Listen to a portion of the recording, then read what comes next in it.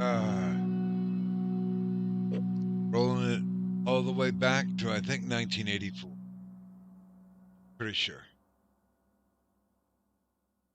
From the Peace of Mind album to Tame a Land. And because of the length of that song, I was able to, well, tame a wicked piss. So thank you again, Iron Maiden. Your contributions never cease me. Hey, everybody. Okay, can you guess what happened? Well, it's almost 5 years ago.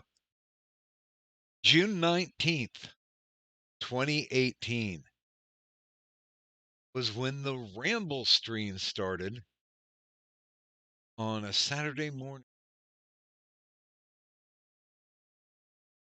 And I literally did the show because I was bored.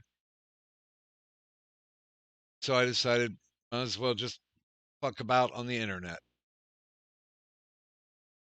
And my whole theory was I would fuck about until there was something that I wanted to watch. Back when the neighborhood was large and sprawling. And yeah, that was one of my favorite things. Oof. Okay. So, yes, 5 years ago, not to this very day, but pretty damn close. Uh, the Ramble stream was born. And then within about 6 months, insomnia was really taking its toll. So I bumped it to late night. And it's been here ever since. So, I mean, thanks to anybody who actually, comes out, shows up. I'm hoping that in my lifetime, there's enough source material to at least make a show or two interesting. I hope. So hey, um, I'll. I don't really have a big story tonight, so probably just roll directly after I give some good morning. Good morning, Tailfin. Good morning, Willie Cogley. Good morning, Turish. Good morning, Harley. And good morning, Ghost Dog 999.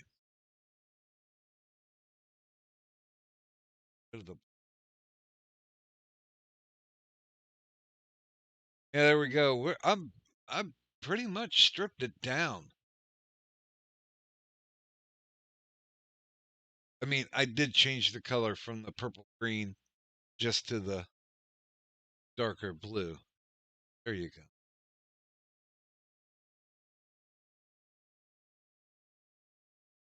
And good morning, world renowned Geohound.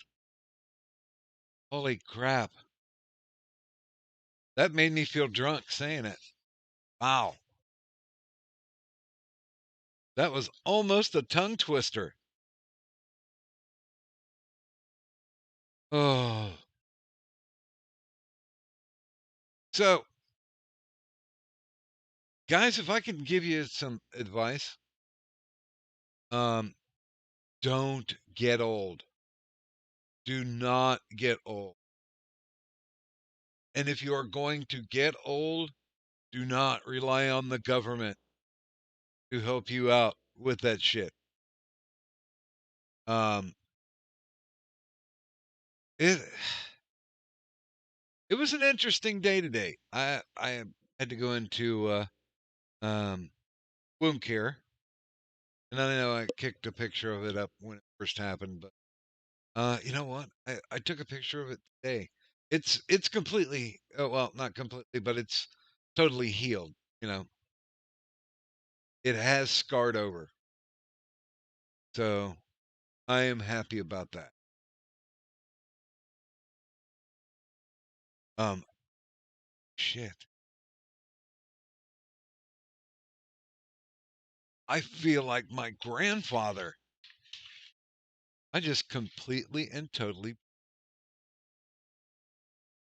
Oh, man. That's what I give for spending all this time in the IRL. IRL. Fucking change your religion.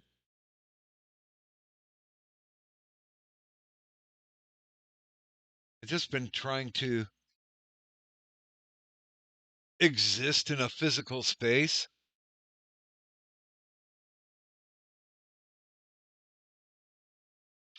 I don't know. It's one of those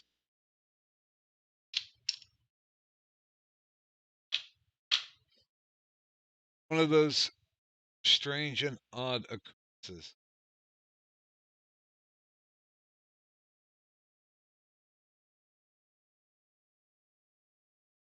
Sorry, I'm a tad bit distracted.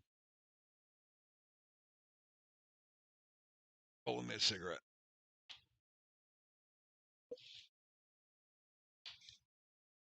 Ah, sounding like a pirate. Gar. You'll either be rolling me a smoke or walking the plank.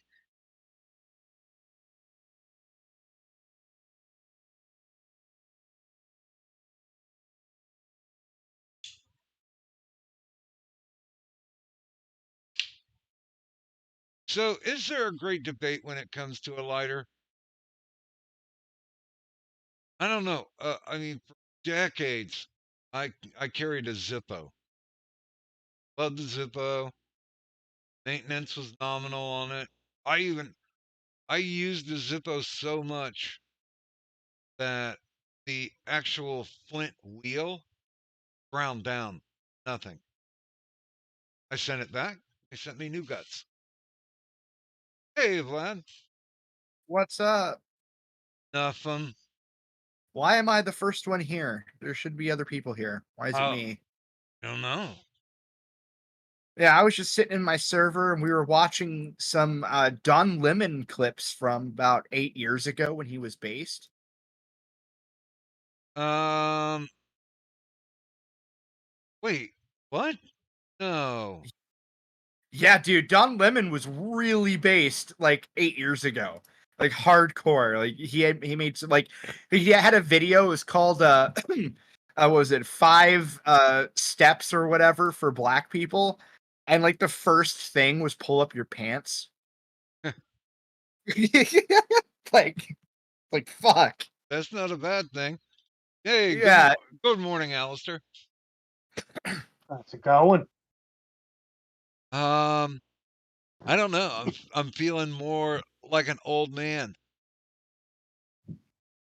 Maybe I need Why? more. Maybe I need more antioxidants. I brain farted on a story I was telling, Oh. and I cannot bring it back. But Who's in the oh, what? nothing, go on. Um, but I actually listened back to the first IRS. Holy fuck, was that painful? Oh, hold on. I'm gonna do that right now. You're at 600 again, by the way. Oh well. Oh, YouTube brought back the sort by oldest feature. They actually deleted that. It was gone for months. And then people screeched at them and they brought it back. Oh, I got a community guidelines strike for the first Oh, time yeah? that I was not able to defeat. So I have my first warning technically, because all the other Okay. ones they had to remove. Okay, I have a really good question. Is the first video rolling with Sisyphus or thinking, thinking, thinking? No, the thing, the very first one is I'm bored, SMG's left, and optics asleep. Really? Because thinking is just you in it, and it's just a Hangouts thing. Yeah, like, are you sure? Uh, Because well, no, we all started with fucking Hangout. oh, I know, but I'm just saying, like, it's like It's not a doctor on call. It's before that. It's between that and Rolling with Sisyphus is the oldest. Those are the oldest two. Um, no idea, man. When I go into my playlist, I sorted them by age, and that's the It may one that not. came up. It may not be in the playlist. I just clicked on the live button and then clicked on oldest. Hmm. Hold on, I'll send you a screenshot. I'm Oh, I'm God damn. I'm easily confused now. The Hold on. Alzheimer's is going to be kicking in soon. Holy hell. You earned it. Oh, amazed it hasn't kicked in for you already. Well, now and again I get a tad bit dizzy, and that's like a whippet. I It, just sent it to you. it's like 30 seconds to a minute of just euphoria, and then bang, you're back, and it's like, wow, that was weird. You think You really something? do know how to make old age sound appealing, Doc. Not gonna lie. I mean, you got to have something to look forward to, right? Look at the screenshot I sent you. Um. Oh no, Rolling Without Sisyphus was the first doctor on call. Oh, without syphilis, yeah. And then after that, thinking. Huh. Oh, well, right there's the I'm bored. SMG left and optic sleeping. Yeah, it's later on. It's between thinking, and then there's like two other doctor on calls, and then the I'm bored thing. Huh. Okay. Well, I mean, I might have been wrong, but it was still a really bad show. I mean, you want to talk about I'm in fourth gear telling life stories. Oh God. Sometimes people come on. Um Oh, hey SMG. Good morning. Yeah, but they gave me a guideline strike for, and I didn't have time to go back because they deleted the video. Wow. But I did get to see the date, which was, oh God, 2019, and it It was might have been my fault. things that make you go and they just struck it for hate speech. Yeah, it might have been me. I I'll be honest with you, I'm surprised the one where we all sat around and said, if you could eradicate one of the branches of the human race, which one would you? And I mean, my answer has been and always will be India, but um, Kadunz was like everything below the equator. What about the equator? Everything below the equator. Is this thing on? Yeah, hey, how's it No. going? How's it going, SNG? Same old shit. Just driving my damn truck, being a wetback. Same old, same old. Oh, I got a new shotgun. That shit's pretty awesome. What kind? I don't know. My wife brought it for me on Father's Day. It says 12 gauge Churchill 612. And honestly, if I knew anything about guns, I would say something, but instead I'll go, cool. Man, it looks cool and it works. And I got a shit ton of fucking ammo for it. And now I'm just waiting for the Dragon's Breath rounds to come in the mail. So if someone breaks into my house, I can set them on fire and then set my house on fire at the same time and claim insurance for $1 million. I'll be like, this motherfucker broke into my house and set it on fire after I shot him. I don't know what's going on here. Wow. Oh, dude, I would love to have some Dragon's Breath. Well, actually, a place to shoot it because most of the places that we go to a range are enclosed. Yeah, I don't think I can use them at the outdoor range here either. They're pretty fucking strict. There's this old white dude that just walks around and he's like, "You better not be using some damn metal targets." Like, nah, man. So we're good. Like, all right. And he just walks along. It's Yeah. pretty cool though. Yeah, I was pretty blown away. I was just sitting on my couch playing Legend of Zelda, and my wife comes in, "Happy Father's Day" with the fucking shotgun. I'm like, "Damn, bitch, you know how to treat me right." Yeah. Well, that's not a bad thing. Yeah, I know, right? Dude, Doc, you've really been at this shit for like 5 years already? Has it really been that long? Yeah, it feels like a very, very short amount of time, though. Dude, I know. It feels like only yesterday we were just like talking bullshit with remember, I don't know if you remember, I think you were on it like a long time ago when I used to do when I first started doing the Insomnia streams and Coach Red Pill showed up Oh, for some God. fucking reason. Dude, there's been 200 plus people come through those doors. Holy shit. It does blur. Has Yeah. Coach Red Pill been killed by Ukrainians yet? Oh, I don't know. I hope not. I He don't was know. arrested. Oh, Well, yeah. I know he was arrested, but it's like, oh well. I mean, he was retarded enough to stay in Ukraine after he was basically being a propagandist for Russia. It's Yeah, really hard to feel sorry for him. that's what I'm saying. That's like if the United States was at war with Mexico and I walk outside waving the Mexican flag, expecting to not be picked up as some sort of fucking enemy insurgent. That'd be fucking retarded. I mean, first thing I'd do if the United States went to war with Mexico is I'd grab all my guns and kill Whitey. But like, you know, I wouldn't just be out there waving the Mexican flag. I'd at least go somewhere and just kill a bunch of white people. Well, Doc, there's your second strike. No, it's okay, because I'm not white. I can talk about this.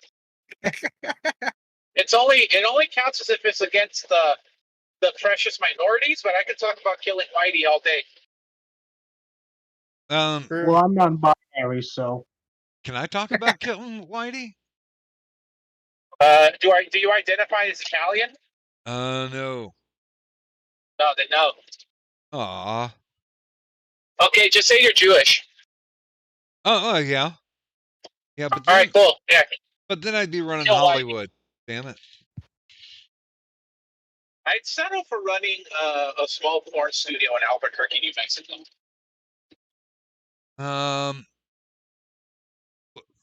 Well, that actually sounds like an achievable goal. It really does, right?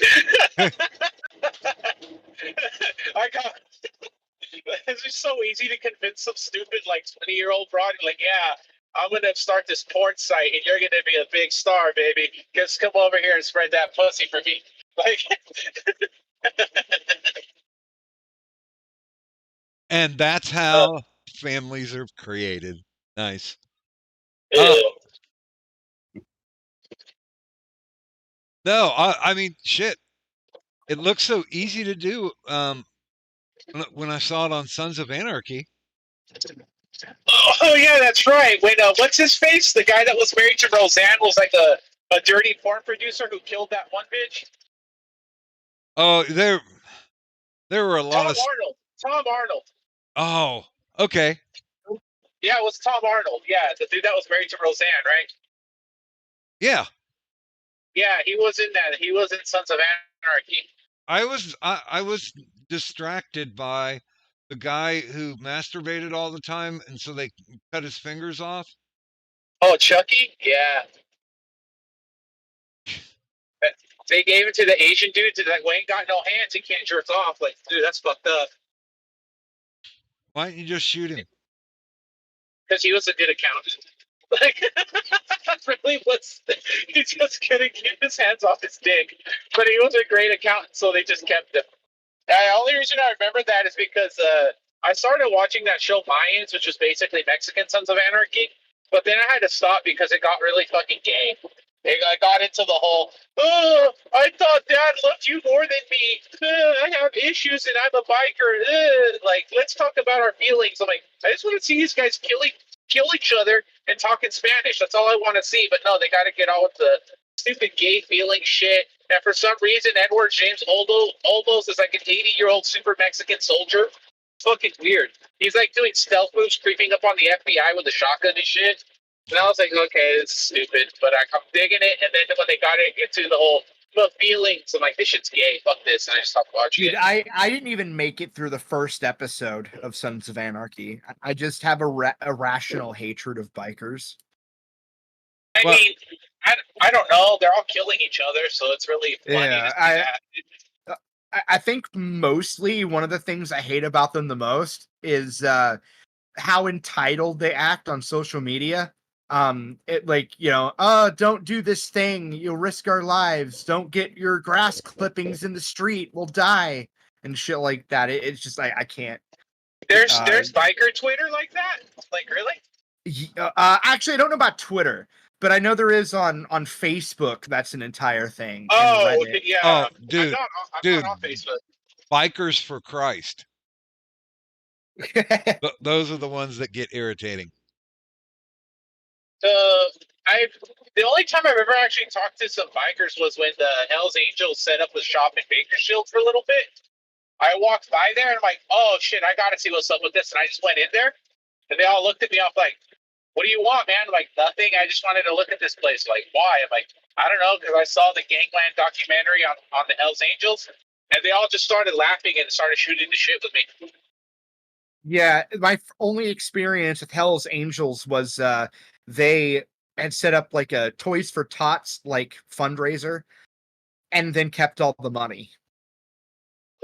That's fucking foul. I love Toys for Tots. I try to raise money for them every year. Yeah, I mean, I don't know if it was actually Toys for Tots, but it was basically something similar to that.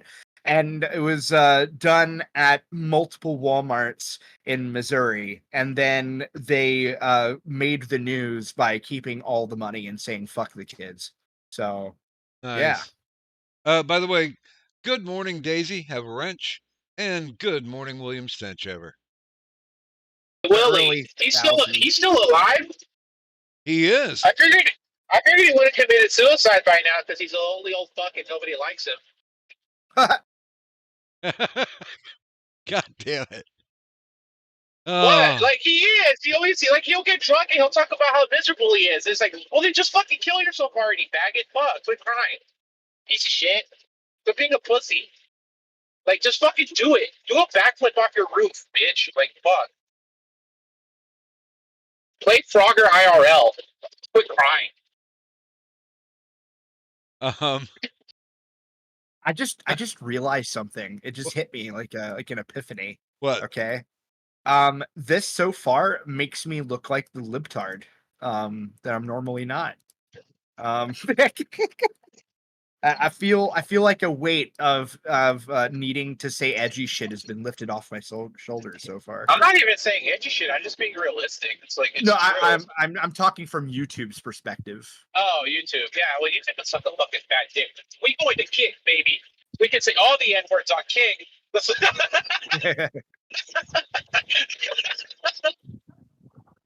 Everybody's going to King. Like, even Amaranth. Wow. That's actually surprising. Yeah, we lost you there.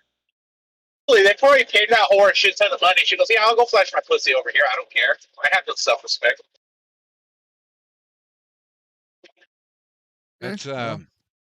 That's a weird story to come in on at the end. You dropped out for a little bit. Oh, did I? Not bad. Yeah. Oh, and I found a video of David Pakman saying nigger. That was Who's great. David Pakman? He's like one of the lefty commentary guys on YouTube. Oh, I don't give a shit. If it ain't Cenk Uygur, I don't give a fuck. Cenk Uyghur's funny as shit. I guess I get. Well, no, I don't like Pac-Man, but he's like, okay. So actually, the best example is he's Ben Shapiro, but on the left. Like I'm the I don't like direct Ben Shapiro. opposite end. I don't I either. don't like but Ben that's Shapiro either. The only reason Yeah. I like Cenk Uygur is because he says some crazy ass shit. Like, didn't he say Yeah. that the reason Tim Pool wears a beanie is because he's a pedophile and it keeps his pedophile thoughts in his head? yeah. That's like almost a direct quote. He's like, the reason you wear that beanie is because you got all this pedophilic thoughts in your head because of your beanie. It's like, oh my god, this guy rules. Dude, I cannot stand Tim Pool, and I don't know why anybody watches him. So I just like the fact that a beanie makes you a pedophile now. So like I showed that to my nephews. I'm like, you faggots better not be wearing beanies now. It's all about the Cossack hat. So I got them Russian hats. So now we all match because I wear Cossack hats. So like there was this thing on eBay, if you buy two, you get two free or some shit. So I'm like, fuck it, I'll buy one for all of us. I ain't no beanies in this house, nigga. We wear Cossack hats. Damn it! I'm trying to think. I'm trying to think of what they're called. It's not a What, the babushka. Cossack? Yeah, No, Cossack hat. The one with like the little flaps that tie up on the top. yeah. I just call them Cossack hats. Yeah. I don't know what they're called either. I just know them as Cossack hats. So I bought like 4 of them off eBay, and I gave one to my nephews and shit for the winter. And then my sister was like, "Why did you get them those stupid hats?" I'm like, "Because beanies are for pedophiles." It's just like, what?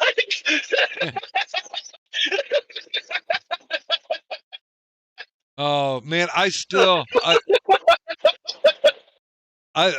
laugh my ass off anytime I watch the one where he's in like Boston trying to film some protest, and some guy as a joke comes up and takes his beanie, and Oh yeah. And he's like, "What the fuck? That beanie's my disguise. They'll recognize Yeah. me." He's like Yeah. Clark Kent, but Dude. with the fucking beanie. Like, fuck off. They'll recognize he's on the registry. Yeah, it's fucking bald spot because he's so ashamed of his male pattern baldness. So he wears a fucking beanie everywhere. Like, nigger, shave your head. That's what I did, motherfucker. And the worst part was then he proceeded to berate this guy for another like 20-30 minutes. I mean, like to be fair to Tim Pool, like if someone snatches a hat off your head, the only appropriate response is to fucking Punch hit him him. up with the 5-piece, you know? Yeah. Yeah. But like he played it pretty cool because like you could tell he was pissed, but he's like, "Fuck, I'm on camera. There'll be a clip with me punching somebody out," which actually probably would have boosted his popularity, but he wanted to be Mr. Optics cut. So he's like, "Don't touch my fucking beanie. I needed to keep the pedophilic thoughts in my head. Don't you know why I wear this beanie?" Oh shit! Somebody should do a dub of that when they take it off. Like they should like be like, "Hey, this is Tim Pool. Do you know why I wear this fucking beanie? Is to keep the pedophile No. thoughts in my head. You're letting them out of my head." It's like a reverse tinfoil. Instead of keeping thoughts from entering, he prefers to use a beanie to insulate the thoughts within.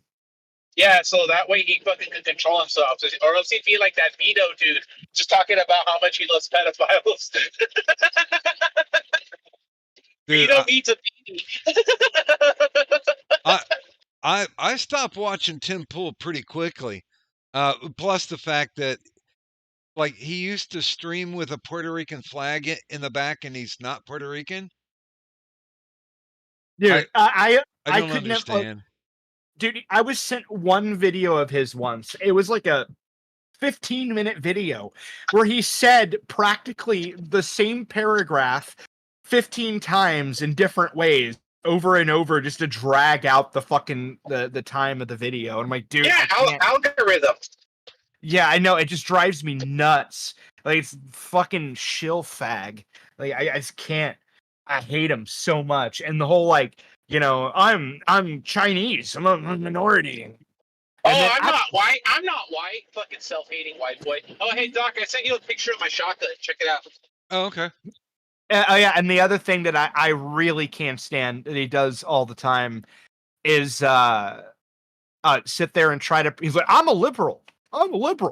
Yeah, and I'm like, no, you're not. Like, and I made a video mocking Tim Pool and had a bunch of people going on there saying he wasn't conservative. And I'm like, but his favorite politician is fucking God, I don't remember his fucking stupid name.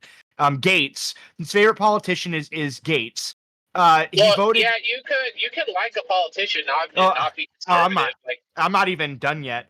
He's obsessed with Trump to an obsessive degree. He goes on, he makes the same arguments about trannies that literally every conservative makes. Look, I'm not even shitting on the fact, I don't even care if he's conservative or not. It's just I don't like it when people are that and then they deny it. Almost every position he has is the contemporary conservative position. And it just bothers me when his fan base is like, well, we're further right wing than he is, and therefore he's a liberal. I'm like, no, he's not. I don't know. I just think he's a fucking faggot grifter, and the conservative He is. are over here talking about money. So he's riding with them because he's just thinking about the money that's going to go into his pockets. Yep. That's how I see it. I just see him as a. I mean, if anything, he's just a turbo capitalist, which is fine. He's just fucking being a turbo capitalist. That's cool. Sell shit. Shill your shitty subscriptions. Make your hurting anybody. He's just talking. So he's like harmless. He's just really fucking gay. I agree. Yeah, he's just really fucking gay. Yep.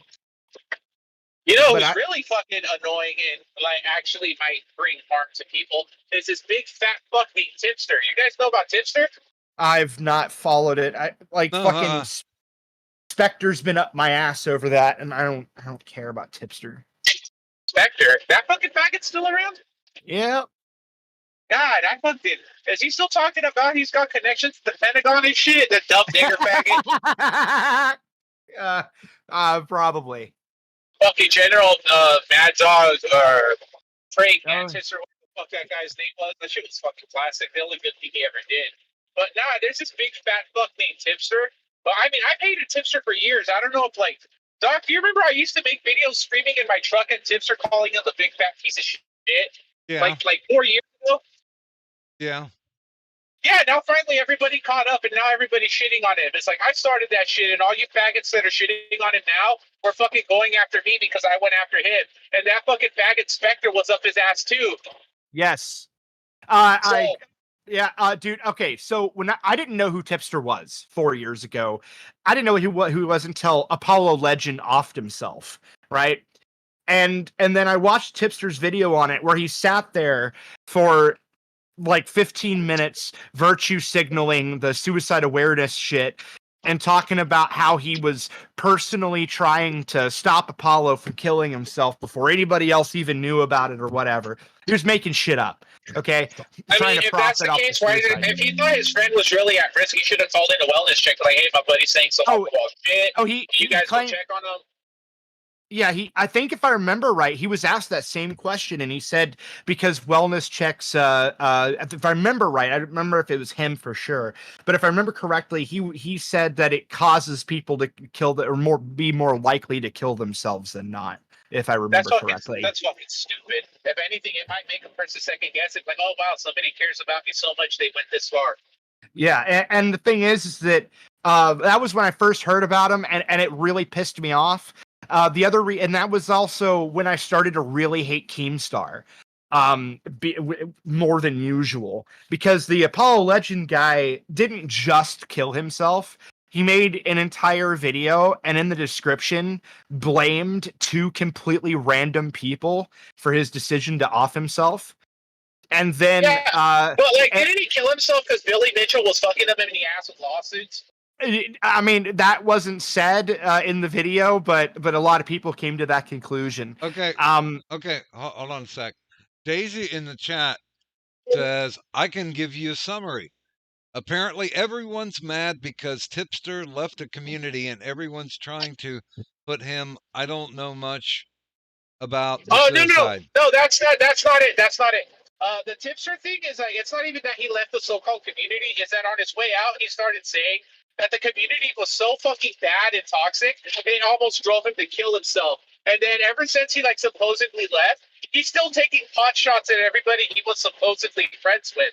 That's one of the main reasons I never liked Tipster to begin with, because he's a fucking faggot piece of shit social climber, and I sniffed him out right away. Like, the reason I don't like that fat fuck is because he was on Tonka's dick when Tonka was popular, right? Yes. And he was on Tonka Street crying that he got flagged. And say what you want about Tonka, he's an asshole, and he does a lot of asshole things. But like, when he tries to help somebody, at least like, even if he does it just to make himself look good, he at least had the platform to try to help somebody, right? He would do it.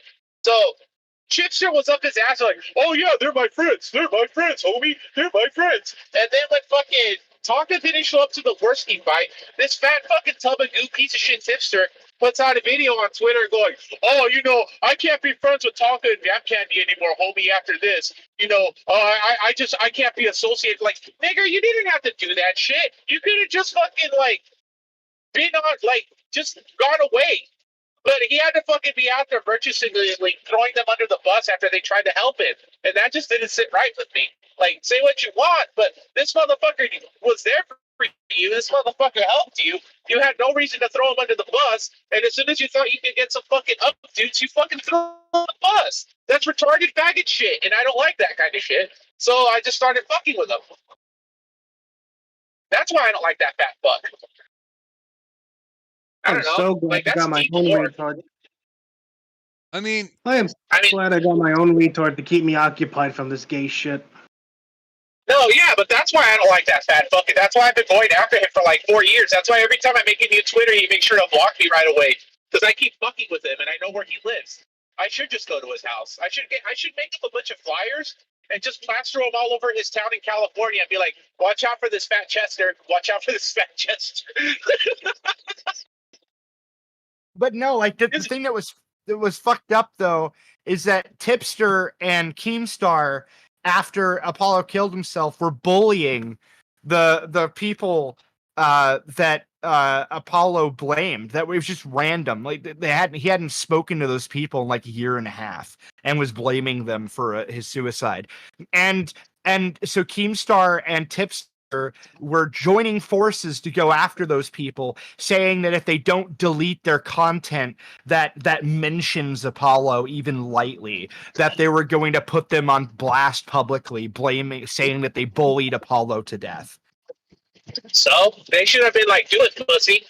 Yeah, I know. Absolutely. I know, I agree. But these guys, to be fair, weren't drama channels per se. They're video game channels that were being blamed, and so like they just pushed out like instantly because they're just nerds. And it was just like, and I made my video like essentially, and it got like 60 something thousand views, and nobody liked it. They're all mad at me because I said that Apollo was kind of a piece of shit for doing that. Well, I mean, I didn't know shit about the Apollo Legend dude until he died. But it's like, same. I don't know, man. Like, I kind of do feel bad for him because he got bullied into suicide. Like, and from what I heard about it was because that Billy Mitchell dude, because he like was suing him into oblivion and he didn't have anything left. So he didn't. Fuck it, I'm gonna kill myself. He didn't blame Billy Mitchell. He blamed Dark Viper and this other person that I can't remember the name of. Wait, is it Dark Viper, that Australian dude that's always shooting on the cornering? Oh, I like him. That guy's funny as shit. Yeah, that was one of the guys that was blamed by Apollo. He hadn't talked to Dark Viper in over a year and a half. And the last time they had spoken to each other, it was because Apollo Legend was like, somebody, I can't remember his name. I think it was, I can't remember who it was, but they were kicked out of a fundraiser for being a Nazi, and an outspoken Nazi, like not like a ha ha ha lol Nazi, like a person actually says I'm a Nazi, was at a fundraiser and got the boot. And Apollo Legend was defending him. Dark Viper made a video response saying that Apollo Legend is dishonest or whatever. And that was the last time that any at all real communication happened. And yet Dark Viper got the brunt of the blame for Apollo Legend killing himself by Keemstar and friends. And then like, dude, it drove me nuts. Like, cause I'm just sitting here like, no, if you're going to kill yourself, just fucking own it. Just it's your decision. You own it. Don't blame random strangers on the internet you've never actually spoken to for your choice to kill yourself. So, like, it'd be like me killing myself and then blaming, I don't know, Alistair because he called me a faggot or something. It'd be once a year ago. It'd be crazy. I can imagine one person that would kill themselves because of Alistair. Hey, I mean, if you kill yourself because they called you a faggot a year ago, I would dedicate an entire stream to just taking a massive shit on your fucking grave. That'd be based. I'd Ugh. say use more fiber if it's going to take a whole stream to do it. By the way, good morning to Zara Bumbaclop. But Clark, isn't that like the shit that like Jamaicans say? Yeah, a friend of mine who was what do they call them? Jafakins. Like when we go out to bars, he would immediately go into a Jamaican accent. You mean like Chappelle and Half Baked, like, "Hello, man, I am Mr. Nice Guy." Oh, the mercy. he was really good at it. I mean, he put effort into it. That's what scared me the most. I think that like I don't know shit about Jamaicans except the weed thing. Like I've never been to Jamaica, I've never interacted with a Jamaican, but you don't really hear too much bad things about Jamaicans. Dude, I said the other day if I was wealthy, I'd hire a Jamaican chef to be my personal chef because they're always happy. Yeah, that's the thing. I always see Jamaicans, they're always smiling, like, yeah, man, it's not bad. Like, I mean, if you got a whole country based around weed, it'd be pretty hard to be sad.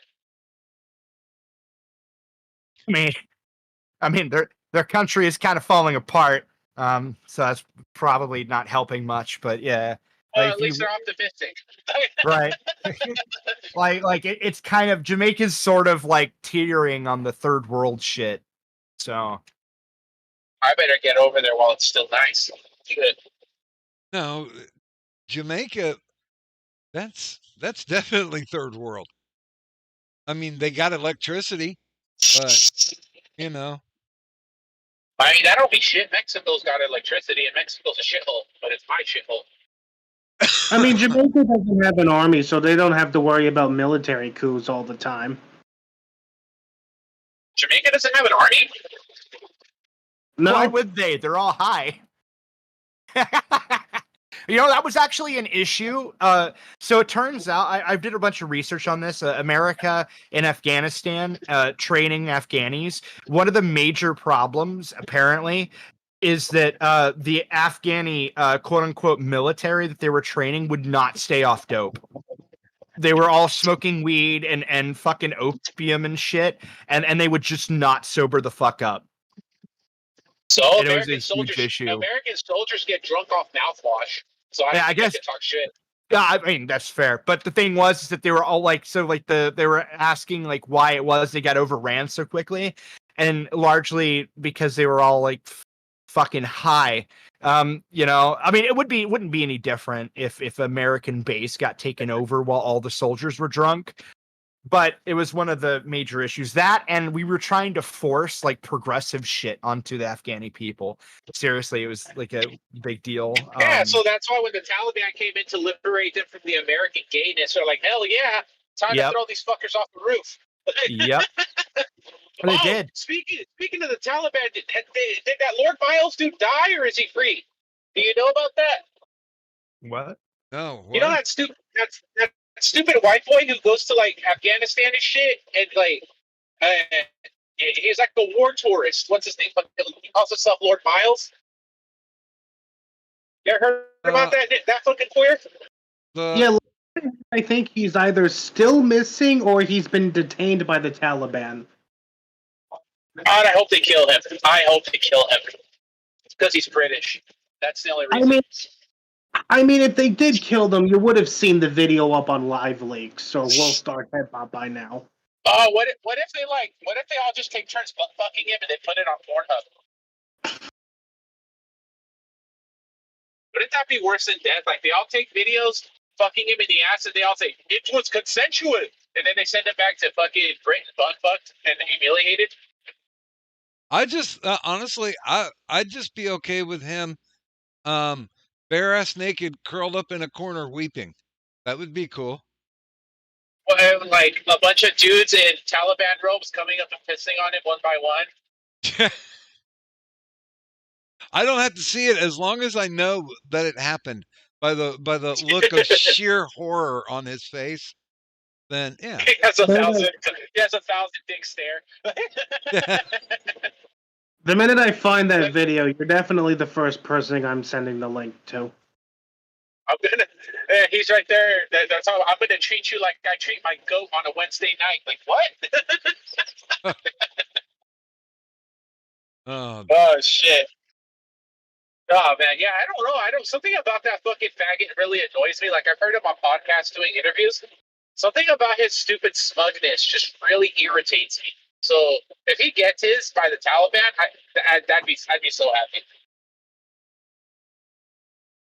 There's no real reason other than I think he's annoying. I hate the way he speaks. Well, I mean, if you stick your dick out in traffic all the time, it's going to get hit. I mean, Yeah, I personally hope he lives. That way he can go on Ethan Ralph's show and give us a detail about how he got gang raped by the Taliban. a stupid queer like him would probably try to spin it and be like, oh, they gave me women because they wanted me to impregnate them or some shit. Like, I don't know. Oh, dude, No, so it's just something about that guy really fucking annoys me. I've been spending like the past couple days reading up. Do you guys know anything about ESGs? And That a new that lawsuit fucking sound? that like diversity bullshit, where it's like basically a social credit score for businesses. Yeah, it stands for. Here, wait. Let me pull up the article. Environmental, social, and governance, and it's for corporations and businesses. Yeah, they basically use that to fucking coerce companies to bend the knee to do certain things, and then they say, like, they openly say it, like they're trying to force behavior and shit like that. Oh yeah, it's just fucking amazing that there's a corporate scoring system. I mean, I'm not really surprised. I mean, the Chinese are doing it, right? Everybody's literally following China's cue because they all want to be. Because the thing is, they put profits over everything, right? So if they could fuck you some way to do it, like the Chinese fuck their people out all the time, they're gonna find a way to do it to us. And people are just taking it because they're all dumb, fucking lazy faggots that just, as long as they got food in their stomach and a computer screen in front of their face and porn on the telly, they don't give a shit, dude. Like, the majority of people nowadays don't even have fucking kids. This new generation is full of childless fucks who have no real fucking determination to do anything or any real reason to live. So, yeah, I get why they're doing it. People are just rolling over like a fucking dog. Well, I mean, to me, I'll put my tinfoil hat on. It's kind of to me seems like a conspiracy. If they can get this ESG thing up and running, then the next it already is up and running. Dude. It's from what I'm seeing, they don't have any performance figures on it right now. That they're showing to us, they probably already have like a little secret fucking war room where they're plotting everything out and shit, and they already got all their fucking graphs and percentages. They're just not showing us. Well, yeah, but get that first, and then, I mean, I hope I'm dead before it happens, but It probably will be. There's going to be a social credit score, a social credit system. I'm back. The United States basically already has one. They can take away your bank account if they think like you're not thinking right and shit like that. They did it to fucking Kanye. What the fuck do you think they'll do to you? Not to mention red flag laws in some states. Yeah, because I fucking like Florida. I don't want to hear anybody from Florida talking shit about how great Florida is when that faggot DeSantis is signing anti-hate speech laws in Israel and freaking red flag laws are there. Because fuck Florida, the weather sucks. The people are fucking retarded. For some reason, there's alligators walking down the street. So you know what? Fuck Florida. Anybody that says Florida's great, you can suck my fucking small Mexican penis. Fuck Florida. Fuck Florida right in the fucking ass. Yeah, I've said the same thing.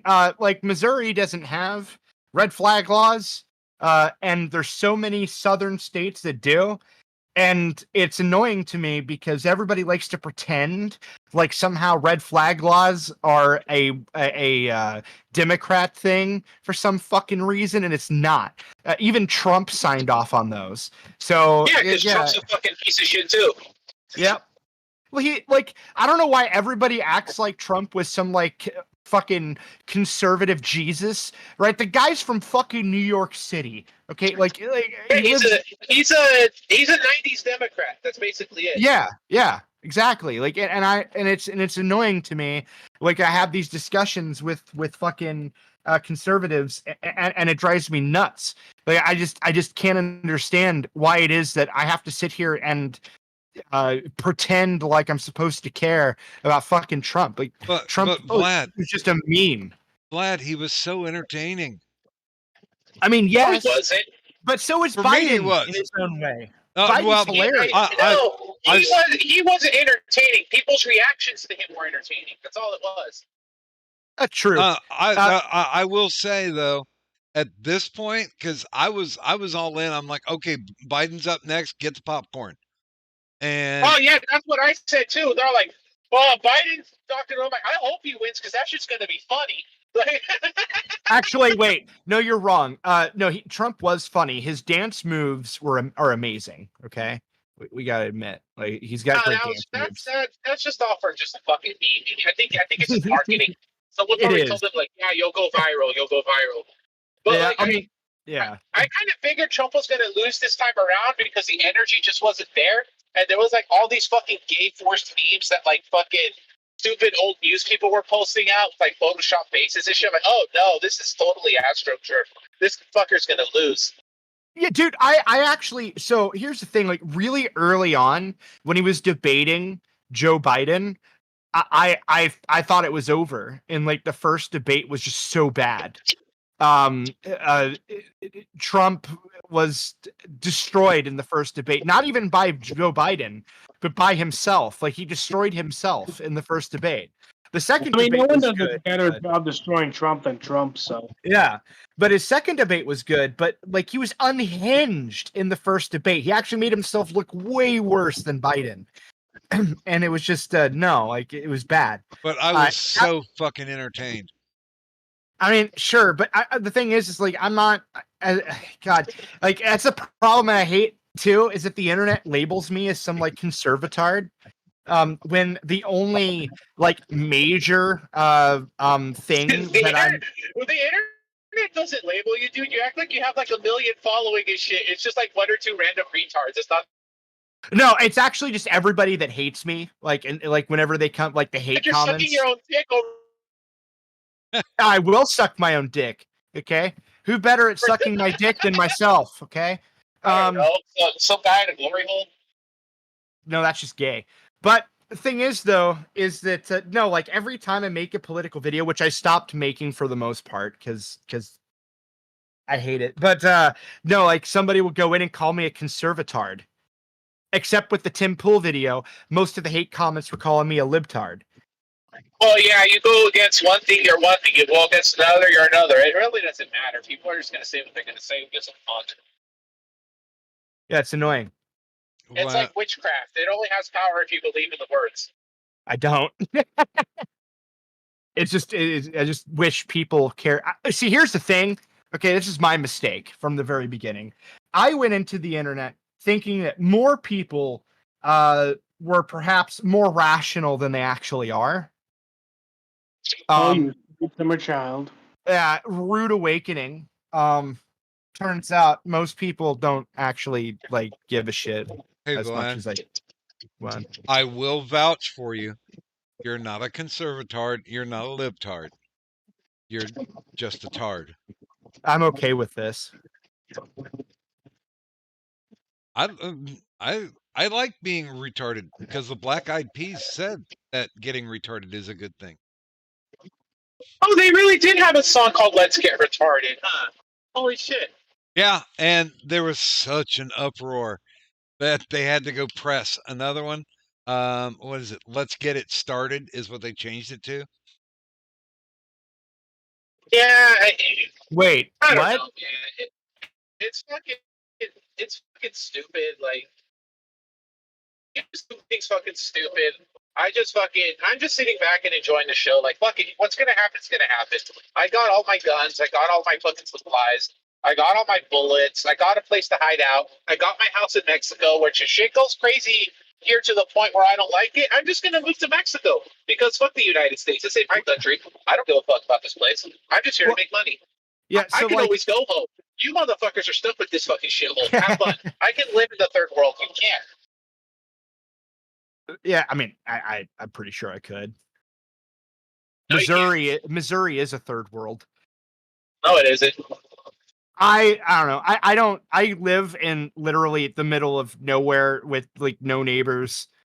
So it's fine. Yeah, but I don't know, Yeah. man.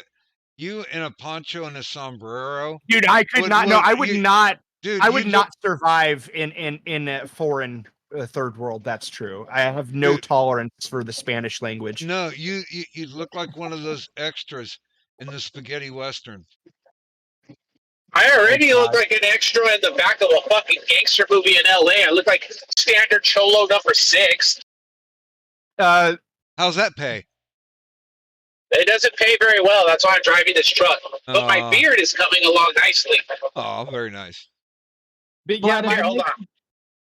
what? Here, let's see. If it makes you See if I feel can any roll better, I think you would do well in see, look, Zimbabwe. check it out. Oh, look at that. Look here, Doc. What am I supposed to be doing? Oh, I don't know. I turned on my camera so you can see how my beard's coming along. See, look. Oh, look at that. Oh, Look at okay. that fucking beard. Yeah, just- look at that. You look like Mexican Keemstar. Why does everybody keep fucking saying that? I don't look like Keemstar. I do. Hey, look, if I look like give me his money, then fuck it. I'll No, be here we Mexican go. Keemstar. I'll do drum roller in Spanish. Here, no, I got a better one. You look like Mexican Keemstar while acting like Mexican Zell. Who the fuck is Zell? He's in the chat. I'm ignoring him. He called me a pedantic Zell. contrarian, so it's I want to bother him. Imagine bragging about choosing Mexico over the U.S. Hey man, that's my home, bro. Like, that's my home. So I'm just going home. It's nothing to me. And of course, that's also the home of former Governor Jesse Ventura. Oh, but Jesse Ventura is also. I live in the Baja. I only spent about 6 months in the continental United States. I was a governor. I know what's going on. I was there. I was behind the scenes. You see, what happens is the government, they plan a conspiracy against the American people. And when I had a chance to do something, I did it until I got a TV show. And boom, James, you should listen to me. People should. Jesse's fucking entertaining. Did I you did watch? actually Oh, yeah. I did actually get to see him wrestle once. Oh, that's Oh, awesome. God. Yeah, he's funny. Jesse Ventura's funny because he'll just go off like on stupid ramble. Like he'll be like, I was in the Mongols Viking game. I was a 1%er. I had my motorcycle with the sissy bar, and I used to use bungee cords to strap my backpacks to it because I didn't like saddlebags on my motorcycle. And He I, literally said those words. and I didn't He wear a literally helmet said those. because I'm no pussy. Yeah, I think he said that too. I don't know. He says it a lot. I'm a card carrying members of the Mongols motorcycle gang. Then he shows Joe Rogan a card. Like, what the fuck, dude? Why would you do? What was it? They did a documentary on him, and there was a point where there was a SEALs gathering. You know, all the people who had mustered out and who were SEALs then came to this one restaurant, and Jesse got into it with the American Sniper guy. I thought that was a lie. That's why Jesse sued him and his widow. Well, yeah, he didn't raise a hand to him. Yeah, like he went around lying, saying that he punched him out, and Jesse Ventura's like, he didn't punch me. He was lying. I don't know why he would lie about me. He went on the Opie and Anthony show and spread these lies. It was defamation and slander. So I sued him. And after he died, I had to sue his estate because he didn't apologize. His widow didn't have to pay the fine. The book company paid it. They had insurance. He is a proven liar. All his friends that backed him up recanted in court because they would have been guilty of perjury. I will not let someone lie.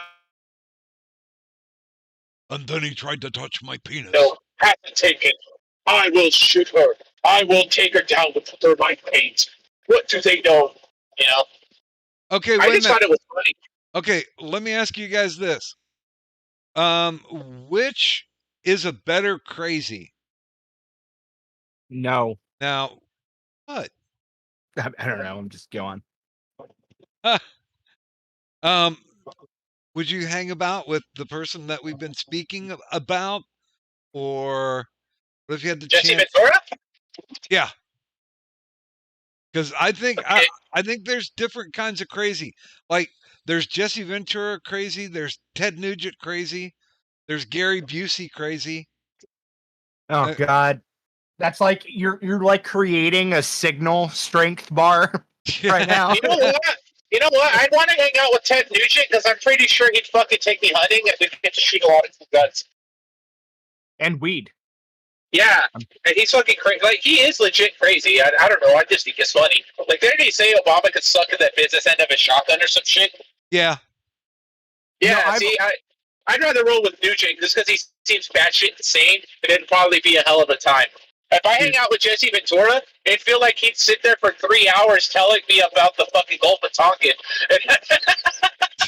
I would want to smoke weed with Alex Jones. I Yeah, kind of he- want to be in the. I kind of want to spend an hour with Gary Busey just so I can learn from his wisdom. Is he still alive? yeah. Yeah. Fuck, man, when I did that interview a long time ago with him, holy fuck. He was a man not interested in having an interview. He was at the time when I interviewed him, he was part of a movement called Men Remaining. Is that like anti-MGTOW? I was like, no, stay and take care of these ungrateful bitches. Like, Yeah, it was a big Jesus rally. oh, wait. Speaking of which, have you heard of the No Pussy, No Work movement? No. What bitch wants to That's become an- single? No. There's a bunch of dudes that are basically opting out of work saying, well, we're not getting any pussy from it, so we're going to do the bare minimum so we don't have to pay taxes. They have like a whole ass website here. Let me see if I can find it. It's called the No Pussy, No Work movement. And it's fucking funny as hell. They got a legit website. Hold on. Let me see if I can find it. One of my talks that I've been covering recently, I think he would love that. No pussy, no work. By the way, Yeah, here we hey, go. No pussy, no work.org website. Here, I'll put it in the chat. I swear to God, I'm not bullshitting you. Here, I'm gonna put it in your YouTube chat. Yeah. You can click on that and just make of it as you will, people. No pussy, no work, guys. Come on, get with it. Here we go. No pussy, no work.org. Okay. Oh no, dude, it goes actually further. It says no pussy, no work, no pussy, no taxes, no pussy, Yeah. no vaccine, no pussy, no pussy, no peace. Okay, read their splash page. Read their splash page. Read their splash page. This shit's great. Watch, read it. Oh God. Do you get no pussy? No girlfriend, no wife. Are you lonely in despair? Many millions of men exactly like you are out there. Man, their concept of punctuation and grammar is non-existent here, but okay. Well, dude, Um, it is a .org. The problem is not you. The rise of loneliness and sexlessness of men is a global phenomenon, and it is not a coincidence at all. All over the world, there is widespread systemic sexual oppression and exclusion of men.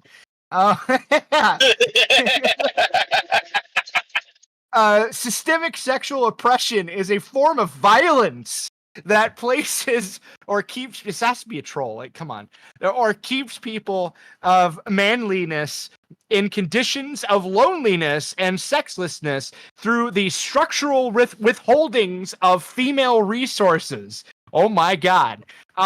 This phenomenon creates conditions of pussy insecurity, a problem that nowadays affects nearly 90% of the male population. Source, please. They probably made it the fuck up. Pussy insecurity. Pussy insecurity is the lack of access to free or affordable quality pussy, which is necessary for the active and healthy life of man. Okay, man. Several studies confirm that the lack of this absolutely necessary resource creates trauma that causes serious mental, emotional, and physical health problems. In this dystopian day and age, many millions of sexually oppressed men are traumatized and, in fact, completely mentally and physically crippled as a result of their pussy insecurity. Since you are on this website, chances are that you are probably very familiar with this exact type of trauma. No, I'm not. It keeps going. This is a pretty good fucking troll. Yeah, just keep going. The modern tyrannical society does not care about your trauma and your struggles. No, I don't. Society nowadays consists mostly of selfish, ruthless, and evil people who care only about themselves. They do not care about your rights and feelings. They care about one thing, what you can provide to them.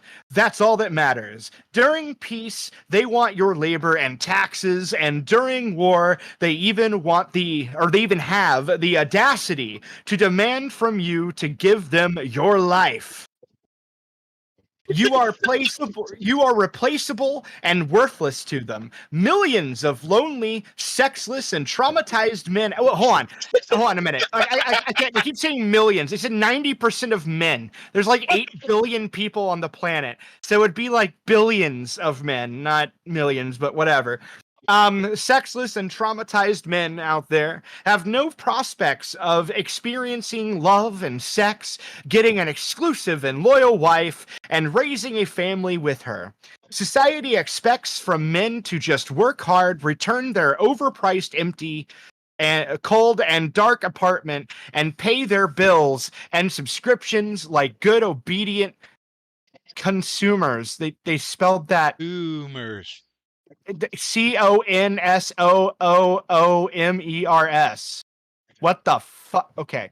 The sad reality is that the majority of men accept such a miserable lifestyle because they are not capable of being rational and analyzing the evidence and patterns despite facing them every day at work and at school. I feel like, if anything, men would be the more rational and analytical ones, but I digress. Most people nowadays are like blind.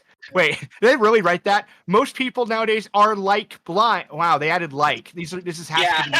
Oh my God. Most people I told nowadays. you this was great. Yeah, most people nowadays are like blind automated robots. Oh, I see what they did there. Okay, like blind automated robots and on autopilot. They put daily lots of effort to squeeze as hard as they can for little to no juice. Some of them are in denial. Some others really do not mind being simply yet another cog in the worldwide corporate machine. So far, this dehumanizing system works as intended, but the good news is that some men have a little humanity and rationality left in them, and because of them, the system's stability is at risk. In recent years, some rational men started finally opening their eyes, but accepting the brutal and evident fact that the juice is simply not worth the squeeze anymore. They realize that this rat race is pointless. They realize that even life itself in this dystopian society is meaningless. Those rational men realize that they don't want to support the tyrannical system that is oppressing them anymore. They quit the. I mean, did I just reread that? I'm losing brain cells. Like, no, they you're did. fine, They keep did. going. No, they repeated it. They did. Oh, okay. Oh my God. They quit the rat race. They quit their job as a form of protest. In fact, they completely drop out of society. That sounds smart. They do not consume. Oh my God, they can't spell. Oh my God, fuck. They ignore any current events. They simply refuse to contribute and participate at all in this cruel society that deprives them of dignity, happiness, and basic fundamental human rights. That is pussy in a nutshell, I suppose. Those men are inactive members of society. They are known as men of inaction, MOI. Those men join No Pussy, No Work, an innovative and groundbreaking movement that's totally not glowing, with lots of potential to revolutionize society and shape a better future for mankind. You are welcome to join No Pussy, No Work. You are welcome to join the Brotherhood of Inaction. Welcome, Simple A-S. I told you shit's off the wall. I don't know. I saw a link to this on Twitter or somewhere, and I just started reading it. And I thought it was the funniest shit. I don't know if they're serious or if it's a troll, but I know someone's going to take it serious, and it's going to be fucking funny when they do something retarded, like a protest or some shit. I want to see a No Pussy, No Work protest, and they're just like, no pussy, no peace, no pussy, no peace. What do we want? Quality pussy. When do we want it? Now.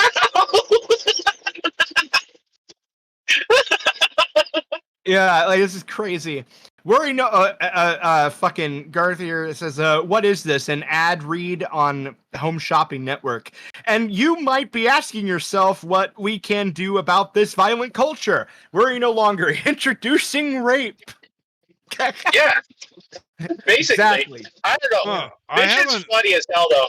I haven't done a no context tweet, so I'm going to this is the current active working logo for the No Pussy, No Work.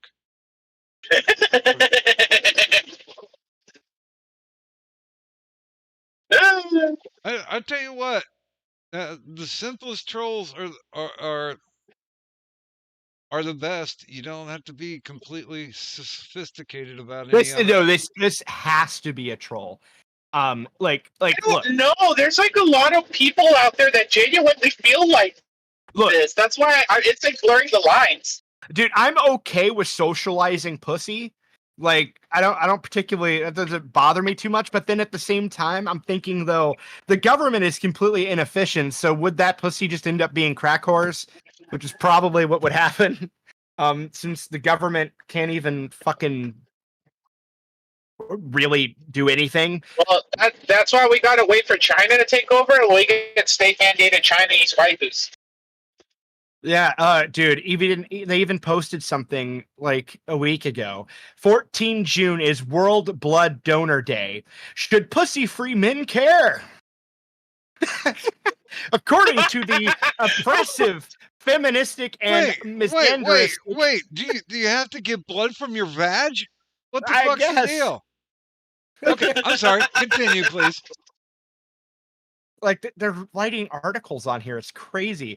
According to the Yeah. oppressive, This feministic, website's and awesome. what? Listen, this website's awesome. I got lost in it yesterday. Like I was just stuck reading it for a while. Yeah, I'm not going to read this whole article, but the beginning of it's great. According to the oppressive, feministic, and misandristic organizations known as the UN and the WHO, every year on the 14th of June, many countries around the world celebrate World Blood Donor Day.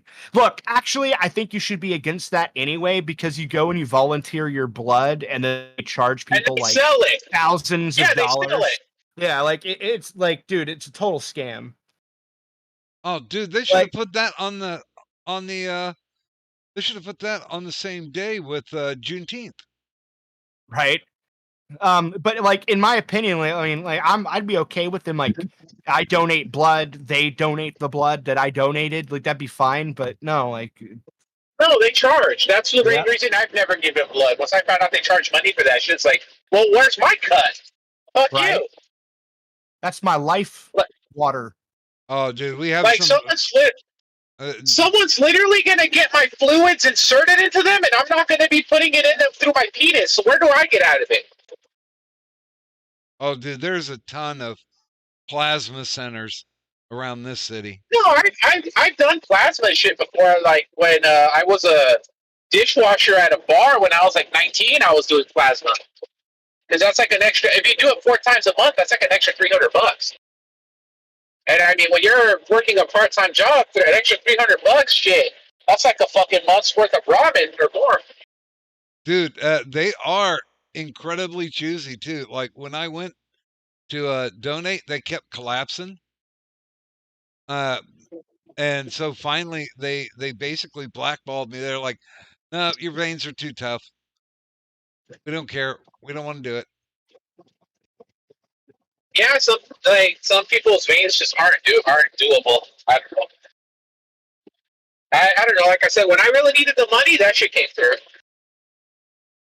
It was either that or welfare, and I didn't want to go on welfare. I should have gone on welfare, but I was like, nah, I'm not doing welfare. Oh yeah, we did plasma run and pantry run. Yeah, when you go and you get the box of fucking food, and it's like everything's just like this bland white box. There's like no real label. It's like pears on the can, or I remember I got one that just said pork, and it was just like pork chunks.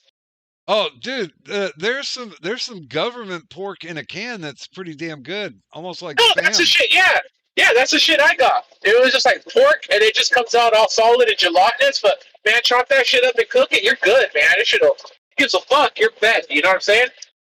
Oh, and honestly, around here, it's whatever grocery store or corporation decides to donate. So Yeah. you can actually get Oh the my non-generics now. god. What? Oh my god. Okay, it gets so much worse. The site is so bad. No, it gets better. Perspective. So okay, so it's bad enough they have a word for themselves. You know, like whatever, sexless men or whatever the word is.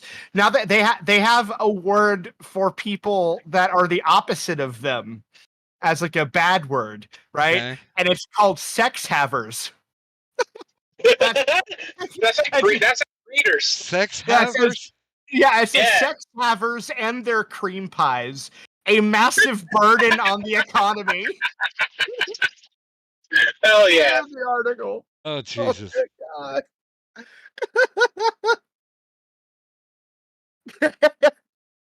Oh, The fuck. goddamn sex havers depriving Fucking us cream of our pies. Yeah. depriving us of our pussy. Alistair, are you a sex haver? Alistair, I'll take the silence as a no. Silence is silent. Oh shit. Well, I gotta go, dudes. It's been fun, but I'm about to start doing trucker things. I need to go into the scale and have them inspect my damn truck. You guys take it easy. Bye bye. All right, Bye. keep it safe, SMG. Yes. Well, now that was lively. No, but I can't believe I got fucking taken down for a video I did 4 fucking years ago. for hate speech. I want to know what it is. See, that's the worst part of it. Dude, I started joining your streams around 2019. So if I had to take a gander, it's at that time I also said nigger a lot more. So I imagine that was probably it. I have no clue, but once again, I never want to actually listen back to the old stuff unless it's like listen to the first show for reference. But yeah, I never want to listen to it. But if somebody like dings it, not for the music, but some other content, I want to know. I got to know. So yeah, I searched for the term demon rats. It's not on there. It wouldn't be anyway. This was clearly written by liberals. So that site was like, there's no conservative would ever say like half that shit, like societal fucking whatever and shit. Like nobody cares about that. It was just crazy. Probably communists. Goddamn sex havers. Yeah, exactly. Garth says, never allow that anti-American scum back on this channel. Ah, shit. See here. I mean,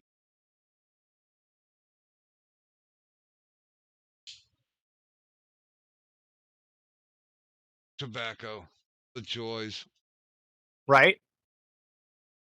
I Imagine being a quitter. the first thing, like I tell any of the doctors that I go in to see, any of the specialists or any of that shit, first thing I say is, we're not going to have the smoking discussion. Now, what do we need to do? Yeah, like, dude, I like, just, do you smoke? Like, yeah, crack. Just do that. It's fine. Biden sent me a crack pipe. Fuck. Sorry, I sneezed. Gesundheit. Actually, you know what's really funny, by the way? What? I was the only one, probably, not super triggered by the Biden crack pipe thing. Because although there was more things on that bill and all that, like, I didn't actually care. And the reason I don't care is because I think that all drugs should be legal, including crack. I think it's ridiculous to continue fighting a war on drugs when the drugs are winning.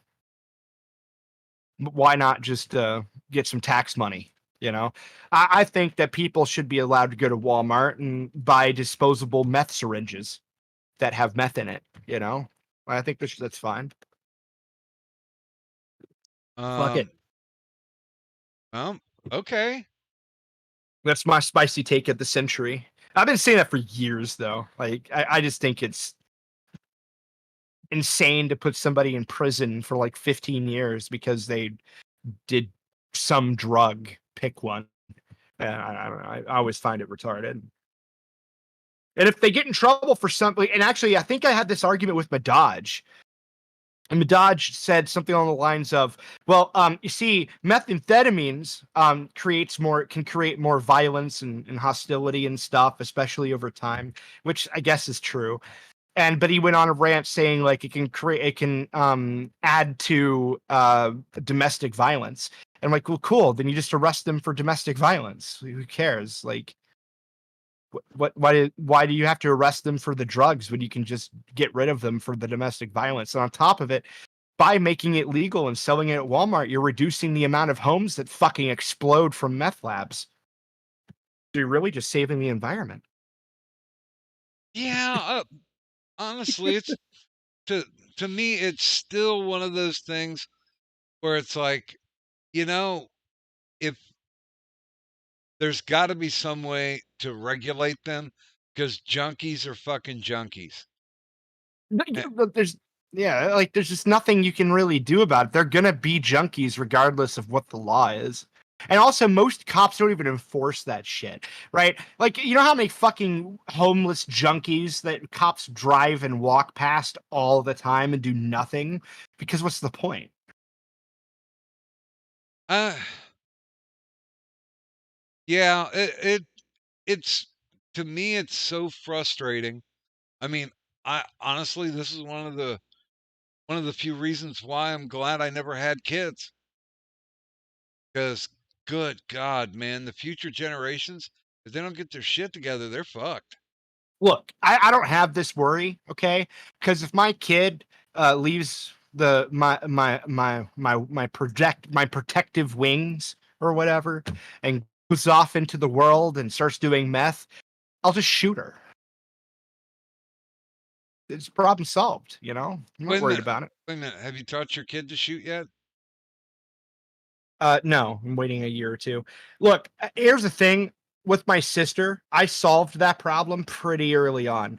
I told her if I ever found out she was doing any like hardcore drugs, that I was gonna find her, kidnap her, lock her into in a closet when until I'm bored, and maybe feed her. And and if you think I'm kidding, try it. So I just like no, I have no tolerance for that shit. No tolerance for junkies in my family.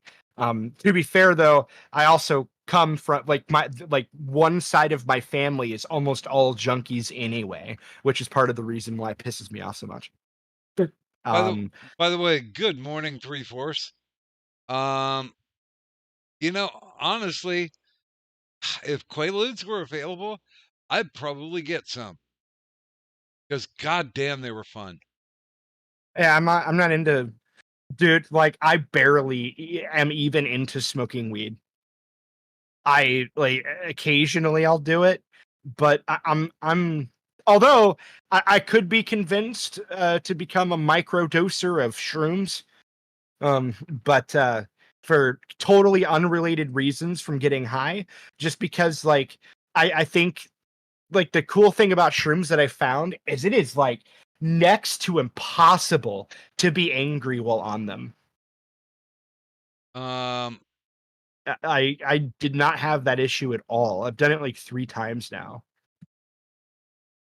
I'll be honest with you. When I do hallucinogens, I go into it with the positive mindset. Like, what visual fun are we gonna have now? Well, I just mean microdosing, primarily. I don't mean like to the extreme where I'm actually like full blown hallucinating. Just where shit starts getting sparkly and that's it. Oh, you mean background? Yeah, like nothing, Okay. nothing huge. The first time I did shrooms, that was I did go all the way, but after that, I microdosed a bit, and it was like I just felt better, you know. Um, and like I went shopping because I have a big issue with shopping, right? So when I go to the store, I'm like really angry, like truly pissed off the entire time, uh, in like a territorial sense. Um, and Okay. I get yeah, like so. For example, last time I went to the store, I actually fucking so I was there with my dad because he came over and we were gonna do a barbecue, and we were getting barbecue shit. And I'm at Walmart or it was either Walmart or Aldi. I think it was Walmart though. Yeah, it was Walmart. Every single old fucking lady would go out of their way to speed past me, get in front of me, and slow down in their stupid carts. You know, every single fucking time, and it happened insane with insane frequency while I was at Walmart, to the point I was like unironically going insane. I like never in my life did I want to just like fucking beat the shit out of old people. But that day it was bad, and I'm squeezing the life out of this cart handle over it, and like my dad is starting to notice, like just like my facial expression is contorting into wrath. And then as we're leaving the store, he's like, dude, like I don't know why you're so pissed off right now. Like you talk to idiots on the internet all the time. And I'm like, yeah, you want to know the cool difference between talking to idiots on the internet and this? And then I just like yelled in the store. I said, the difference is the people on the fucking internet stay home. As I'm walking out the door. I was just so angry that I couldn't keep my mouth shut. I just cannot stand like shopping. There's always a magical way to fucking fundamentally piss me off while I'm shopping. And it doesn't take much.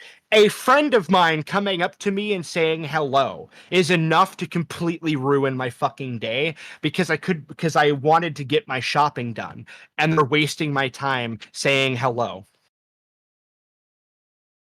I just want to get in and get the fuck out. However, whenever I microdosed shrooms and went to the store, dude, I was fucking chill. Like I was calm. I wasn't in a big giant fucking hurry. I wasn't even angry at all. And I was just completely calm and chill. Whenever I smoke weed, I don't even have that. If I smoke weed and go to the store, it actually makes everything worse. So I'm even more in a hurry to leave, and my buzz is being murdered by everybody in the store. So it doesn't do anything.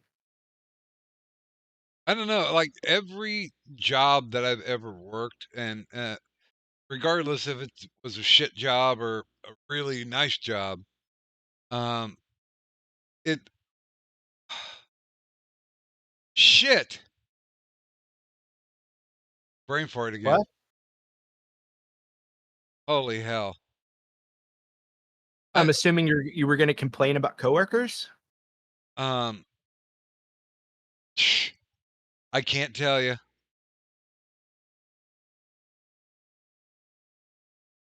Damn. I'm gonna have to private this stream. It's starting to depress me. Fuck. Did you take drugs or something? No, I've just been smoking cigarettes, taking my normal scripts. And I'm not on any opioids or any pain meds. I refuse that shit right off the bat. But yeah, no, I don't know. Like, dude, I have that issue all the time where I'll be talking and I'll forget something mid sentence. I've been doing that my whole life. Yeah, ADHD is cancer. Yeah, but I did it twice tonight. Fuck. Well, welcome to my universe, man. Like, I'm like shit. At least if I was drinking, I'd have an excuse. But dude, I'll be talking in VC and fucking Yoda. Now that I know he's watching, I'm gonna bitch about him now. Yoda will sit there and go on and ramble about like complete nonsense that has nothing to do with what's being talked about at all. And then like while I'm talking, and then I'll completely forget like everything I was gonna say. Due to like a minor interruption that's not really that big of a deal. And it's like it happens all the time. but I don't Toy know. is in the chat. I just don't want to have Alzheimer's. I don't think you have Alzheimer's. So good morning, Toya. She ain't nice. Yeah, I know Yoda does that to everybody. Yeah, I know. By the way, I did watch The Flash. The movie? Yeah. Oh, it's out finally? Because it was Well, announced like 3 years ago. well, on pirate sites. It was the one with Batman in it. Yeah. Right? Was it any good? I mean, they had Batmans from multiple worlds. They had Supermans from multiple worlds. Why? Like Spider-Man. This is proof that Marvel ruins everything. Because Spider-Man did it, and now fucking DC's doing it. Yeah, James Jesus. Gunn's like, we're just gonna reset everything. Fuck. I don't know who the hell Pixie is, Yoda, but yeah, I know everybody does that, or you do that to everybody, rather. But yeah, no, I just, God, it's so annoying. Fuck, it's like Avengers came out, and then Star Wars had to turn into Avengers. You know, like it's just, God. I mean, I watched the last trilogy. I'm like, okay, I watched it. I can say that I watched it. It's just one of those things, like movies. where people are hyping it up and you'll watch it and you'll go, okay, I'm good. Never need to watch No. this movie again. My dad forced me to watch the last Star Wars movie. I refused. I wasn't going to watch it after episode 8. And I wasn't going to watch it. And then he was like, yeah, well, I just rented it, so get in here and fucking watch it. You're the Star Wars nerd. And I'm like, have you seen the other Star Wars movies in this trilogy? And he's like, no. Whatever. And so we're watching it, and he's laughing at me because I'm sitting there screaming at the TV set like every 10 minutes because the movie is just terrible. It's just bad. It was worse than episode 8, and I don't know how the fuck it managed it. I don't know who Pixie Poo is. Yoda, I have no clue what you're talking about. I don't know anybody with the name Pixie in their fucking internet shit. I have no clue. That's 3-Force's grinder name.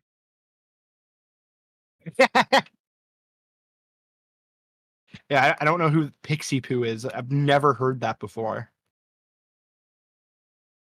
I can't say as I have either. Unless somehow that's like some nickname I don't know about. Do you think he But- calls you Pixie Poo? No, I was thinking like he for some reason is referring to fucking his Jew wife as Pixie Poo. You okay? Which is fucking weird, by the way. Just throwing that out there. That's weird. Which I hate. Huh? nicknames? No, pet names. I don't like pet names, honestly. Like, I'm not a big fan of pet names in general. I just say like, hey, vagina, you know, or yo, cunt. I did watch the Across the Spider-Verse. Well, oh, good God. You know, I'm gonna sound incredibly racist here. It's fine. The only Peter Parker's the only Spider-Man. Don't care. Change my mind. But Yeah. if it makes you feel better, I say the same thing about Batman Beyond. I'm like probably the only person that did not like Batman Beyond. Okay, because I just don't think any Batman that's not Bruce Wayne is worth my attention. I don't know. Batman Beyond was kind of cool. I didn't like it. Like, dude, I hated it when I was a kid. I just never, I never cared for it. I find it all again, it's the same thing. Like whenever with the Power Rangers, like watch the Power Rangers when I was a kid, like a normal person. And then whenever they switched out all the actors with somebody else with different names and shit, I'm like, I don't care anymore. It's the same shit. Or like, Star Trek. Actually, no, that's not true. When I first watched Star Trek, because of my generation, the first Star Trek I watched was, of course, Star Wars Next Generation, which I hated immediately. I absolutely hated it. And it was also confusing that Reading Rainbow guy was in it with weird glasses, like just threw me off. Well, and and the hobo from Night Court. yeah. And then years later, I watched original series and loved it instantly. Like it just, yeah, had it backwards. I never liked Next Generation, and I never understood why anybody likes fucking what's his face, Picard. Picard is a douche. He's boring. He's boring and a douche, and you know, like I don't get it. Well, any of the original cast members, I kind of looked at it this way. It's like they're fucking friends. They will go back to back. You know, from Kirk to Spock to McCoy to Scotty. Yeah.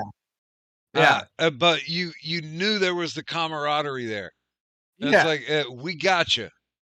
Yeah. Whereas not so much in Next Gen. Right. And that was a big issue with it. Yeah, it didn't have that sense of camaraderie. And also the dichotomies between all of them. They're all completely different people with very little in common. other than their camaraderie. Like Doc and Kirk have almost nothing in common.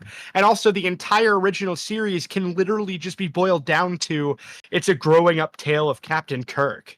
Because that's really all it is. Like as it progresses, it's about him becoming more and more human, more or less.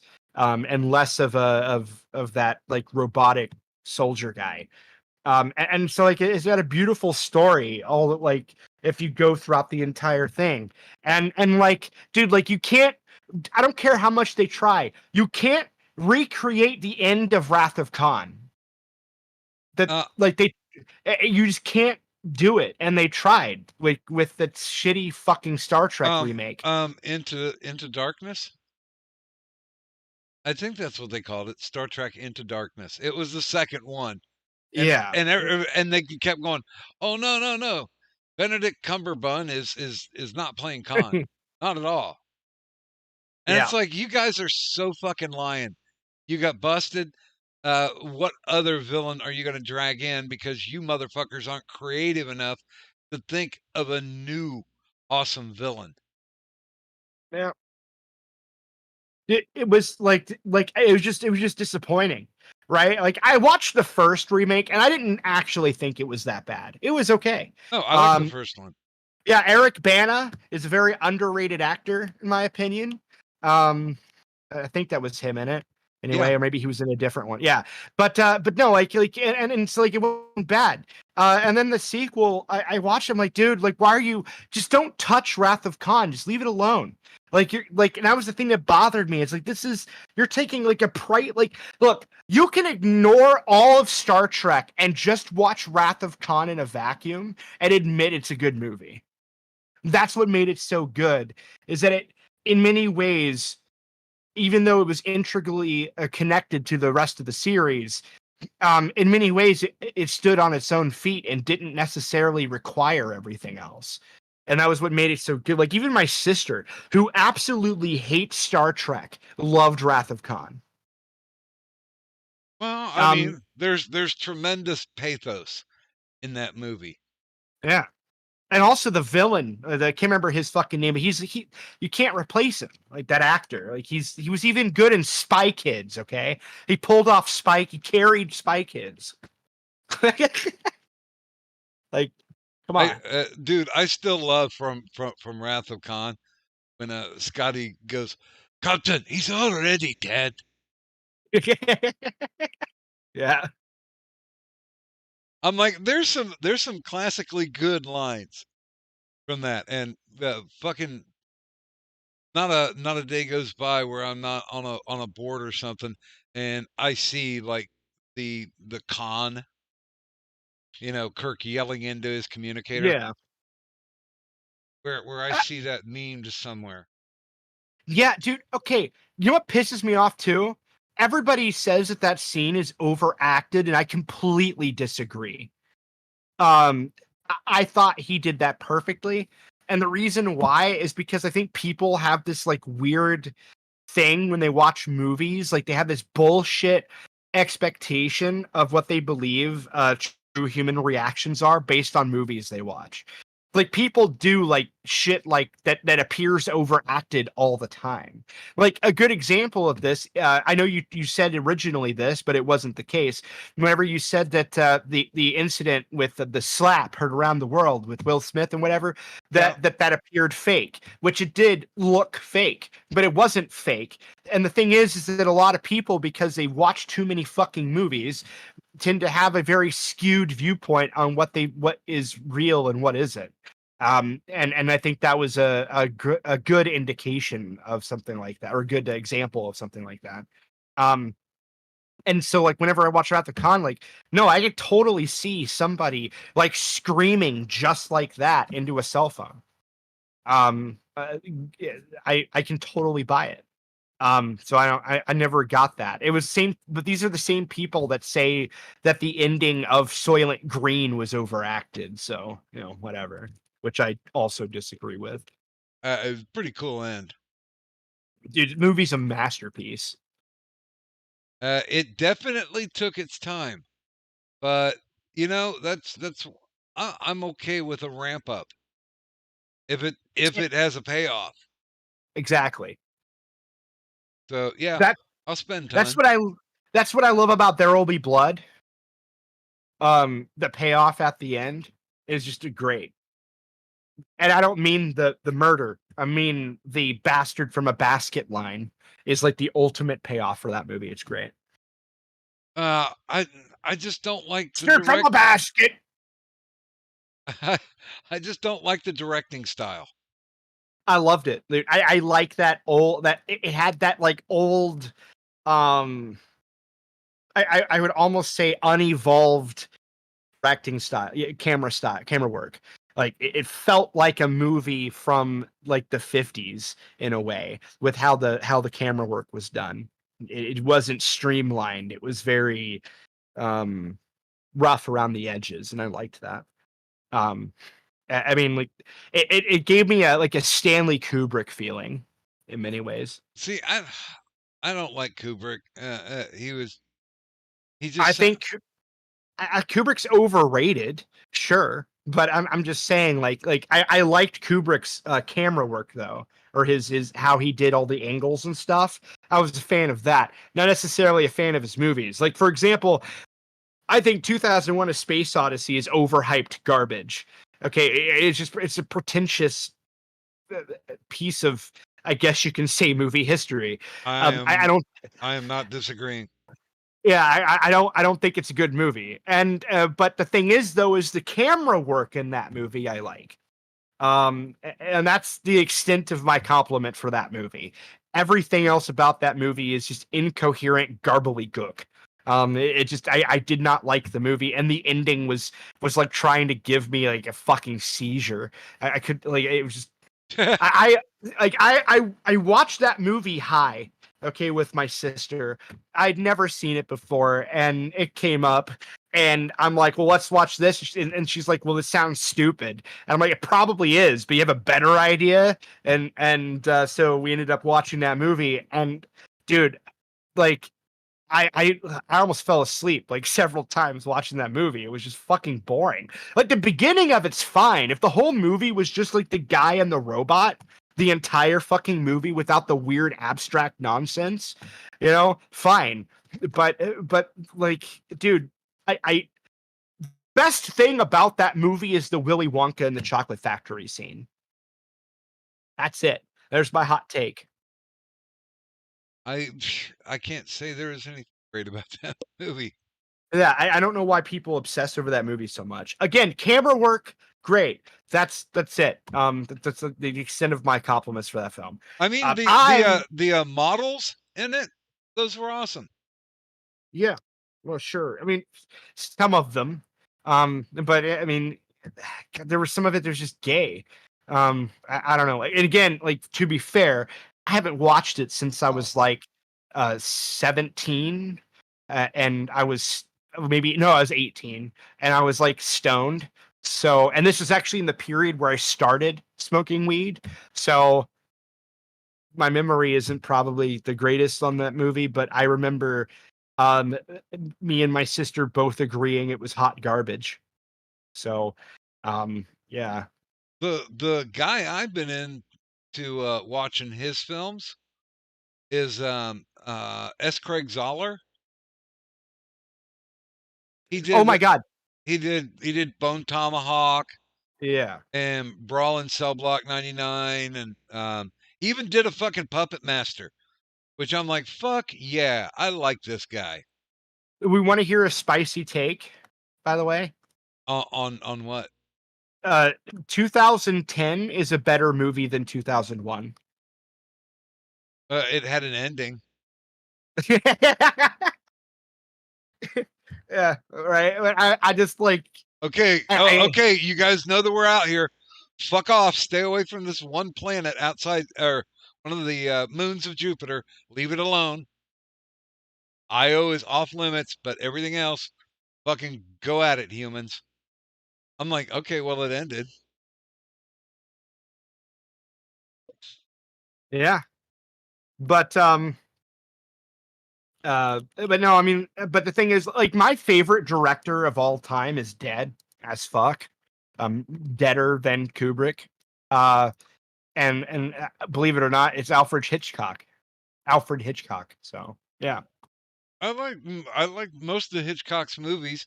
The only one I thought that was kind of overrated was Psycho. It's like, Yeah. really? I mean, it's look. I think Psycho is a good movie, but I don't think it warrants the praise that it gets. Dude, Rear Window is a better movie.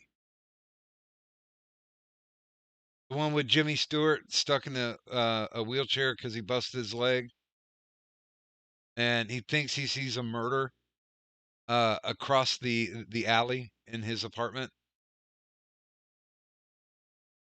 Yeah, I haven't seen it. It's Dude, I think I think OG Halloween is a better movie. I did like the most recent remake as turn off your The- brain entertainment. The That's pretty much it.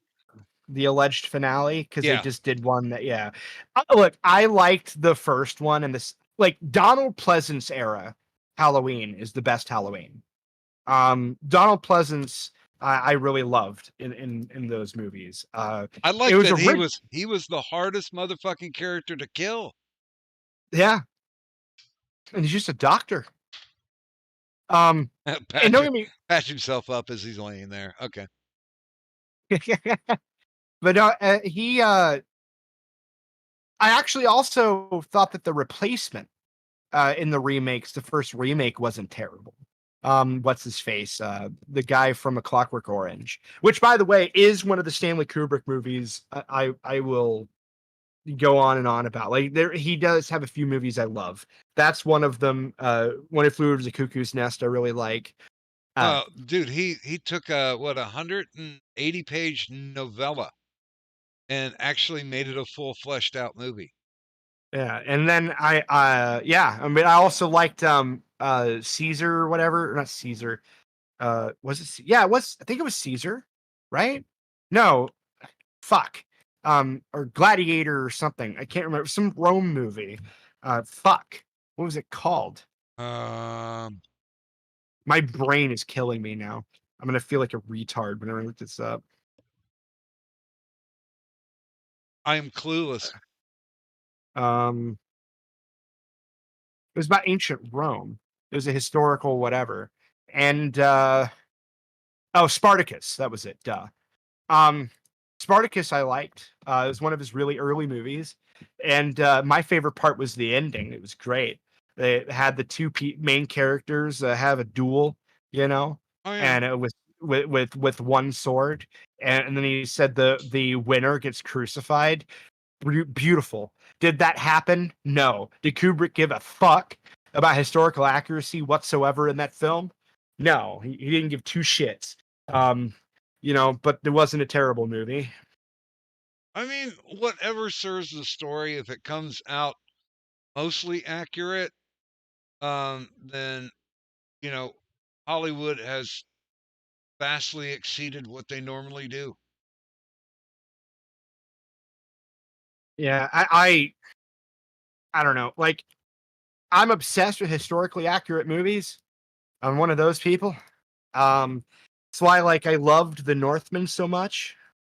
I mean, even the title is historically accurate. They didn't call them fucking Vikings. Okay.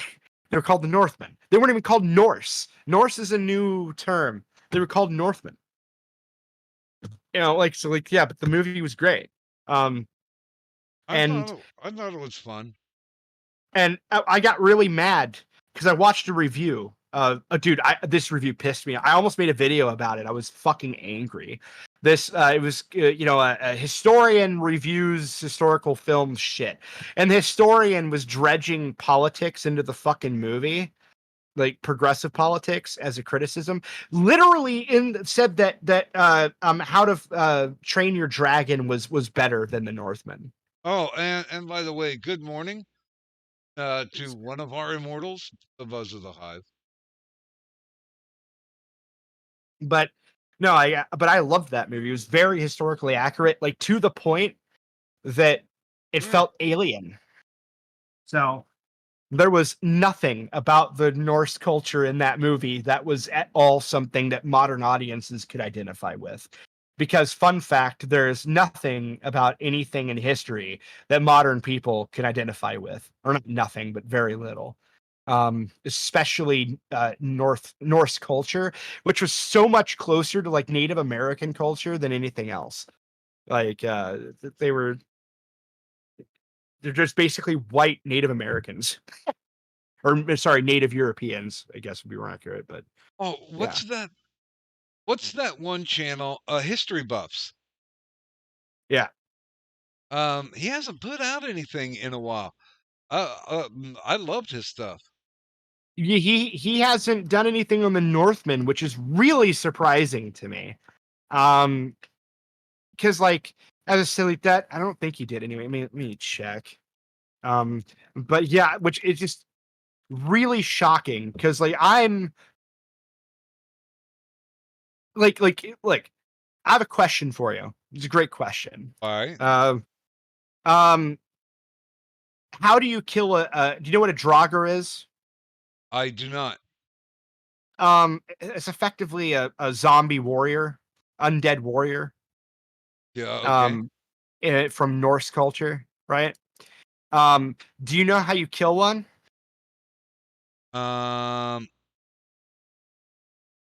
Would it involve rectal penetration? Yes, Oh my. actually. Yeah. Okay. Well, do tell. So you have to cut the Draugr's head off and put the head you just removed from their body in their ass. How, That's man? How? not like insert it in their ass, but you put it in their ass Like, firmly. like make sure and pull out the tongue and make sure it's sticking into the butthole. No, you just put it in their like you don't strip them naked. It's not like that extreme. It's not that gay. You just cut their head off and put their head in their bum area. That's the whole mythos around that. That's how you're supposed to kill them. And I can't remember why. There's like some stupid reason for it. You know, if you had the body lying on its back, you could do teabagging as well. True, but I'm just saying. Like, I watched the movie, and I was watching it with my dad for the first time, and I'm sitting there, and I said out loud because my dad was like weirded out by this because he chops off the Draugr's head, and I said, "Okay, put it in his butt," like out loud, and because I'm like excited at this point, like, oh my god, put it in his butt.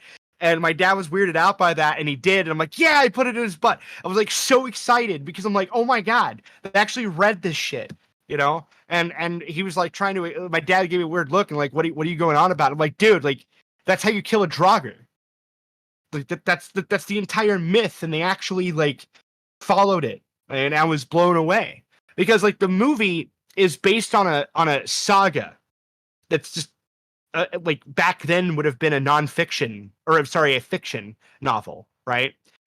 More or less, it was bullshit. It was that the Northmen made up as a story and that they told children and shit, right? And so they made a movie about. Actually, to be fair, this is funny. So Hamlet is actually a fucking Western European Renaissance like fucking take on the same saga. So when you say Hamlet in the saga, the guy is called Hamlet. And Hamlet, whenever you say, like the literal translation to Old English is Hamlet. So and so like the story of Hamlet is literally the story of the saga of Hamlet, which is what the Northman is about. And the entire movie is about that fictional story. And it's really good. And they included a few things that aren't in the story, but there are part of the mythos or the myths of their culture. And it's really cool. And that was one of the things that blew my mind is that they researched it to the point that they had something like that in it. On top of it, one of the one of the people in the production of the movie was actually a Norse historian. Was one of the writers for the movie. But yeah, if you haven't seen it, you absolutely should. It's fantastic. So, fucking dirty, gritty, real. did you watch it? Yeah. Well, then you should know how they killed the Draugr then, because that's what he did in the movie. Dude, I blanked out. You probably watched the pirated copy anyway. Well, yeah, I was watching cam version. It's free on Amazon Prime. You can watch it. Yeah, I don't know if I still want to keep paying these guys $8 a month. I'm paying them 12 or 15, something like that. Yeah, they give a crippled discount. Oh, because money's money, right? Yeah. But yeah, they haven't brought anything out where I'm like, yeah, I think I'd like to see that. Definitely they have no grasp of fantasy adventure. Actually, no, there is something. If you haven't seen it, you should. Okay. And it is an Amazon original show that is an absolute masterpiece. I'm pretty sure you've seen it anyway. Reacher. Oh, yeah, I watched the first season. Yeah, but the second season's coming out soon, actually. I mean, dude, that guy is fucking huge. I know. I actually, okay, look, I'm not gonna lie. I thought I was gonna hate it because I actually liked the Tom Cruise movie. Yeah, he's 2 feet taller than fucking Tom Cruise. Yeah. Well, I didn't understand that Jack Reacher was based on anything at all. I didn't know that. So whenever I went into watching the show Reacher, well, two things. I watched a review first, and somebody mentioned it was actually, I think, Drinker Review is when I watched, and he said that it was more comparable to the comic as far as the character goes and all that. And I'm like, wait, what comic? And I looked it up, and yeah, in the comic, he's like this big dude, right? But anyway, he recommended it. I watched it. I was like, wow, I actually love this show. I fell in love with it pretty quickly. I was actually impressed with how good the story was and how little fucks they gave about modern politics, which was great. It felt very down to earth and not insane. I'm afraid they're going to ruin that though, but we'll see. The other show, by the way, that is on Amazon that's supposed to be coming out is Indestructible. Or Invincible, rather. Well, season 2, yeah. It is going to be. Wait, I saw the trailer. I believe they said fall of this year. Yeah, that's another thing I thought I was gonna hate, and my stoner friends raped me with the first episode. Dude, the first episode, if you can't be hooked by that, I was. Then yeah, it's. Whew, that fucking thing got intense fucking quick, and I'm like, whoa. Well, and I recognized the voice actor immediately. I'm a J.K. Simmons fan. Oh yeah. So when I heard that, I'm like, okay, well, whatever. But for a while, I thought I was gonna hate it. Actually, the first 10 minutes or 10 to 15 minutes of the first episode or whatever, isn't really that. It kind of drags on, and then the moment he just decides he's gonna wipe out all the other heroes, I'm just like, oh, what the fuck just happened, right? And then that was when, I'm like, okay, see, now I'm into it. I get it now. But yeah, they even said just watch the first episode. If you don't like it, then you're an irredeemable or some shit. And I'm stoned out of my mind watching this too. I watched it and first episode. I'm like, yeah, I'm just going to go home and watch the rest. And I did. Well, no, I didn't actually. I was so high that when I woke up, I forgot about the show completely. And it wasn't until a year-ish later where Addie starts talking about the show. And I'm like, wait, is that the cartoon? And then he brought it up. I'm like, oh yeah. And then I went back and rewatched it all, or rewatched the first episode and then watched the rest. Oh, And dude, I was, we're in the second to the last when they're fighting, and his dad just grabs him by the head and goes through the subway car. yeah, That's fucking creative. dude. The ending was heartbreaking. Like that fucked me up. I was watching that like, damn, like, like it was just like that was crazy. I didn't think that the show would do anything like that. I thought it would just be senseless violence or something. Because Well, there was some senseless violence.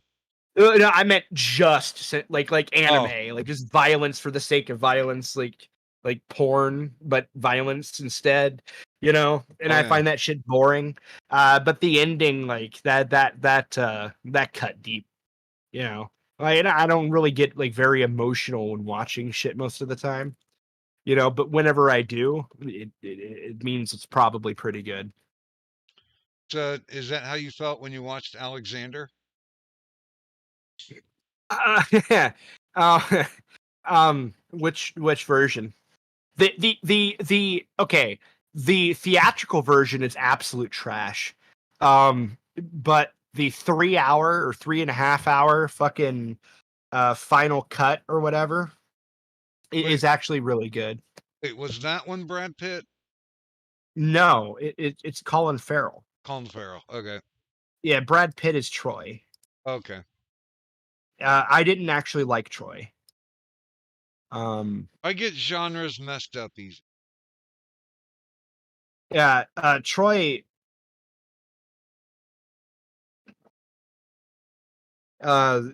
Dude, it pissed me off so much. Like the leather armor drove me insane. Well, Dude, and then like there's so much shit. Okay, like you got the leather armor, which is gay. Fucking the bronze on the leather armor for no reason is gay. Swords just cutting through it like butter. It's like, then why even wear it? No formations really of any kind for the most part. It's just always a bunch of idiots going into like free for alls in the middle of battle, which would be insane. Like, it'd be bad. The first show I ever watched that touched on that was the show Rome. If you haven't seen it, it's great.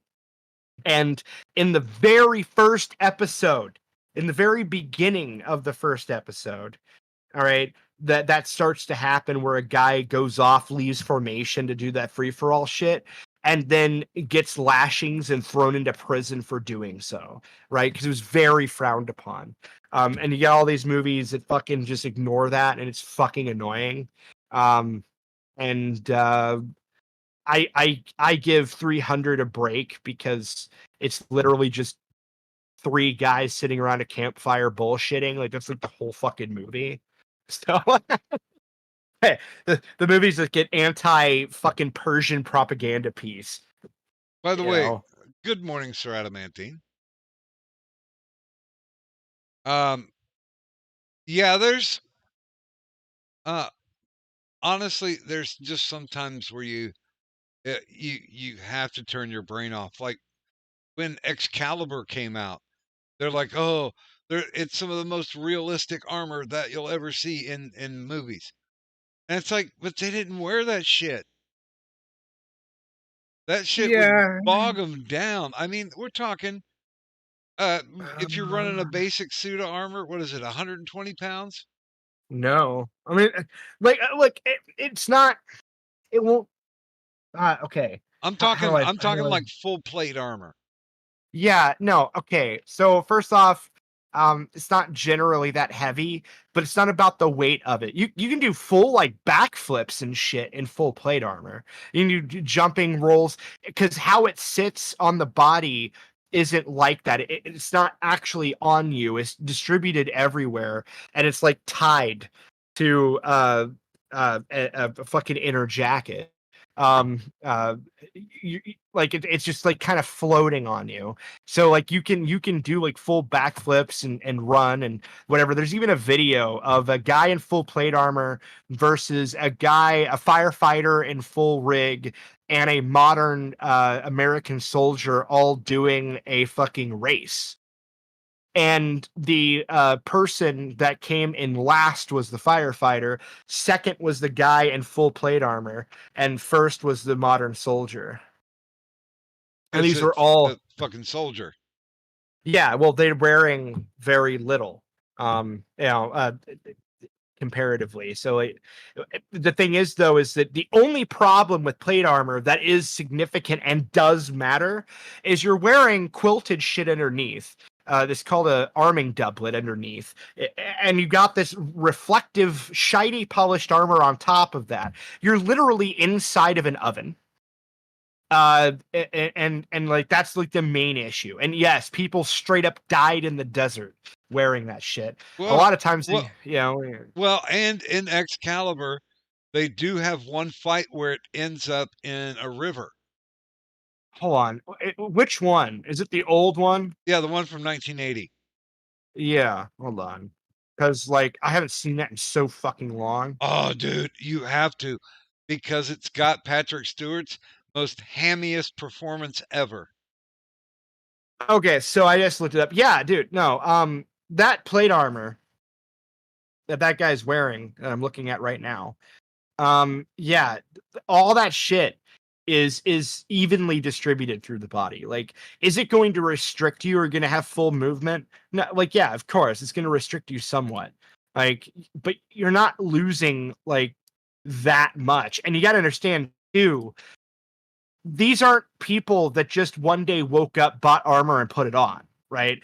These people trained with it from like early ages, like 8, 9, 10, right? They are completely adjusted to that shit or acclimatized to it, right? So like, yeah, but there's videos, let's see if I can find it, of a guy that even shows this fucking,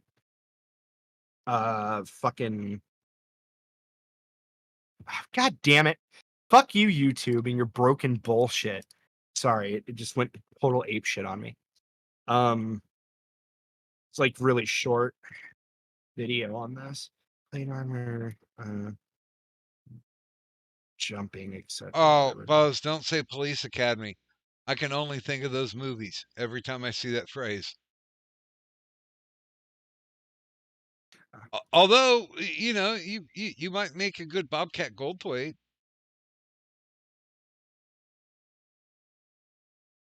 By the way, to answer the question, the average weight on those is about 50 pounds, by the way. Really? So yeah. Wow. Yeah.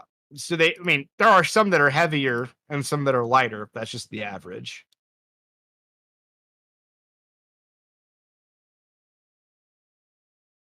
I think tonight I'm just getting dumber. Wow. Why is that? I should have known that.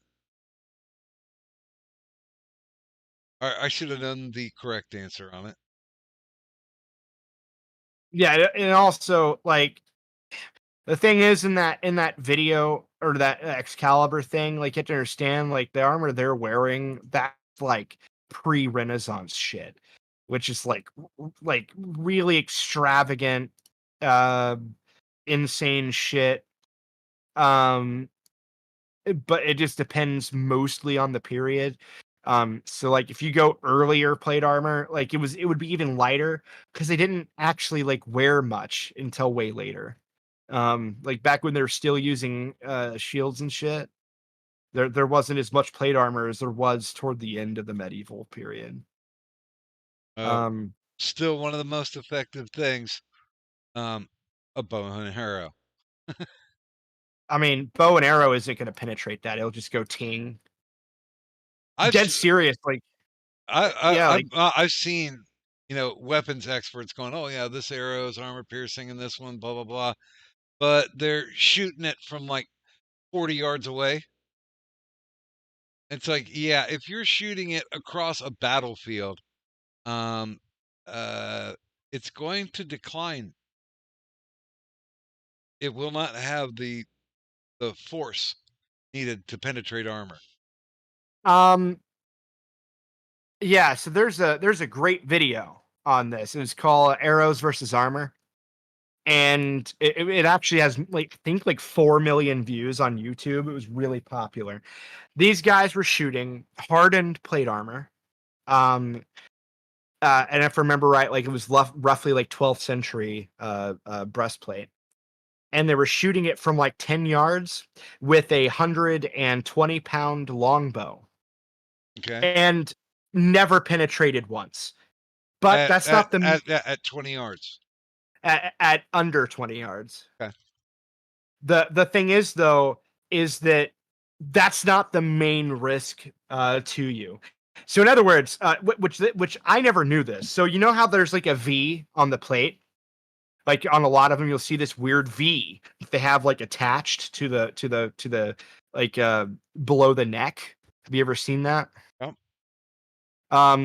There's actually a very logical reason it's there, and it's not an aesthetic, which is what historians thought forever, was that every country did that because it's an aesthetic. Turns out the reason it's there is because if I shoot you dead center in the chest with an arrow at 10 yards, what's going to happen is that arrow is going to fucking explode on contact and throw shrapnel everywhere, which is what they discovered in that video that I'm talking about. And they just throw shrapnel everywhere. That V actually takes that shrapnel and moves it away from the neck. It all just goes outward, which is weird. It's a very simple concept that works very effectively. And the whole reason it's there is for shrapnel reasons. Because even though I'm not going to penetrate your armor with an arrow, because bear in mind, you got to go through not only the plate, you have to go through, oftentimes, depending on the period, a layer of chainmail underneath that. And then underneath that, you have to go through padded armor. So there's actually multiple layers depending on the period. Later on, it was just 2. It was arming doublet, which is basically gambeson and plate above that. But the point is, though, is that no, the shrapnel was the major risk of it getting, up into your neck, right? And killing you immediately. Actually, the French created what was called a jupon. Okay, and the jupon was gambeson went over the plate, and a lot of people thought that was an aesthetic for years. That was just some weird fucking gay French thing that was done, right? Turns out the reason that was over the plate is because the moment an arrow hits the plate armor with the jupon over it, the arrow gets stuck in the jupon and does not explode at all, which solves the shrapnel problem completely. So it was really cool study that these guys did. But yeah, like at no point are you going to penetrate that armor with that. And you got to bear in mind too, there's other facets to this. So if you had just the steel and it was flat and you have it up against a board or whatever, yeah, the arrow is going to go right through it. The part of the armor is the fact that it's curved. And so because it's so rounded and curved as opposed to being flat, the arrow just kind of bounces off. It just goes ting, and well, the arrow head bounces off. The rest of the arrow just fucking explodes on contact. And yeah, it's pretty cool. It's a pretty cool study.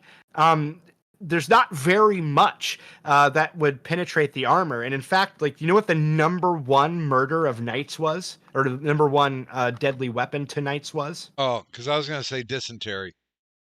Yeah, that's true. Actually. I would say probably a dagger or a dirk. Actually, yes, it would be a dagger. Because what they would do is they'd tackle the guy to the ground and stab him through the eye slit or in the neck. So, Um, who the fuck is Dylan Mulvaney? Mulvaney.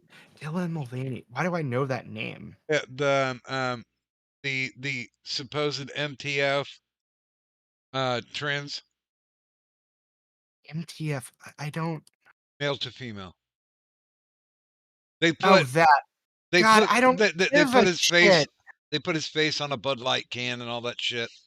I don't care. Like that Bud Light can thing was just the only person that got that was Dylan Mulvaney. They didn't sell Bud Light cans with Dylan's face on it at Walmart. It was just for that one person. No. Some weird. No, but the funny part of the whole deal was she got a deal with Nike, and Dylan is promoting sports bras.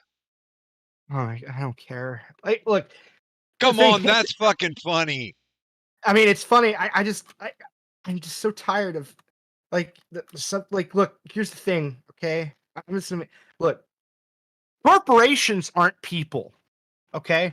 So they like they're not like normal people, okay? Like so what normal people do every day, okay? Is they go to work, they come home, they fuck their wife if they have one. They could be one of those like sexless people, whatever.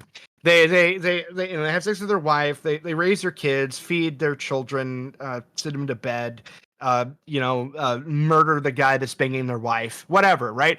All these are fucking normal concerns people deal with the occasional arguing on Twitter. Okay, cool.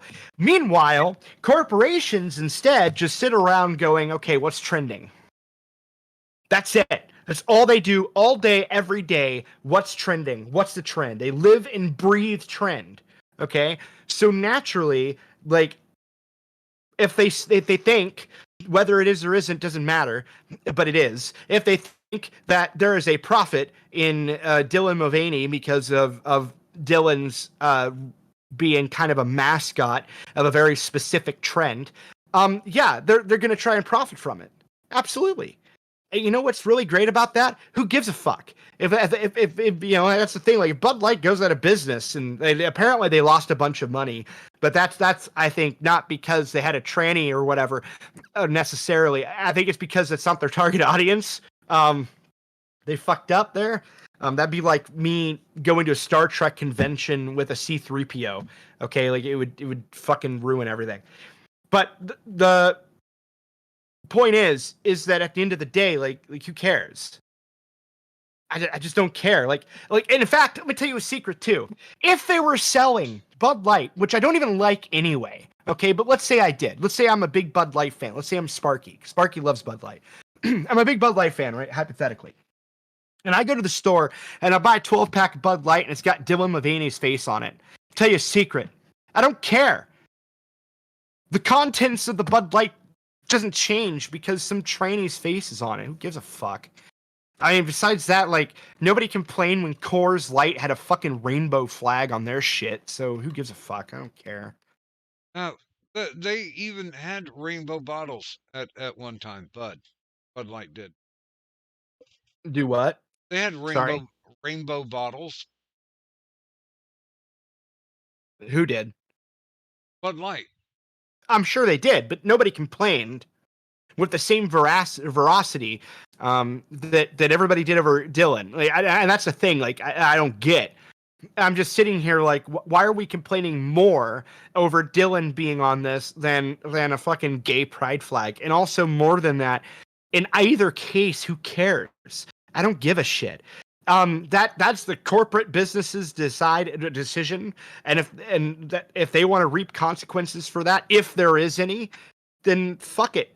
Okay, then that's their problem, not my problem. I don't have I don't drink Bud Light.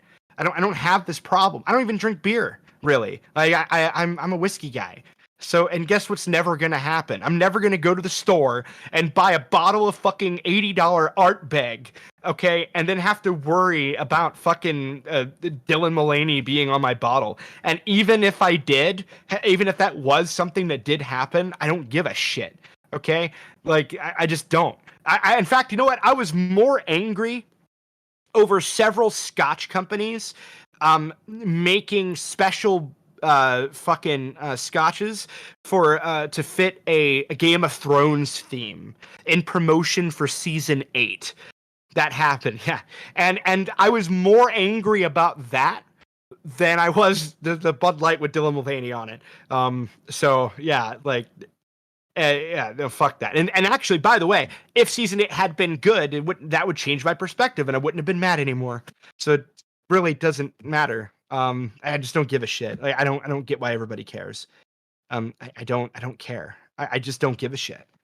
I could make the argument. Oh man, they're promoting mental illness. Okay, I could make that argument. It's about the only rational argument there is to make. But the problem is, we do this every day. Everybody does that. So why does it matter? Like at that point, that boat sailed a long time ago. Like that's so dead. Like it doesn't matter anymore. Like we at the moment you're spreading fucking suicide hotline numbers like herpes. It doesn't matter anymore. Like the whole mental illness argument dies in the water, which I saw a lot of guys on Twitter say too. That would have been the whole promoting mental illness argument would have been great in like 1998. Okay, it would have been a great argument to have, and a lot of people made it. It's just the people that made that argument lost, and so it doesn't matter anymore. Well, but it's it's still my body, my choice. Yeah, if you don't want to drink it, don't drink it. I wouldn't drink it. It's gross. If he's bothered by Dylan, then fuck him. Dude, I haven't gotten drunk off beer since probably the fucking 90s. I'm just like, this is a serious waste of time. Because that one shot equals that one beer. Okay, I'll have the shot instead. You know why this whole thing made me mad? By the way, the subject actually deeply bothered me for 2 reasons. One, it flooded my Twitter timeline. And I mean hardcore, which pissed me off immediately. Because like I'm at this point, I'm like, can I just get away from Bud Light for like 10 seconds? Like everybody wouldn't shut up. It was like the whole red wave midterm shit, like 2.0 all over again. And the second reason, the more important reason it pissed me off, was all the conservatards on Twitter shooting Bud Light fucking 12 packs. And that pissed me off because I thought that was a disgusting misuse of the Second Amendment.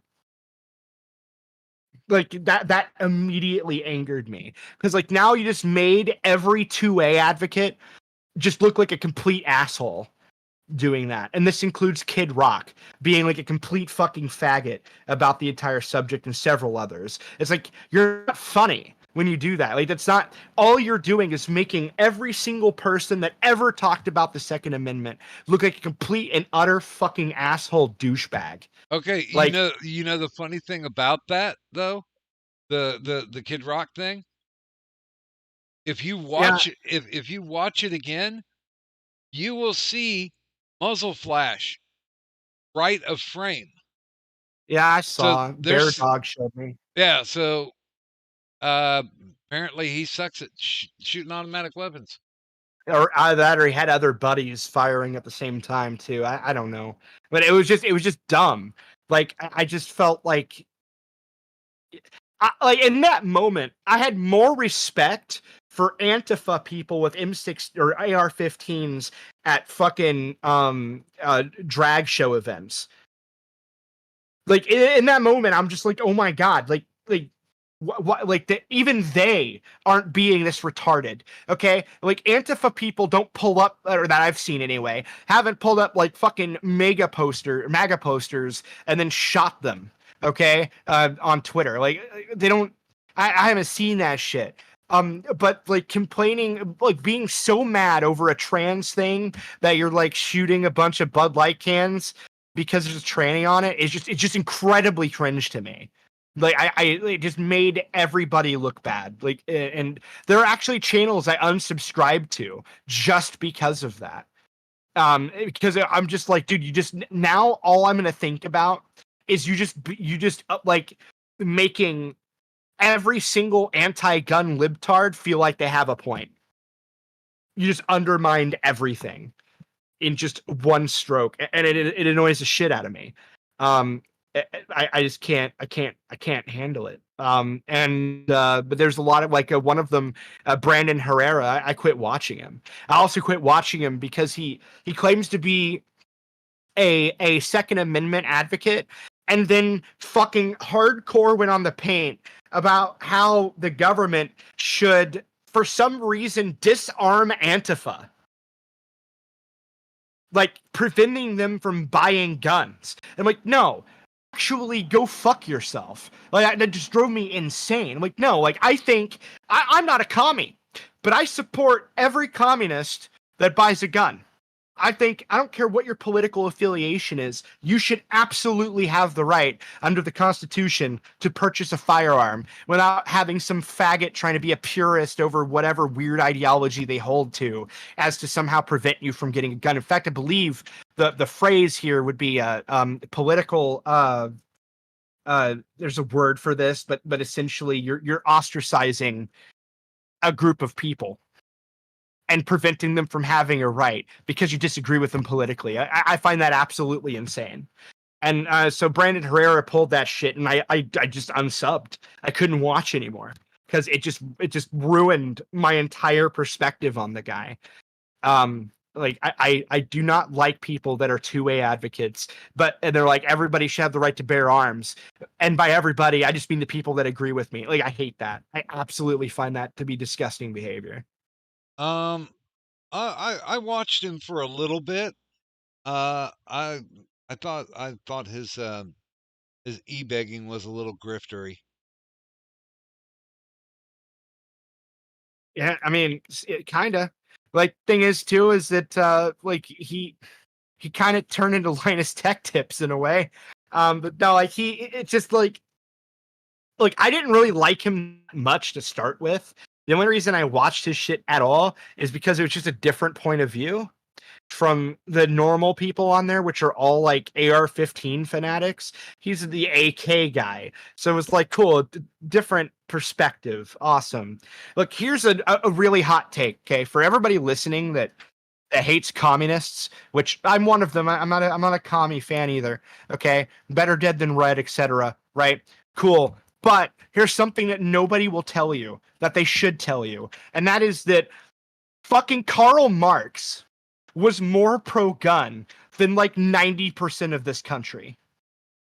Like, he explicitly wrote in his stupid manifesto that is gay as fuck, by the way, but whatever. He wrote in his manifesto that under no pretext, this is almost an exact quote, under no pretext should the worker be disarmed.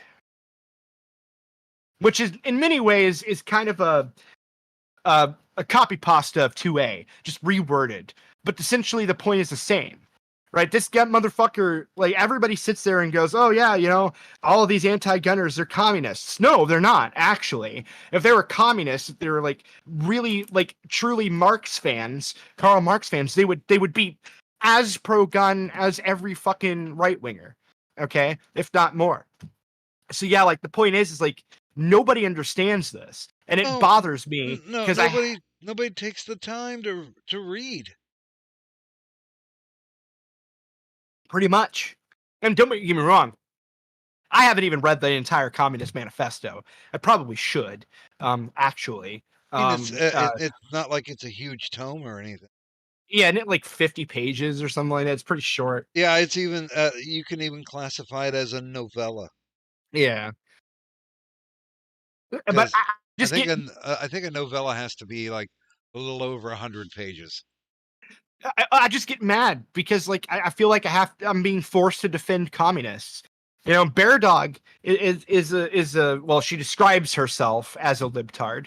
Fine, but you know what? I would never do is tell Bear Dog that she can't own the revolver she owns. Okay, would never say that just because, like, she disagrees with me on something that's insane. Like, I will never understand that. And here's the worst part. Brandon Herrera then had the balls to say that position that I hold, he had the balls to describe it as libertarian. Okay. In what? Yeah, in what universe is that a libertarian take? Like, it's not libertarian. That's literally, if anything, should be a traditional conservative take on 2A. Wait, wasn't he the guy who got the Kyle Rittenhouse footage? No, he had Kyle actually come to him, and they shot together. There was some big event that. And he sucked Kyle's dick so hard. Oh my god. I mean, he probably's been on Tim Pool, Kyle? Brandon. Oh, Brandon. I think he's been on Tim Pool. I'm not sure. Like, but I do know that he did have Kyle Rittenhouse on a video. He did like show a lot of footage and all that stuff. Like, cool, whatever. Look, I think that Kyle Rittenhouse defended himself. Awesome. Nobody disagrees. But man, people suck his dick way too hard. Yeah. And it's annoying. They made a video game about Kyle Rittenhouse, dude. A video game. A mobile video game at that. Like, the worst kind of video game. And then there was even a video I found of them, like, basically they built a memorial to him, and like he was like some new god or something. And I'm like, dude, it was just a 17-year-old kid that was defending himself. Like why we don't? There's nothing else to this story. Like, he's not a hero. He didn't do anything particularly heroic. He just defended himself. That's it. It's boring. Like, there's nothing else to this story than that. Well, man, I mean, he did accidentally kill a kitty diddler. Yeah, I know, and it was accidental. And I get mad when people pretend like it makes him a hero somehow. It's like, no, he didn't know he was a fucking a pedophile. Nobody knew that until he was dead. By the way, good morning, Michael Hatfield.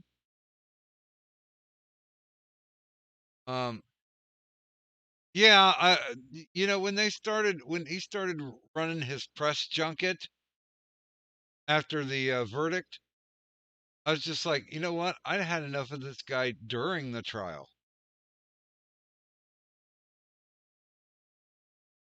Although I am looking forward to Trump's trial.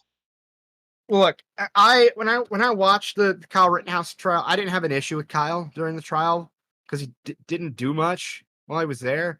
And I watched the whole thing. I was there from the very beginning, like a crackhead. And because, like, look, it was an important trial.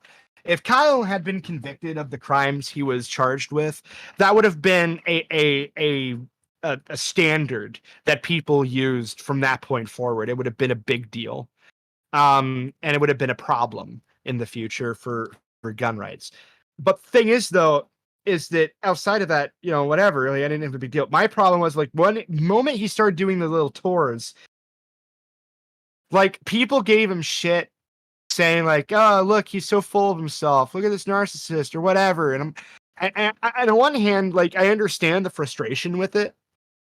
But on the other hand, like, this is a kid that got national attention. I mean, of course he's gonna fucking act like that. I mean, of course. Like, why wouldn't he? Like, I would be proud of myself too. You should have seen me when I won custody of my kid. Okay, I was exactly like that. I just wasn't popular enough to go on, fucking whatever shows he went on. Crowder did a one-on-one interview with him. Yeah, and he came off as kind of a fucking tool. True. Yes. Yeah, I remember that. And I mean, the thing is, though, is that, like, but that was actually what I was thinking of too. I just couldn't remember Crowder's fucking name, but no, a lot of people criticized that kid for that, and I'm like, sitting here like, yeah, I mean, like, he's still, like, everybody who suddenly gets fame out of nowhere will start acting like that, especially kids. Like, So on one hand, is he annoying? Yes. I would not want to be in the same room as Kyle Rittenhouse. I think Kyle Rittenhouse is a dumbass. Okay? Like, he's actually fucking retarded. Like, you hear him talk about things and everything. He's a simpleton. Okay? He's a retarded simpleton. And I have zero interest in having any conversation with Kyle Rittenhouse actually ever. Okay? But at the same time, how he was acting just makes sense when you think about the fact that he turned 18 during the trial. So, you know, like I get it. I just don't watch him or pay attention, and I don't follow him on Twitter or any of that shit because it's just like, and if you go watch his Twitter's annoying. Okay, like no, I spend a minimum amount of time on Twitter. None of it will be spent on Kyle Rittenhouse. yeah, it's just I blame The parents. I blame well parent to be fair. He was raised by a single mom, man. Like, you know. Oh yeah, but whatever. Hey, Vlad. What? You know what? You know what? What? You know what? Yeah. What in the butt? I had to get that out. Holy fuck. That was that was a refreshing train wreck. What was? The birthday stream yesterday. Oh God. Dude, at first I thought it was funny, and then it just got sad. I just it wasn't funny anymore. In that moment I realized that Sparky and his mom have a very combative relationship. And I actually felt, look, part of me felt better because I realized I didn't know this. I thought Sparky just did this to me, where he gets really drunk and turns into a narcissistic douchebag and targeted me. He did that several times. And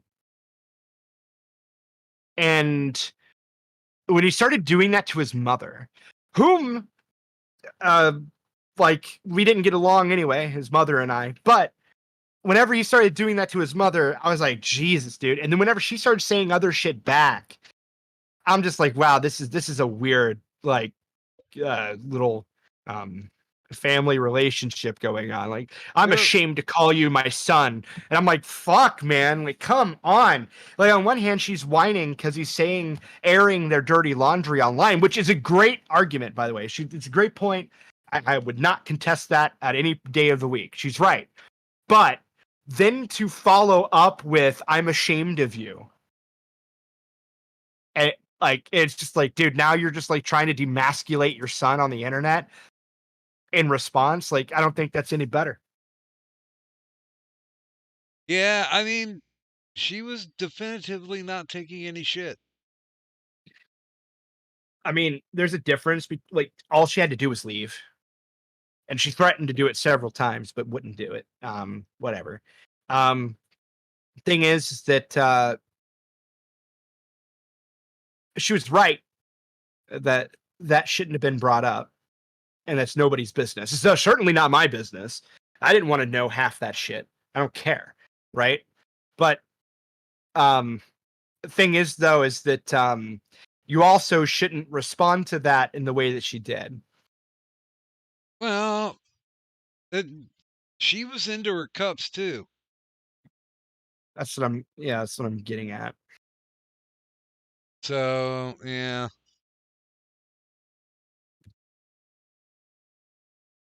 By the way, good morning, Fat Andy.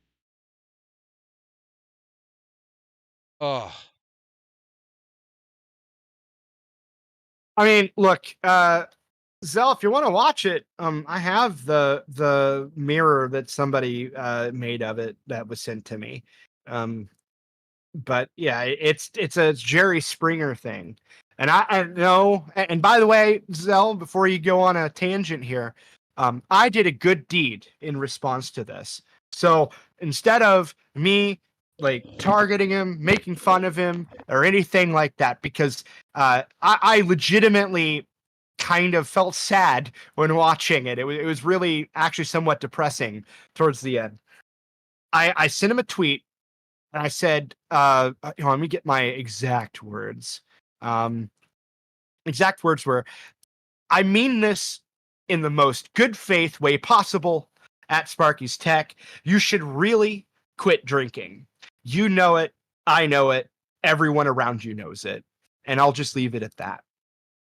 And the reason why I said that is because every time he gets super stupid drunk, he fucks up like this every single time. And he's just literally destroying any relationships he has with other people with booze. Even like, and that's just like ultimately, and I was watching him, like, even though I'm mad at Sparky and pissed off over all that other shit and his continued dishonesty on the subject, I was still like sitting there going, man, like you're actually going to destroy your life, like and we're all gonna watch it in real time. And it was kind of depressing. I can say, yeah. At the end, I felt uncomfortable. Like, I'm a fly on a wall, but I should not be on this wall. Yeah. It's, I mean, okay, I will say this, but just as a little comparison, my dad was an utter scumbag. I mean, he fucked around on my mom all the time. He had illegitimate kids. But Jesus fucking Christ, drop it, leave it in the past. Apparently, you got a stepdad that was pretty cool. So fucking just leave it alone. Yeah, I don't know what the deal was with that. Dude, like as I said, like it got like depressing. I don't get it. And she made another good point that I agree with, and that was that Sparky was handed like basically everything. And that's not a complaint. I'm not talking shit on Sparky, and I'm not talking shit on his mom. I'm not saying that's a bad thing, to make that perfectly fucking clear. It's just that like the problem is that his response to that was to say, I agree, and I'm not taking that away from you, and then follow up that exact line with telling his mom to go fuck off. Yeah. And I'm just like, dude, like it was just crazy. I felt like I'm just like kind of listening to that, man. Like first off, if I said that to my mother, Oh, she'd hit me. Yeah, she'd be. Mine would have been across the table. Yeah. So whatever. But I mean, and I'm sure Sparky's would too if they lived together or in proximity or something. But thing is, though, is that there were some other eye-opening things in that. Like apparently, the only reason Sparky hadn't cheated on his future wife apparently was because his mom told him not to. That came up, which is like just wow.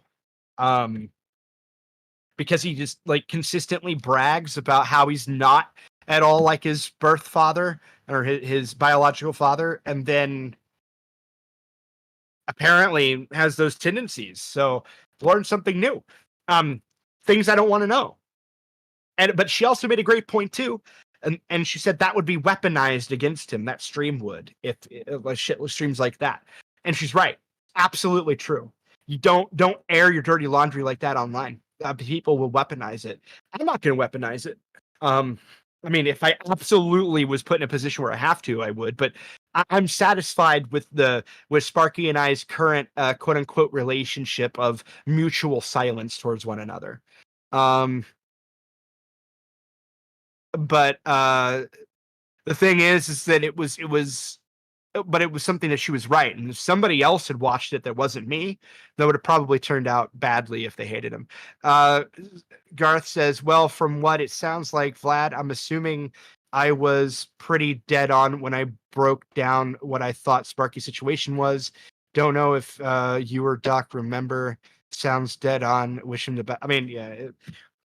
I don't know. I don't remember shit. But I mean, Yeah, I think he said something like the problem with Sparky is that Sparky's like lonely or something and self-destructive, and that's why he defended somebody like Tyro so hard and shit like that. If I remember correctly, I don't know. Well, because he had a close internet friend. Yeah.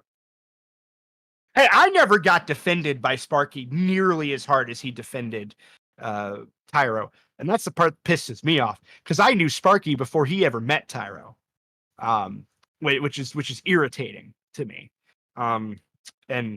Yeah, I never got any defense. Although, to be fair to Sparky, he did somewhat defend me in that stream earlier on when AP was on there, but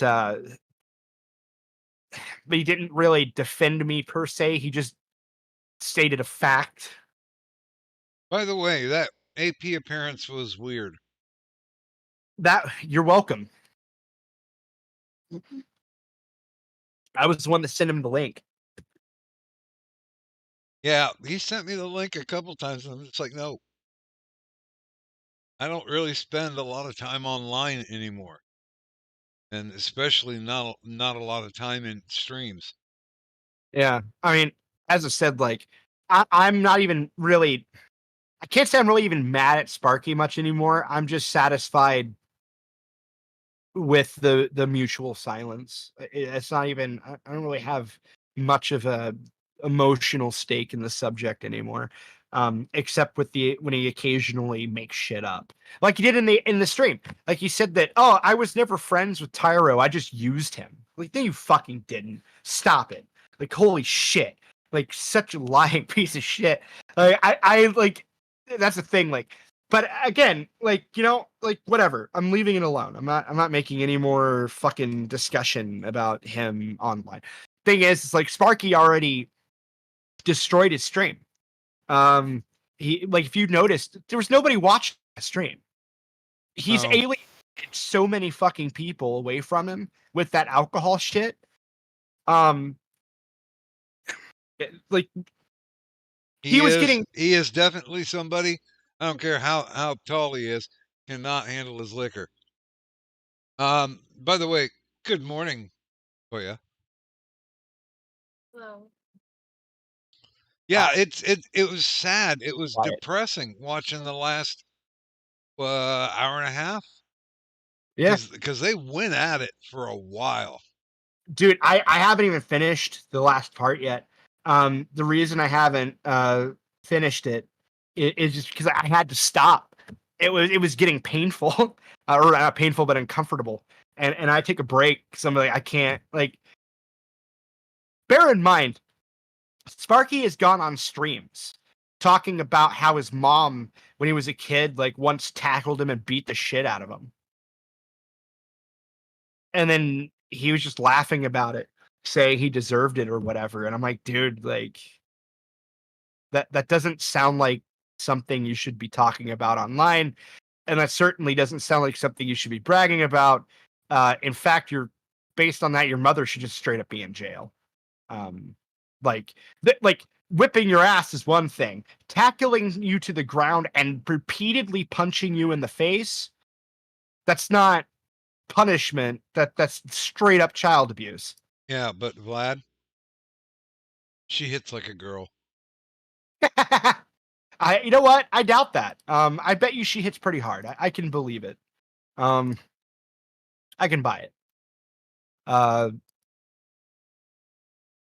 I mean, she used to be in the ward. She was in there longer than Sparky was. No, I did not go on that stream, Garth. But the reason AP was there on that stream is, okay, so he says, why the heck was AP there? My goodness, I missed a crazy stream. Sounds like lots happened. You went on there, Vlad. No, I did not. You guys patched things up. No. Or reach peace. You could say that. I just want you all to be happy. Okay, so basically what happened is somebody did an article on, or not, sorry, a blog, and we believe it was Tyro. is the belief. Made a hit piece on AP. They did a part 1, part 2, and apparently a part 3 is coming up, where basically it's just a bunch of slander for pages. It's just bullshit. Nobody read it really except AP, probably. But the point is, though, is that Tyra has a history of blog use, and so it's believed it was likely him or this other person, this other person that apparently hates AP. So anyway, AP believed it was Rogue that had to do with it. I was on the fence about that one. A lot of it sounded like Rogue, but I don't know. Like, I didn't really think that fit. It just seemed random, and Rogue seems too much of a shit stirrer. So I don't know. But anyway, he wanted to go on Sparky's stream to talk to Rogue. But coincidentally, and yes, actually coincidentally, Rogue had left just before AP arrived. And so that confrontation never occurred. And that's why AP was there in the first place. And then they all and read through it or whatever. As far as, yes, Buzz, so. And as far as me and Sparky patching things up, no. He blocked me on Twitter, and that's it. And so I quit hearing from him. All the other people minus Rogue also blocked me. Yeah, that seems to be the end of it. They matured, basically. So they blocked me and then shut the fuck up. So that's progress, and I'm okay with that progress. By the way, woo! I'm under 600 again. Yeah.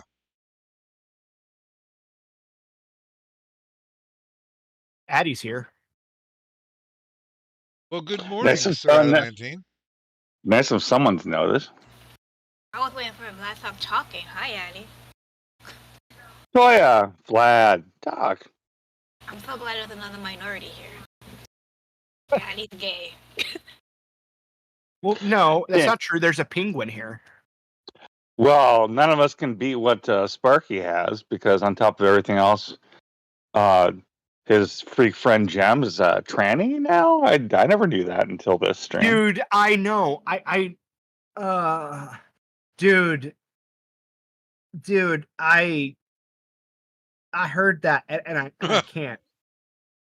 I my brain, like, the reason why that bothers me is because Jem was like the loudest all trans people are pedophiles person, right? Like, forever was like going on like hardcore, like tranny's bad, blah blah blah blah blah blah blah blah blah blah, etc. And now all of a sudden is apparently trans. Yeah, Jem, you were perfectly hateable before this. You didn't need anything else to add on top of it. Due to the place where I immediately lost any potential respect is when Harley came on, and it was Jem Max, and I forget who else. It might have been Sparky, and both of them left because they felt uncomfortable around Harley. Yeah. I'm like, really? What's she gonna do? She's not gonna reach through your internet and beat the piss out of you. No, you know what she's gonna do?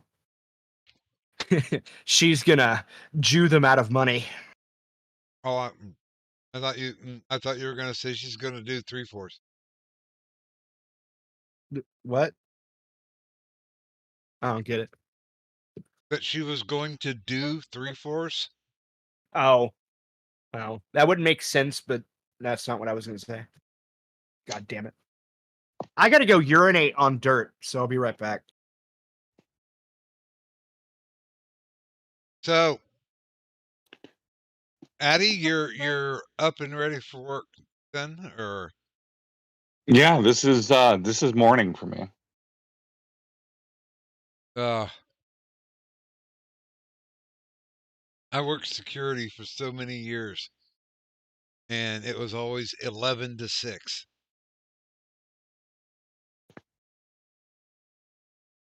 Oh, don't get me wrong. I'm not going to start working till 6 a.m. my time, but I like meditation time between waking up and actually doing things. And nicotine is not bad, and a little breakfast is pretty good. I mean, you just listed off 2 of my goals between now and then. Oh, I am honestly a dyed-in-the-wool breakfast fan. Breakfast foods are some of the best. Please don't ruin them with pictures of your own. I can definitely make a mean omelet. But my favorite thing to do is, have you ever had an egg pie? I'm not talking quiche. You're referring to an egg bake? Is that what you call when you just put all the ingredients in the pan and shove it in the oven? That's like what Midwest moms do. Or if you're Ohio. Yeah, fuck you. or if I you're heard you, or if you're Toya. or if you're moderately cultured like Toya, you call it a frittata. Why would it be a frittata? Because that's what a frittata is. Yeah. We just always called them egg pies. Put all your It's very, ingredients in, you throw it in the oven, and it's ready in about 40 minutes. it's very it's very geographically based, but it all amounts to the same thing, more or less. I like them. Quiche being slightly different because then you add a lot of cream, which cream. I got a recipe for, well, just to describe it quickly. Muffin pan. You take biscuits and press them into the muffin pan, but you form them out, and then you mix your ingredients together. You pour them in there, put them in the oven. Those sound good.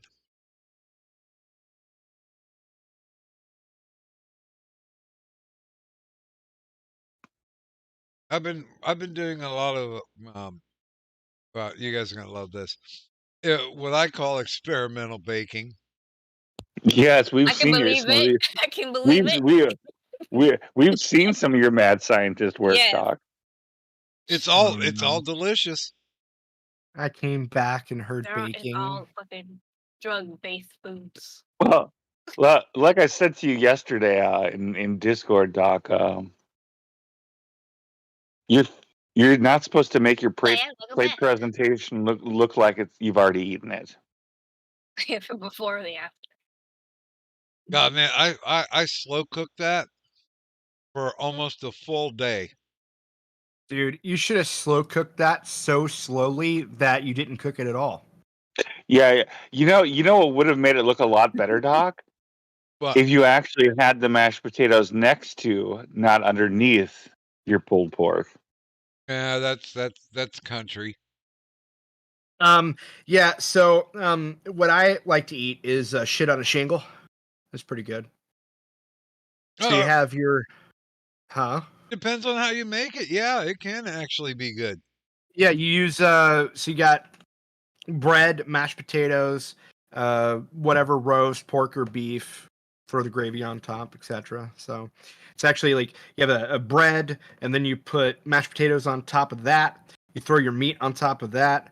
Or you can do the reverse. I think like you can put a bread, meat, mashed potatoes, gravy, all in one jump, and it's called shit on a shingle.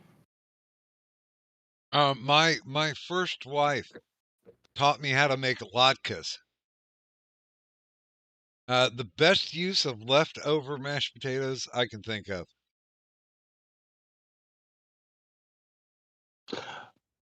I have a lovely recipe for proper made from hash browns potato pancakes. They're fantastic. I thought you were gonna say mashed potatoes, and then you'd be like, from the box.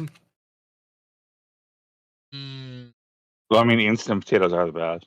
No, they're not. Stop it. God damn it. You're a terrible person. But I'm Well- not as trashy as Sparky.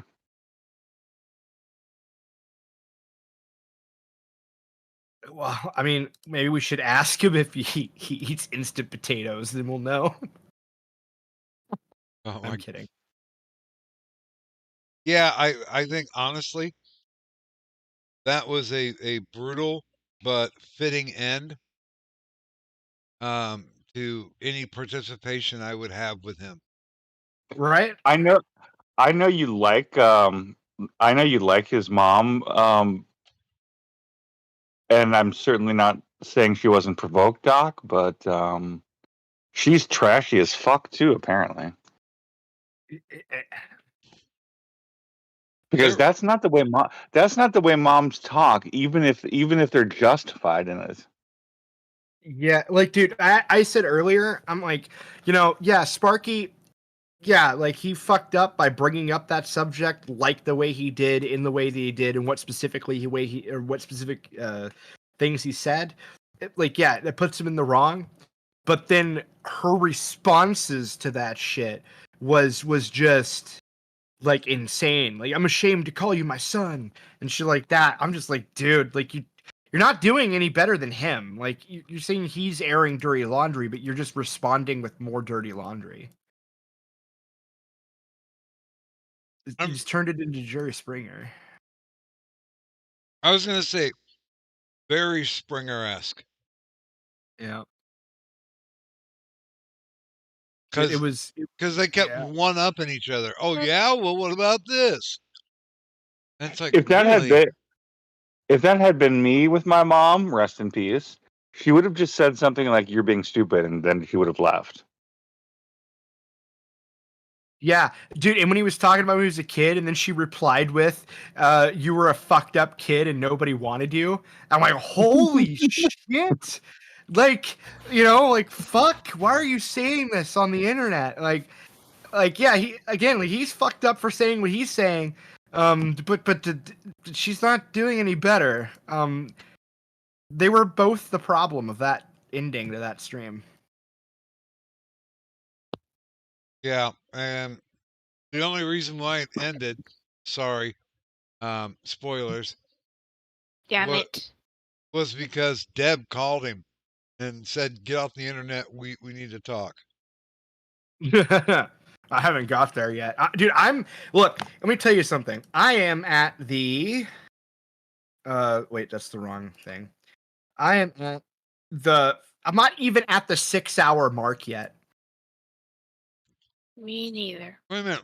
I thought he only went for 5.5. He went for 6 hours. Actually, Uh-oh. 6.5 hours. I'm at the 5-hour 52 mark. Which is roughly about 30 minutes after the whole thing started. So I still have another hour of the shit show to go. Yay. I mean, at the very least, he can say he had a unique birthday. Yeah. He actually said he had the greatest birthday gift. AP listened to him. That was a tweet. What a kiss ass. And I only say that because Yeah, and that was the other section that I listened to was the AP part. If Sparky would have been honest with AP wouldn't have been nearly so friendly towards him. well, the thing is, AP's missing a lot of information. Oh, I know. So Well, he's missing the entire part where Sparky covers for the pedophile multiple repeatedly. times. Yep. To the point of even denying the entire thing happened and trying to say it was some kind of government conspiracy against Tyro. Oh, God. But at least, this is the only criticism I have. He had the moral character to make, 4 or 5 apology videos? Dude, like the apology he made of me was Wow. so bad. Okay, like it wasn't even an apology at all. Like it was actually just, I don't know what you'd call it. Actually, you know what? I have the transcript Oh God, What's 'cause I'm gonna happening? Vlad. You know what? What's going what? on? Talking about Sparky's bullshit apology to me. Vlad, what? No, I'm My just throat hurts. I'm just trying it out as my new catchphrase because I enjoyed it so much last night. Timeout. Timeout. I just saw Timeout. the AP part, and that's it. What? I mean, you know what? What? Yeah. God, it's like the verbal version of his plates. Shut up, Addy. Oh my god, I wrote it down somewhere. I'm I fine. mean, Dish. I mean, I have to figure out safe shit to watch now. What? I don't have anything against Sparky. But that was fucking brutal. Was And that I, really that and, bad? and I don't ever want to see that. I mean, yeah, he Really? was drunk. Was it that bad? Dude, he was TM levels. Almost. Ooh, Just that's a less that's a volume. Are you trying to that's rape gay people? a that's a good comparison. I mean, it's a selling point, definitely.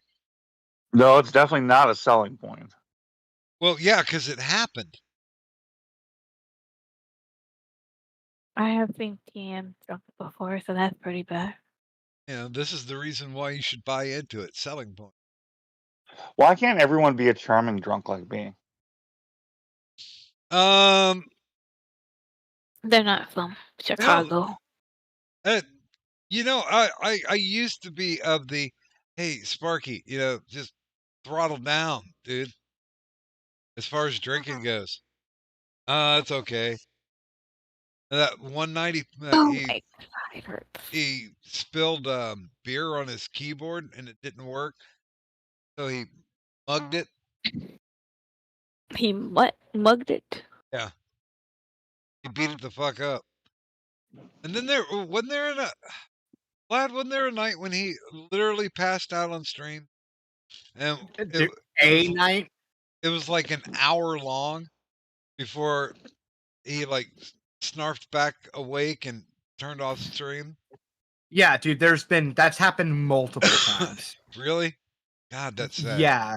Yeah, dude, he did it, like, it's to the point that it became like a reputation for his late night streams. Like he's done that multiple times. And every time he was made fun of for it.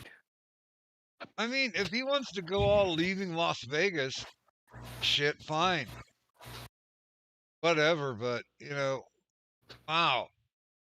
If you're not bent towards destruction, then, you know, you might want to reconsider that drinking thing.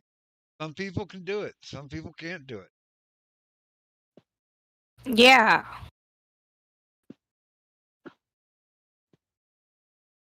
Oh my god, dude, it's in mod chat. Where the fuck? What? Oh, I'm still looking for the transcript of the apology. See, I can't He's I can't looking go for the apology. Yeah, I can't find the video because unfortunately his apology video he privated. So like All of them. yeah, All 4 or 5 of them. It's like, then why make an apology video if you're not going to actually publish it?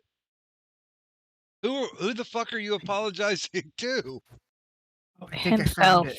Oh, okay, I found the area of the conversation. Okay, hold on. Buzz is waiting. Oh, I thought everybody could just. Maybe he didn't know. Buzz. Okay, I got it. I Hi, found it. Buzz. Good morning, Buzz. How's it going, Buzz? Oh, really? Okay, that's great. This is that fucking thing again. No, it might be his end. I bet Sparky's Um, still close friends with the cunt. Hold on. I got what you want to hear the He's apology I muted. got? Are you ready for it? Hold on. Who's the Okay. cunt, Okay. Daddy? I had to make sure Oh. I had my seatbelt fastened. Go for it. Okay, this is word for word what he said. Vlad, I know I had my issues with Vlad before in the past, and I also know him and Tyro had been kind of going at it. It's also one of those deals beforehand. I know that the two of them were talking in my live stream before the information dropped. There's a lot of confusing interactions with what happened and going forward and stuff like that. That was the apology I got. That's not an apology, Vlad. I know. That's my point. You almost sounded possessed when you were reading it. Yeah. Well, I mean, it was bad. Like, and he called it an apology. That's Sparky's words. He said that he apologized to me. I listened to it. That's the only time I get brought up in that entire video. And somehow that was the apology. And I'm like, the only person out of the entire thing that got an actual apology was Garth. Nobody else did. He did. He did like a 2-second apology to me. In one of them. Oh, I don't remember that. It was either the second or the third one. But it was literally like 2 seconds. And I apologize to Doc. But fuck, he could have been talking about any Doc. Shit. Not you, Doc. The other Doc. Hi, Buzz. Hello. Oh, that was low. It's working now? Yep. Okay, good. Buzz, it's been a long time. Yes, it's been a while. I've been busy. Been a while. Stop singing, please. Viewership dropped from 6 to 2. Yeah. That means Garth and all of his alt accounts left. Bye.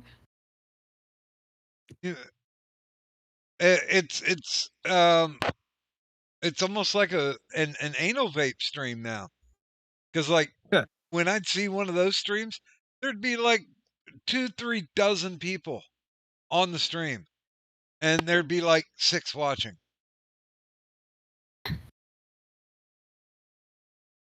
But then again, that conversation wasn't good. Anal vape? Yeah, well, you used to hang out with a bunch of garbage. Well, actually, you usually hang out with a bunch of garbage.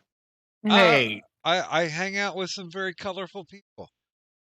Yeah, don't say that about Alistair. He's just a penguin. An unconscious fucking penguin. Wake up, penguin. See, if I had mod roles, I would just kick him out of the thing. But, whatever. Oh, leave Alistair alone. He's the most entertaining thing in your server, Vlad. That's not true. There's somebody far more entertaining than him in my server. And who would that be? I Who do you think? Myself, of course. Ugh. Think he was gonna say. Please. The only thing your server has accomplished in regards to you is now you've utterly abandoned my server. Huh? That's not true. I was just in it today, and you ignored me. You're never in the Nazi server anymore. I was just in it You heard earlier. of Alice Williams. Yeah, I like you went in there and you said hello to literally everybody, and I'm chatting up a storm with Turish, and you just ignore it. None of this sounds familiar to me.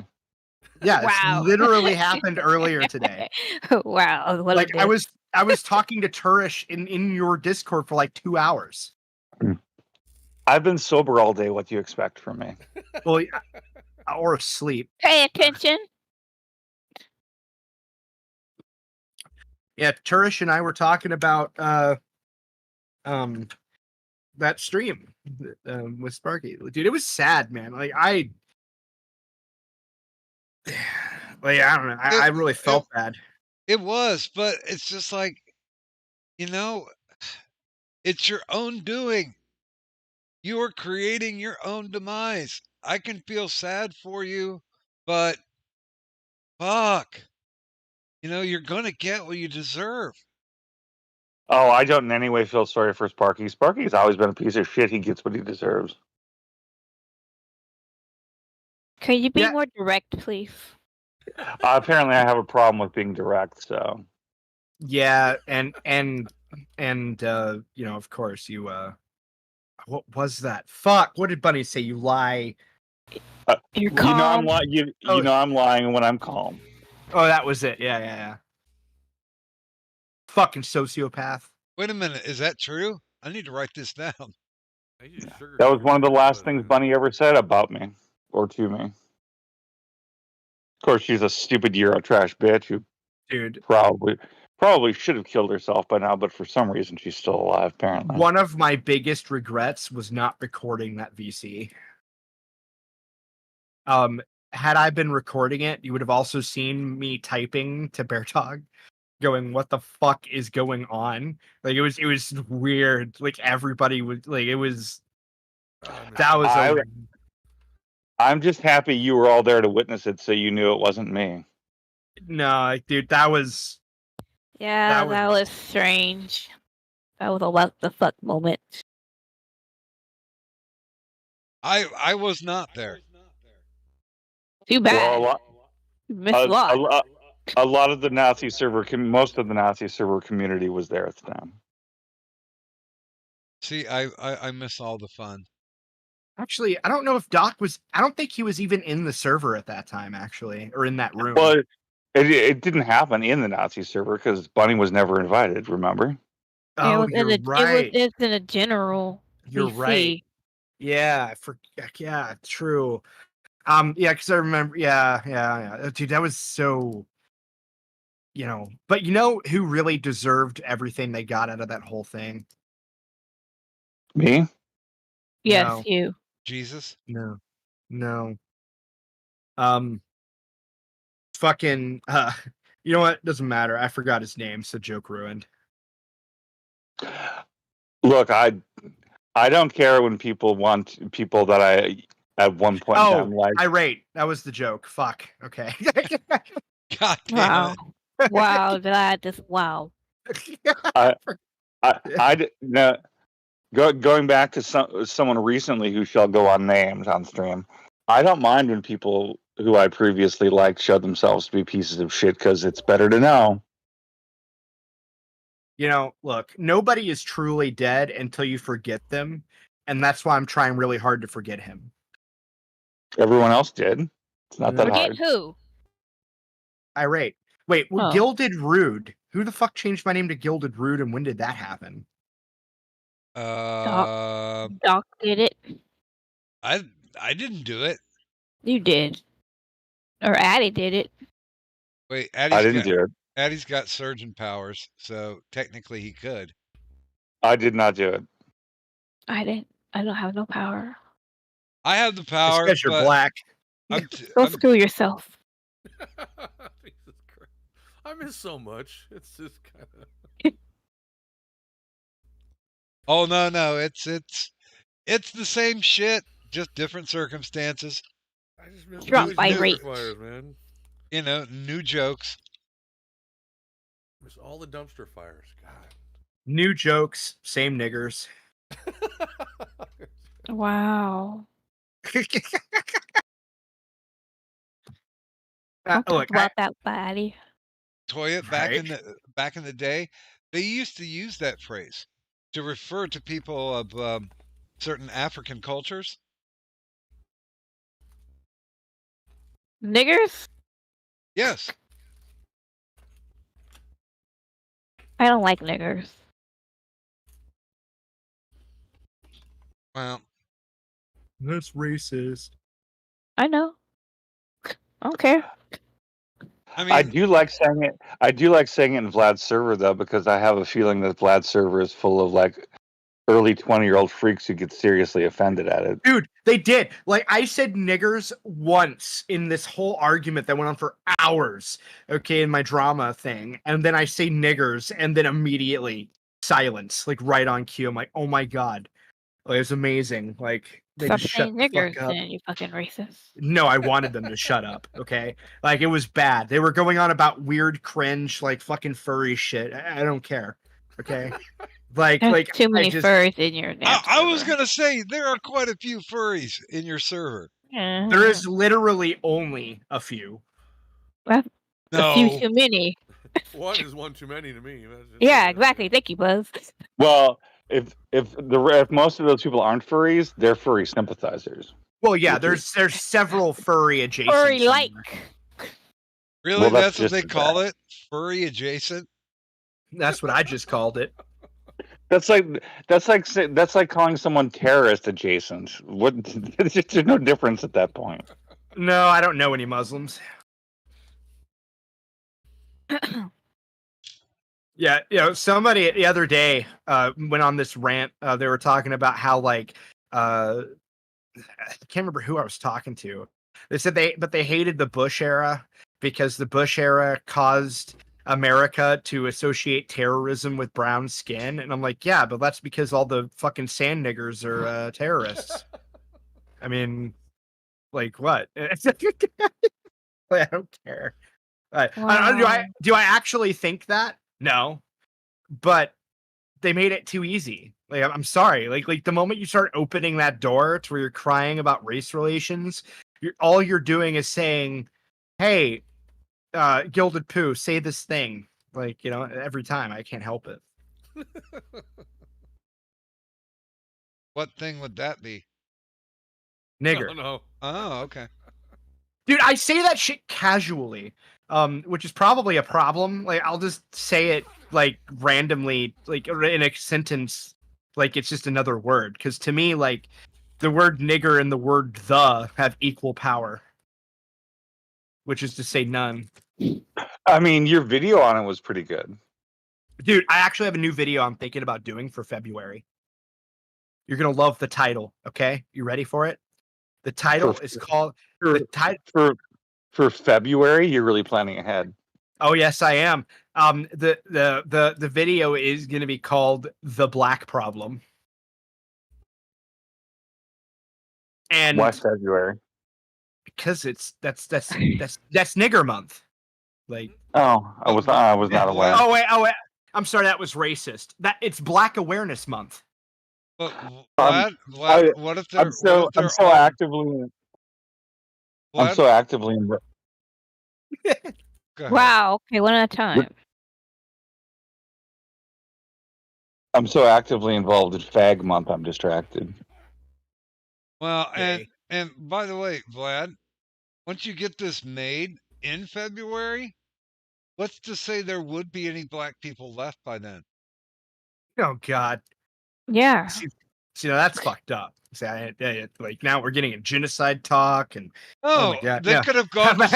They could have gone to space. I thought you were going to say to school. They could have gone to school.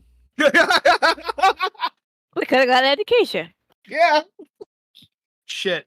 No, like, so the reason the video title is edgy. Okay. Oh, look, Buzz deafened himself.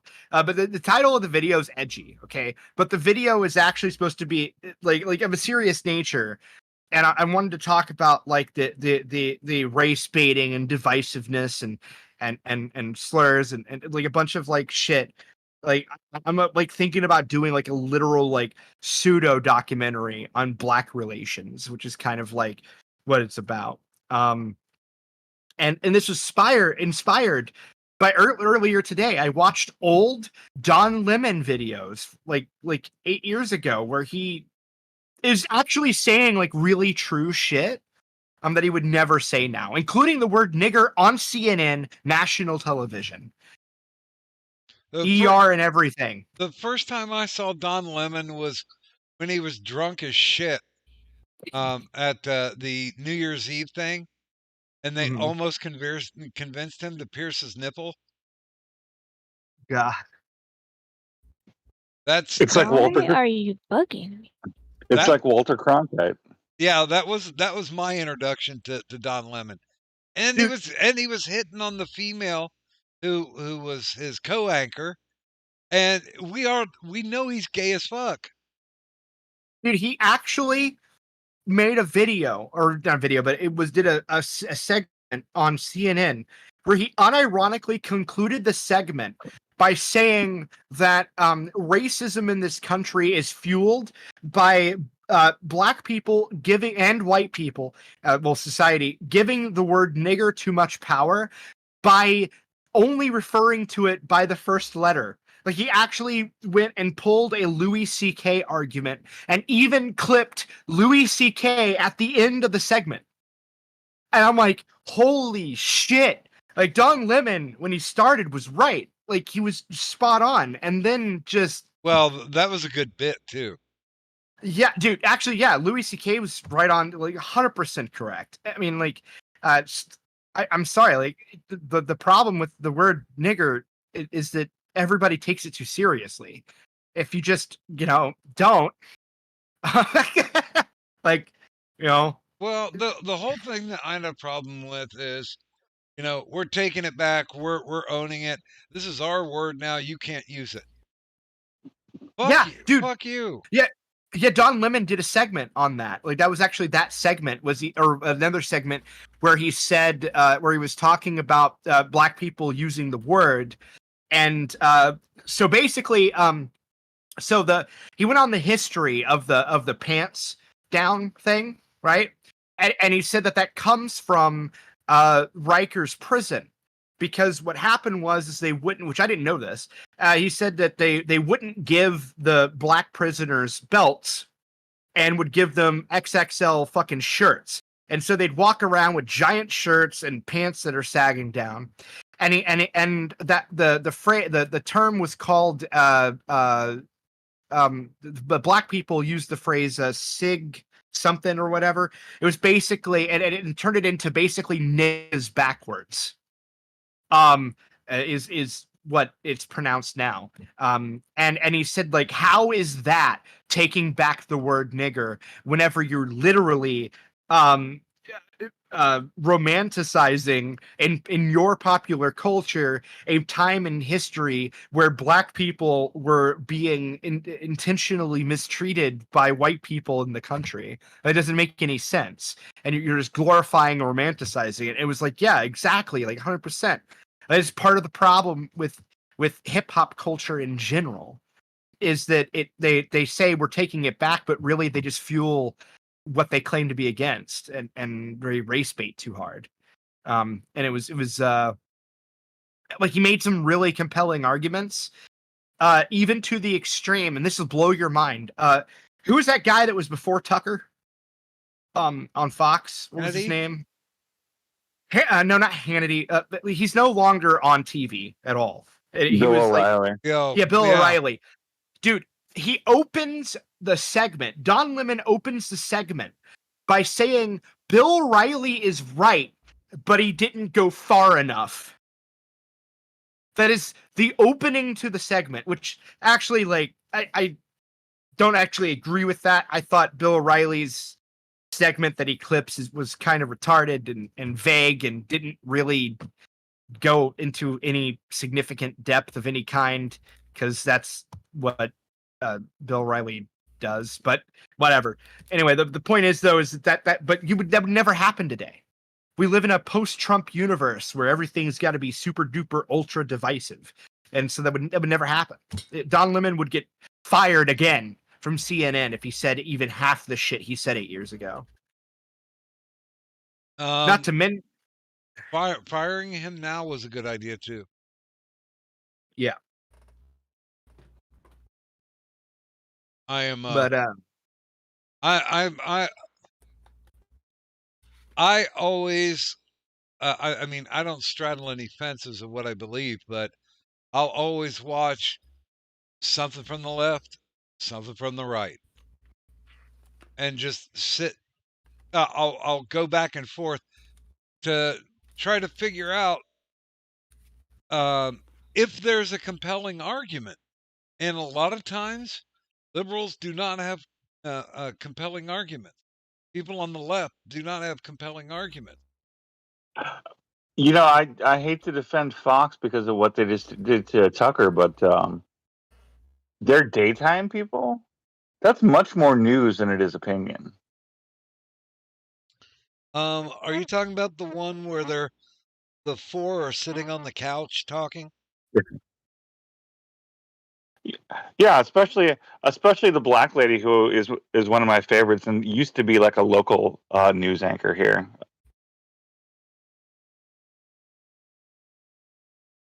Oh my!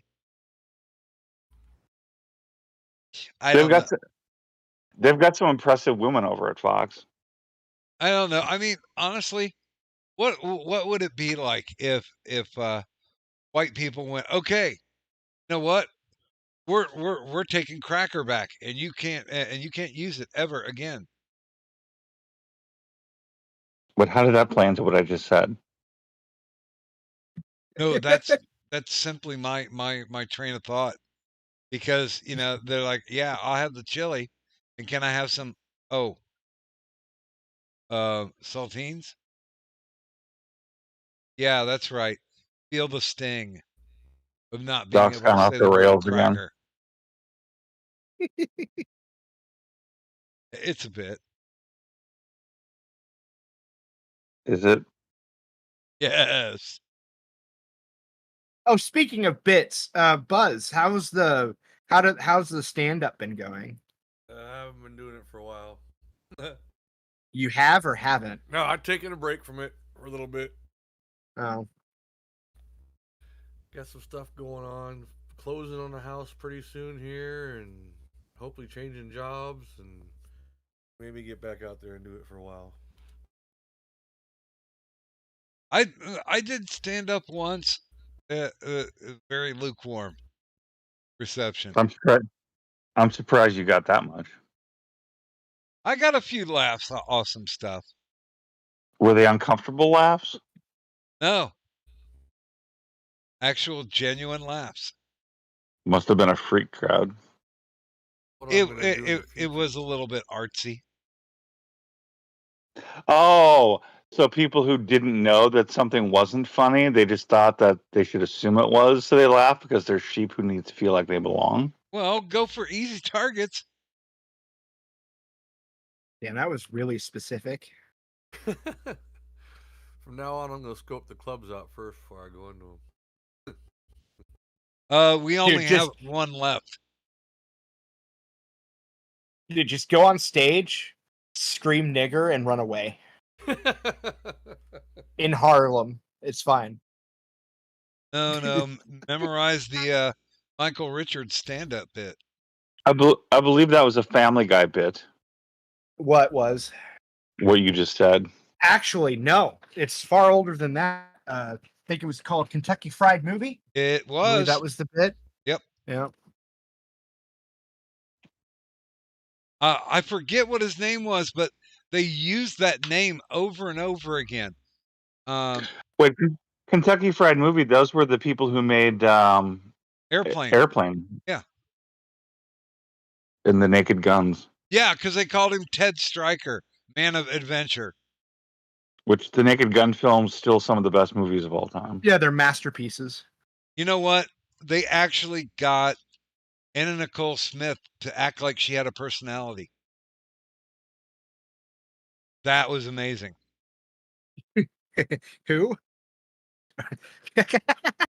Sorry. And as we all know, the only way that trilogy of movies could have ever made the money that it made was by the guest appearances, and each one of them by Weird Al Yankovic. No. The only reason those movies are of any value is because Leslie Nielsen was a comedic genius. Actually, early in his career, he didn't even do comedy. He did like Yeah, I serious know. movies, I and know. they sucked. It was the airplane movie that made him do comedy. Yeah, because the reason why that they wanted him was because of one of my favorite movies, where he played the commander, the movie Forbidden Planet. And they were like, we want you to do the movie like this. Like everything is serious. And of course he said, surely you can't be serious. I am serious, and don't call me Shirley. Damn right. Yeah, I think one of the last things he did was his Canadian show about Mounties called Due South.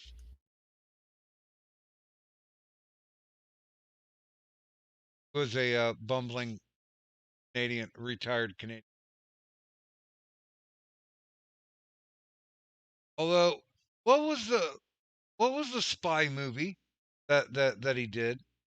That Oh Spy my! Hard? Like was it a comedy or one of his older movies? Well, Because he did the it tried to be a comedy. because I was gonna say like there was a really, really, really old movie he did that was supposed to be a spy movie, and it was just it was bad. It wasn't even a comedy. It was just trash. Yeah, because Weird Al did the theme song Spy Hard. Although his theme song for Johnny Dangerously was much better. Dude, every time I think of Weird Al, I'm stuck thinking about how much of a douche Kurt Cobain was.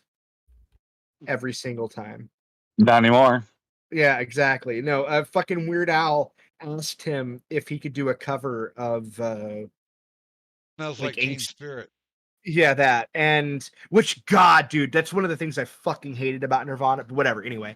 And he literally Kurt Cobain's entire response was Weird Al, isn't he the guy that sings about food? I'm like, dude, like you're such a piece of shit. Like fucking die. Like I just dude, Kurt Cobain was like a fucking brainlet. I just can't. Like I don't know why anybody ever listened to him or listened to his music or anything. It was so bad. Cobain called Weird Al a musical genius. Later on, yeah. Not his initial reaction though. Well, Kurt, and Dave Grohl had the best reaction. He's like, "Damn man, if Weird Al's doing us, we're gonna be immortalized." yeah. I mean, like, yeah, it's just insane. But I am so glad Kurt Cobain is dead. It's one of the best things to ever happen to music. Second only to Elvis dying on the pot. Well, because honestly, I don't think the Foo Fighters would have been the Foo Fighters had he not taken a bullet. The Foo Fighters were an infinitely more talented group than Nirvana ever was. Absolutely. Yeah, I mean, I could not imagine because Dave was trying to bend Kurt to his will to at least get a song or two on their albums. And Nirvana and Foo Fighters are two completely different bands. They're not in the same genre. Did I ever tell you, any of you, that I once had a brief conversation with Dave Grohl? He's a nice guy. It was at a Best Buy, and I walked up to him like, I really dislike what's her name, Kurt Cobain's wife. Hole. Yeah. The Hole. I'm like, I really dislike her. What do you think of it? Which I don't actually, but I just said it because I wanted to get a response. I really dislike her. What do you think of her? And he's like, Courtney Love. Who's that? I've never heard of her before. Yeah, dude. Yeah, I mean, fuck her. Like, dude, actually, really though, if the conspiracy theory is true, and I've said this a million times, the conspiracy theory is true, and she did in fact kill Kurt Cobain, that bitch deserves a Nobel Peace Prize. She saved tens of millions of eardrums from being shattered by whiny emo bullshit. Well, the only thing that got me at the time of his suicide was there were like 3 or 4 other people who committed suicide because Kurt was dead. I'm like, really? That's the watermark of your life? Dude, the same thing happened to Chris Cornell with Chris Cornell. He No, killed himself, and then others did. Hey, welcome What? back, Chris- SMG. And, But as you know, Chris Cornell had talent. Chris Cornell was Oh, he did it. was infinitely more talented. I The loved guy his from- voice.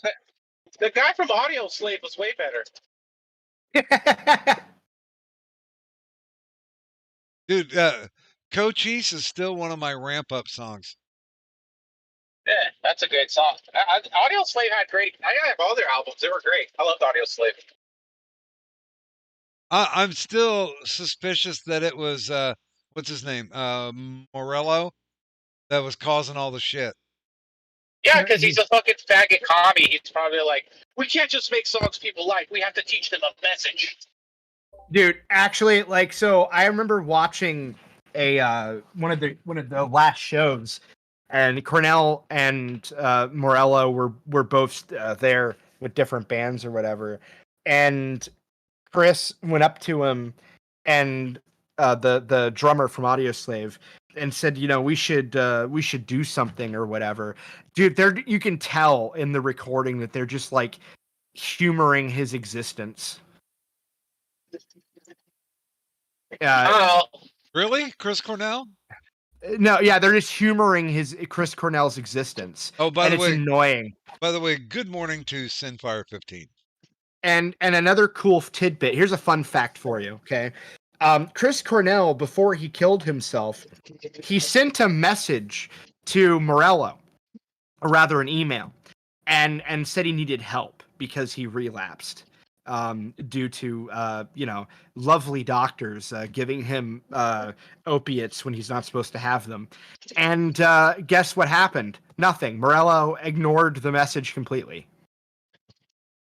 Or actually, it was a text message, my bad. But he ignored it. Because Morello's I mean, how many times did fucking that dude send stupid help me messages? Maybe they're like, I mean, you're it. it's possible. Yeah, like after a while, they're probably like, this motherfucker again over here talking about, I'm gonna kill myself. He's been on this for 3 years. Either do it or don't. Yeah. Who the fuck just left? Oh, I don't know. But okay, like, I don't know, man. Like, it's possible. I don't know. Yeah.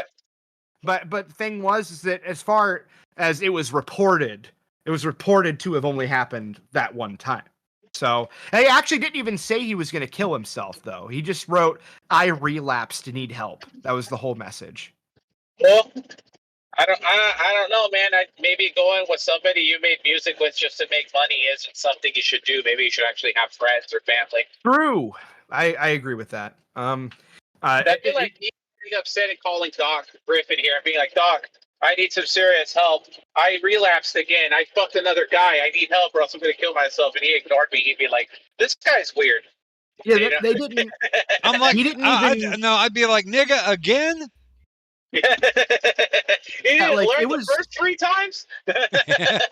Yeah, like the only reason Audio Slave exists is because of the producer. Like that, like if I remember, yeah, like what's his face left Rise Against the Machine, which is garbage anyway. But the guy lead singer left Rise Against the Machine or Rise Against Rage Against the Machine was dope. Yeah, Rage. I never liked them, but he left. Yeah.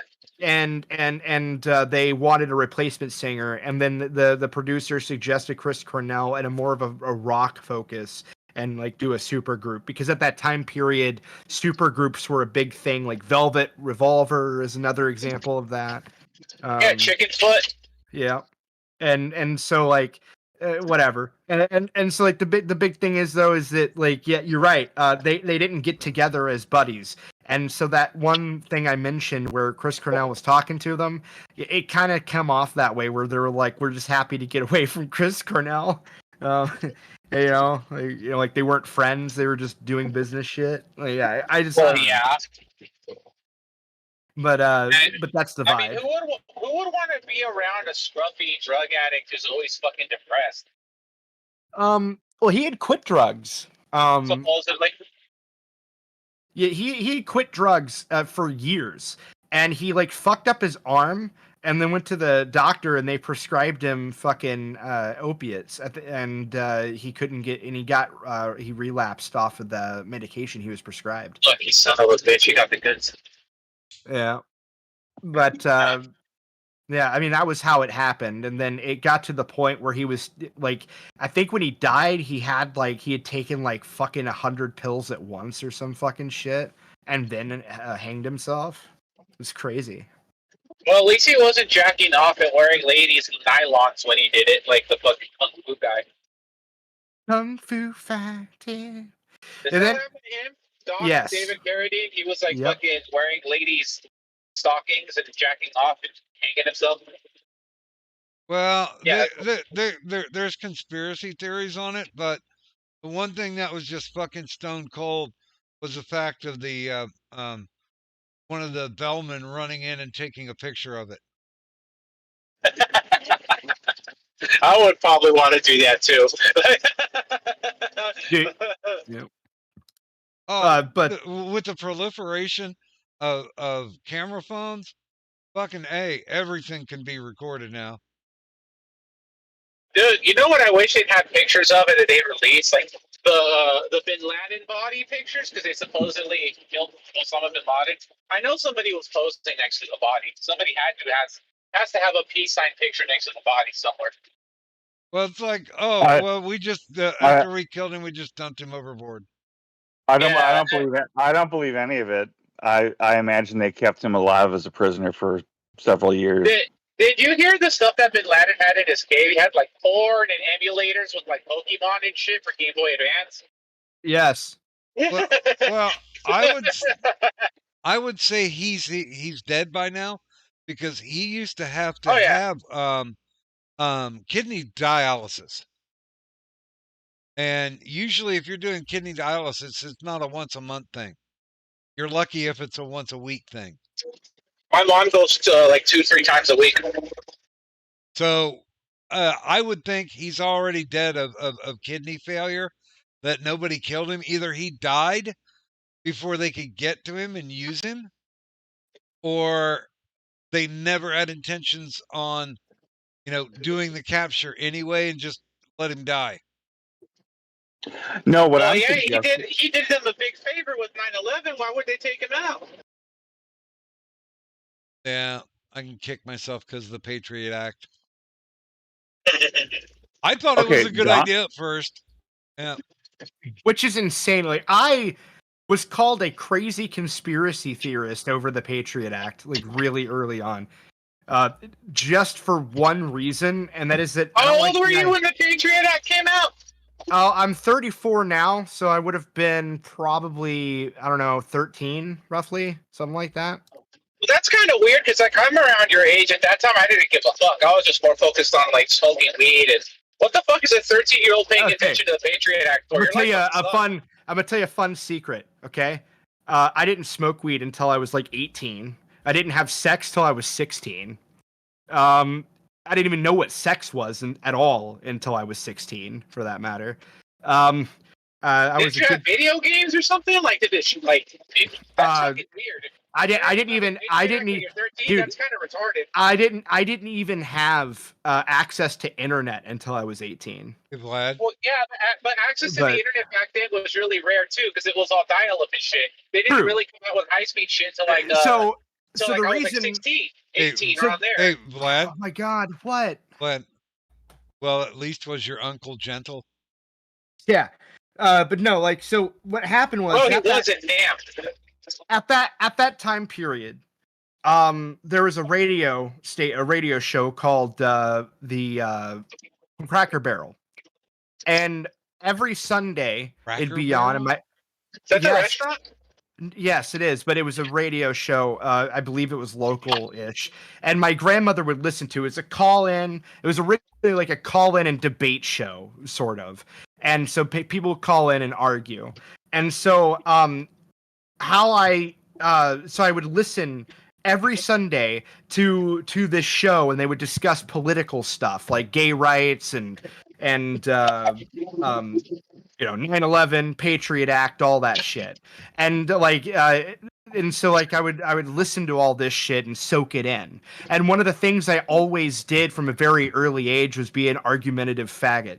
Okay, so yeah, like I remember whenever I was in school in like 2004, 2003, roughly, whenever after 2003 when we invaded Iraq.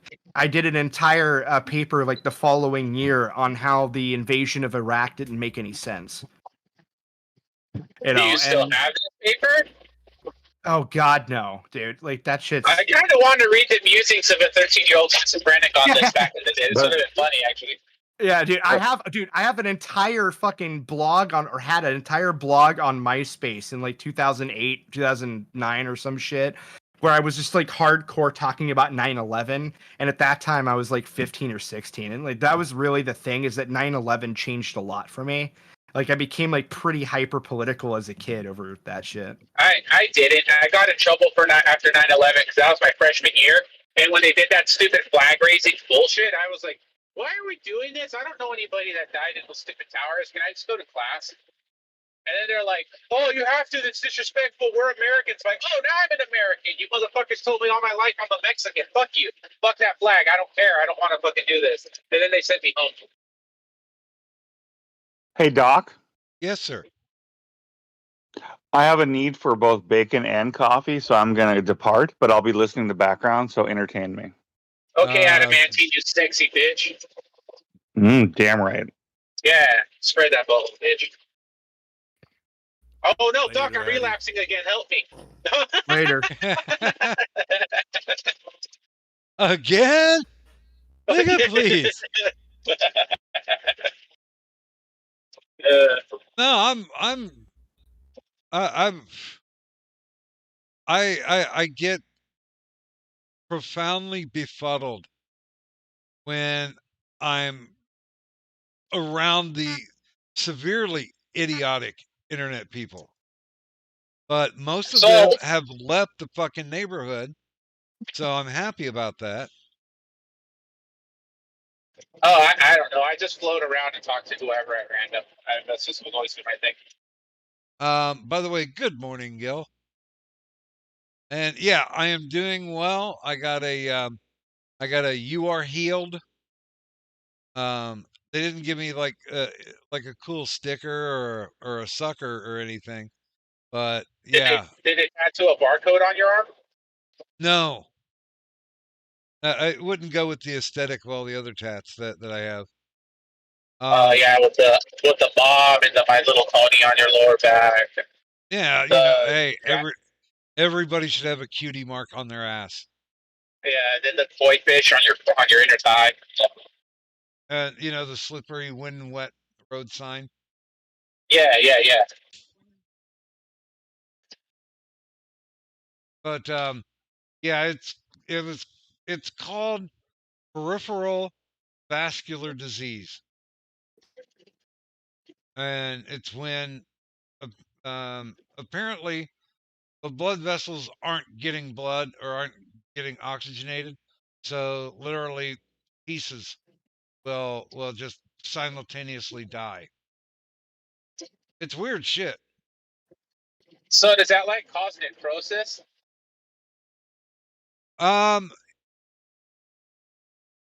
It never got to that point. Yeah, but does it? Like, since parts of your body are dying from the inside, wouldn't that mean you have like rotting flesh inside of your body? Well, it's technically necrotic, but it's like it doesn't get to the surface layer. The oxygenation doesn't get to the surface layer, so it just like rots and sloughs off. I have no clue what you're talking about right now.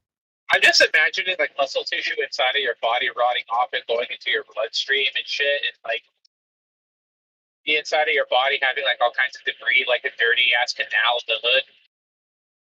Well, no, I guess it's kind of like, you know, basal cell carcinoma, skin cancer. It's only on the top. It's not like wrapping around your bone. But Dude. you know, I've got a picture of it that we took today. I'm gonna no context. My Is it like- MySpace is still there. Oh, link it. I want to read that shit. I'm trying to find the blog, and I'll screen cap it. Yeah, MySpace is forever. Dude, like, I would love to actually read what cringe is in it, because I guarantee you it's fucking cringe as fuck.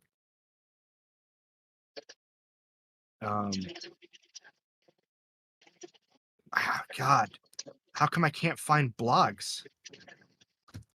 Do they still have the blog thing? Wasn't it like not really I think a blog they deleted. thing? Like, yeah, I think they deleted the entire feature. It looks like even posts. Like, I'm not seeing any of my. Yeah, it says there's no posts at all.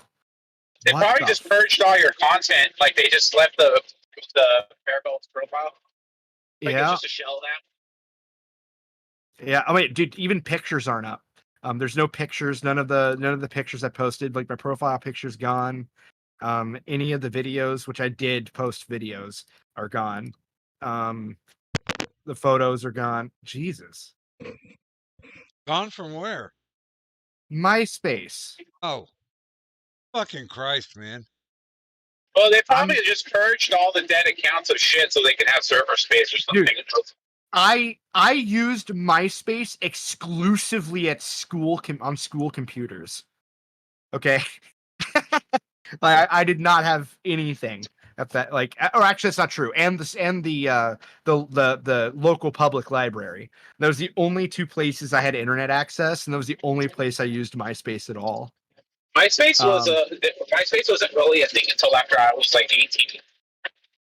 Like right around the time I was 18, that's when that like came out, and I was using it to hook up with random bitches online. Oh yeah, so you're only what, like 3 years younger than me? Okay, No, I'm so actually older than you. I'm Okay. older than me. Okay, Wait. so I tweeted. I no context tweeted my healed wound. Well, look, I was using MySpace when there was like, I think when I first got on there was only 10,000 users. Yeah, I don't know the number. I just know that there was this chick I was trying to hook up with, and she's like, "Oh, I posted this cute thing on MySpace." I'm like, "Bitch, what the hell is that?" And then she's like, "You should make it." And I'm like, "All right, whatever." And then after that, she started sending me naked pictures.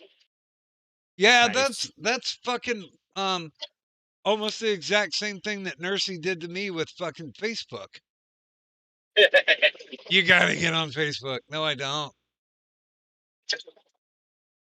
I don't want it. I don't need it.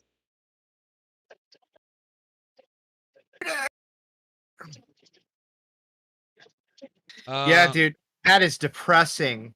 You know, I should have saved that shit years ago, because I'm pretty sure that my post on 9/11 was like all like conspiratorial shit. I guarantee it. I don't fully remember it, but I did a blog back with AOL. Oh God! Remember when AOL had their free little websites? Mm-hmm. So you mean like GeoCities? What, like what? Like GeoCities or Angel Fire? It was actually pretty much kind of like GeoCities. And I did a blog there in 2001. I'm not saying I'm groundbreaking, but I did do it a lot longer before a lot of these other motherfuckers out here. But then again, I'm a writer, so it's a natural thing. But yeah, I did one about racism, and holy shit, I got feedback because I used the phrase "united."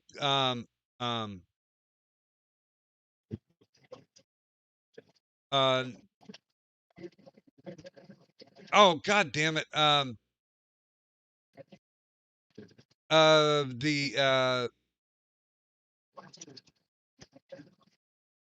The National Association for Caucasian People.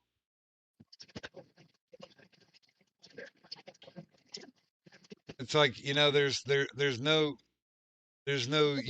united white person college fund either. Well, yeah, because fuck white people. And wow, I got so much shit for that one. They're trying to debate it, and I'm like, you guys can debate the morality all you want. I can just choose to ignore it.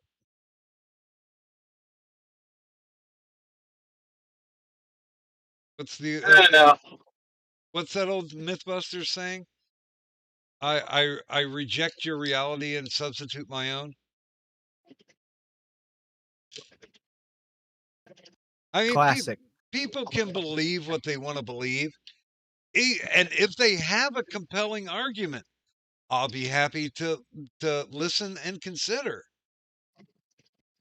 But as The I'm like, argument is that the scholarships for gifted people are exclusively for white people because minorities don't have the same skill set as whites to be gifted, so they have to have their own subset of minority specific scholarships because they can't compete with the white kids.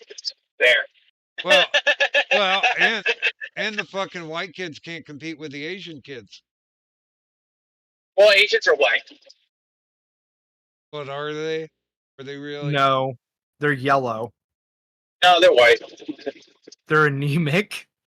I'll put them in the white people category because they hate minorities as much as white. I tell you what. I mean, hold on. Asians hate the fuck out of each other. Dude, actually, they have good reason. You see how black people treat Asians consistently in America? Black people treat everyone like that. I mean, yeah, mostly. It's not exclusively to Asians. It just happens that every time they're extra fucked up to an Asian, there's a camera on hand. But they do it to everyone. You got to be real about that. Well, Well, my first thought was roof Koreans was the thing that came to mind. So. Well, yeah, but that's because they had their stores in exclusively black neighborhoods. What else is going to happen around that time? Like, what the hell did they expect was going to happen after a while? Well, but what other neighborhood could you sell hair weave? Come on now. In rich white neighborhoods with little white girls that have been obsessed with MTV, so they want to dress like ghetto black girls, or what they think is a depiction of a ghetto black girl.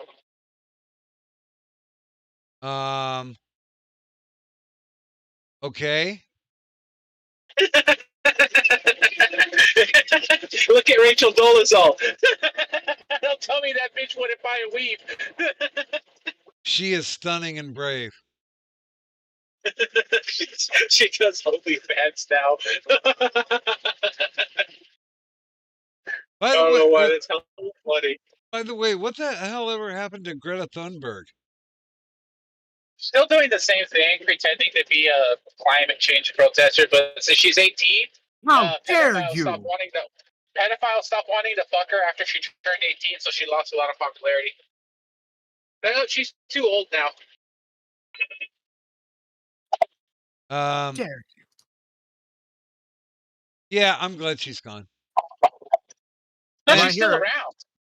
Dude, you want to hear like a fun debate that you could always have? Pedophilia in the 90s, and then like you just bring up Britney Spears. Like, dude, how many 30-year-olds fapped to Britney Spears when she started? Oh, well, dude, yeah, that was crazy, but that was her mom's fault. Dude, Mad TV did a parody of it, and the title of the song was "Lick My Baby Back Behind." Yeah, and it's like she's trying to be a kid, like, oh, I want to be in dorky pajamas, and the mom's like, oh, well, I guess little baby Britney doesn't want to be a star. She doesn't want to put on the mini skirt. No, come on, let's go. She's like, no, I'll wear the mini skirt, Mom. Good God. Damn. Hollywood parents are fucked up. Yeah, especially all the ones that gave their kids to Nickelodeon. Well, I mean, come on, a perfectly healthy foot fetish. I always wondered what was up with that when I was a kid. I'm like, why is the logo a big foot? And why is there a foot-shaped swimming pool? And there were more than a few segments that Yeah. focused on feet. And then there was that character in Rocko's Modern Life who's basically just a foot with a face. Well, it's like fucking Quentin Tarantino was directing this shit. Yeah, but he was more upfront about it. He was sucking on Selma Hayek's toes. That guy was fucking crazy. Well, you know, being the writer, if you can get away with it, you know, let your freak flag fly. Yeah.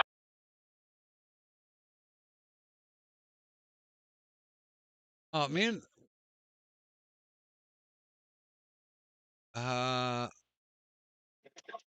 Okay, I was wondering. I thought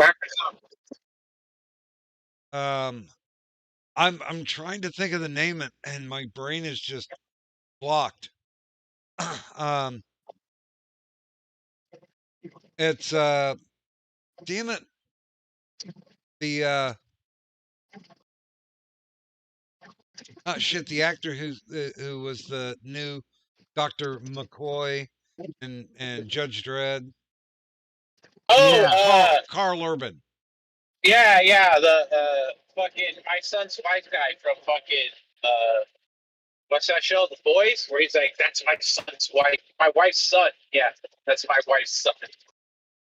Yeah, season 3 is supposed to come out this year, and I will be happy to watch that. I mean, I know they can't be as twisted and perverted as the comic book was, but they're throwing a few things in there, like the guy who could shrink down to the size of an ant crawling into the guy's dick and then expanding back to normal. I'm like, well, that wasn't in the comic. I never read the comic, so I don't know. It just seems like gay writer wish fulfillment. I mean, it probably is, since they always have to fucking put their fetishes into everything. Well, sure, that's what we need. I mean, honestly, if I've got a fetish, I probably searched it out. Probably did some research. Like what? Well, I'm definitely into big women. Big as in fat, or big as in like big fucking tits? Tits aren't so Obese. much of a priority. A nice big fat ass is. Oh, okay. Yeah, yeah, I feel that. But I don't know, dude. The Boys season 3. I don't know what they're gonna do with it, but season 2 was kind of. It had its moments, but I didn't really care much for it. The only thing I really liked about it was like how they how that one fat guy that got radicalized by YouTube videos and fucking blog posts and shit, and he shits the like clerk, and he looks like a big fat sweaty loser. It's like, oh, that's not so subtle what they think of these people. The dude that got radicalized by like the Nazi superhero bitch. Oh yeah, okay. Yeah, he's just like watching all the YouTube videos, and he goes and he shoots the grocery store clerk. Well, now, and then again, this is a case where gender swap was okay, because Stormfront in the comics was a male. Oh, okay. Isn't Stormfront like the old name for a Nazi website from the 90s? It's the Storm something. No, I could have sworn Stormfront was like the name of a Nazi website back in the day. I think you're talking about Patriot Front, and it's pretty new. No, I'm dead seriously. That was a joke. Well, Patriot Front's like for the feds, I think. Dude, it glows hardcore. Like, I'm pretty sure it's Fed. Stormfront website. Yeah, Stormfront.org, white nationalist community. Okay. Yeah, I knew because I think I saw this thing on like America's Most Wanted. Because they were like talking about some guy, and it's like, and he visited a website called Stormfront. Oh wow, it still looks like an old school blog. Holy shit. It's just an old forum now. Sustaining members, guidelines for posting, announcements, new members, coronavirus, storefront news service, news links, politics and crisis, Wait a minute. ideology and philosophy. Aryans are afraid of COVID? Apparently. Science and technology, computer talks, self-defense and martial arts preparedness. Okay, I gotta click on that. No, you don't need a class 3 for that. Have a rifle, now learn how to shoot it. The ammunition source, threads, members network, militia, military gear. Okay, this website looks like it's been compromised so bad. When was the last time this anything was posted on here? Oh, wow, this thing's still active. It has shit What from the like this fuck? month. Wow. Okay. Yeah, Well, they just basically turned it into a Reddit thread. That's all Dude. it is. It's basically a Reddit thread. dude, George Soros can't spend his money all in one place. Ah, shit. All right. I gotta go again. Dispatcher calling me. If you guys are back on later, I'll probably be on again. Okay.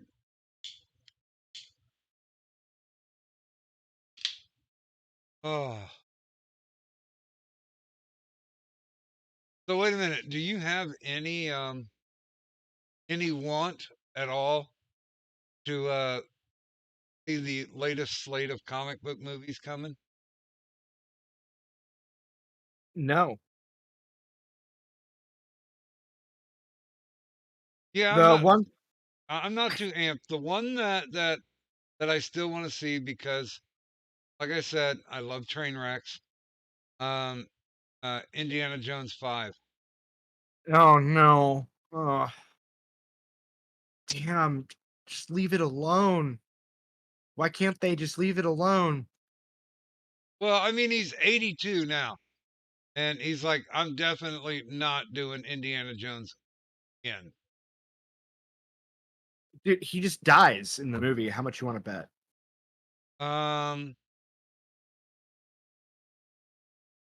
No, I think they give him the ending so he can do the Just pass TV the show. torch. Do you remember the Indiana Jones Chronicles? You mean the young Indiana Or Jones? young, yeah. Yeah, those were good. Well, wasn't he the guy telling the stories?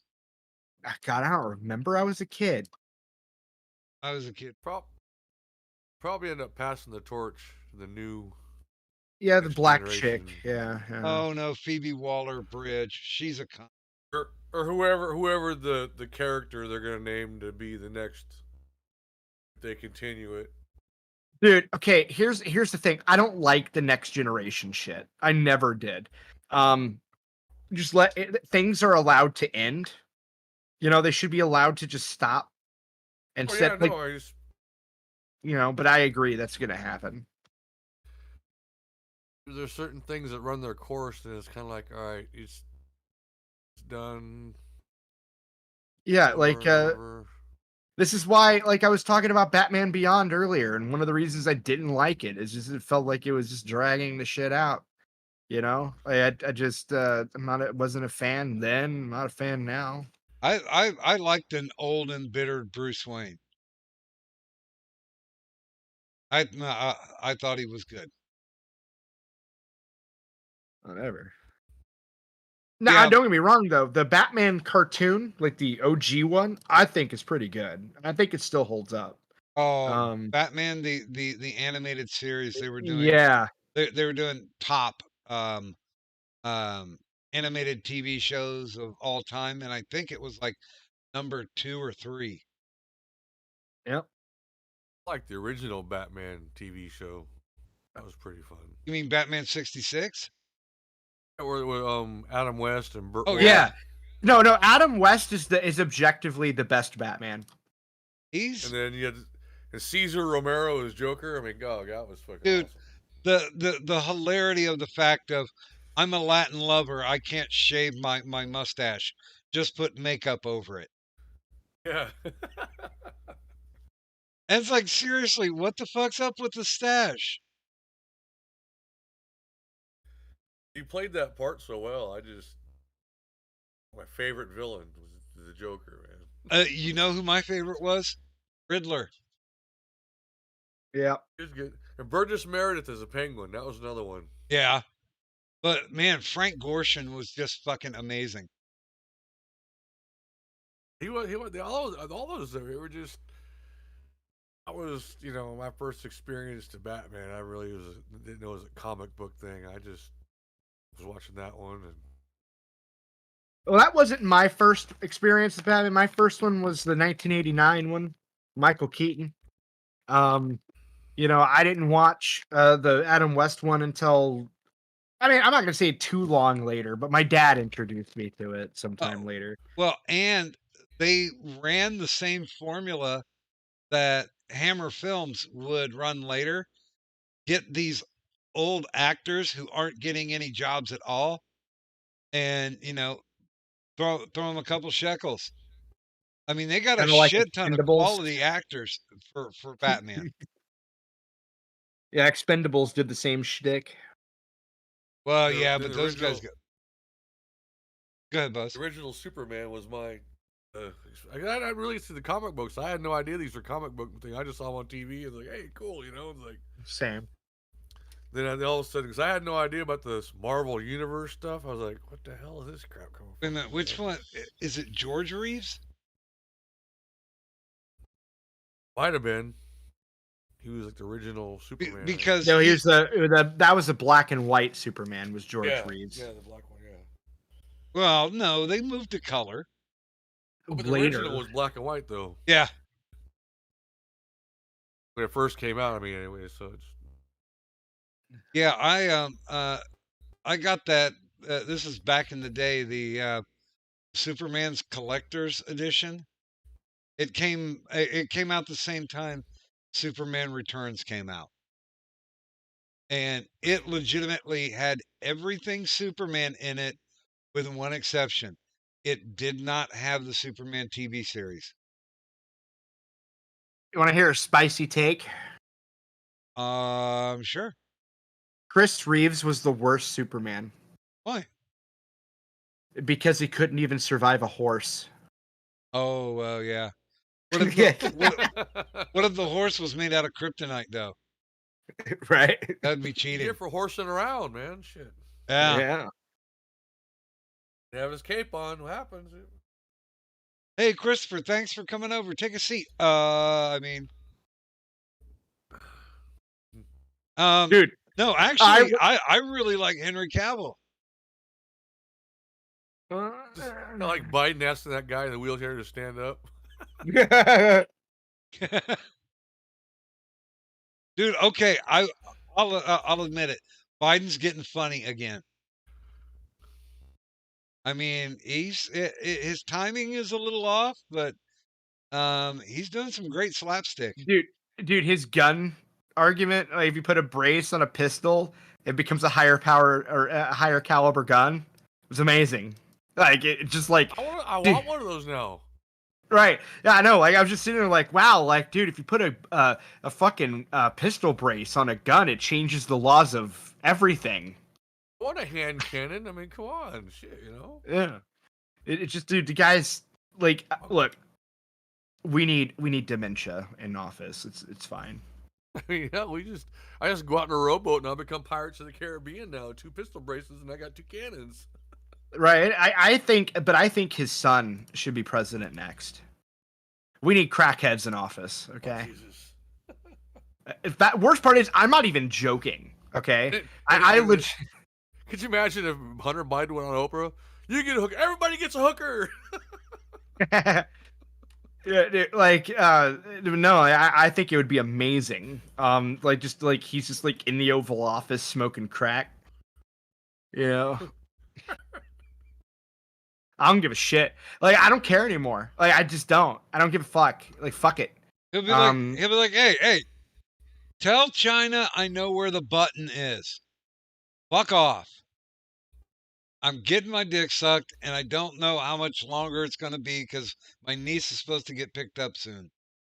I like how the #1 reaction to Doc streaming this whole time is oh my god, Doc's not dead. That's been like a common reaction in the chat. so far. I'm not. No, I'm not dead. Yeah, like, it's just like I'm pretty sure. it's just weird.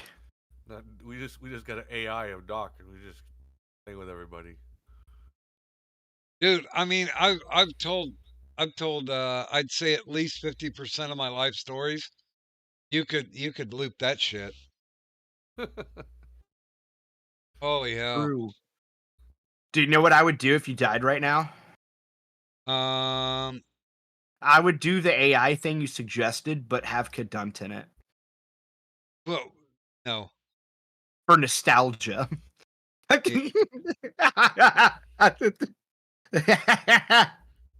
No. Just for spite, I'm gonna send you an urn. Dude, no. In fact, no. You know, and in fact, take it back. It would actually, I would do a Doctor on Call featuring Cadunt. Oh, there you go. I'd watch that from the grave. Are you gonna ask though? When was the first time she got a boner? Oh my god, dude! Like I have not actually watched an entire Irate interview, at all. I just haven't. I can't stand. I could never stand his voice. Dude, I had so much fun on that show. I shit you not. Now, granted, I want to make this very clear. He was not the worst with interviewing. People say that. I don't agree with that. The worst was that buddy of Sparky's, fucking that had an obsession with steampunk crap. Dr. Arkader. Oh, god damn it. I was gonna say, I got one for you, Director Arkader. Or Director Arkader, yeah. Like, dude, he's the worst. Like, I watched that interview. It was like, with you, and then I watched the one with Sparky, and it was just dude, I was telling jokes, and he got maybe 30% of them. Like, I mean, literally understood that it was a joke with a punchline. He was having trouble. But he did draw me in a Sailor Moon costume, so there's that. Dude, like, I was on a stream that he came on, and he's actually he's kind of crazy. Okay, legitimately. He came on the stream and was talking like weird, out of nowhere conspiracy theories that were just like could only be formulated in his head with no basis. And I'm arguing with him over it.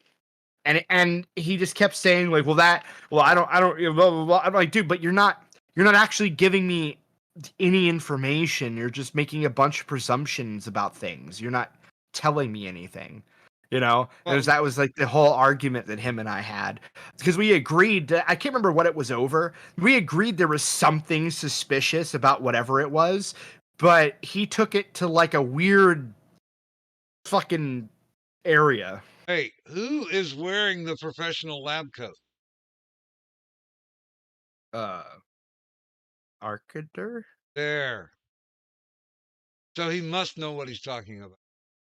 Oh, yeah. No, it was just weird, and like, but he also moral fagged like hardcore over my 9/11 take at the time, which wasn't even like the worst thing I said was I don't give a shit about anybody that died there because I didn't know them. So why the fuck do I care? I what I was complaining like I'm not gonna sit there. I was complaining over how all these people moral fag over 9/11 remembrance while simultaneously saying virtue signaling is bad. And I'm just like, but you virtue signal every 9/11. Every single time. You know, never forget. I mean, I would focus on the firefighters and the cops who got fucked up by the asbestos. But no, as far as it goes, I mean, I don't have any personal interest in 9/11, and I saw it happen. I said in that video as well, I said nobody actually gives a shit about 9/11, because if they did give a shit, the people that are currently dying from mesothelioma due to inhaling asbestos and shit that were firefighters and cops on the scene would have been taken care of. Nobody took care of them. Nobody except one guy, which I pointed out, Jon Stewart, is the only person advocating on their behalf. Nobody else is. No one. And I went on a big rant about it. And in the video, like the video, like everybody threw an absolute fit over one line in the video. And that was me not caring about the dead people. Well, there's nothing I can do about the dead people.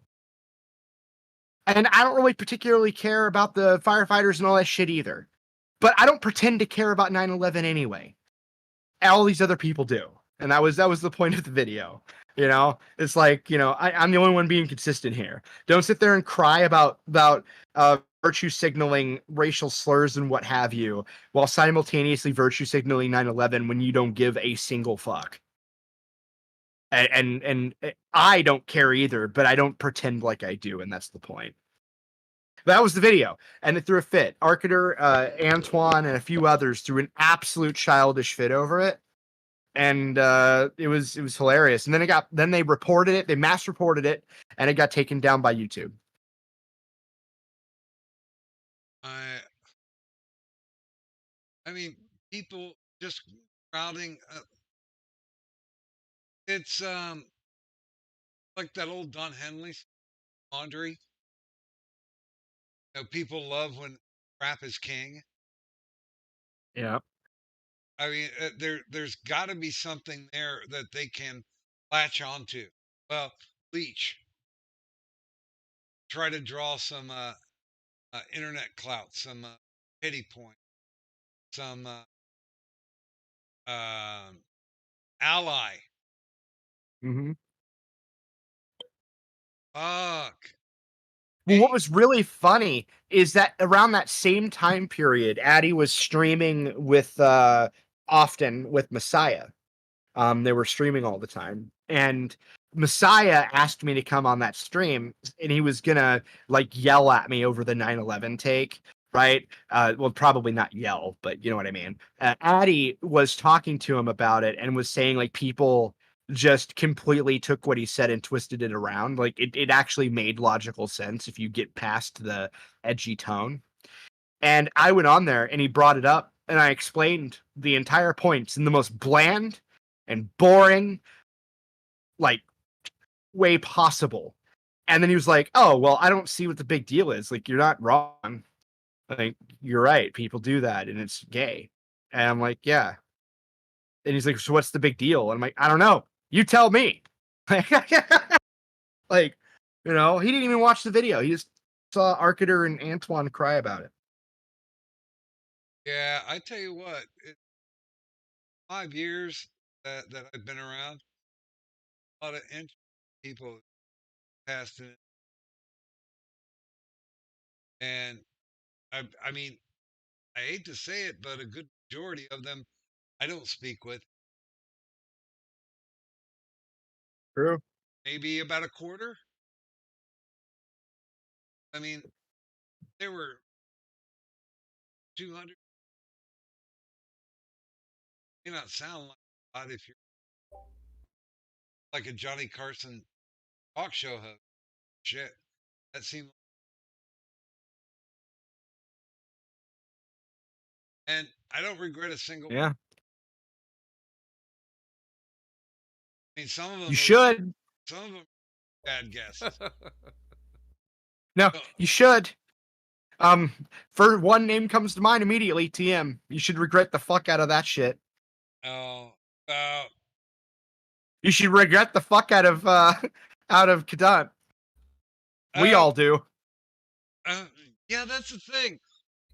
Like, I mean, me and TM had it out more than once, and finally he just got he finally got the picture. But he did do the whole "guess you don't want" shit, and I told him, I said, "Listen, sober Daniel is fine on the show. Drunk TM is not good." Yeah. Well, dude, I was on a stream with him before while he was sober, and it wasn't much better. Like so like okay, he was talking about how much of a libertarian he was, right? Jesus Christ, that word. And yeah, I know, and I'm like, because like nobody knows what the fuck that means, okay? And I'm like, okay, so and I brought up like the contemporary libertarian argument of personal property, and I just said like, how important is personal property to you? And he said very important, and he even went as far as to say it's crucially important. He even specified further that personal property is what makes the Second Amendment have validity, which is true. Like absolutely cool. Like yeah, like without personal property, the Second Amendment's like pointless. And I agreed with all of that. And I said, well, like, does that what about like you know, your car, or you know, like whatever? Do you believe the state at any point should be able to tell you what to do with your personal property? He said, absolutely not. I'm like, awesome. And I said, so why don't you fuck your dog? You know, if you want to. And then he was like, wait. And I'm like, wait, so like, are you against people having sex with their animals? He said, yeah. And I'm like, I agree. And then I'm like, but don't you see how like that contradicts your staunch view on personal property? Completely. It's just like, you know, he's like, well, no, because it's wrong. And he just got stuck on that. Like he didn't understand. He could not comprehend the contradiction there. Like his brain just couldn't take it. And he went like full animal rights.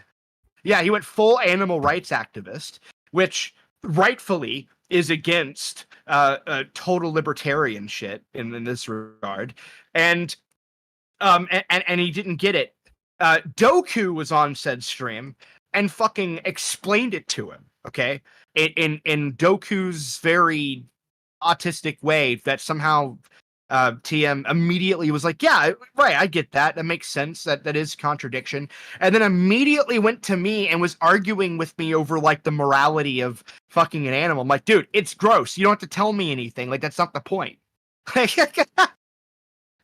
not saying that there's anything positive or good or virtuous or anything moral, or that it's even close to moral to have sex with an animal. Like, you're missing the entire point, and you just agreed to the entire point when somebody else said it, but you're going at me over it. Like he just like lost it, broke his brain.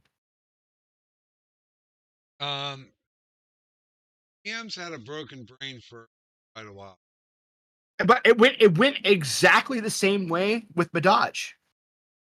Madaj like just didn't want to comprehend how personal property, when it could actually, to be fair, Madaj went harder on the paint initially, and just said it was on actually in a Tema stream, and he said that personal property is absolute without exception.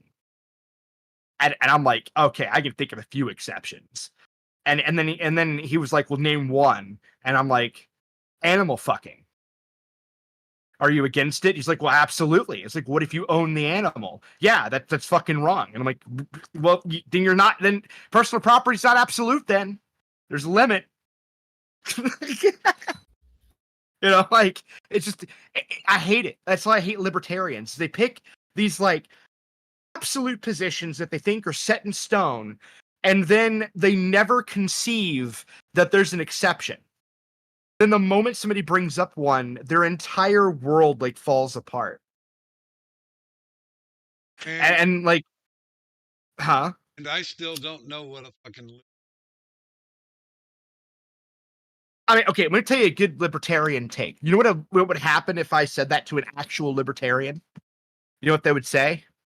Well, they would say, it's your dog. It's literally what a libertarian would say. Like, if you're an actual libertarian, you bite that bullet. I'm not a libertarian, at all. So, I refuse to bite that bullet. That's disgusting. The thing is, though, is that like an actual libertarian would. Same thing with abortion. Basically, libertarian just comes down to small government, little to no government control over people's social life or people's lives, their lives, personal property, and decisions.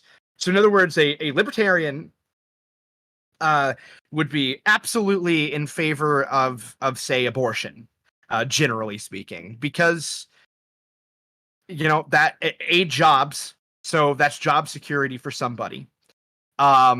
So basically, if you outlawed abortion, you would be getting rid of a bunch of jobs, which would be bad, fundamentally. They would also a libertarian argument. Her body, her choice is actually a libertarian argument. As in, like, it is saying, like, I should have the freedom to choose not to have a baby. Well, because That's a libertarian argument. Because my body is my personal property. Right. And so, like, that's kind of like the shtick ultimately. And I remember watching, like, God, I can't remember his name. It was like one of the only libertarians that I've ever seen that was at all consistent. Crowder is actually a huge fanboy of the guy, and I can never remember I can find it. I'm sub to him, so it'll take me a second. John Stossel is an example of like an actual libertarian, a consistent one. His take on abortion is that. Man, he's got an awesome porn mustache too. Yeah, he's on YouTube. He has a YouTube channel. When he goes to the farm, do the goat call him Daddy? Well, they say he isn't bad. But no, it's just one of these things where I don't like it when people say libertarian in most contexts, because they're not. And it's like when Madaj was on, like, fucking food stamps and shit. Here's a fun fact about libertarians.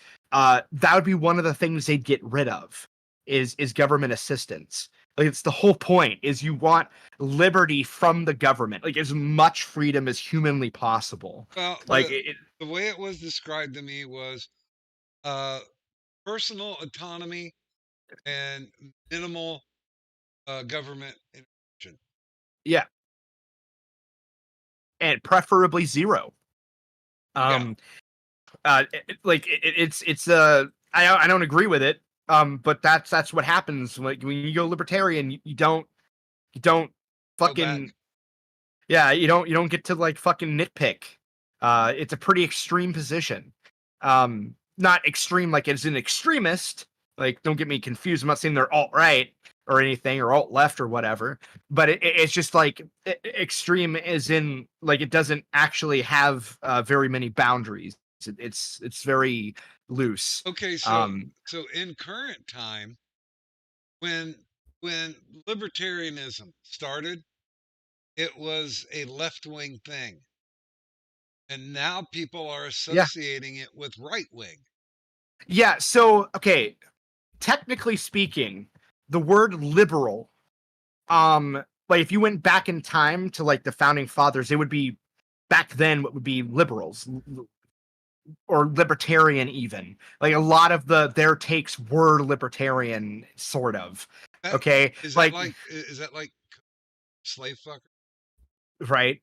Pretty much. But no, like, it's just one of these things where, like, in today's standard viewpoint, like, you could argue that, like, some things back then were like, if we went, you could make the argument that libertarian is just like 18th century conservative or whatever, or liberal, or 18th century liberal or whatever. That's what a lot of people say, classical liberal, which is fucking cringe. But because, like, whenever you say, like, I'm not a conservative, I'm a classical liberal, it's like, okay, cool, so you're saying you're conservative then. Because by today's standards, classical liberal would be conservative. Like, JFK would be a fucking moderate conservative by today's standards. So, like, he was a Catholic, he was anti-abortion, anti-gay, like, and pro fucking movie. Yeah. So, like, the thing is, though, is that and he was pro-gun. Sort of. He's wishy-washy. Actually, every politician's wishy-washy on that. Like, Reagan gets way too much credit because he was actually a pretty anti-gun, and he did some anti-gun policies, and even talked shit on how, like, nobody needs an AR-15. Like, he said this. everybody just ignores. All the Reaganites just ignore all that shit. But whatever. He was from California and he was a Hollywood star. Like, if you're expecting a fucking conservative to come out of Hollywood, California, you're literally insane. But but no, I just I like, really, nowadays all libertarian means is failed Republican. I mean, because I thought I had the definition correct, but I've never seen anybody that really in debate or just casual conversation be able to protect or Yeah, it's because it look, here's the thing, okay? If TM had answered in the affirmative to my question, if he would have said, yeah, absolutely, like, the government should not be involved in that, and if it's your personal property, you should be able to do what you want, right? I would have immediately just been like, okay, dude, like, you're fucking retarded. Like, that would have pissed me off. Okay. His response to my question was a good response. The problem is that it contradicted everything he said previously. And he didn't understand the contradiction. Same with Madaj. Madaj, actually, like, my first experience with Madaj, I was on an Atima stream, God, where all the problems are. And I was on an Atima stream, and they were talking about abortion. And I said, honestly, at this point, I'm so tired of the abortion subject that for all I give a fuck, they can abort 9-month fucking fetuses. I don't give a shit. Full term, fuck it. Let's go all the way. I don't even care anymore. I'm burnt out. And then Madaj comes in fucking screaming, going off saying I was advocating for full-term abortion. Like, no, I didn't advocate for full-term abortion. I don't care about the topic to the extreme that like they can just start doing that. It wouldn't matter, because to me, honestly, at the end of the day, like, I'm not in favor personally of having somebody get an abortion. And so, like, to me, I would react the same way anyway. And like, if it was first trimester or third trimester, doesn't make a difference. If somebody I was with had an abortion, my reaction would be the same. And I don't understand the change in reaction because, well, frankly, if you believe abortion's murder, the age of the fetus doesn't matter. It's just a weird mountain or hill to die on to me. But yeah, I'm pretty sure that, I mean, I did go with the, hey, up to you if you don't want to. She didn't. It didn't. I still, when it comes to abortion rights, I think it's kid gas. I mean, I did something in my life. I consider it a mistake, maybe, yeah, but it's in the past now. Just like somebody yesterday having daddy issues. literally. Yeah. All right. I mean, I think oh, go ahead. I think the real problem with this abortion argument is who's paying for it. Boil it down to the basic thing is who's going to be paying for this It depends. abortion. No, I mean for a lot of people that's the argument. I mean, some it's a moral thing. A lot of them is who's going to pay for it, because if it's her body, her choice, it's my wallet, my choice, right? Right. I mean, like, I had this argument before where somebody made, they said that they would be okay with abortion so long as none of them were state sponsored, and I think that's a fair argument. I don't think the state should be involved in, actually, in any medical procedures like that, like, directly at all. I don't think that the state should have fucking chemo buildings, let alone abortion buildings, right? I don't think that. I also don't think that abortion should be free and or affordable. I think that you should have to actually pay for it, like any other medical procedure. I think that's a lot of the what it's all like. What that Sandra Fluke was complaining she wasn't getting her free contraceptives and shit. You know, it's like that's what a lot of it's boiling down to. I want it. I want this. I want it free. I want someone else to pay for my shit. I don't think the government should be given the power to regulate the population directly. I think that's too much power. I think a lot of it though. That nobody wants to come out and say it, but if you boil it down to a lot of these arguments and who's for and against it, it's all about who's paying for it in the end. They want it. Yeah. They want to get legalized first, and once it's legalized, then I say, okay, now I want someone to pay for it for me. Yep, that's usually what happens. And then if you mention that argument, that causes a lot of heat really quickly. Yeah, that's what.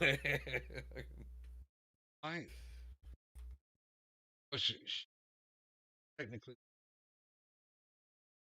he actually went to and got an advance for the abortion because there was no government, and Planned Parenthood hadn't hit their stride yet. It used to be the church is responsible for all this crap. I would not like. I'm talking about not talking about for the homeless, all this charity stuff. The charity is supposed to be other church, other organizations, charity, not the government being the charity. That's what I meant. Yeah, I mean, like, okay, like I'm not a big fan of the church, doing charity. Well, actually, not even just the church, like anybody. I think private charity is largely a scam. Now, churches may be less scammy with it, but not all of them. We get those big. I wasn't a blanket thing. I'll just say, but usually that was how it worked out. Yeah. Back in the day, you had issues. You went to your community or the church, and hey, they helped you out. It wasn't to go to the government to fund everything. Well, I mean, but government, mother, father. Yeah, well, government doesn't do anything to help himself first anyway. So, look, I'm not even necessarily against government assistance, generally speaking, right? Like entirely. The problem I think that I largely have with it is, how do I put this? I think I think if I had a big issue with it, it would be that most of it's tax free. So that like whenever you get, with exception to direct money, like EBT is untaxed. I think that it's kind of dumb that people give money out of their income and it goes to EBT, which isn't taxed. And so there's a loss of how much money actually ends up going back to the person that put money in that till to begin with unwillingly. Yeah, it's just like, there's like a bunch of little things that could be fixed, but generally speaking, like I'm not against like the concept of welfare as a whole. But I do think that there's a lot to be said for how far it's gone, right? Like how many, for example, black neighborhoods are almost entirely reliant on that shit and then suffer further because they're stuck on the government teat. You know, like a hand up, not a handout. So yeah, it's a case of addiction at this point because they can't afford to get off of it, and they only get enough to maintain. Yeah, that's what the kids learn too.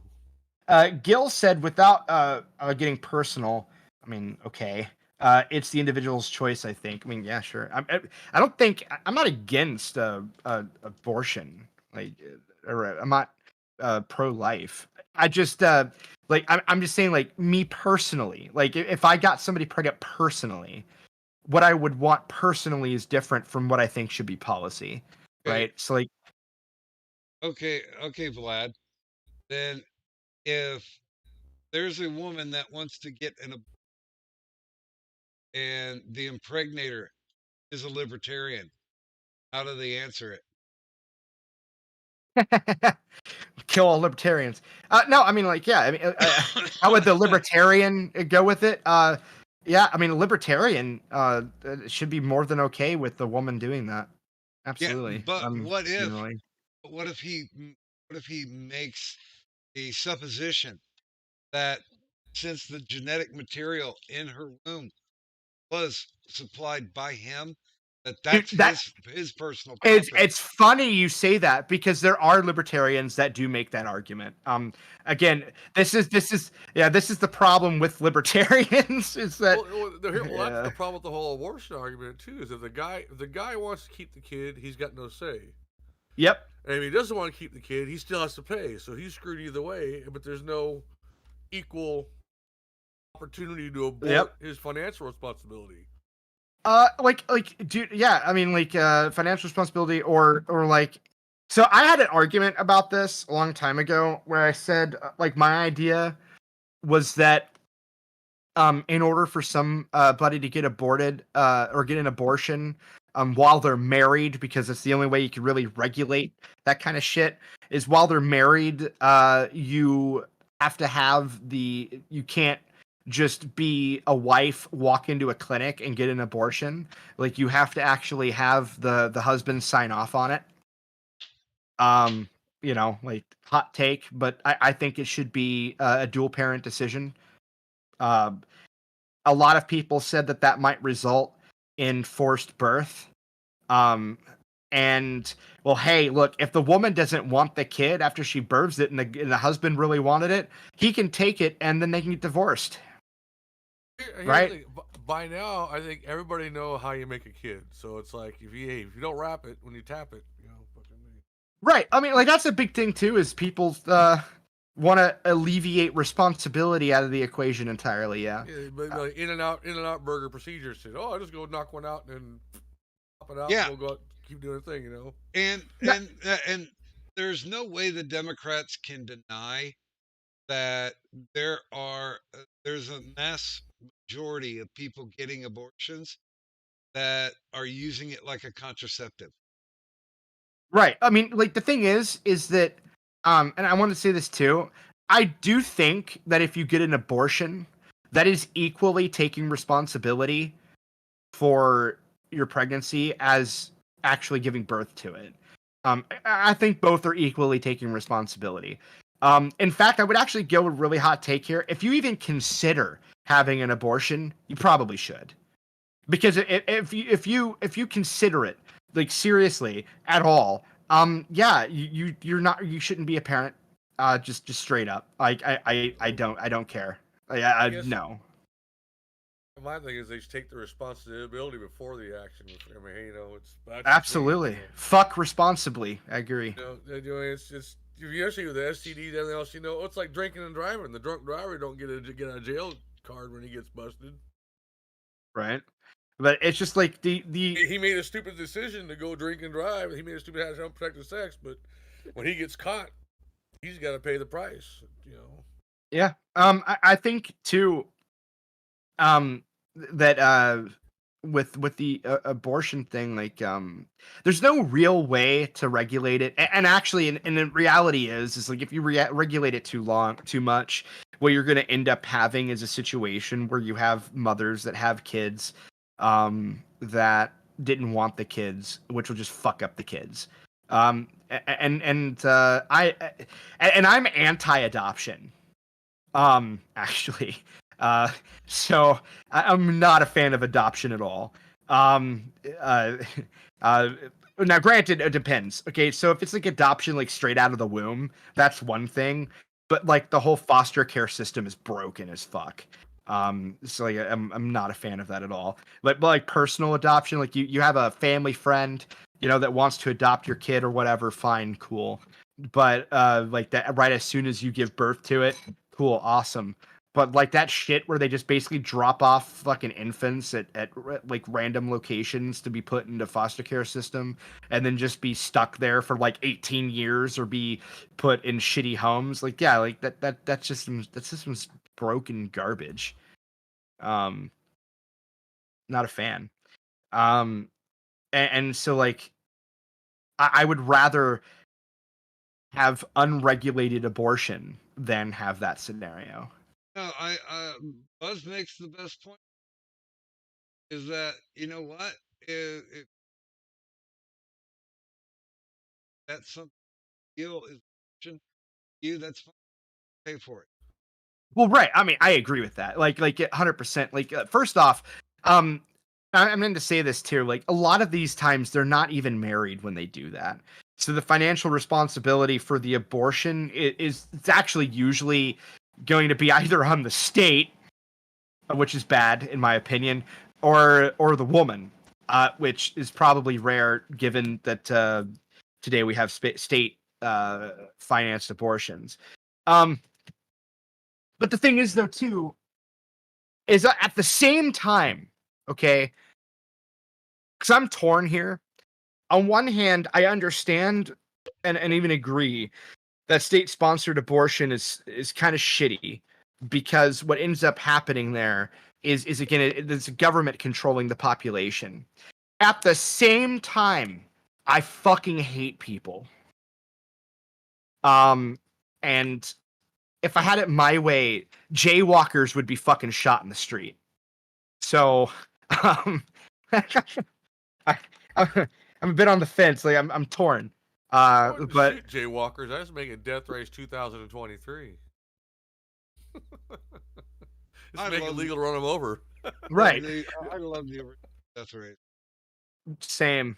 The Jason Statham one was fucking trash. But no, like, so like, as I said, I'm torn on it. Like, Bear Dog makes a pretty compelling point on for example, on why state, on like, I can't remember the name of the, like, what's the name of that stupid place that does that? It's state sponsored. What's it fucking called? You just mentioned it earlier, Doc. Planned Parenthood. Yeah, Planned Parenthood. She makes a compelling point as to why it's a good thing.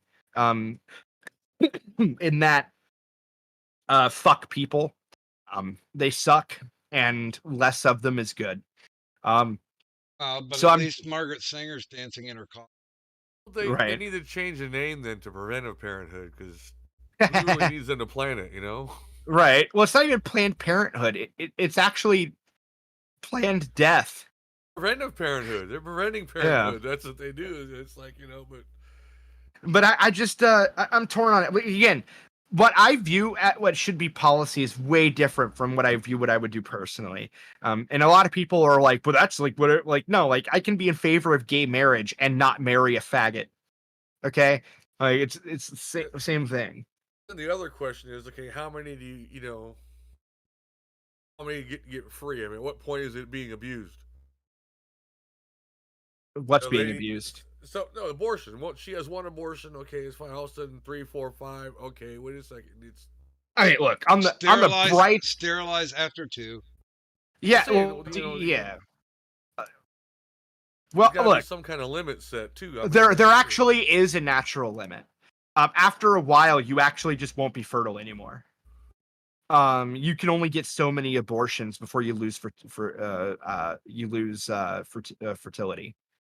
So, I mean, that is a thing. There is a limit, and also I don't think there should be a limit. I think you should actually have all the abortions you want right up until you can, no longer have kids. I'm fine with that. For them, though. See, that's the thing. You start using as a state-funded, to me. Yeah, I mean, yeah, if you're paying for it, I think there should be a cost.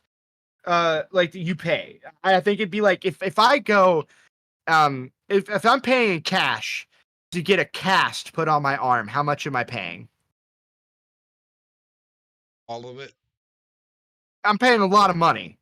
I what your insurance plan is, if you have it. Yeah, if I don't have insurance, because I don't think insurance covers abortion anyway. Because it's an optional procedure. But yeah, if I'm paying all cash, like, I'm paying literally an arm and a leg for that cast.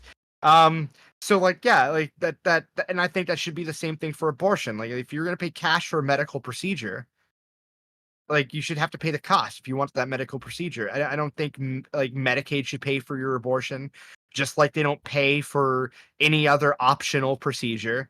I like. What was it? California now. If somebody's transitioning, they will subsidize breast implant. Wow. See, it's not like, all of a sudden you woke up and you're pregnant and stuff. It's kind of, I get the incest and the rape, those exceptions, but outside of that, come on, you No, those are absolutely exceptions, and I'm tired of pretending they're not. Like everybody online pretends like that's the majority. That's less than 1% of all abortions. Yeah, no, yeah. but it's like those the health of the mother. Okay, those are extreme exceptions. Yeah. Outside of that, you knew what you were getting into when you got naked and went and did the nasty. So it's yeah. I mean, dice. It's yeah. Buzz, I didn't know, but she showed me. But well, you should in 6th grade. They should have told you about the birds and the bees. I mean, it's hey, older women, man, gotta love them. Yeah, and the thing is, like most of the taxes you get back anyway. So even if you pay for it, like I think what is the actual percentage of tax reimbursement? Fuck, I don't know. I had depends somebody. how much you make. I had somebody I had to call pay me the up. last few years. Dude, I had somebody IRS. Oh, we noticed you haven't filed taxes, and I'm like, yeah, you don't have to file taxes. Well, but we would still appreciate that being filed. And I was like, oh shit. What can you audit me to take away from me? Oh, nothing? Okay. Fuck off. And they expanded the IRS here. They added like 50 jobs. There's like a little hub IRS agents here now. Just insane. Yes, just like the Federal Reserve. Just like the post office, not a government agency.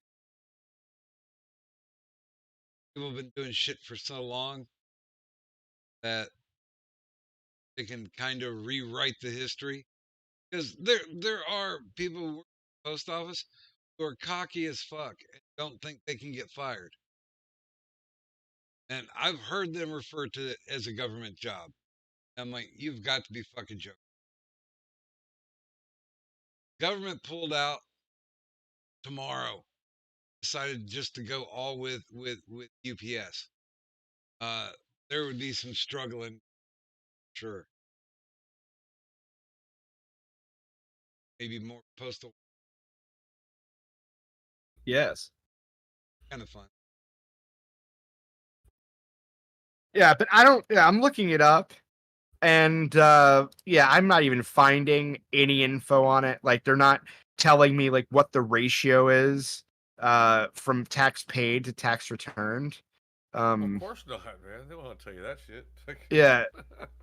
Like that would be great, because like if you got like 100% taxes back, which I doubt is the case, but if you got 100% taxes back, then it wouldn't matter. Like you got all your taxes back, like so it doesn't matter what you pay for, you're reimbursed for all of it. You got it back, but the thing is, everybody, the money, someone's paying somewhere on the line. But yeah, I mean, like you'd be paying it, but if you got 100% tax back, then you're reimbursed for it. It's like a rebate on somebody's abortion. Usually the people doing that, the people are making no money. True. But I'm just saying like so if you are paying taxes in and some black chick gets an abortion somewhere in Harlem that the state paid for, which would mean that you paid for it because you live in the same state. So you paid state taxes, state paid for it. And if you got reimbursed 100% on those taxes that partially contributed to that abortion, then you're just reimbursed on whatever. Like, but then at the same time, or you're reimbursed, you get like 100% rebate on it. So who cares? That's what I would say. But at the same time, it depends on where you morally stand in paying for an abortion. Me personally, I love the idea that my taxes kill thousands of babies a year. Mostly black babies. Yeah, I sleep like a baby at night over that. But at the same time, though, for the person that gets 100% back, there's someone else that's paying most of their taxes, and they're not getting anything back. Yeah, the IRS is always going to fuck somebody. That's true. So that's the other side of the thing, Which, I mean, it's like I said, it's if they see it's I've seen it's equal rights to them inconvenienced. Yep. What it seems to me, anyways. Like you never hear any of them clamoring about selective service. In an ideal universe, which we'll never live in, but an ideal that's universe, obviously. yeah, an ideal universe, I would hope that that almost everything would be private sector, as much as possible, and as little government intervention as possible. Now, granted, again, I am okay with the quote unquote safety net.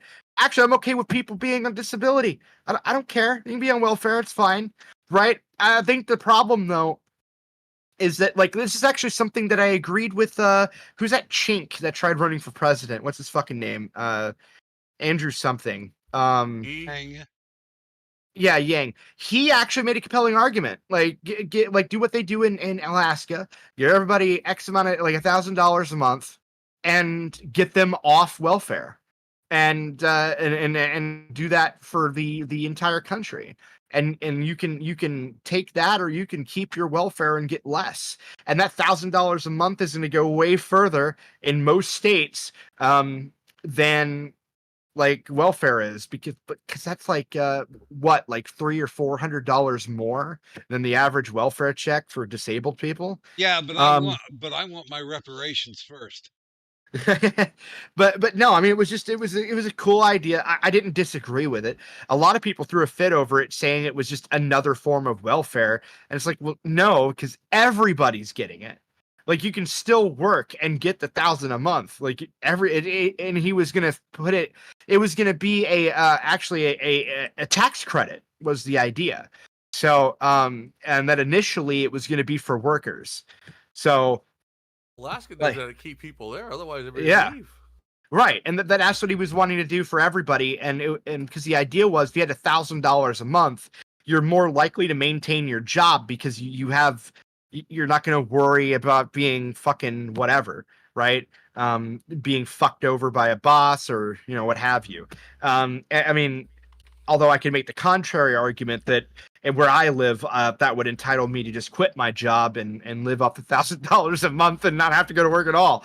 Because, like, fuck, dude, I live in one of the cheapest states in the country. $1,000 a month, like, most houses or most apartments aren't even $500 a month here. So, and that's with utilities paid. Like, the most expensive apartment I ever lived in was $475 a month, with electric, water, and trash all paid in, with lawn service, all in that $475 a month. Like, if I got $1,000 a month, like, I'm living high on the hog, man. That's like, what, $500 a month on cigarettes I can afford? There you go. Huh? I said, there you go. That works for me. Yeah, and then my Scotch love would be heavily fueled. I'd love it. I'd never work another day in my life. Sit there on $1,000 a month. It'd be fine. And the best part is, I don't even pay rent anymore. Like, I a property owner. Fuck rent. I think honestly, before guns, I think the government's going to go after property. I mean, they've been doing that forever. To be fair. Well, they've been cheating at elections forever too, but not so blatant as 2020. So they're gonna push the boundaries, just like a fucking 2-year-old, trying to see what they can get away with. See if anybody's gonna, kick them back into play. Because there's way too many people just turning a blind eye. Or, like, when they learn of it later, it's like, oh, this was bullshit. Well, guess what? I don't think it's... Go ahead. Well, I don't think it's too much to turn in a blind eye. Because I have a discussion with a coworker that they got too much to lose right now to go out there and throw it all on the line. You start taking stuff away from people, and you get pushed to the point where they got nothing to lose. Hey, man, it's all bets are off. You'll see a pushback then. Well, and think about all the people that were bitching when dumbass promised them another government relief check, Biden, and he didn't do it. Yeah. Because initially he promised like an additional 1,300, I think it was, and then when they talked to him like a couple months later, it was down to 300. Like Vlad was saying, he's a property owner. I mean, he goes out and starts doing stupid crap that he can't pay his property taxes because he's out protesting and in jail and all this other shit. They're gonna take it away from him. Yeah. So that's why it keeps him at bay. A lot of the people, the conservatives, they're working and they own stuff, so they can't go out and do stupid protests and jump in front of stop traffic and do all these arrests like the Antifa stuff because you got too much to lose. But you start taking that away from them, then you got a lot of these people are going to start pushing back because, hey, I got nothing to lose now. Shit, fucking let's go. Yeah, I mean the thing is that if you get rid of property ownership, like if they took if they said like the government owns all land and so all of your titles are meaningless and so your taxes are now rent, right? If they can like just abstractly fluctuate on a whim. Like if they did that, then the entire Second Amendment doesn't matter anymore.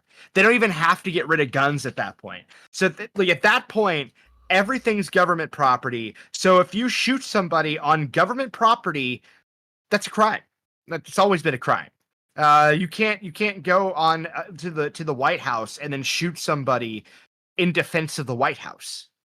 Right? Like, and not be somebody that works at the White House or law enforcement. It's the same shit. And that would be that. Then Second Amendment would no longer matter because you could now possess and own firearms, but you can't use them for anything. That they're for self-defense. The thing is that would be the problem. So if they went after personal property first, that would undermine the one thing I care about because I'm a pretty much a single issue voter. Okay, so but at the same time, you got nothing to lose. No, at that point, like you've already made me insane. They can't take your property away because they already did it. So you got nothing to lose. So what's going to stop you go out there and breaking the law? I mean, oh no, the very first thing I do is destroy government property immediately. It'd be done. Like, okay, I was like, I'm gonna do what the Romans did. I'm gonna plow every inch of this yard and pour mountains of salt and then bury that salt and nothing will grow here for thousands of years. It's done. I've killed everything. Get rid of every tree, just it'd be over. I just destroy any potential value this property would ever have in that moment. And turn it into just a fucking dust bowl. I don't give a fuck. But that's the thing. Like, it's like somebody said the other day, if Amendment 28 passes, what are you going to do? And I said, easy. I'm going to buy an AR-15. But the moment you ban assault rifles, I'm buying an assault rifle. I finally got mine. Yeah. It's got the original M16 buttstock. So it's a replica of the one I trained with in boot camp. So that's kind of what I wanted to shoot. Except it doesn't do fully automatic, unfortunately. But that's had to give a concession, But I mean, like the thing is though, is that and I said this the other day, like if and in fact, if that happened, I would buy fully automatic firearms because at that point, like if an assault rifle's already banned, might as well make it full auto too. Fuck it. If you can get a hold of one, I mean that's shit. At that point, I could get a hold of one. That'd be easy. Or all you have to do is get a hold of the one and just the sear and the. Yeah. Here's the small adjustment. You can make it fully automatic. You just use a fucking spoon. If I remember correctly, they were using spoons to make AR-15s full auto, right? Like, but though I think the problem is that look, here's the thing that really. That nobody really understands that grow up in cities and shit. They're rednecks and hicks have an entire black market that nobody talks about. Okay, they sell under the table, fully automatic firearms, fucking explosives and shit all the time. Okay, that's a thing that farmers do, for example, all the time. And so like when you go into these when you live in these areas, they're really rural and have a lot of your just fucking normal redneck fucking hick, right? Farmer and shit. Okay, they're going to have weapons they don't talk about. Yeah, no, except for a select few amount of people. So that's what they're not. No one's gonna. Well, that's why a lot of people never invaded the United States, because they just, you don't go in the hills and start problems, man. Yeah, like if it shit hit the fan, you'd be surprised at how many fucking farmers would be coming out with a full auto BAR. Okay, I'm just, it's one of those things where nobody wants to really like talk about it. And a lot of people don't really think about it because they don't live in rural areas. Okay, like these guys in Washington have no clue what they're talking about. Like ghost gun culture is a huge deal, and that very few people talk about. Like 3D printing firearms is becoming. There's now entire YouTube channels dedicated to it.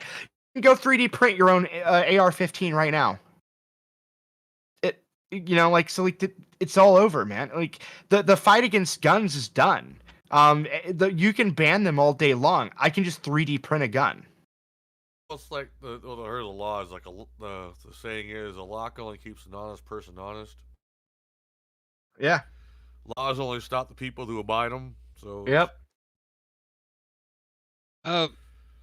Honestly, I would like to have a 3D printed gun.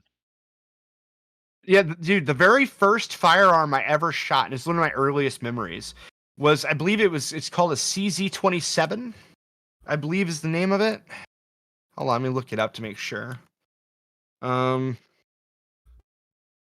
like this check, no, that's not it. Fuck. They're only printing the 3D, the lower receiver though, right? For the 3D printing. Mm-hmm. Yeah, you'd have to still acquire that. The upper obviously. receiver, I mean, yeah, because that's the chamber and the. Like, but you can mill a lot of those parts. Yeah, no, I'm saying no, but the 3D printing is going to be the lower receiver and the upper as well. Upper as well. Yep, they got new materials, dude. They're using fucking what's that shit called? Now it's the new big thing. It's oh my god, my brain. Kyvex. No, oh, I can actually just fucking look this up. Hold on.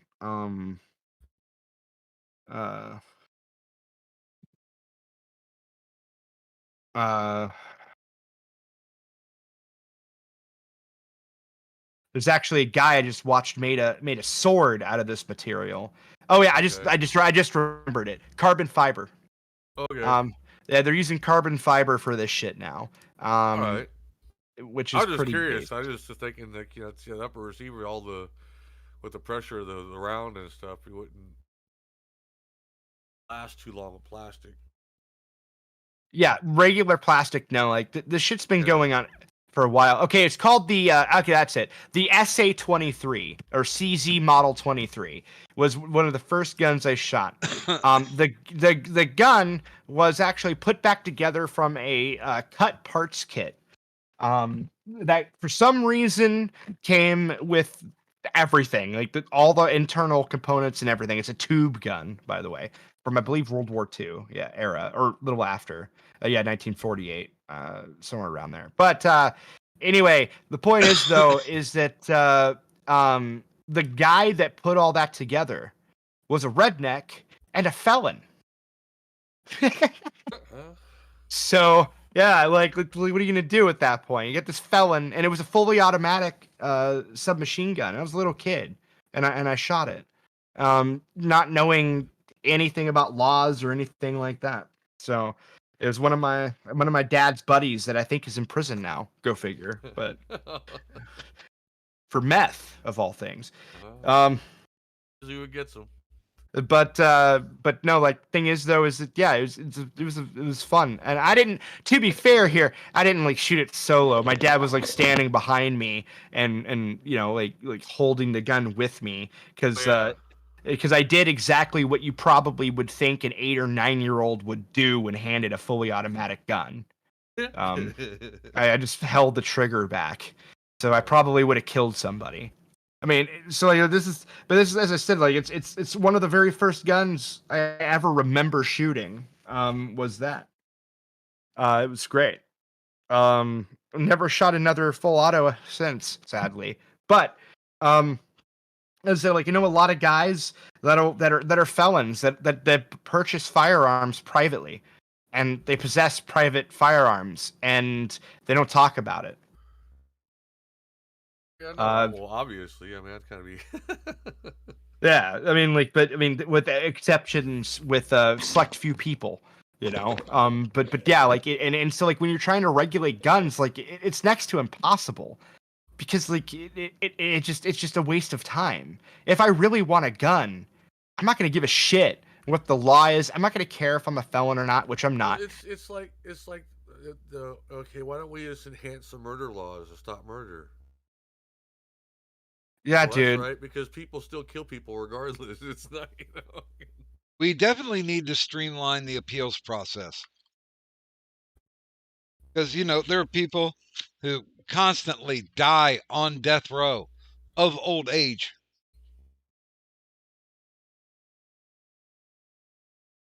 Soylent Green for true. Everybody. Yes. No, but I just think that it's just kind of, yeah, I get into my family argument with some of my Australian relatives, and they was like, "Oh, but then again," I said, "Dude, why don't you make stronger murder laws? If stronger gun control laws are going to stop guns, well, then stronger murder laws should stop murder, right?" All right. But yeah, the big issue with it. What was I gonna shit? I was on that topic. We should just ban death and everybody live forever. Right, dude.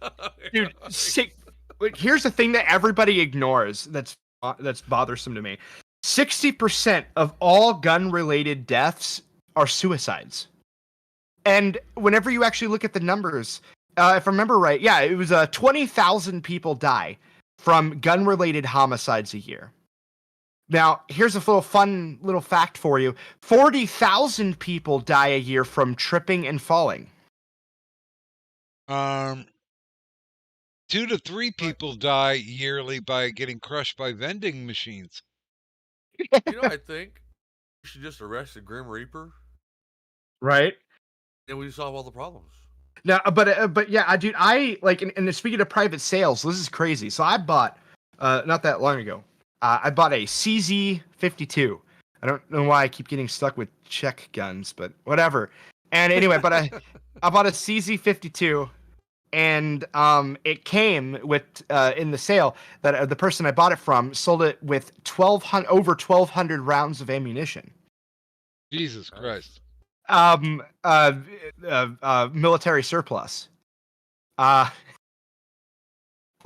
it came in a fucking can. Okay. Literally in a fucking can, sealed, comes default with over 1,200 rounds. Although they did sell me some Winchester too. But the point is, though, is that I got a gun, 2 mags, 1,200 plus rounds, all private sale, and I paid under $300. Nice. So like I'm sitting here like, if I were a felon, that would have been the easiest thing on the planet. Like at that point, what is it? What are you gonna do? You're gonna can't regulate that. My state doesn't even bother regulating private sale of any kind. Like they say, if you shouldn't sell to a felon, but cops aren't, everywhere at all times. Yeah, no, it's only illegal when you get caught. Yeah, right. And dude, bad guys will always find a way to do bad guy things. And like you were saying, it's the people who follow the laws that get fucked over. Mm-hmm. And yeah, today, and to be fair, I do not advise shooting military surplus except in emergencies. Specifically, actually, sorry, Soviet military surplus. The reason why is because it's all corrosive ammo. So, whoever's listening, that's emergency, end of the world level ammunition. But outside of that, like, yeah, like, but if you were like, but outside of that, like, it was a great deal. It was a steal. It's a fucking 8+1 fucking like essentially Soviet 1911. Or Soviet era. But it well, I mean, yes, they were in the Soviet Union, to be fair, but whatever. But the point is, though, is that it's and it functions like exactly like a 1911, and it's basically a 1911, and actually, and it's fun to shoot. I shot like when I got it, like a couple hundred rounds out of it, and it was fun. The only complaint that I have, one thing I might upgrade later, is I might put a better recoil spring in it, like a tighter one, because like it is kind of spicy with the recoil, but I mean, outside of that, like it's great, and it shoots armor piercing rounds. So there you go. Well, I mean, so 7.62 by 25 can 100% pierce, like just hardball, regular hardball. Especially the military surplus shit can go through level 2A armor, or level 2 armor, but it can soft armor, but it can also penetrate 3A armor as well. So, but it takes probably more rounds. But it's one of these things. I'm like, it's awesome. Like, to me, that's a fun idea. And at some point, I want to get like a soft body, like 3A plate, and start shooting it for the fun of it. But there are guys on YouTube that already do this for me. There's a guy that made a video, and he was shooting level 3A armor with the military surplus shit, and it was zipping right through it, like butter. And so it's like, yeah, like, fuck yeah, man. Can't get that shit like for cheaper. Like, if you go on gunbroker.com, look up that surplus ammunition, like, dude, it's like $500 for 1,200 rounds in a can. Hey, well, you gotta do your homework. This is true. Oh, and the only other downside with this gun is because it's Soviet era, the firing pin was cast iron. Oh shit. So if you dry fired it, yeah, dude, it's stupid as fuck. Or it's pot metal, it's one of the two. Who cares? They're basically the same thing. And so anyway, like, whenever you dry fire it, it would snap. Now, luckily, you can't accidentally dry fire it, because it has last round hold open. So the moment you fire the last round, you can't fire it anymore. But unless you do it on purpose. But the thing is it would break. And apparently the person that owned this had that issue because she, in her infinite female wisdom, decided to repeatedly dry fire it. Which, to be fair, with a modern gun, that's perfectly fine. Okay, get a Glock, dry firing, it's fine. It's good to train dry fire, blah, blah, blah, blah, blah. But the point is, though, is that she broke it, and then she purchased, apparently for this gun, they make fucking stainless milled firing pins, and she ordered that and had it replaced. There you go. Yep. And so I can sit here and dry fire it all fucking day long. But I'm thinking about going full retard and buying a leather, a custom-made leather holster, a concealed carry holster. This came with the original holster, but you can't. If you looked it up, you would immediately understand why I would get a different one. And I'm thinking about just, like, for a while concealed carrying it, because the only other gun I have, or only other pistol, is a gun I would not carry anywhere. It's a good home defense gun. It's a Taurus Judge. I think at best it's a car gun, but I would not advise concealed carrying a 410 revolver. Yeah, I got my Smith & Wesson 586, and I just got a Glock 23. Usually working at the jail, so. Remind me, what caliber is the 23? 40. Okay, all right, yeah. 586 is a 357. Nice revolver. Never 30 years. Yeah, as far as my revolvers go, I only got one now. which is my tried and true Ruger Security 6. So they're making Rock Island Armory made a gun that I'm thinking about buying. So like the old Smith and Wesson 38 Detective snub nose. Yeah. They made a their own version because you can't buy those except used. They don't make them anymore.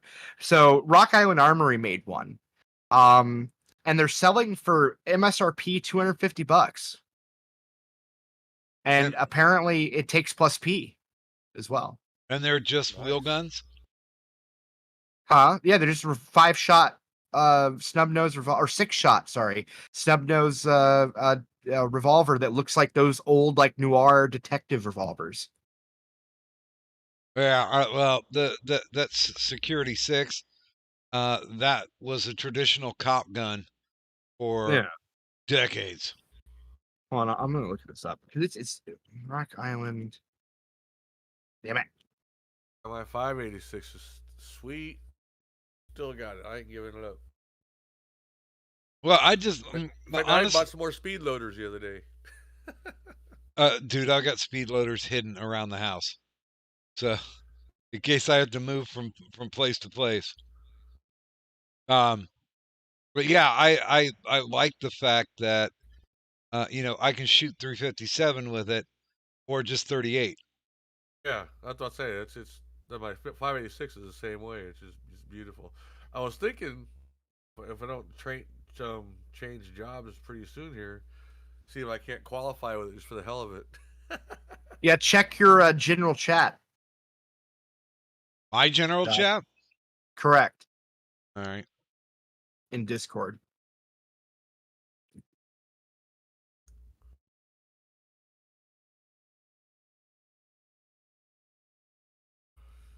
Nice. I went and checked the local shop on see what the price of mine would be. It hasn't depreciated at all. But it's the same price I bought it for. I was like, nice for 30 years old. Yeah, first gun I ever fired was a Saturday Night Special, which this has quite a bit of similarities to. Yeah, like I want to get that revolver for one really good reason. And that is that revolvers can do something semi-autos can't. You can't shoot a semi-auto maybe once from a like hoodie pocket or a jacket pocket.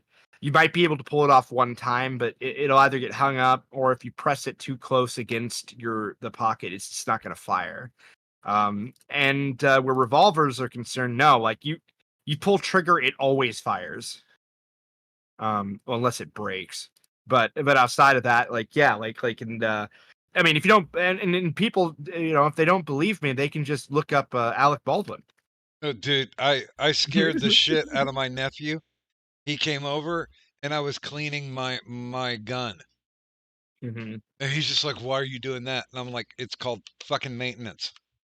You should have just said, because I'm going to shoot you. Because I can't kill you with a dirty gun. Yeah, exactly. But no, I like want that Rock Island Armory pistol just for that reason. I think it's like I have a thing for revolvers though. I'm not gonna lie, like I like revolvers. Dude, I am completely with you on that. My brother was trying to get me to upgrade to what is a Glock 10?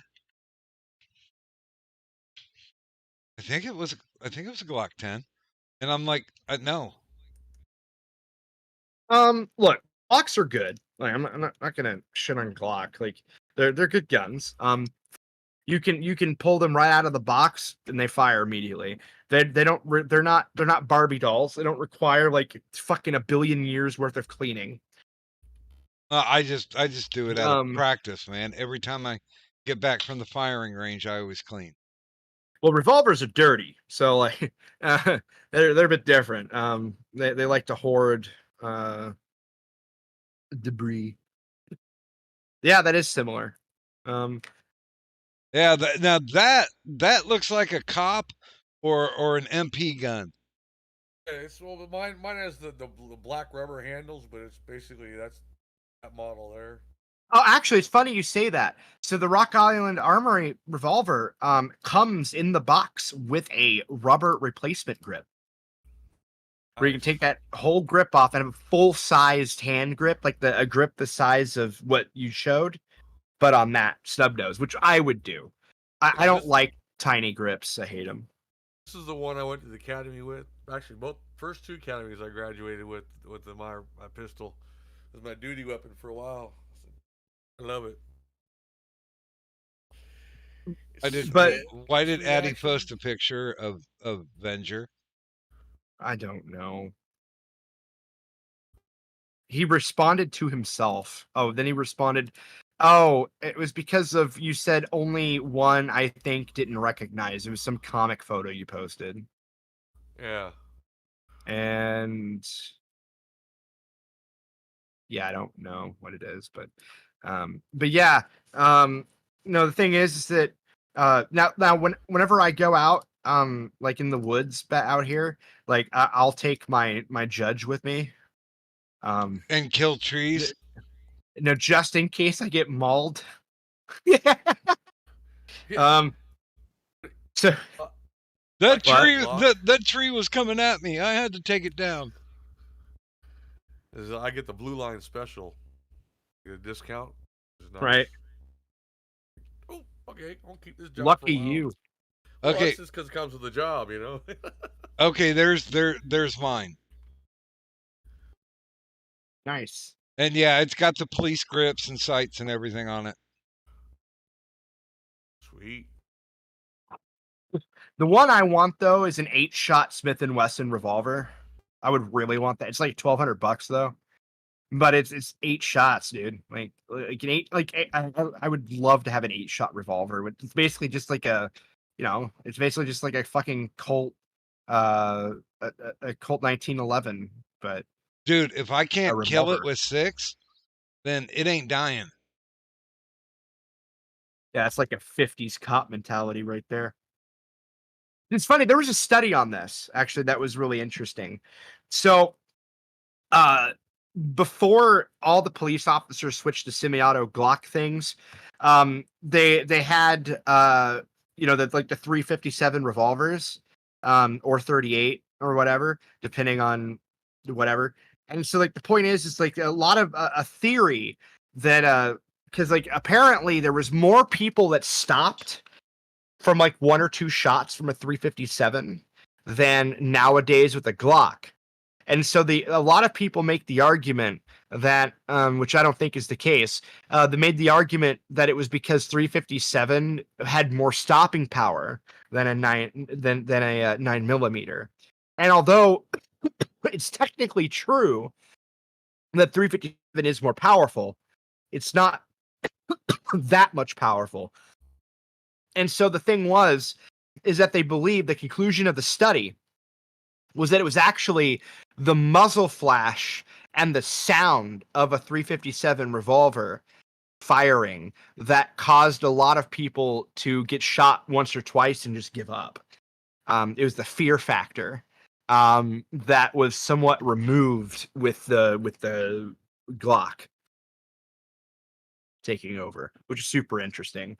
That study. I didn't actually read the study, but it was a Lucky Gunner video where he talks about that study. It was super interesting. And by the way, don't get me wrong, that's not shitting on revolvers. It's actually the opposite.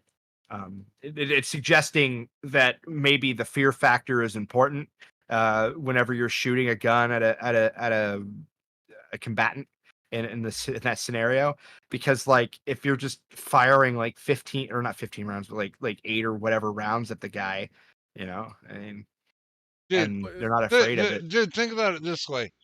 Would Dirty Harry been as scary if he pulled like a that's what I'm saying, like a Browning 40 out? Exactly. That's what I'm saying. Yeah. I gotta tell the wife though, the difference is the numbers of capacity. If the revolver could hold 16 rounds, I'd be pulling one of those out. God. Well, right. But in the study, it was just interesting that apparently today, if you have a one-on-one scenario with cop versus one person, they are less likely to get shot once or twice and quit than they were when there was revolvers, which is weird because you would think that back then when they were using revolvers that they would wish they had more capacity, but that wasn't the case. And so the idea is that they believed the conclusion of the study was that the revolver just has that fear factor that a lot of criminals would just kind of give up after getting shot once because they're loud and at nighttime there's heavy flash, right? Yeah, you get lots of muzzle. You'll get the muzzle and the cylinder flash. Yeah, and like it's just, and revolvers are just objectively more intimidating. Can you imagine if they actually made a revolver with an 18 chamber cylinder? It'd be pretty heavy. We have to put it on a tripod, man. Shit. Well, it depends. It depends the size of caliber round you're shooting. If you're 38, it's 22. The 22. Yeah, if he 22 or BBs or something, man. I was gonna say you'd have to be a fucking pilgrim because they used to have those stands for their blunderbusses. Yeah. Dude, I watched the whole video, speaking of 22, on what the 80s thought less than lethal was of the police. Apparently, they used a fully automatic fucking 22 machine gun, SMG, and that was crowd control less than lethal back in the 80s. Yeah, and it had a drum mag. It was like I think it was like 100 rounds or something like that, drum mag. Are they just rubber bullets? No, they're 22 rounds, like 22 bullets. That was supposed to be crowd control. Jesus fucking Christ! I mean, yeah. And they said it was classified as less than lethal. This is before the advent of bags and tasers and tasers, yeah, and all that, yeah. And chokeholds. But that gun. What? Now with the taser, there's 10 rounds. I mean, find it again. I've been hit by a taser before, but it took a bit to get me down. Oh, I'm sorry. It's called the Ruger 180, and it's actually a 275 round drum. Damn. 275. The taser I'm certified with now has only got two rounds. Two rounds of tasers, darts. The ones they're coming out with now this year got 10. Do the little paper things fly all over the place when you use it? Anymore. The new tasers now, they're all computers, so they get, as soon as you use it, an email gets sent to the whoever's in charge of our taser department, and they get notified and as far as the time and date it got used and all that good stuff. So that is a weird design. Glad. Dude, it was shot at 1200 RPM, man. That was a fire rate. Jesus Christ. It's less than lethal. And it says here its users. The Rhodesia Civil War is what it's most famous for. And that was in Africa. And then it says here, right here, United States, various law enforcement agencies and correctional facilities. I guess it's less than lethal if you have stormtroopers shooting it. Fuck, man. Yeah, like it makes sense in correctional facilities, right? You got somebody breaks out, you come out with fucking 22, like multiple police officers with 22 caliber, fucking 275 round drum, 22 submachine guns. Fuck. I think that one is less than lethal. Just to look at it and say, hey, okay, I'm screwed. I'm done. I'm not moving. You don't have to shoot it. That would help squash a riot, I would think. Yeah, dude, it's 1,200 rounds per minute, man. Oh shit! It also took 22 short Magnum as well. It took 22 LR, a long rifle, and 22 short Magnum. And with 22 short Magnum, it was 1,500 rounds per minute. Fuck. and it was and the drum would be anywhere from 165 to 275, depending on, I guess, which drum you decided to buy. Because they had 165, 177, 220, and 275 By the way, detachable. by the way, good morning to Fine Grit Music, and welcome to the chat. And there was only 10,000 made. Yeah, they only made 80 of the M290s because they're too expensive. So it's essentially a 1960s version of a Tommy gun. Basically, I think it was the 80s or 70s or 80s. Hold on. It says 1960. That looks like 60s gun design to me. Yeah. Well, it said is developed in the 1960s, so. Oh, it does? Okay. All right. That picture. Oh, yeah. Okay. I didn't read it. Okay. Cool. Makes sense. Either way, still based as fuck. That was the idea of Less Than Lethal. That was Less Than Lethal back then, man. I guess depending where you shot him, yeah, it wouldn't kill him. Whatever happened to the good old fashioned fire hose? That was entertaining. It wasn't invented yet in the 60s, obviously. Mm. It wasn't portable enough, man. Come on. Yeah, bucket brigades until the 80s. Well, I gotta run. It was fun chatting with y'all again. Hey, we miss you, brother. You know the door's always open. I'm gonna start. We're closing on the house on the 28th, and I got some other stuff going on as far as switching jobs around, and so I'll have more idea of my schedule. But I plan to be online more in the near future. Well, I mean, once you get your first stream up, I'm sure Vlad will stop by. Yeah, well, we'll see what's going on, and yeah, he's just like, I don't know if I want to do that. He'll say nigger. Oh no, not worried about it too much. They already done the background check on me and it passed, so they went on my YouTube channels and all that. Well, not much of my YouTube channel, so it's like, I'd look at it. Well, to be fair, I only say that kind of shit on channels or when people just don't care. Yeah, Gallagher asked me when he was streaming. He's like, "Can you just like refrain from gamer words?" I'm like, "Yeah, sure."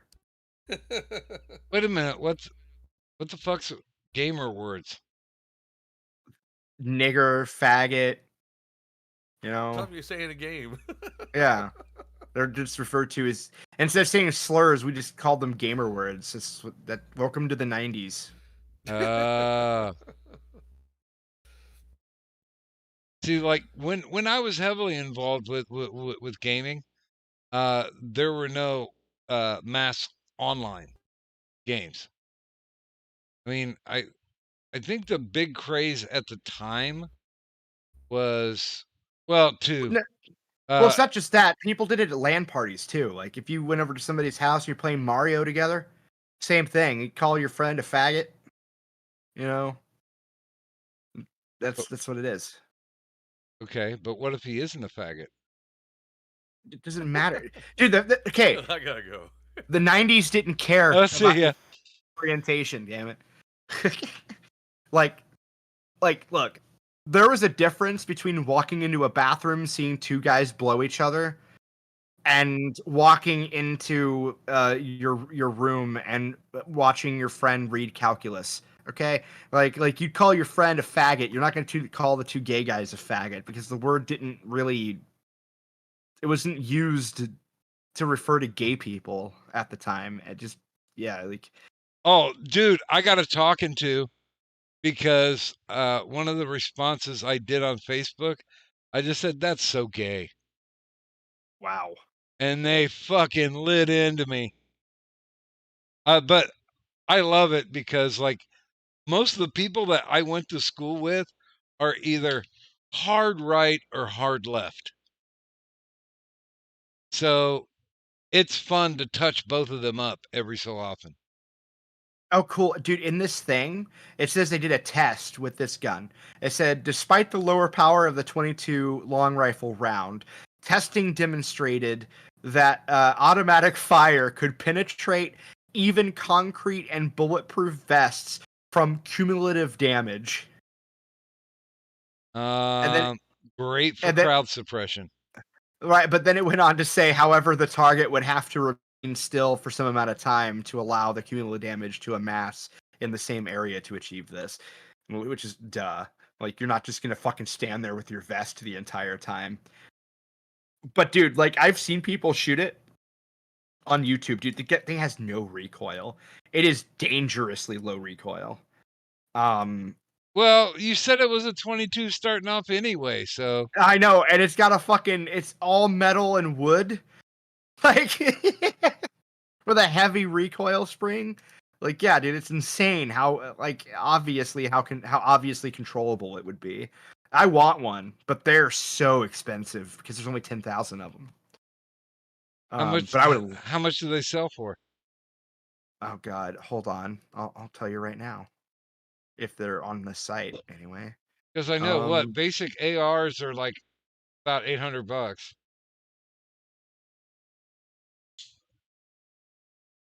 It's just called the American 180. Shit, dude. They're not even it's not even for sale on this fucking site. They're just selling 22 rounds. The moment I click that, it just shows 22 rounds. That's great. Hold on, for sale. Boom, let's do that. Oh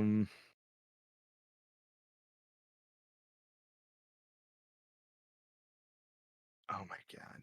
See, I think they need to remake it. I think it needs a reissue. Here we go. Okay, you ready? Okay. This was apparently an auction on guns.com, and this one sold for $14,449.99. Holy fuck. That's like 3 cars. Yeah. And that was cheap since they were asking to buy it now or whatever option was $14,450. So whoever got it saved like $100. Holy fuck. They could buy 22 ammo with that $100. And I know, isn't that amazing? No, there's somebody's selling a 357 Colt Python. Oh yeah. On eBay for $116. Gee, what? Okay. That's It must be like, it must be fucked up or something. Yeah, I want to see what the product details are. Why would you be selling a gun like that? Oh, and by the way, I just read this. So the gun is actually you were right, is it's using a Thompson barrel. Oh, okay. But the action is based on the M1 carbine. Yeah, so it's like a weird hybrid. That actually did kind of look like, without the pistol grip, like a World War II carbine. Yeah.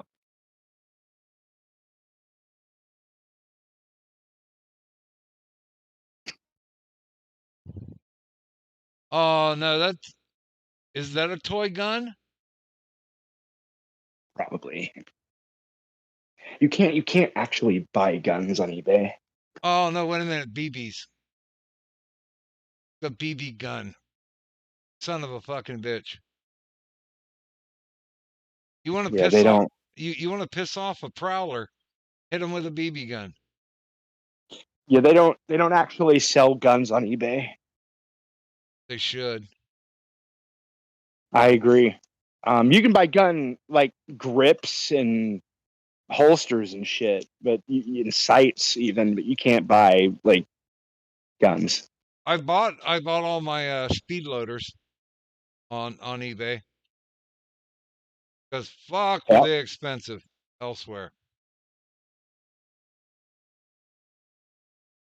Yeah, what really sucks about the gun that I bought too, the CZ52, is like there is no aftermarket for it. Like I can't buy like better magazine, like aftermarket magazines at all, which really sucks because so the spring in the mags is almost half the magazine. So there's like a huge gap because it's old. And so all the mags are factory mags. I had the money. See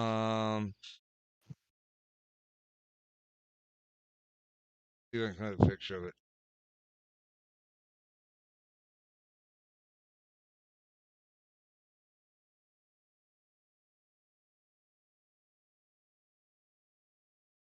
Come on, really?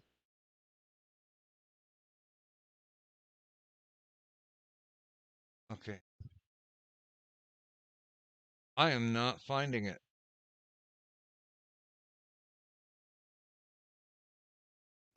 Is that it? I think that's.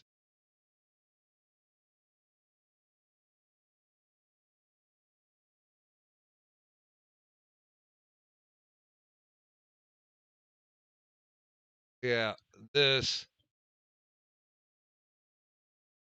A thing of beauty.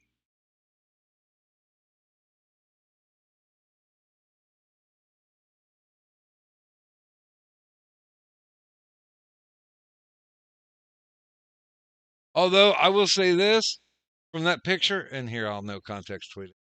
From that picture, that motherfucker's going to have a sore shoulder. Oh God. Isn't that an AA-12 or whatever? Yeah, it's the one that the government, they tried to sell the government on, and the government was like, fuck that. Yeah, drums are not really the best thing. Spoiler. Drums kind of suck. They take forever to load, and they jam a lot.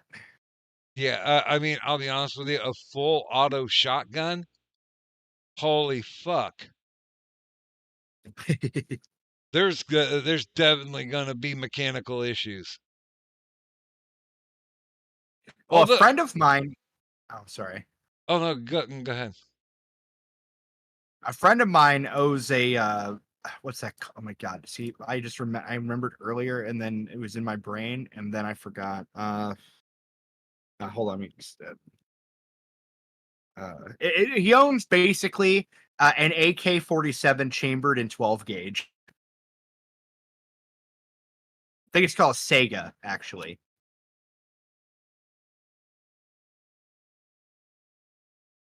Okay. They're showing a Remington 7188. And it's like, wait, okay, it's fully auto. 8-hole rounds. Awesome. Right. Now, here's the one I thought was going to be the best. This is called a Cause. A close assault weapon system. Yeah. That looks cool. I like the design of that a lot better. It's got that space look. Yeah, but, and it's HK, so. Well, yeah, of course. That's why it looks weird. But no, see that thing I just posted? That picture? That's called a Sega 12. And yeah, Sega! My friend has. Right? It's spelled weirder, but yeah, he has that exact model that I just posted. And it shoots 12 gauge semi-auto. And it's fun. Unfortunately, I think it's only like 10 rounds, I believe, or something like that. But that's still like a lot. And a shotgun. But yeah, he bought it for like $500. Oh my God! Initially, when they tried to put out the Smith & Wesson assault shotgun, they tried to figure out how to create flechette ammo, but apparently it kept blowing up in the fucking barrel.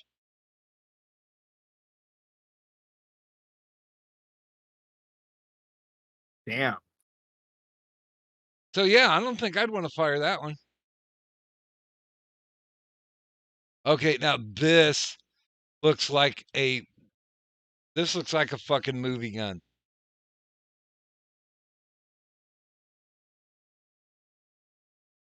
I'll even no context tweet that.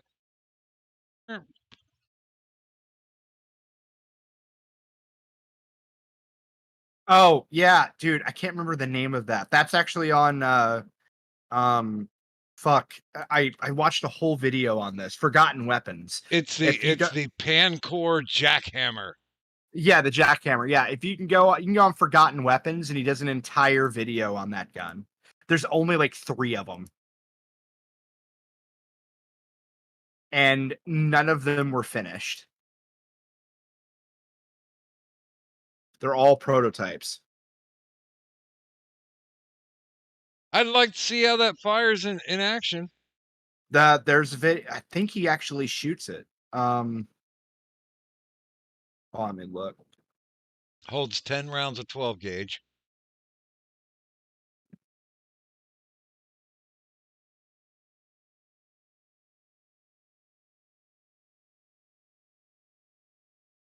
Oh wow, yeah. There were technically only 2 prototypes ever made, and one of them's the guy who created it, and the other one's in the hands of a private collector.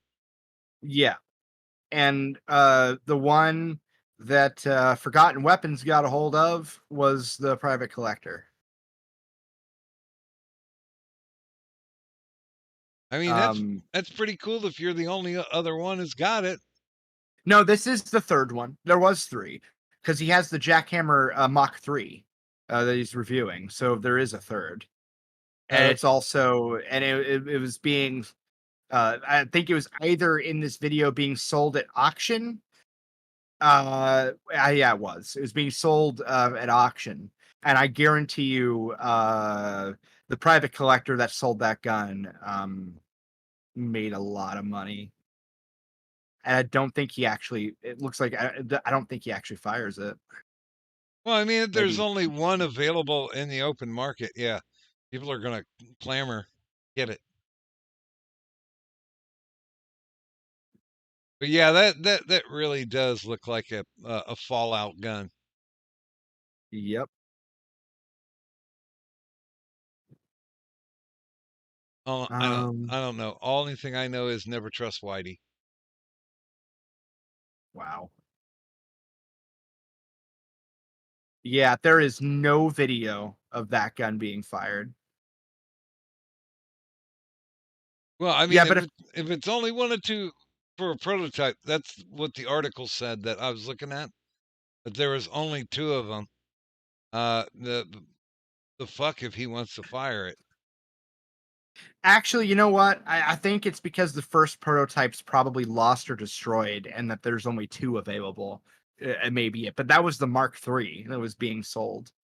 So, but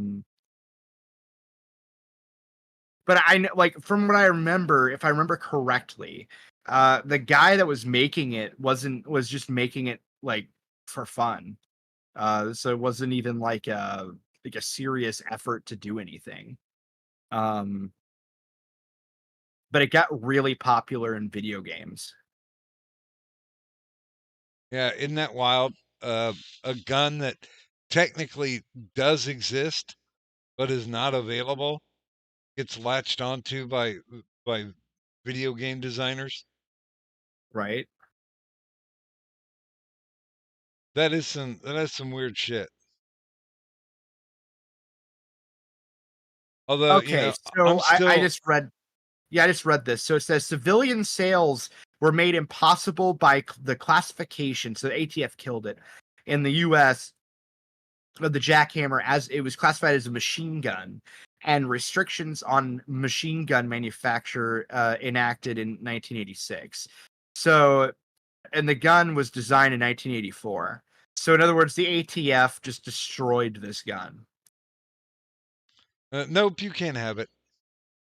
And then the foreign governments were unwilling to finance it, and so the company went corrupt. That was what the problem was. Aw. Yeah. So, people out there, support your local gun makers. So we can have fancy, fucked up guns. And eventually, maybe in my lifetime, we'll actually see a fully functional BFG. And it says here a tool room prototype that is in technical firing condition, but is constructed largely with machine screws and requires disassembly to reload, was owned by Movie Gun Services, during which its forearm was replaced with a MP 5SD handguard, MP5 handguard. The example has since been auctioned. Okay, that was the Mark III. Okay. I think. Because I remember that being mentioned in the video. It's been a while. I know for a time there were designs out there for the Alien Space Marine guns.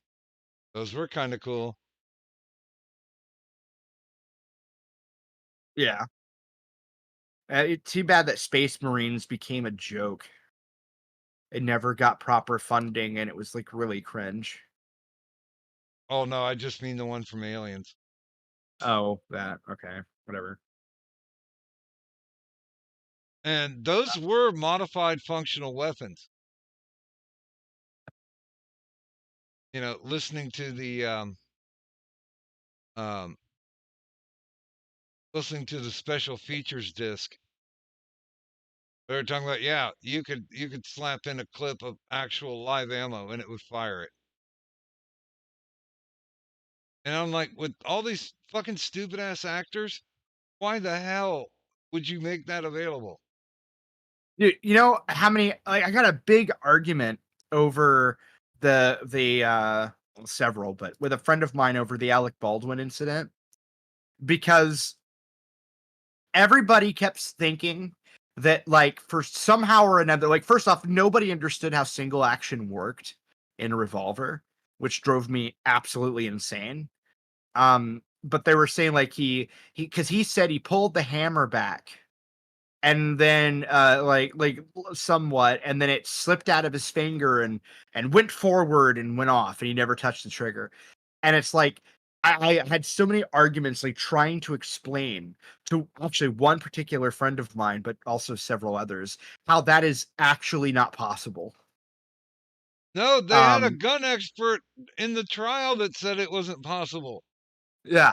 And the FBI investigated the gun hardcore to make sure it wasn't broken or something. And the conclusion everybody came to was he had to put his finger on the trigger. There's no other way.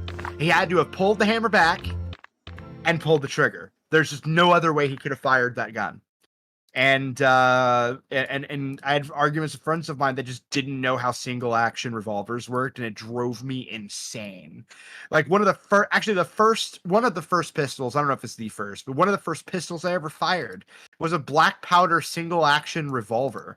It was a whatever, I can't remember the word, like a remake or whatever, Replica? a replica, there we go. A functional replica of a 1800s Navy revolver. Black powder. It was great. I'm gonna see if I would find it. And then my dad, in his infinite wisdom, sold it like an idiot. He bought it back then for, like, I think it was like $275, sold it for a few hundred, and now it's that gun is worth so much. Well, there goes his opportunity. Yeah, well, he does this, like, that shit where he just or used to a lot, where he'd buy things and then sell them later for like short-term gain and it bite him in the ass. Like for example, he had a Spaz 12, which by the way is a really shitty gun. Okay, it sucks, and I'm tired of people like pretending like it doesn't suck. It's shit. Okay, shitty gun for a plethora of fucking reasons. But the thing was is that but he had it and he bought it for very cheap, and then in his bright and infinite wisdom, he fucking sold it right when it was starting to go up in value instead of waiting. And now that gun is like really hard to find. It's dumb. That kind of shit. It's dumb. Yeah, my dad coveted and carried around a 22 with him all the time. And I'm like, what are you going to hurt with that? Moreover, who are you going to annoy by shooting them with a 22? To be fair, if he managed to just get really good shot placement, it would work. You know, like if you are a really good shot and you hit him in the head, cool. Good luck. May the force be with you. But X to doubt. Oh yeah. Those guns have never scared me. I mean, I don't want to be shot with anything, but you know. I got shot by a 20. I've never been shot. I mean, it's nothing I'd put on the bucket list for sure. Once again, falling under the category of shit that happens.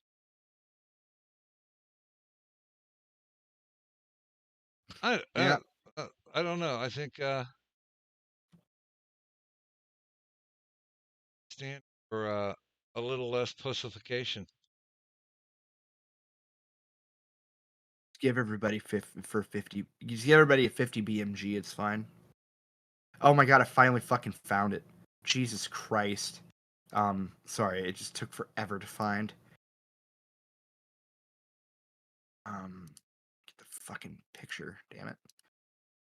Give me the picture.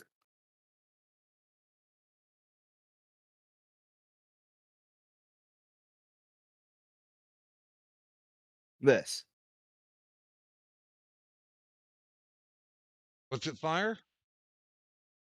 36 caliber ball black powder. Like you manually like pour the powder in it, add the ball and all that in every cylinder.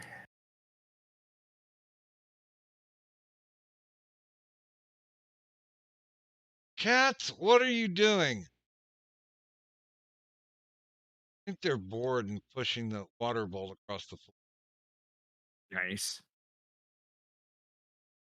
Sounds.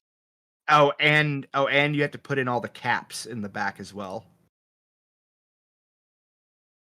I was writing a story that was post Civil War, and one of the history books that I was reading was like, yeah, they're all paper revolvers, where you got your black powder plug by your bullet, and then it uses the like a striking flint hammer to light it and then fire it. And I thought most of them I thought most of the guns after the Civil War were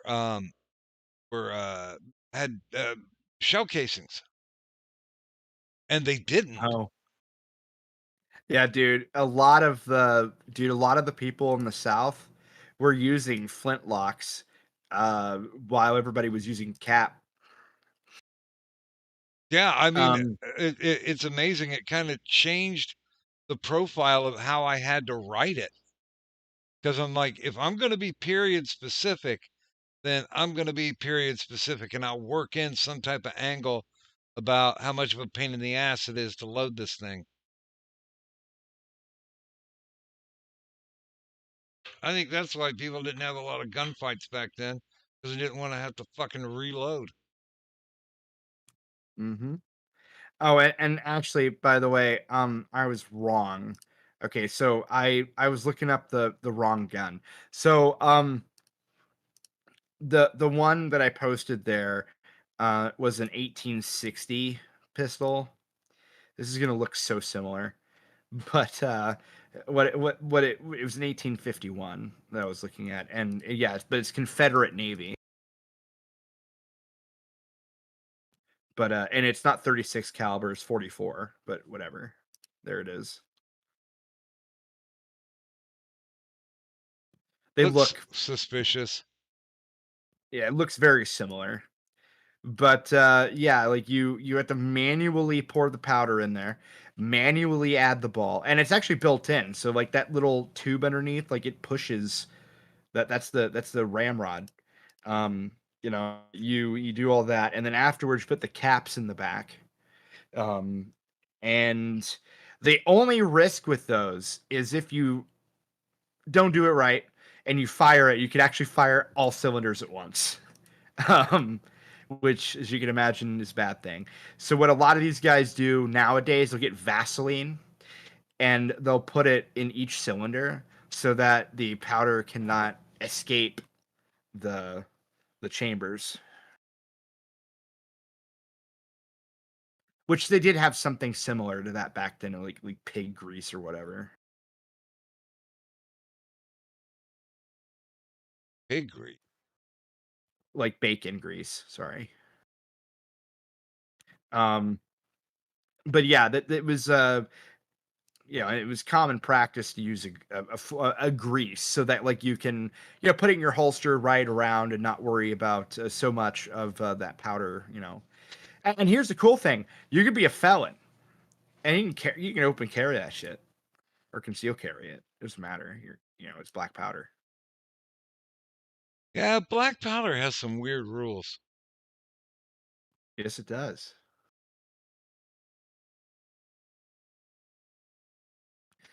But apparently this shit's cheap again. Like they're selling this instead of working. Like here's the thing. Like this is what I'm worried about because some of these replicas aren't even like you can't fire them. So I'm sitting here looking at them and I'm like, this one says they're selling it for $180. I'm just like, really? Like it must not work. But the cool thing is that one too has a detachable, because a lot of them didn't. It has a detachable cylinder, so you can actually have an entire cylinder that was preloaded with all of that shit, and replace the cylinder. So in the heat of the moment, you don't have to, manually reload a fucking revolver, black powder revolver. Yeah, that's not going to happen. Because probably by Yeah. the time you get a reload in, you've already been shot. Mm-hmm. But but it's they're fun to shoot. Like they're really fun. They're heavy as fuck, but they're really fun. Well, I mean, Scary, most guns are fun to shoot. but they're scary to shoot too. Because like there is that risk that you fucked up in loading it and could blow out multiple cylinders at once, which will hurt you. Obviously. But yeah, like that is a risk with using this shit.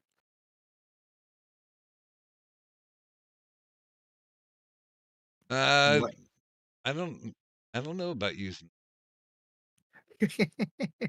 Yeah, like if you're not paying attention to what you're doing, you can fuck up. That's why like I'm surprised. I don't know. I've never actually looked this up. I wonder how many like of those kind of discharges happened during war. It's actually a great question. Um because I wonder. But what's cool is they did later on. They did have conversion kits for so different cylinders that allowed you to use cartridges that had black powder. Yes, black powder cartridges. Something that a lot of people forget is that smokeless powder didn't exist yet, but you could have black powder cartridges, and there was conversion kits that let you have put a cylinder in there where you can use bullets, like black powder bullets instead. That was the thing. Like the first guns that were fired using bullets were converted from this shit.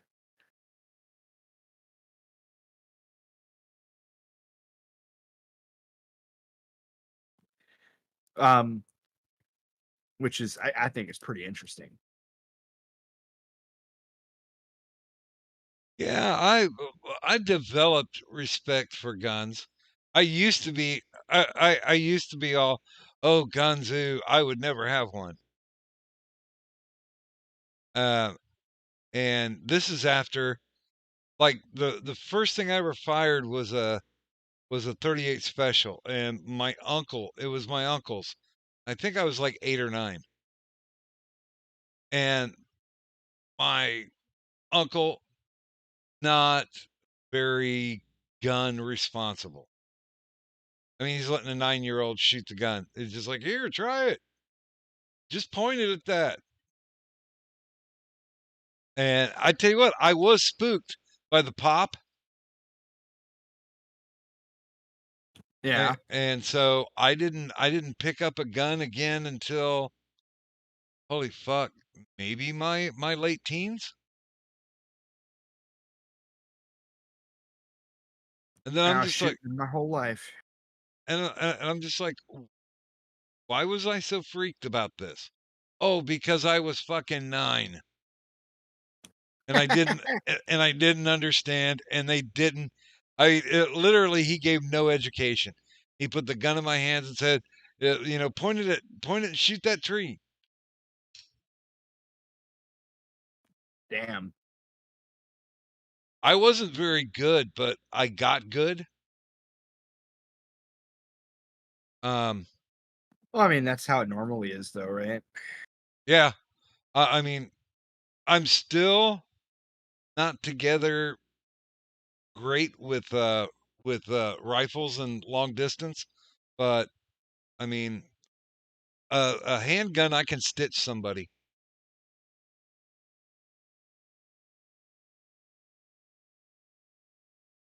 Yeah. Guns are fun.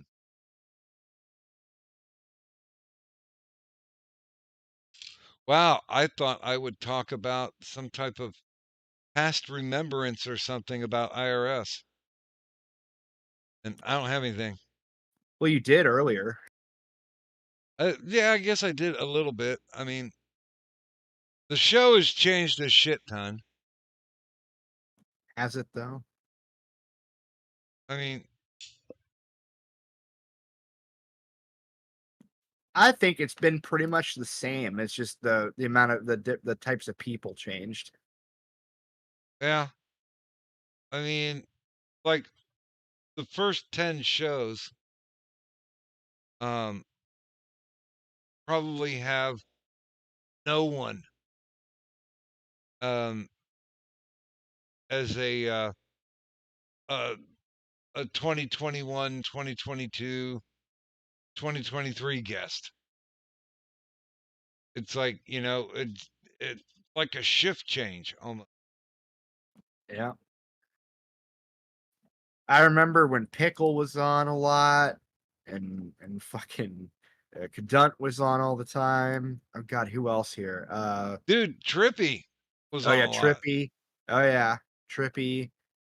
Gaming used to be on a lot more often. Yeah, I usually show up on his stream because it's gaming. God, who else? Funny enough, Irate is pretty consistent right now and how often he showed up. Yeah, and it's funny because only when like Uzi was touched up did she actually ever make the effort to come on the show.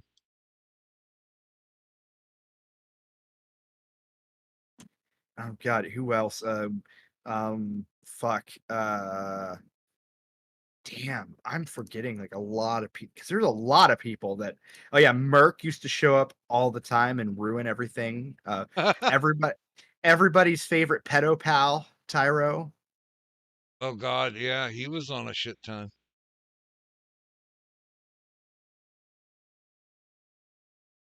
I mean, that's one person that would show up and I'd be like, okay, I can go to the bathroom um while he's talking. He'll never know. And Yeah, he never did find out. And that's how babies are made. yeah, and God damn, who else? Dude, Ichabod. Oh yeah, that faggot. But I know. I think probably the most consistent person might actually be Addy. Um, you might be right. Because he's in some of like the earliest episodes. Like really early. Well, he started hitting his stride with I think once I got engaged with fucking Tonka. Yeah. Good God. I hear he's still streaming. Somewhere. But Ace used to show up a lot. Oh yeah. Uh, fuck, dude, who else? God, so many fucking people. It's actually insane. Because you used to have like 10 people on at once. Oh yeah. That was a mistake. Usually everything starts getting out of hand once you go more than 8 people.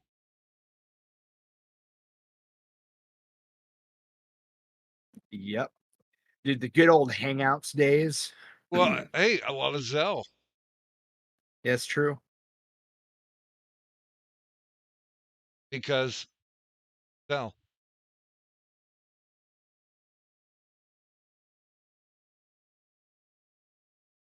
Yeah. That was so long ago. Now he doesn't really do anything and became a blue-haired faggot. He's not listening anymore, so it's fine. I mean, somebody's got to be the faggot. Yeah. Or he is listening, in which case it's only funnier. Yeah, Insomnia Street. You see, that gimmick, like I remember I miss that. Like I'm not a big fan too much of your current look, but I like that. Like the little on-screen gimmicks. You mean like the videos that would run? No, like no, it wasn't videos. It was just like you had like it says Sesame Street, it said Insomnia Street, and then you would say like you must be at least like this adult to ride, and it says 6 inches. Oh yeah, this Um, tall to you must be this tall to adult. or yeah, and but that was back. I think that was still Hangouts too. Because I remember Oh yeah. when Hangouts went away, it just dynamically changed the entire look of the stream because you had to switch to OBS. Yeah, I I had actually the remember that day too, and you were throwing an absolute psychotic fit over it. I was just like, seriously, what the fuck? Now that's when Ichabod actually stepped in. Oh, dude, and Rackist used to be on a lot too. Yeah, until he pulled that Tonka bullshit. Yeah. And it's one of those, well, you understand why I do this. And I was like, well, I guess so. I can't agree with it, but I can understand it. I don't. What was it? What was there to understand? I'm confused. Well, one of those. It's not personal. It's just business kind of shit. Oh. Yeah, I don't know. Like he quit streaming from what I saw. Like he quit doing a lot of shit. Like he kind of just squandered what audience he had, and it's like he kept doing this weird principled shit where he'd be like, I'm not gonna stream anymore because like they're not paying me or something. They refuse to monetize my channel, so I'm gonna quit giving them content. I'm like, dude, like I don't know what you think you're rebelling against. They don't care. I honestly, and I talked to him a little bit about it, and I'm like, you know what? You're not the least bit uncomfortable by bringing on these 15, 16-year-old girls and flirting with them? What? Because that's what it sounds like. I didn't know that was happening. Yeah, he was doing some type of artist corner thing, and bringing on young artists, and it was a little bit creepy. Not gonna lie. Yeah, it's sussy as fuck. I mean, it's fine if you're not flirting. um, being purely platonic. Sure. Yeah, I mean, if you're taking a paternal role in it, then yeah, that's okay.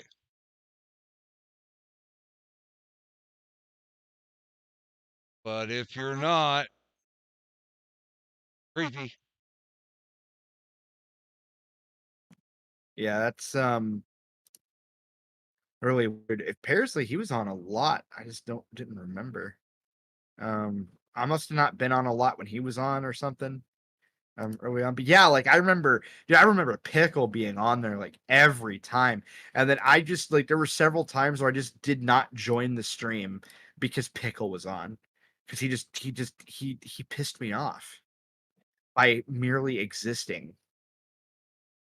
He would go off from time to time, but I mean, most of the time he was just in the background.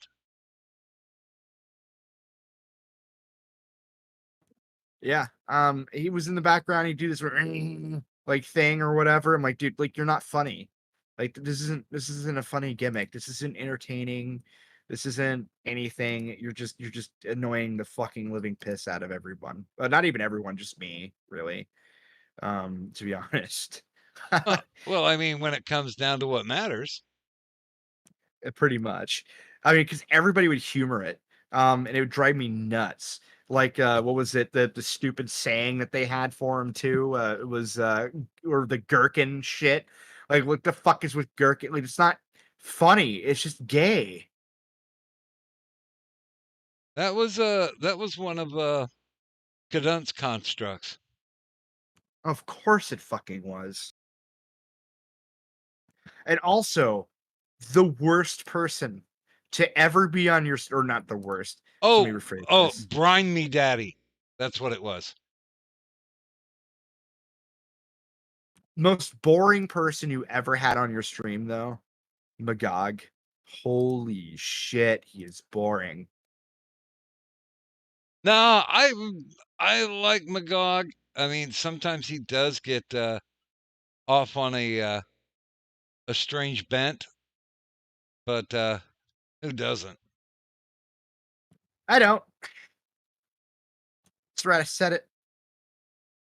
You are a strange bent. Exactly. And therefore, me going on a strange bent isn't strange. Haha. It's like, it was like somebody called me evil, and I said I'm only evil because good people exist and they're the real problem.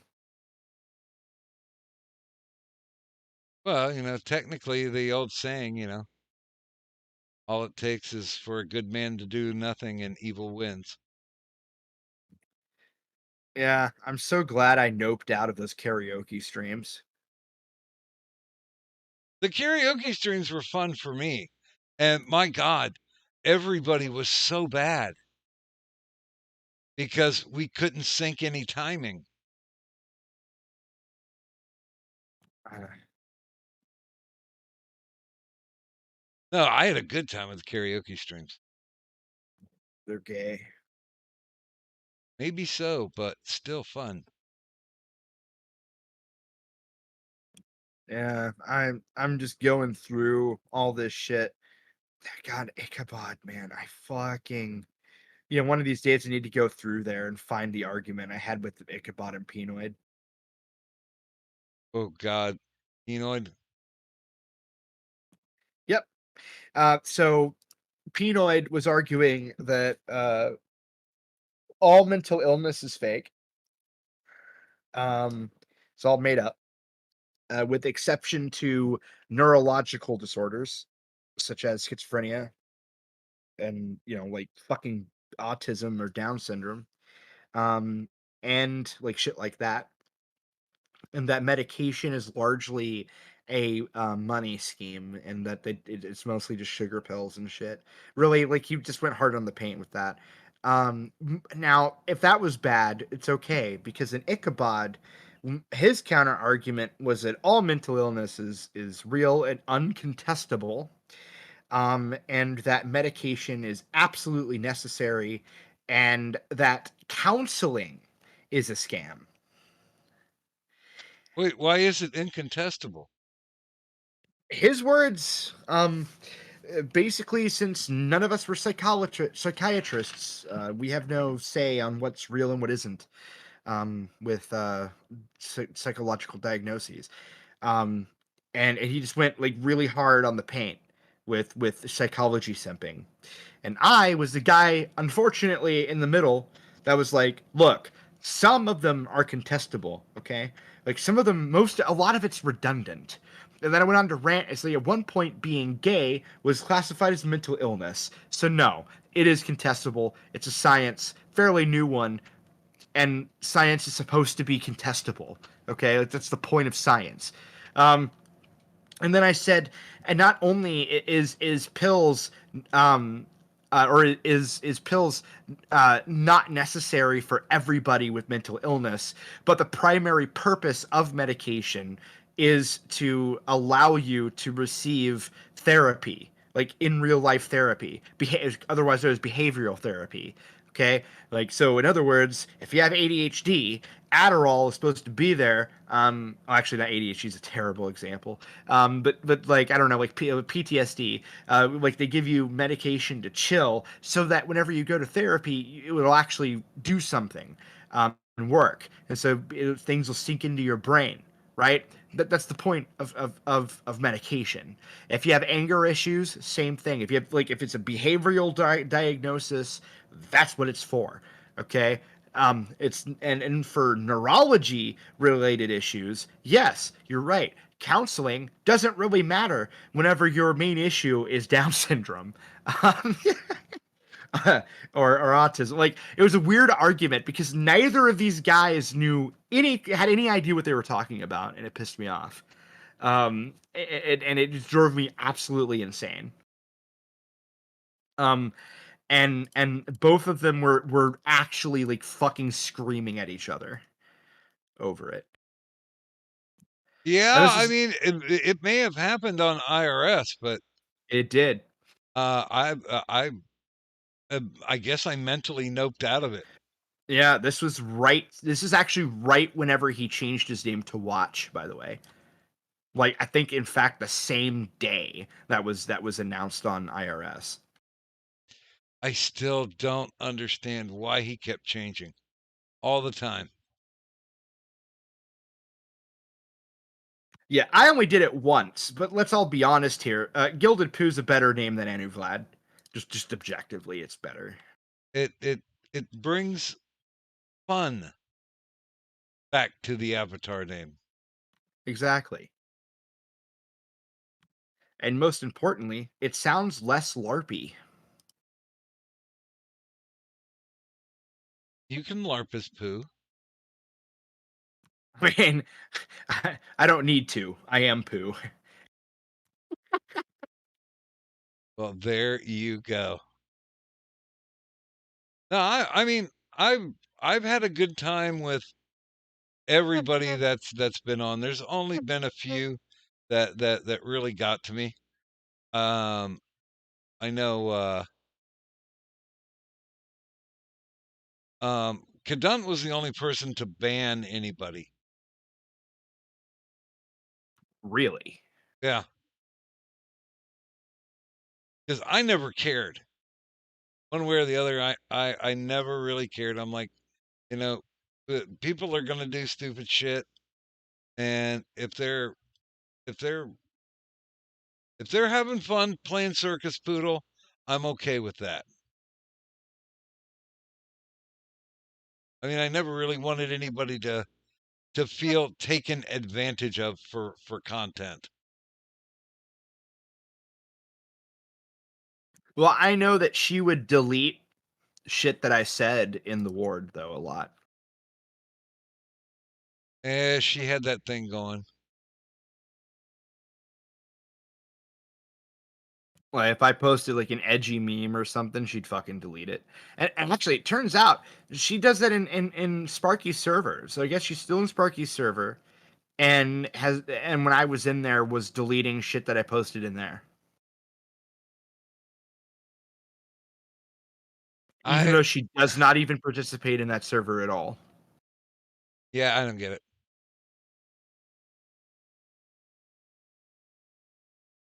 I think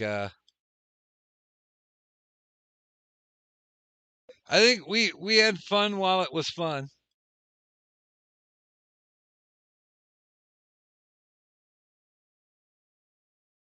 Yeah, the biggest issue, I don't like. It's weird because like even your viewership has dropped tremendously since then, which is weird. I don't know what happened. I mean, part of it. Oh, I don't stream for dick. That's part of it. True. You streamed a lot more often when Cadunt was on. Yeah, I did because you know I wanted an Ed McMahon. Yeah, and well, that didn't work out. But but no, I mean, like to me, like in my viewpoint, like look, to be honest with you, like she pissed me off a lot. Like she did this thing that drove me absolutely nuts, where she would project weird right wing shit onto me a lot. And like there's this one, and I watched this like not that long ago, and she was talking about porn, and I can't remember like exactly what the question was, but it effectively boiled down to, are you for or against pornography, is essentially it in a nutshell. And I was the first one that she picked to answer the question. And I went on like a 5-minute tangent explaining my stance on whatever the fucking question was that was porn related.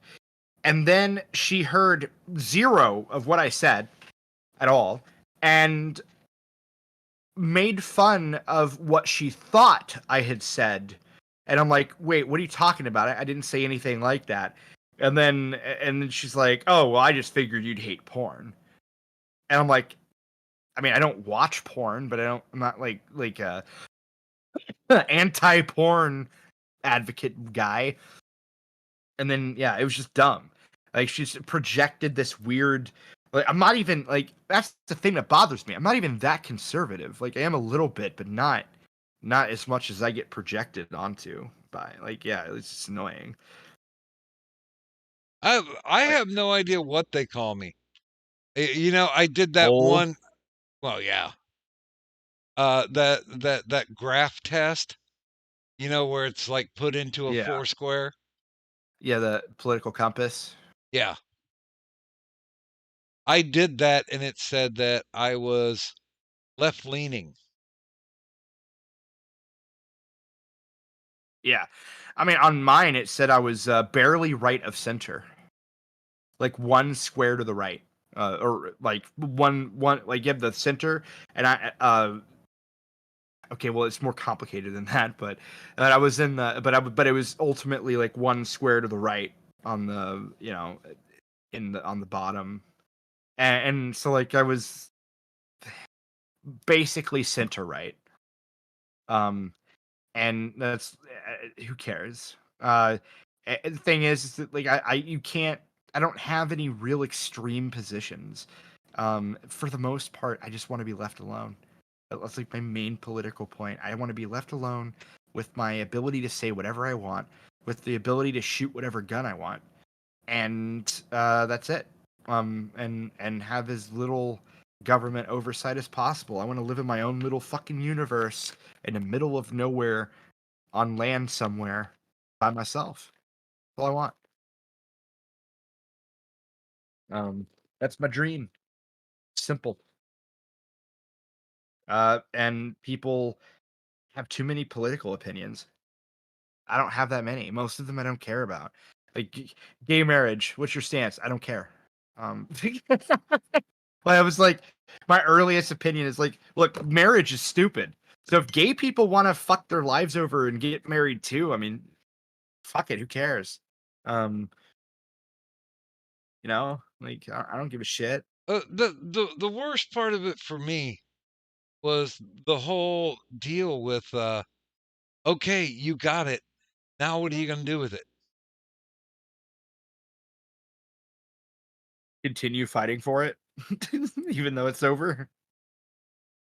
Yeah, I mean, honestly, I think that's what co-opted the trans community, and now there's a big fight between the LGB versus everything else. Yeah. Yeah, the whole thing is weird. Actually, feminism is hardcore, like anti-trans now, which is hilarious. Actually, I mean, it makes sense. Look, like this is why like I just am not compatible with the right wing at all. Is because like all this shit, I don't have very many moral opinions. Okay, so like whenever you go with like trans sports, okay, I don't give a fuck. Like I'm perfectly fine in a universe where men beat the shit out of women in public. Okay, in an arena. I don't care. I don't give a fuck. I'm fine with that. In fact, that sounds hilarious. I don't care. Like, if people want to ban it, cool. If they don't, cool. I don't give a shit. That's like 90% of my opinions is I don't care. I don't have any strong opinions on most things. I'm actually extremely moderate on a lot of shit. Abortion is another one. Like I can give you like some policy ideas that I would like in an ideal universe, but the truth is that we don't live in an ideal universe, and those things will never happen. Like B was saying earlier, Buzz, I mean, not B, but Buzz was saying earlier, he was saying, like, I don't think that I should pay for other people's abortion. I'm like, I mean, that's a fair point. I understand, but unfortunately, we'll never see a time where that doesn't happen. Sorry.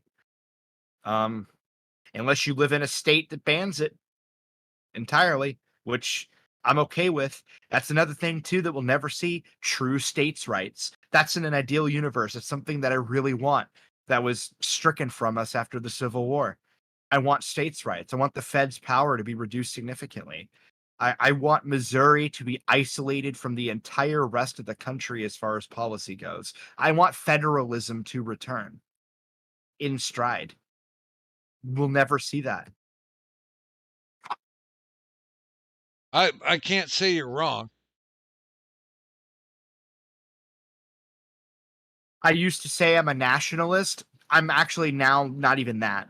I'm becoming more federalist as I get older, where I don't even give a fuck about the rest of the country. I just want Missouri to be its own like fucking thing and fuck everything around it. And I've become, with abortion, I've had the same argument. Like, I was never in favor of getting rid of Roe v. Wade before I knew anything about Roe v. Wade. After it was overturned and I read like the actual like legal reasons why they did it, of which there's many legitimate ones that have nothing to do with whether or not you like abortion.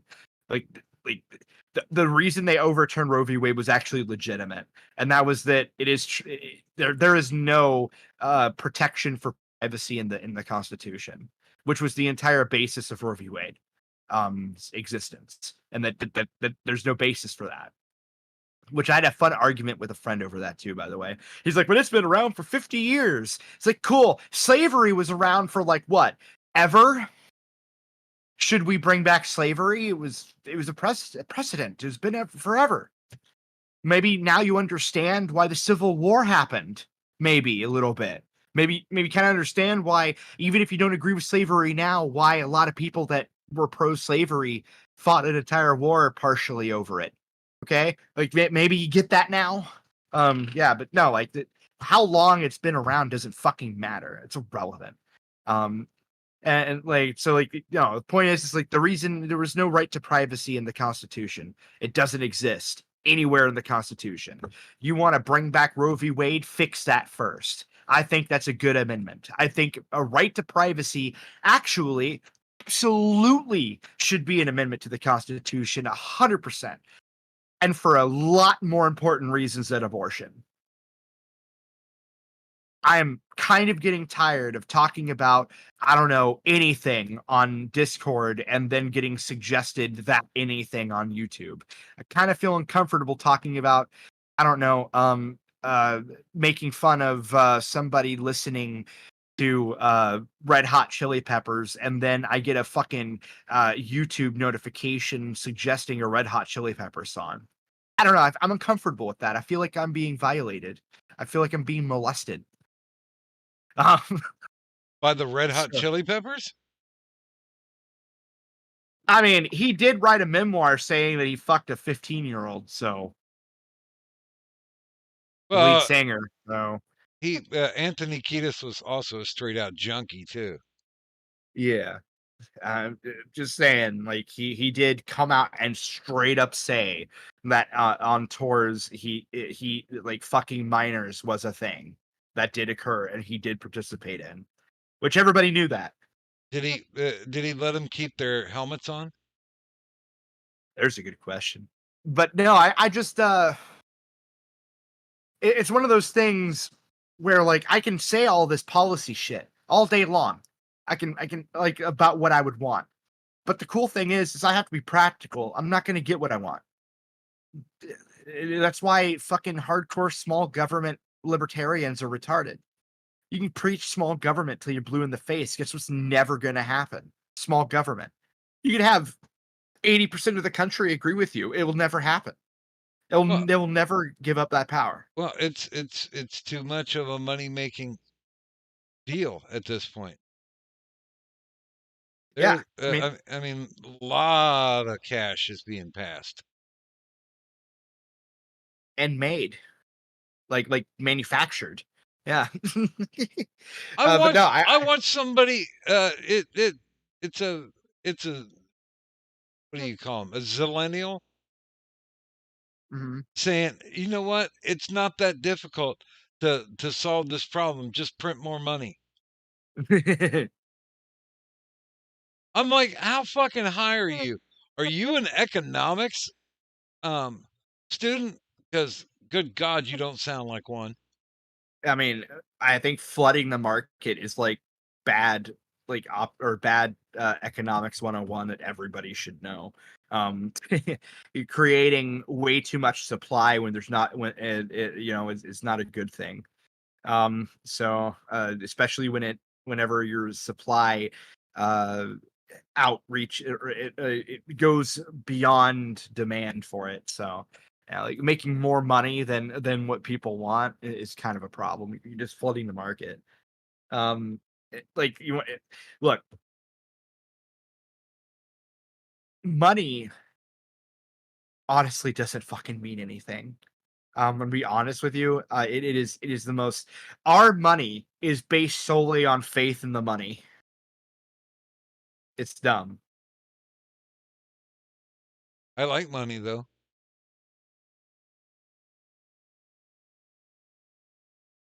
I think it really does have a purpose in my life. Yeah, I mean everybody likes money, but I'm just saying like it's not like it's backed by anything is my point.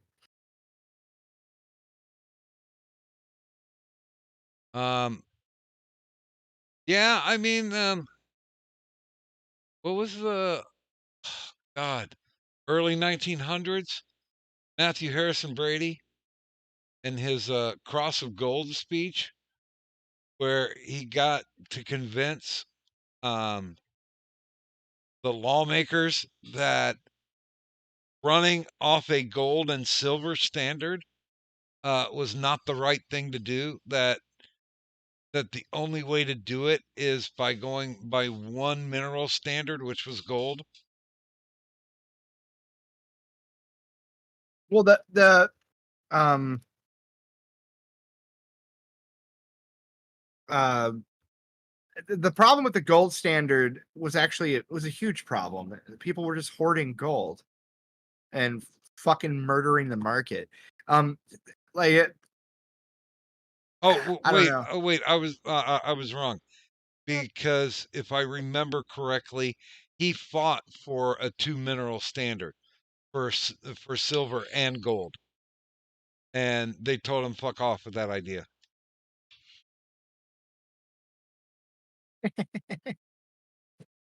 I'm pretty sure, but then again, why be more stabilized than you need to be? But then again, we let a fucking faceless bank set rates. I swear to fucking Christ, the people that put so much faith in the Federal Reserve to do what's right, and that's not the Federal Reserve's job. It's to pretty much do whatever they want as long as they can keep their cronies liquid. And yeah, I really do think the major crisis that's being ignored right now is the fact of stripping landowners, trying to turn us all into renters. Yeah. That's not going to turn out well for anybody. I mean, my buddy who owns 8 properties, he has to pay like almost $135 a month just for insurance, just for the land tax. And on 8 properties, that's over $1,000 a month that has to come out of his pocket. That's fucking ludicrous. Because what are they doing? Paying for better schools? We ain't seen anything. Cleaning up the roads? Nope, still bumpy.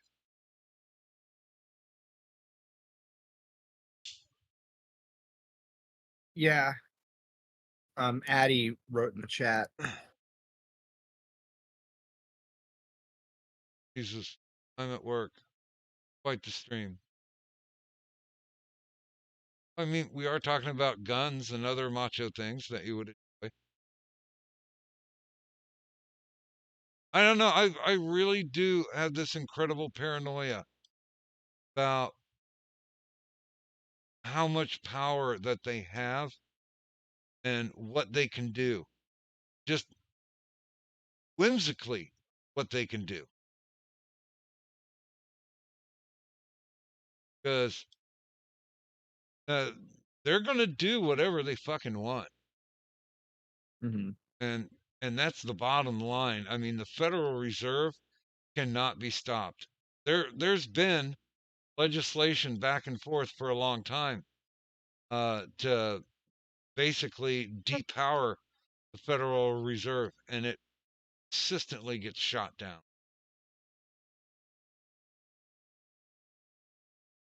Because the Federal Reserve's fucking evil. Not even federal. Yeah, I mean, that's one of the other things that I'm just like, okay, you guys, you if I change my name to Federal Reserve, does that mean that I get to control all banking interests? Yes. I mean, these guys are a business. They're in business for business.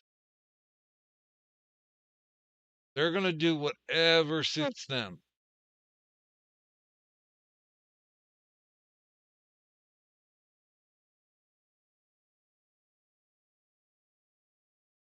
And that's, I mean, that's definitively fucking bottom line.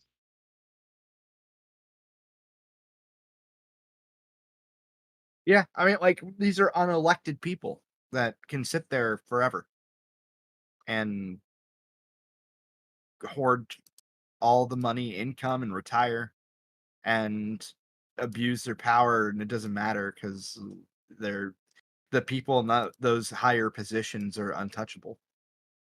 Well, So and here's the thing, when um you know, they install the new Federal Reserve chairman, they make it seem like it's a federal act, and it's simply not. oh, by the way, I forgot to tell you this. This is important.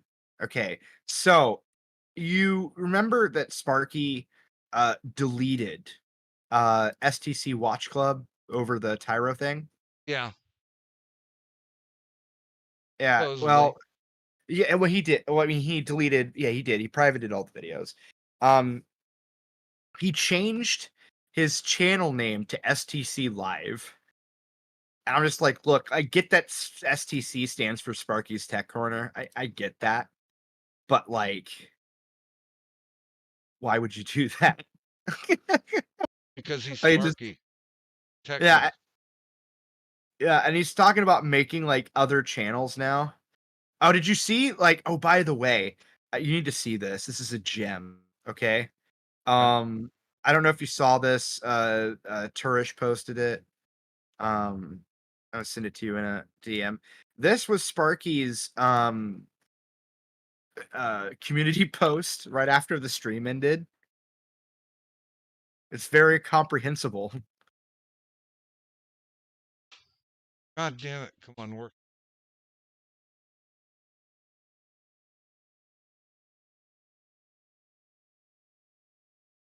God damn it.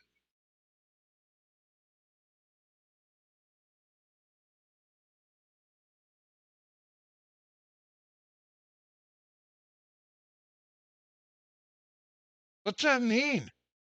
I don't know. I can't read it. I don't know what it says. I have no idea. So I don't sink or whelm when.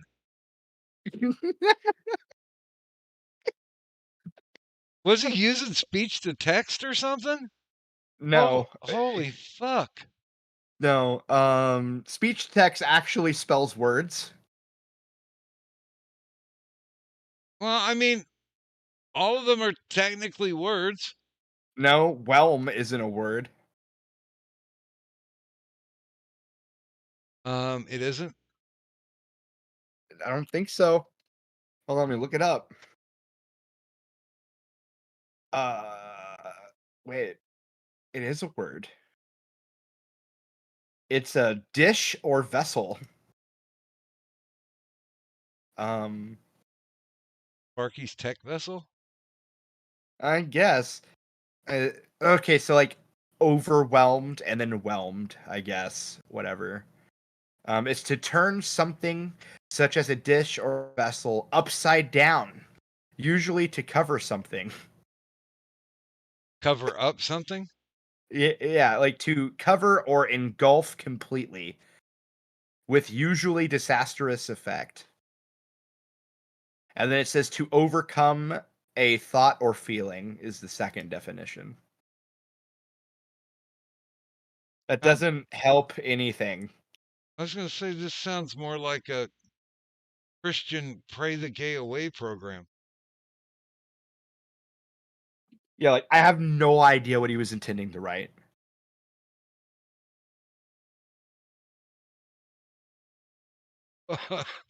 Vlad, that may be all for the best. Yeah. It's just I was like, I read that and I remember it was in the morning, and I read it and I was just like, what? I just kept reading it until it made sense, and it never made sense. Well, there you go for hoping. Damn. Yeah, like he could edit it and fix whatever the fuck that's supposed to say. That would be nice if people would recognize and frequently, perhaps, that might be asking too much, but use spell check because it's fucking free, and you can figure out. Well, I'll say this: you can make yourself feel like less of an idiot Yeah. because anytime something slips by me and I've missed it, grammar wise, I am all about getting my shit together and making it look right. Oh shit.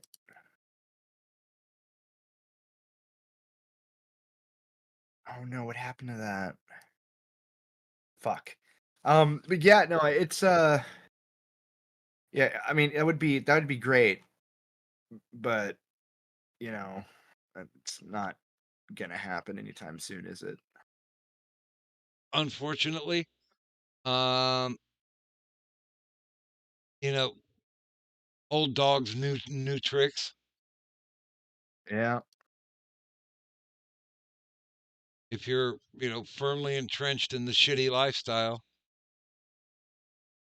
and you still continue to lead said shitty lifestyle, I'm pretty sure there's nobody to blame but yourself.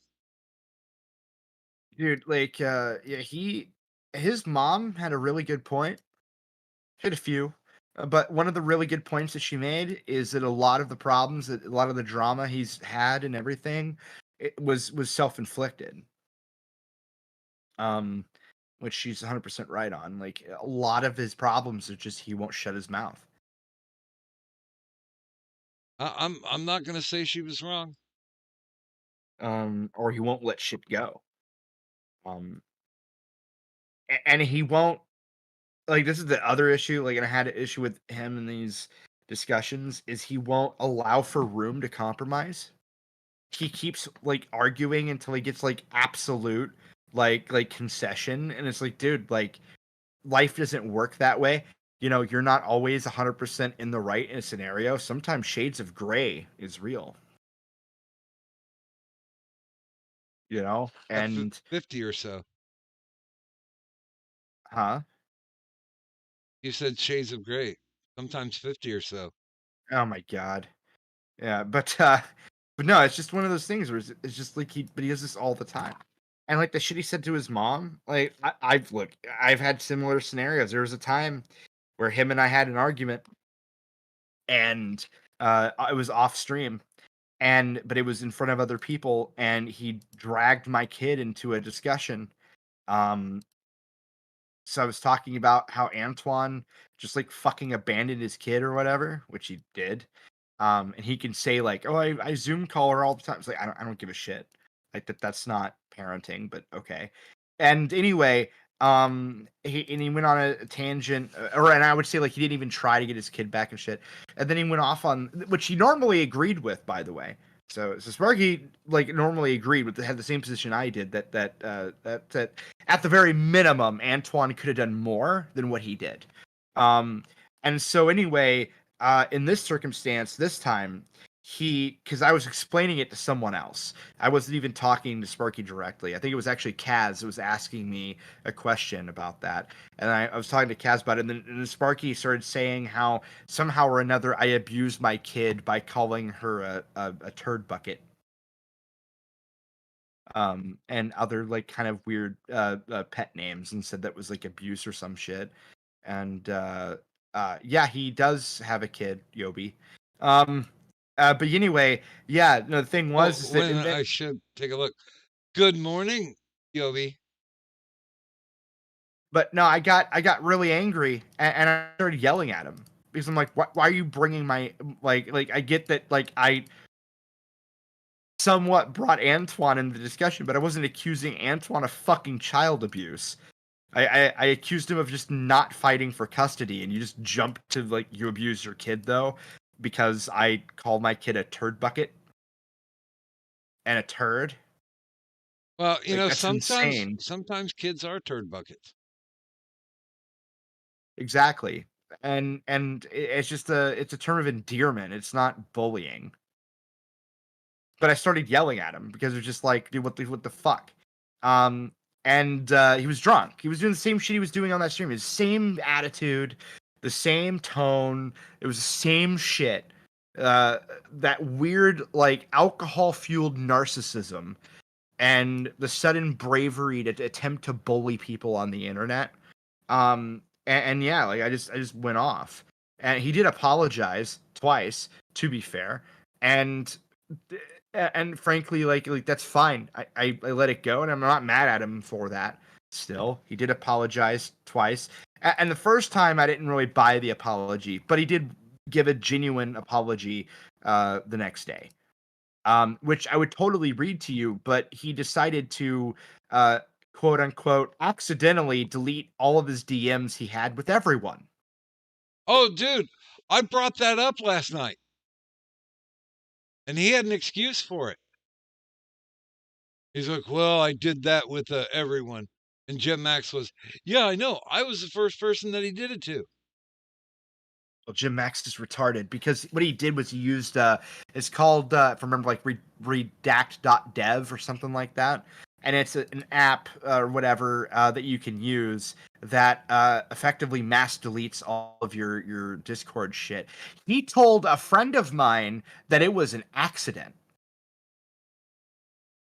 Yeah, well, he said last night that, you know, clear as day that he was well aware of it, and he did it on purpose. Yeah. So yeah, he's a fucking liar. That's actually like my biggest issue with him. He just fucking lies constantly. And the worst part is like he doesn't have to lie. Like he could have told a friend of mine the truth and just said, "Yeah, I deleted everything." Right? And nobody would have cared. I wouldn't have cared. I have all my DMs with Sparky recorded. Like well before he did that, I have all of it. So it was a waste of time. Well, he was like, well, you know, the reason why I deleted the conversations between us is because it had my personal information on it. And I'm just like, nigga, do you think I would actually be able, I mean, not to bother to use it against you, but do you think I would forget so easily? I mean, yeah, I can get addled, but fuck.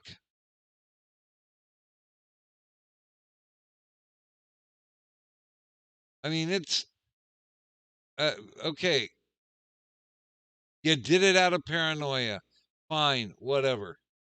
It's fine. I understand. Like I could like if he just came out and said, yeah, like I had a lot of DMs of people that could do whatever and private information and stuff, or if he just said like, no, Vlad, fuck you, I don't want you having access to my shit I said to you anymore. Right? Fine, cool. All right. I don't care. Right? Like that's fine. But like you don't have to lie to a friend of mine who, by the way, still defends him. Like she still defends him.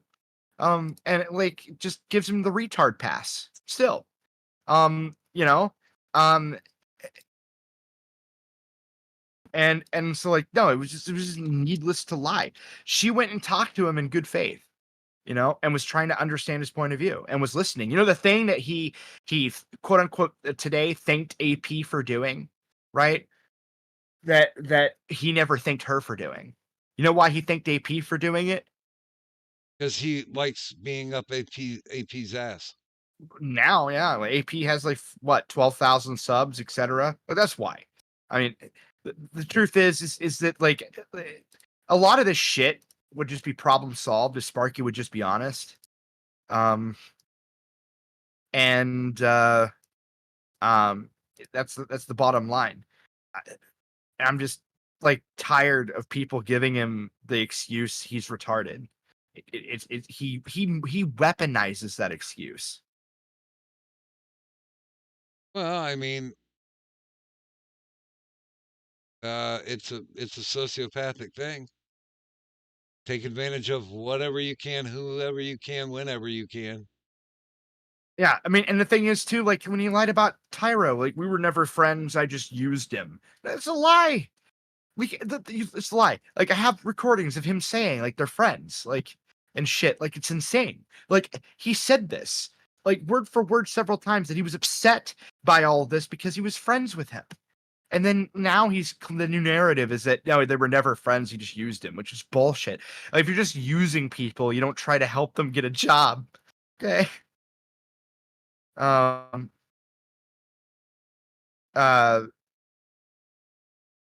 so Yobi, so the reason why, I'll tell you right now, why initially I got along with Sparky, whatever, and was friends with them. Okay. It's very actually really simple and dumb. Okay. There is a lot of cultural similarities between myself and Sparky. We both went to Boy Scouts. He, to be fair, went way further than I did.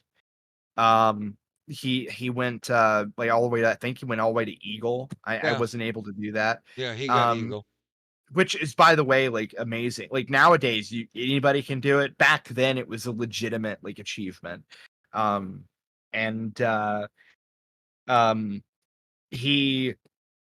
the same view on guns that I do.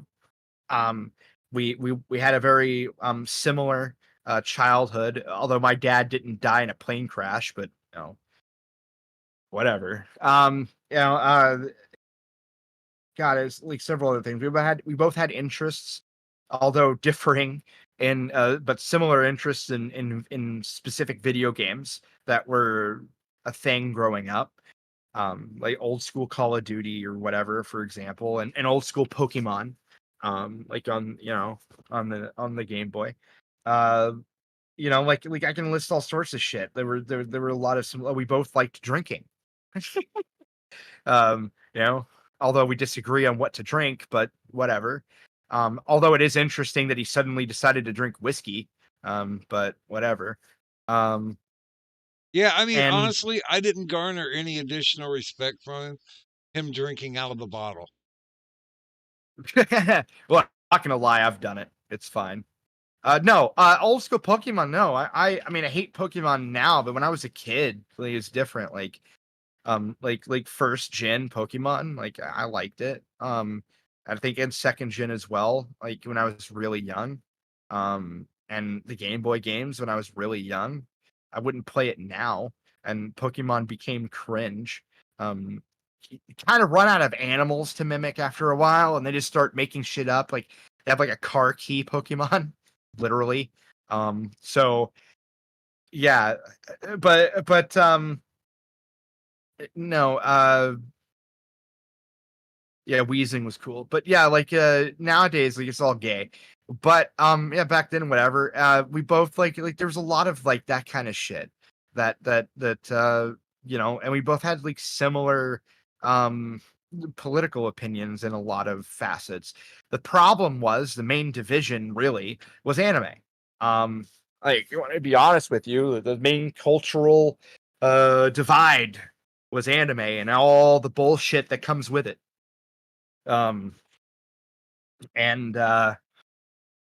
Yeah. And the thing is like, no, like to a point, like Sparky and I got along pretty well. Also, he was like a lot of the people I grew up with, that very similar, including the speech impediment, by the way. So I knew a lot of people like that. Used to it. I have a cousin that talks exactly like him. So whatever. He's used to it, or I'm used to it. And that's why, and actually, when I was growing up, that's why I never made fun of him for his speech impediment, by the way. When I was growing up, I had one too. The only difference between me and him in that regard is, well, I went to speech therapy and I took it very fucking seriously. I like desperately wanted to get rid of the speech impediment.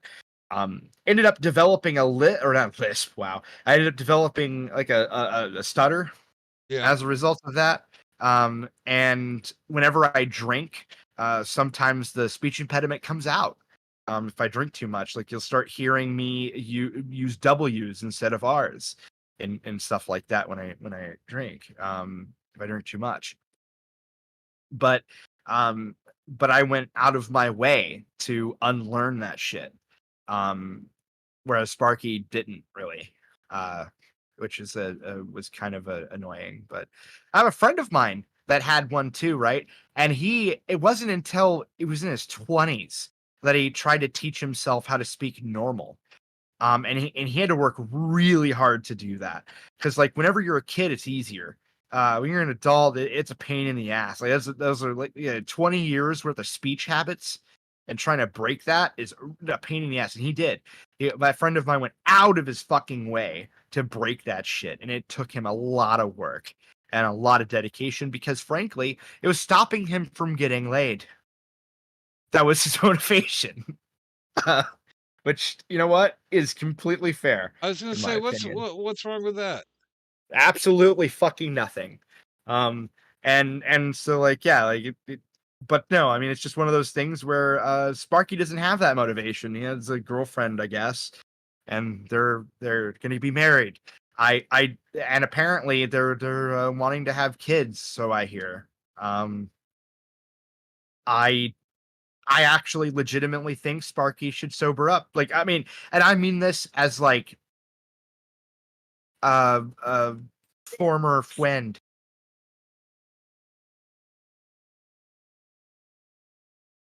I don't know, can he?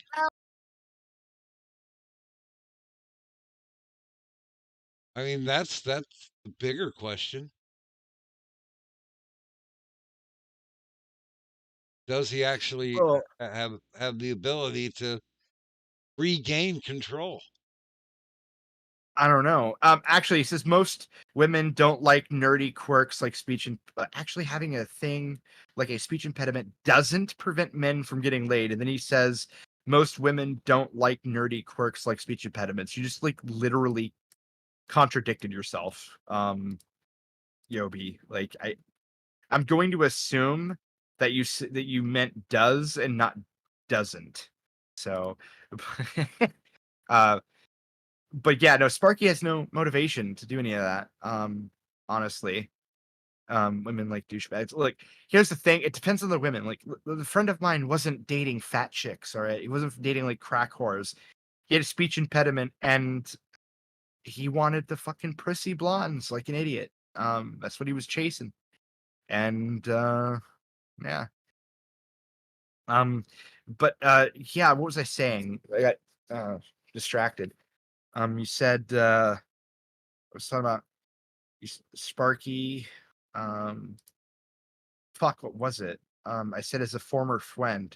Oh yeah, as a former friend, I do legitimately think that he should better his life, and I think that he absolutely should quit drinking. I think a lot of the lying and shit, I don't think that's actually who he is. I think the problem is just the booze. I think that when he's drunk, he says one thing, and when he's sober, he says another. I think he would be a lot less of a douchebag if he quit drinking. I mean, technically, sometimes he did both. He was drunk. Did both what? Tell the truth and lie? Yeah. Yeah. I am true. It's just one of those things where I think you should just like and like yeah, it's just like I don't think it's I'm not even saying this to be mean, by the way, like not at all. Okay, everybody has their fucking problems. I didn't have alcohol issues, but I had anger issues really bad. Okay, I was like addicted to being angry. And it took a lot of anger management to get over the majority of that. And that kept me from maintaining friendships for a really long time. So I would probably have more friends if it weren't for my massive anger issues that I had forever. Um, I mean, I still have some anger issues, but they're more spurgy than they were or now than they were then. And spurgy anger is not as big of a deal. I don't know. I've Um, spent a lot of time not being angry in my later years. dude, I was just always angry, forever. Like it's only like, dude, only in like the last, I'd say fucking, I don't know, 5 years plus or minus, have I ever known what it was like to actually wake up in a good mood. Um, I would usually just wake up like enraged, just by default. Um, and yeah, I don't really have that issue as much anymore. The only real issue that I struggle with is shopping. Um, that causes me a lot of anger. Um, and like really quickly. Um, but yeah, outside of that, for the most part, I'm mostly chill throughout the day. Um, and whenever, but so one of the problems that I had was I was implosive, right? Instead of explosive. So like, you know how earlier Zell brought up that cringe shit with that tranny, and I went off on like a fucking like 15-minute rant, right? Uh-huh. I never used to do that. What I used to do is get angry and then just fucking hold it in. And then hold it in forever, for weeks, days, months, whatever. And then one day, you drop a fucking fork on the floor and it annoys me. And then I just fucking go ballistic and throw shit and fucking yell at you for something you did in like fucking 15 years ago that I was still fucking holding back on. It's shit like that. Just fucking massive implosive anger. Um, and yeah, nowadays I don't do that. I'm more inclined to just express my anger in the moment or my irritation and not hold back on it so much, while also moderating exactly how far I go. Because it used to be really bad. Um, and I never beat women. Which is probably what a lot of people's first thought was or is. It's like, oh, well, you must have hit women. No, I but I bet they wished I did. Because I'd make them cry. I I have lived in that neighborhood. My first wife told me at one point when we were going through the divorce, she just looked at me and she went, if you would have hit me, this would have made things. Yeah. But it was like, dude, one of those things where I would have what they call a sharp tongue, and I knew exactly what to use. Without even like, I wouldn't even necessarily raise my voice either. Like I wouldn't have to. Uh, and like it's just like I just wanted to hurt people. So you were All gritting teeth. Yeah. Until like something happened, anything would happen, I'd just fucking snap. Like, dude, there were days that I'd go outside and I hear a bird chirp and I just lose my fucking mind. Well, I You mean, know, it is a bird. yeah. I mean, like, so it's like, I mean, birds still piss me off, but not in the same way. I mean, they do have an easy life. Also, Vlad, if you did beat women, most likely you would get more women. I mean, whatever. Not probably not. Hold on, I got a message. I don't remember him saying it was a bug, but otherwise, yes. Well, Fun fact. I don't understand what just happened, but okay. Yeah, so I messaged the friend of mine that said that Sparky told that it was an accident with Discord deletion.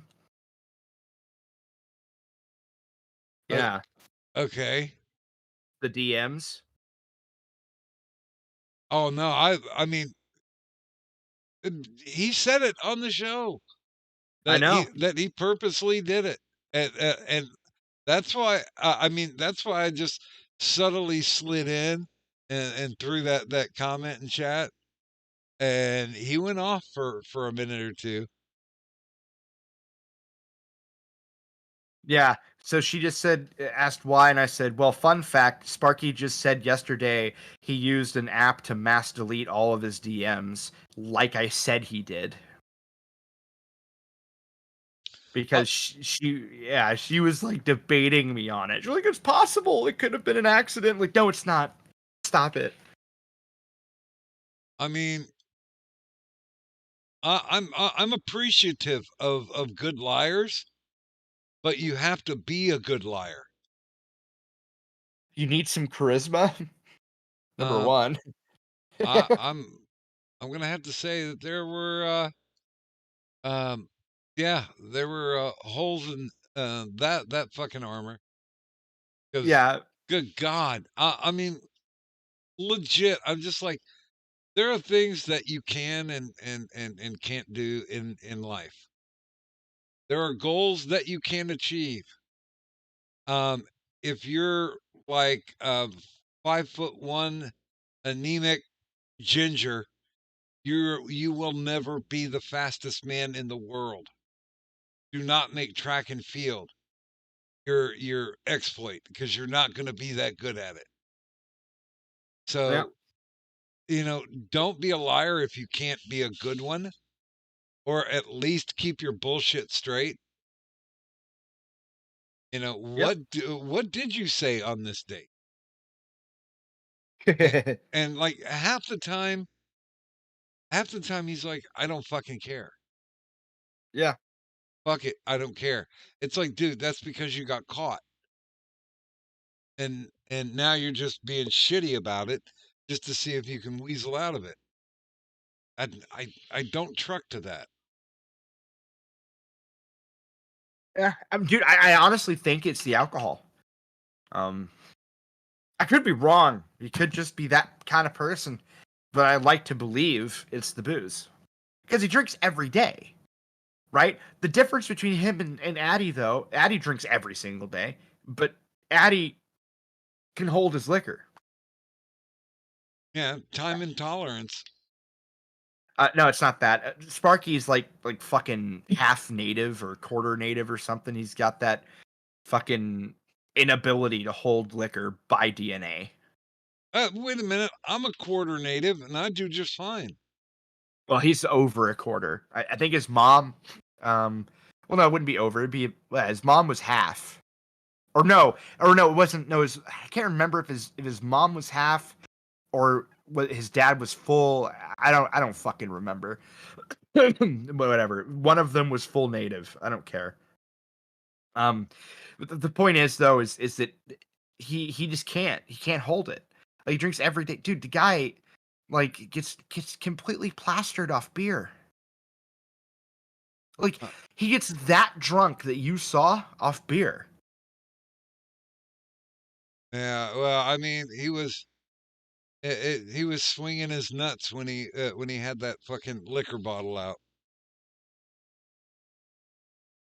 What? He was playing big boy. Are you roboting or am I? I don't know. Oh, I guess it was you swinging his what?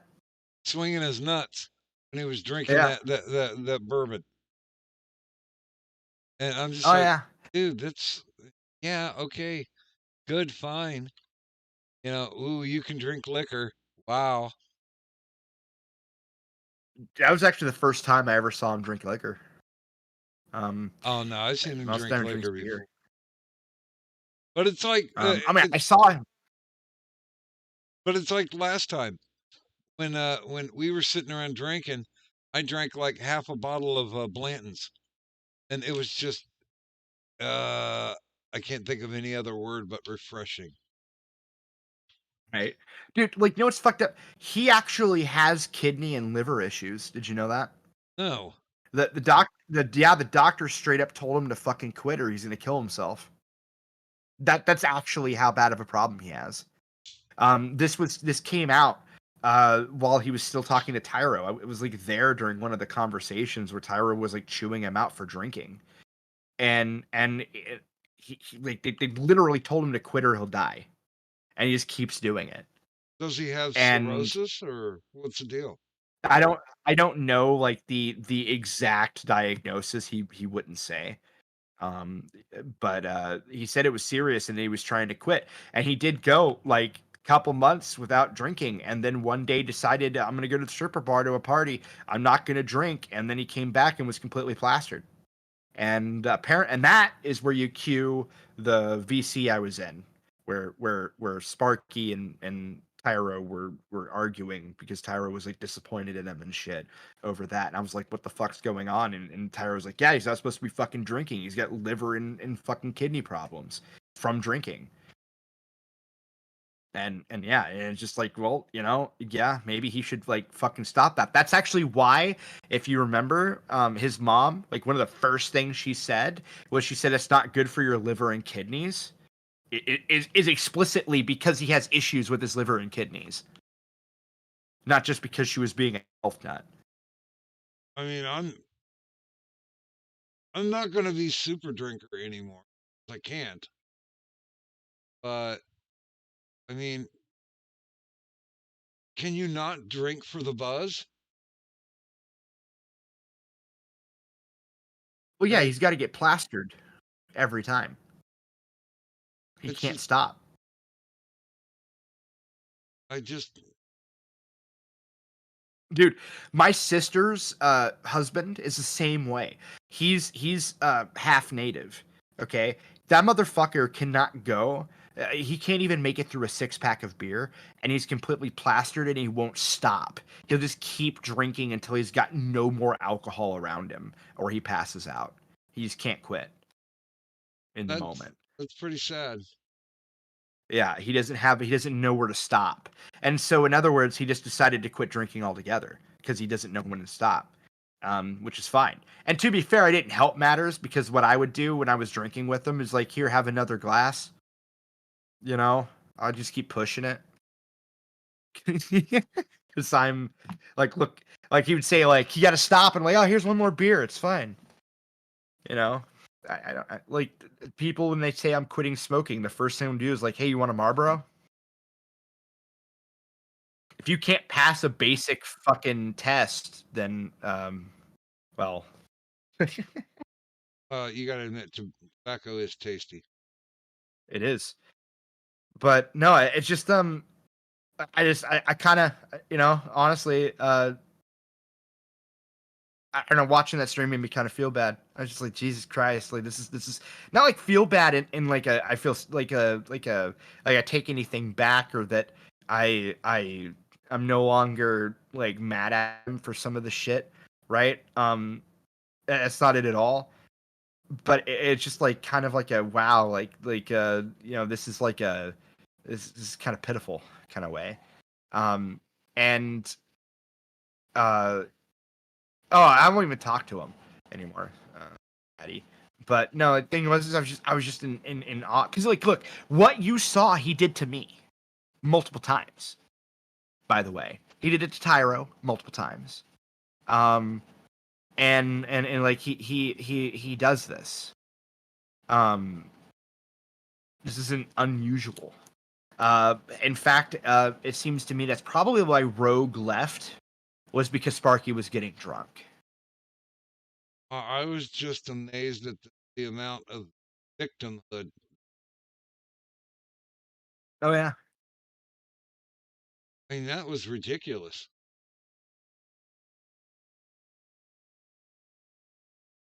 Yeah, I mean, that was weird.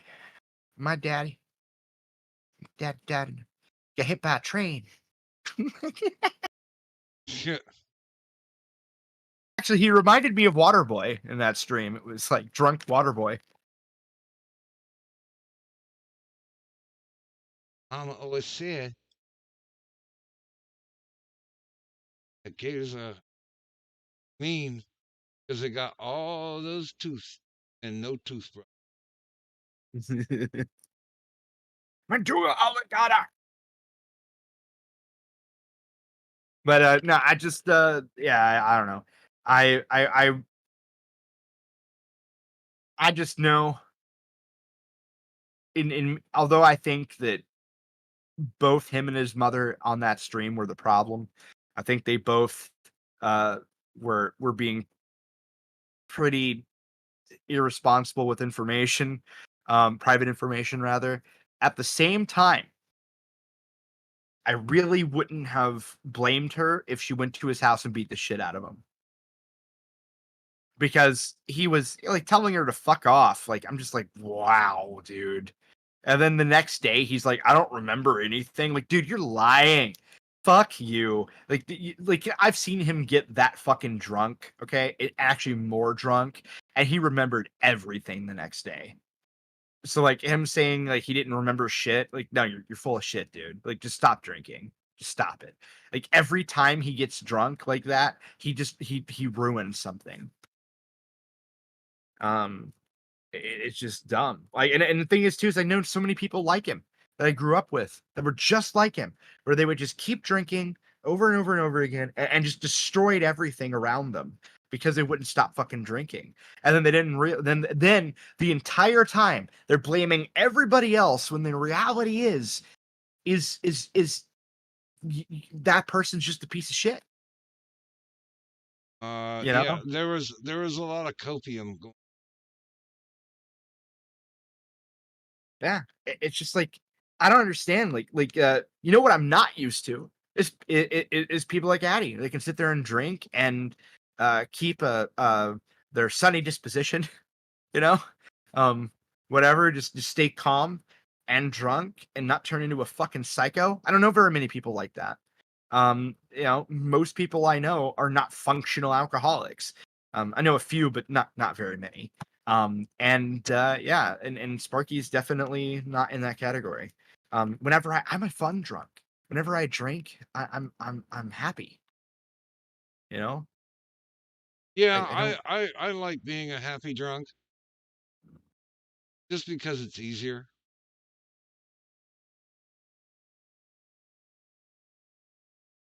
Yeah. Just be a little ray of sunshine and get blitzed. Yeah. I mean, and I usually stop at the buzz anyway. I don't get totally fucking blackout drunk. I'm not a fan of that feeling. I mean, look, I can't say that. There are times where I've done that and it was fun in the moment, and then it got not fun. Like the first time I had like a really good scotch, like holy fuck. Like I went through like here's the thing. I could drink Sparky under the table pretty fucking easily. I can go through a whole bottle of fucking high alcohol scotch. That motherfucker could barely make it through half a goddamn bottle of bourbon. Like, come on. And that motherfucker drinks way more than I do. Way more than I do. What if they put the bourbon in a sippy cup?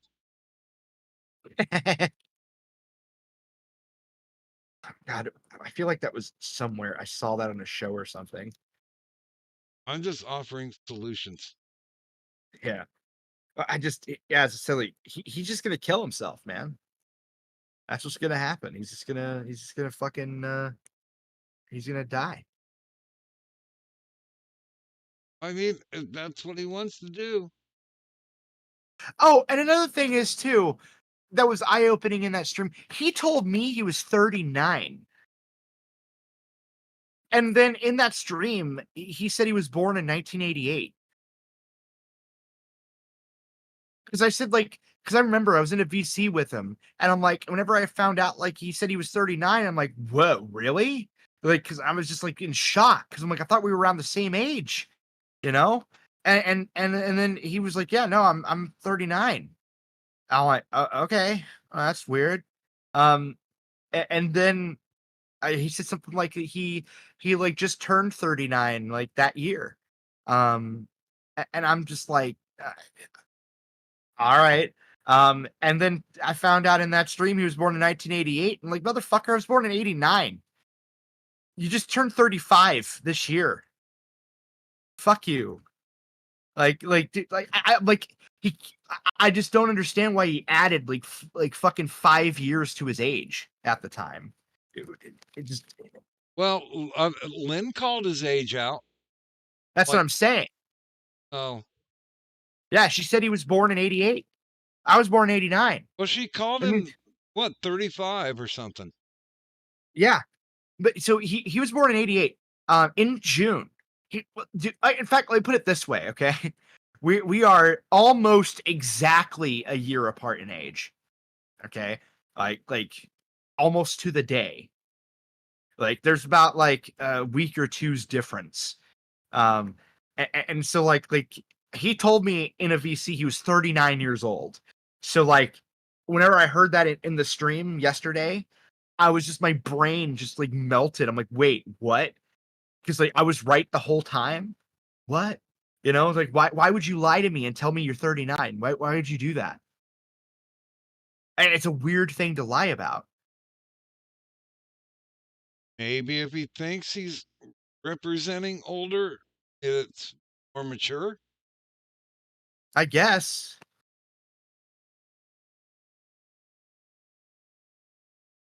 I don't know why people do the evil they do.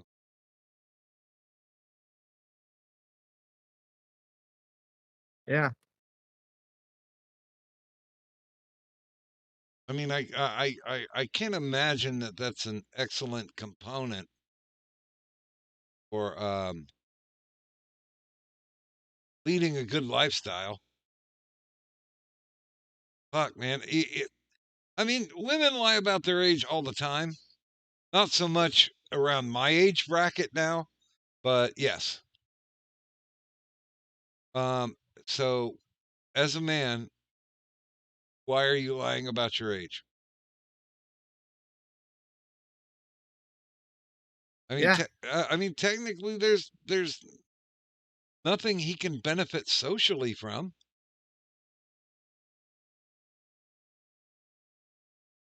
I mean, I could be wrong.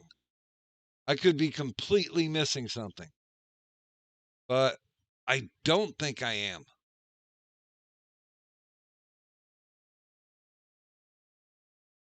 I don't know. Yeah. People confuse me more and more.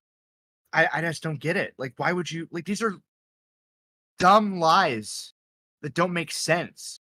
Like, why would you lie about deleting your DMs? Like, that doesn't make any sense. Why would you lie about your age? You know, like, just own this shit. Like, I don't get it. It just like, it's just like, I honestly am thinking he's just a compulsive liar. Is really what it comes down to. I can't technically disagree.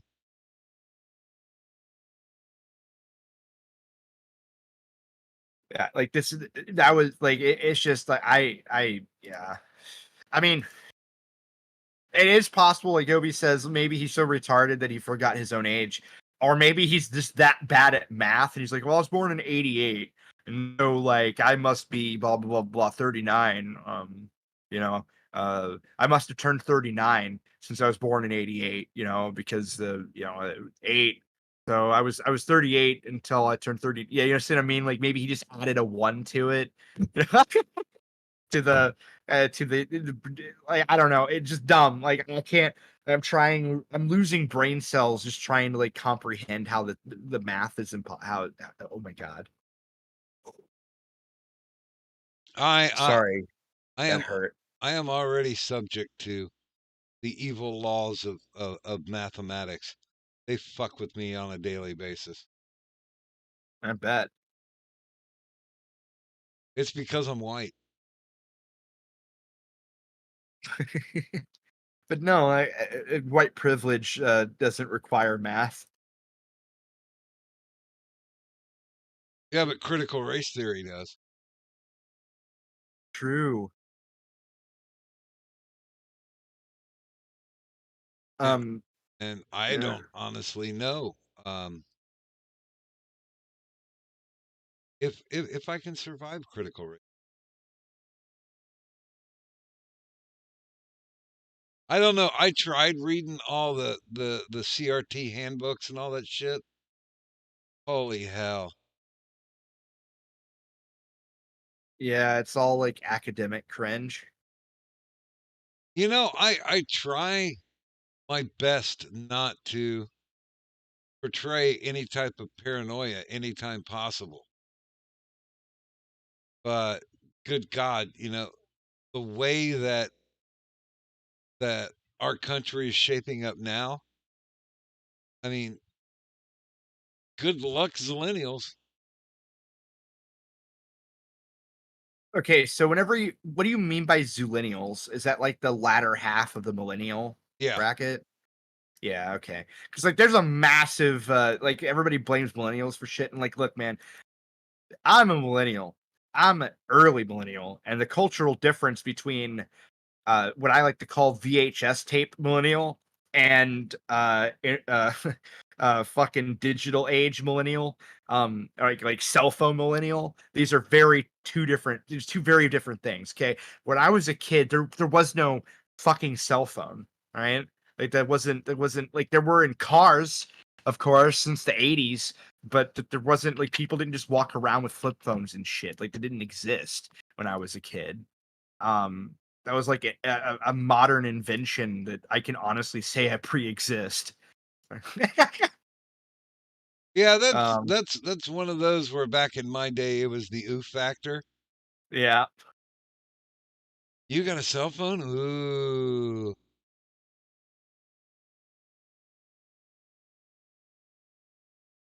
I mean, one of these days they're actually going to do something worthy and worthwhile. But right now, the Zillennials, whichever way you want to call them, they're fucked. Yeah.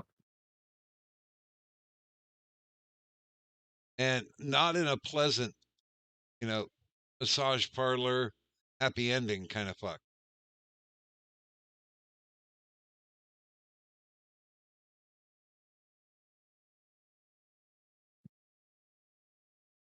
Although I really, I really do hope, and this is all about. We're going to need a social rebuild. That's all there is to it. But you know, can we teach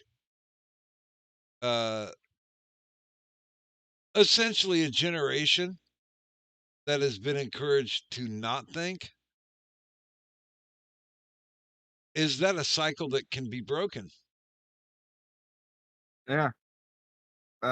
Probably. With enough EMPs, anything is possible. Oh, dude, I'd love to be around when an EMP goes off. But I wanted to say too, like, I want to make this very clear too, like, because I don't think I made it clear enough. So if anybody like for some reason goes back to clip this, when I had this discussion over Sparky's age in that VC, it wasn't like Sparky said, I'm 39, and I was like, oh, okay. That wasn't what happened. He said, I'm 39, and I said, wait, what? I thought we were the same age. Like, it was an entire, like, my brain was as blown then as it is now to learn that he actually isn't 39. Okay? Like, at that time, my mind was blown that he said he was 39. I was like, no, I swear we were the same age. Like, this whole time I thought we were around the same age. I even said, like, I thought you were born like a year before me. Like, that's something I said at the time. And I was right. He gaslit the fuck out of me. And it turned out like I was right, and that's mind blowing to me. Like I thought it was it's funny just, because he was trying to gaslight Deb too. yeah. And she wasn't fucking having any of it.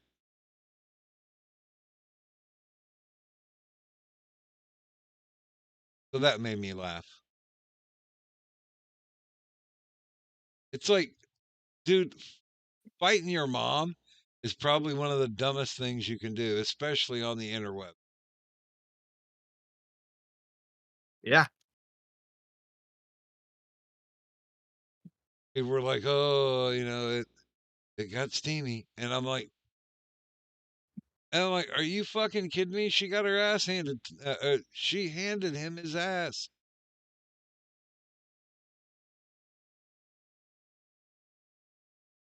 Was it the old in the Fifth Element where Chris Tucker comes running up going, "You got knocked the fuck out," or was that Friday?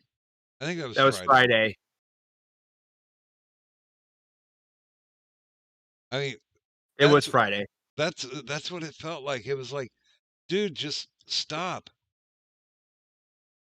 This is not a battle that you're winning.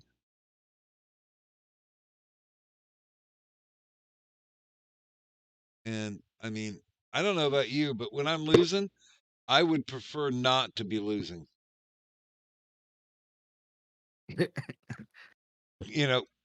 Call it a quirk, if you will.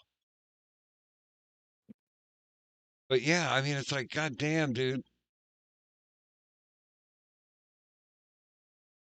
That's one of the things that I really, I mean, I really do hope Sparky gets his shit together. I honestly don't think he will. But you know what? I'll be happy if you prove me wrong. Right? I mean, yeah, pretty much. Like it's. I don't think it's gonna happen. I have zero faith that would ever happen. And this never will. He's retarded. I mean, it seems to be the case. I can't contest what reality looks like in front of my face. Honestly, can't tell you. Be honest with you. You know who I truly feel bad in this entire situation, and I'm gonna be called a dick for this probably by them if they hear this, and I don't care because this is not meant to be mean. And maybe it'll be understood later.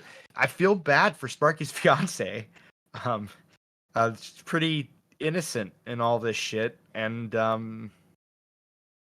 whatever. I mean, to find out the entire time that Sparky admitted that the only reason he never cheated on her was because of his mom, like telling him not to. Like, dude, like, yeah, like I was just like mind blown. So Sparky, when you listen to The Wall, does it feel self-referential? Holy fuck. I mean, I would introduce my mom to women that I went out with, like maybe 3 dates or more. But I would wait to see if they stuck around for any length of time before I unleashed mom on her. And I mean, mom was just like, "You're going to date who you're going to date. I'm completely okay with it. You date who you want, you fuck who you want. Just if you run into trouble in any other way, you can expect moral support, but I ain't bailing you out. Ain't happening." My mom was very down to earth. Now she's down in earth. Oh. But yeah, I mean, my God. The only person who should really have anything to do with your relationship is the person you're in the relationship with. Yeah. I mean, approval is nice, but sometimes you won't get it. Okay, I'm God damn it, you're making me defend Lindeb. Okay, look, thing is like I'm not saying that it was bad that Lindeb stopped Sparky from doing that. Actually, not at all. In fact, quite the opposite. I think like if my kid was potentially going down that route, first thing that came out of my mouth would be, or do you really want to be a fucking slut? Like, really? Is that what you want to do? I don't think that's a good idea. You probably shouldn't do that, because if you're going to act that way, you're going to be treated that way, and I don't think you want people treating you that way. I would go on a whole rant. It wouldn't be necessarily in the defense of the person they're with, as much as it would be in the defense of my kids' self-worth. Which, so like, I think that her doing that is fine. I would absolutely not tell Lindeb that she was bad for doing it. The only person that's bad in the situation is Sparky, because like it somehow required that, and he at the time should have been old enough to know not to. Well, and there are people who are trying to find their place in life, and to me it seems like he keeps trying to be the proper villain. I hate to use that phrase, but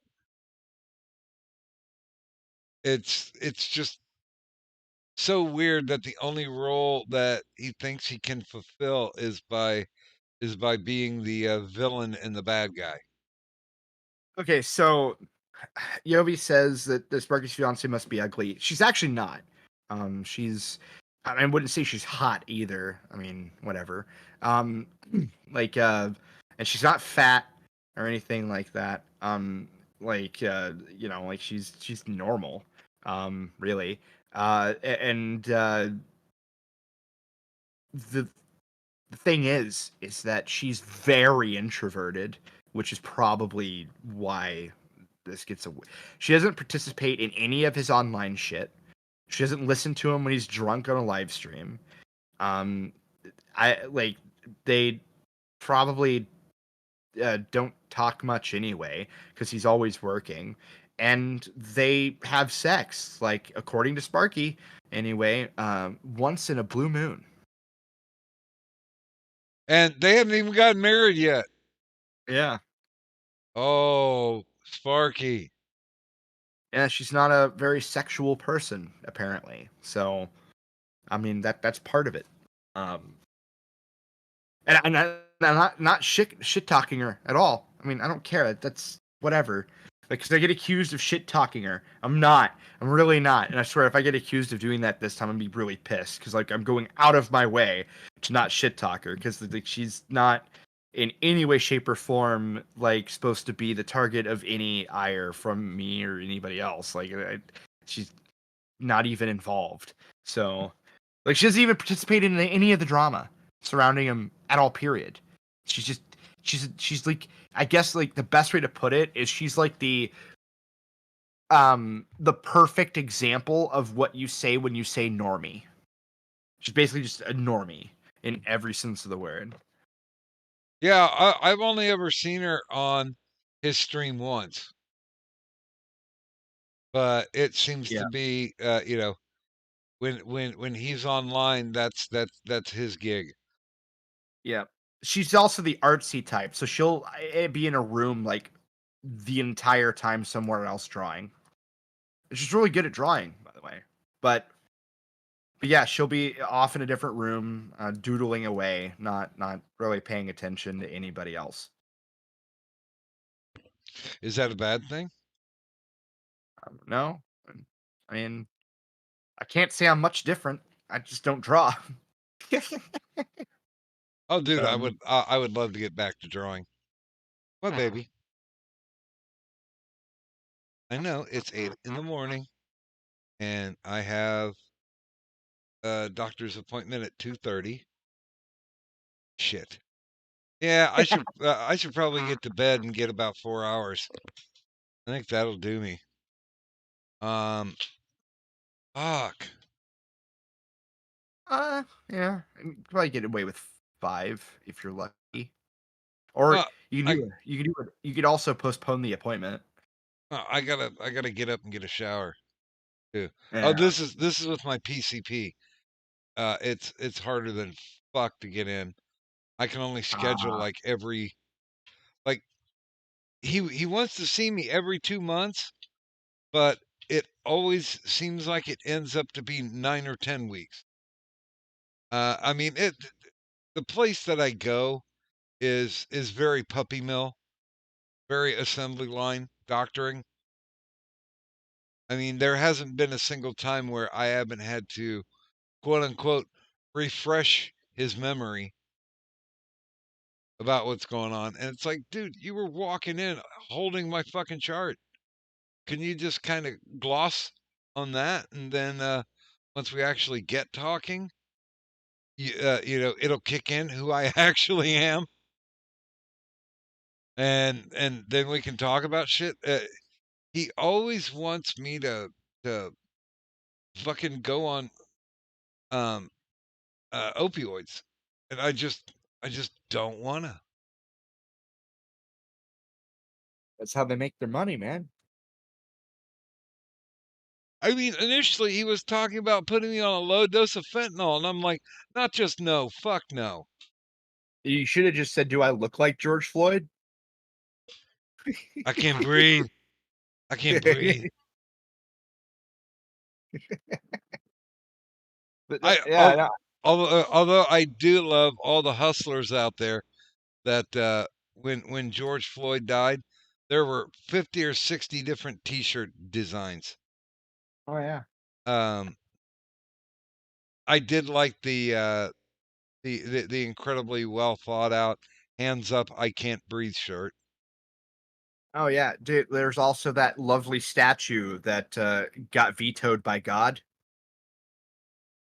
Didn't they do a big fucking mural of him depicting him like the savior, and Yeah.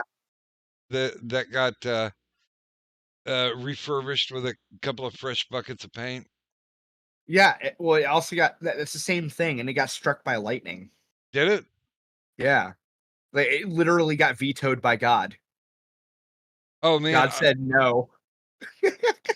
now, I'm not a big Candace Owens fan, but she did a report on George Floyd, and apparently George Floyd was renting a room in a friend's house, and when he died, the family went straight to the media. Nobody ever contacted them to come pick his shit up Wow. or to go through his shit. He even had a car that was broke down that was on their driveway. It was an appreciable house, so you know they could park the car off to the side. And Candace Owens people literally paid for the car to get fixed, so the people who rented him the house could call his relatives and ask them if they wanted the car. Nice. By the way, this happened in your state. So it says on July 14th, 2021, a mural dedicated to George Floyd was reportedly struck by lightning in Toledo, Ohio. The brick wall, along with a major section of the mural, collapsed into rubble. Donald Trump Jr. Took to social media to suggest a higher power had a hand in the lightning strike. God. That's some shit posting. I don't give a shit.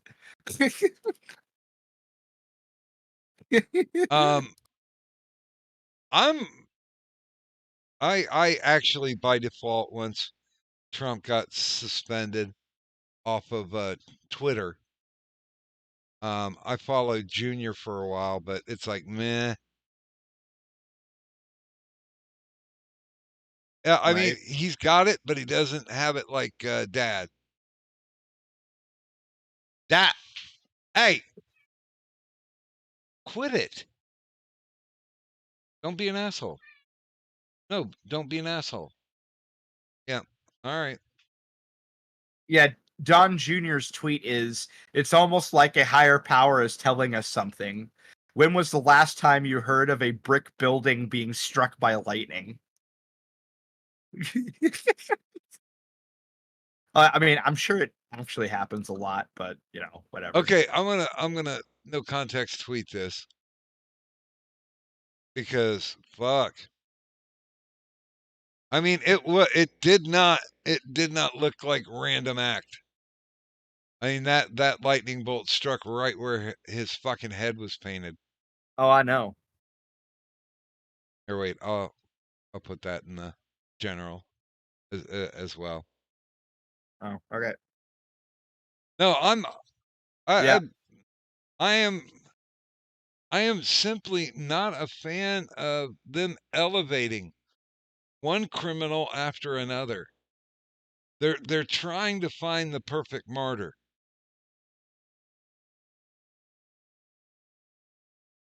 Although it does look like you've seen the Dave Chappelle skit with the junkie Mm-hmm. and the crusty white all around his mouth. Yes. That picture looks like he got some crusty white. True. But it's that's exactly what it looks like. Yeah, but yeah, yeah, it's fucking hilarious. Like, I mean, the thing is too is like, like, doesn't Ohio have like really bad lightning storms though? Anyway. Usually the only bad weather that we have comes in the form of tornadoes. So yeah, there's lightning engagement before and after a tornado. Although I've only ever seen one tornado, but it was amazing. Yeah, like I just what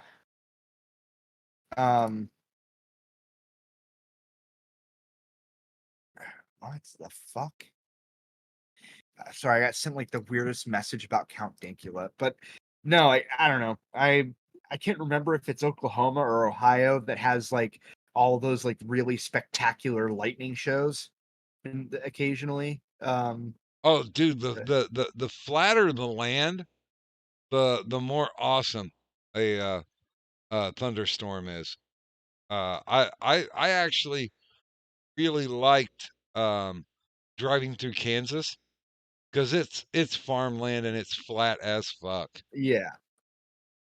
And I mean, you could see I literally pulled off the side of the road because we were driving from Dayton all the way out to Denver. And I was the only one driving. Because everybody else, they were girls. They were soft and fragile and blah, blah, blah. They should probably just sleep. And, we got up to the spot in the Mile High State.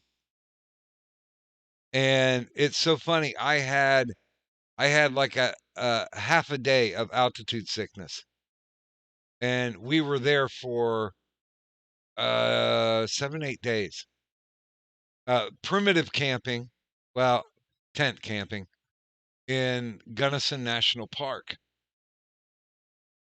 I had, like I was saying, I had altitude sickness for a half a day. They had it for a couple of few days. But on the way there, I just pulled the car over because, like, I don't know, many miles away, you could just see the lightning dancing. I'm completely into the things that are natural. They can have the the supernatural. Nursey Right. Nursey was really big on the supernatural stuff. Women usually are. We watch Ghost Hunters a lot together. Oh God. But holy fucking shit, man. The first time I caught them, I'm like, they set this up. They staged it. She's like, how can you tell? And I was like, because the soap dish was right there by the window. It's not there anymore. When the spooky shit happened, apparently they needed a fucking soap caddy, and the ghosts, lifted and stole the soap caddy because they had to have it. It's just like, okay, no. They had to move it in order for that stunt to play out. And after that, I could barely ever take them seriously. And when they did the, I don't know, they did some insane asylum live in the dark, just like little flashlights and shit, and they set up stuff to actually happen. Like they got to one part of this place. This facility is fucking huge, right? They got to this one place, and the bald-headed guy stops and goes, "Wow, did you hear that? I can't believe it." And then like a second later, it plays the weird, creepy, soft voice telling them to leave. Nice. So he actually played it before anything happened. And also, there was a thing where they rigged one of the jackets to make it look like something was pulling on the shoulder. Like there was somebody back behind and grabbed him by the shoulder. Mm-hmm. You could tell that Grant, the other guy, had his hands in his pockets all the time, and yeah, he pulled the tab and set him free.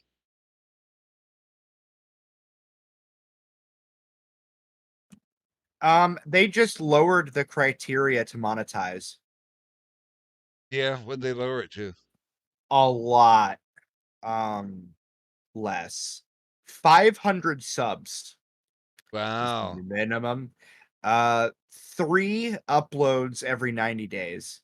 Or not every 90 days, but in the last 90 days. And either 3,000 valid public watch hours or 3 million valid public shorts views. Well, dude, watch time ain't shit. You know what? With what you just read, I qualify. I would if they told me I didn't. If it weren't for that, like I can't. It says you are not eligible for monetization, and it doesn't explain anything. Your channel is not eligible for joining the YouTube Partnership Program. For additional information, go here. Like, and it doesn't tell me why at all. And like, I have no active community guideline strikes, for example. None. I have a warning now. Same. Woo! Oh, okay, that's why. Okay, hold on. When was the last one well, wait a minute. Let me go. Actually, I think I know why. The last one. Okay, so they deleted all of those. That's weird. Well, the last one ended in fucking May 22nd, if I remember right. And it says none for the last 3 months. So I have to wait like probably another 2 months before I could possibly become eligible, I guess. Yeah, it says you've not had any new copyright or community guideline issues in the last 3 months. So in other words, I'm gonna have to wait like another 2 months before I can be possibly eligible again. All right. I made a promise. I'm gonna stick to it. Even if I have the ability to monetize, I'm not gonna do it. And I mean, I don't know if anybody's noticed, but I also took down all my e-begging links. I mean, if somebody wants to search out my e-begging links and find them, fine, go for it. But as far as it goes right now, I just don't feel like um IRS should have the tip cup out, so to speak.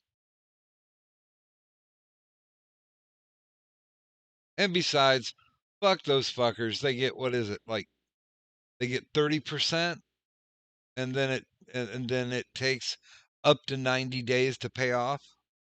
Yeah, I mean, like, the thing is like, I don't know.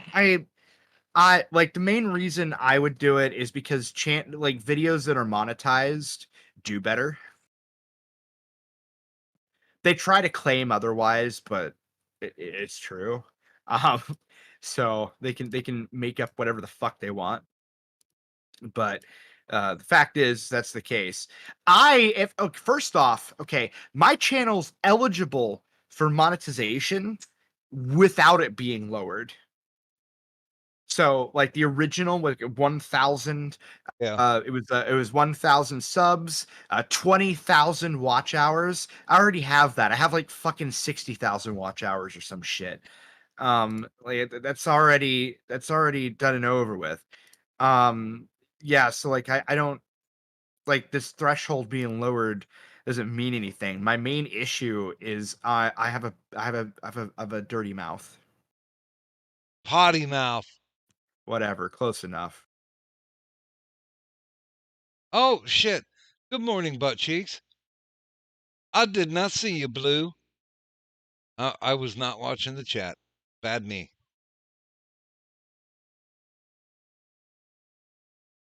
Yeah, that blacklisting's a smart idea.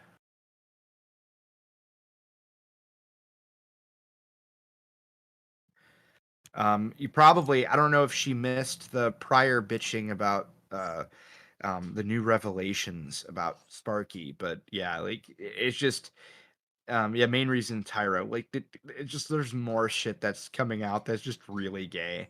By the way, You- by the way, Blue, you're more than welcome to come in if you want. And she yeah, said she can't. and yeah, I know.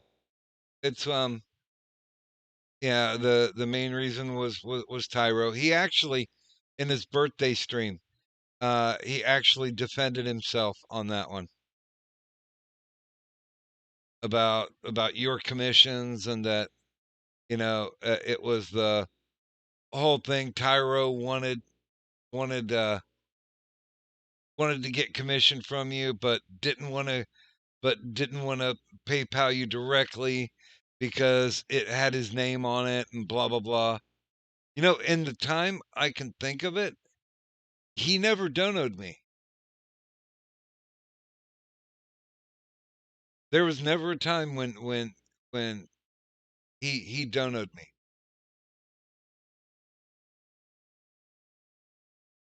Because I guess knowledge is power. But then again, if he donated to me, he's got my real name. So unless he set it up as a corporate account, it would have given me his real name too. But that kind of information, it's a fucking novelty. Because there's no way I was going to dox him. But I did, once I read through all the court papers, I released all that shit to everybody that I knew, including somebody named Sparky. And he did recognize. I'm like, dude, I handed you all the paperwork. You had the ability. And he was talking about he would need like a week to absorb it. It's like 48 fucking pages, dude. It's like almost the length of a comic book. Just settle down and read it and try to make sure that you don't draw the ire of whomever's teaching you what. Oh, fuck. Okay, it's 8:30. I'm gonna turn this in. Hey, we went fucking 8.5 hours. Yeah, That's good enough for me. Good and I God. was here the whole time for some reason. Yeah, you were actually a blessing in disguise. Yeah, And Alistair apparently slept the whole time. yeah. There was a point when he dropped out and he came back. It was weird. Yeah, it's like you could say it like, "Hi, I'm back," or something like that. Or you can keep napping. But okay. No, Yobi. This stream's been going on since midnight.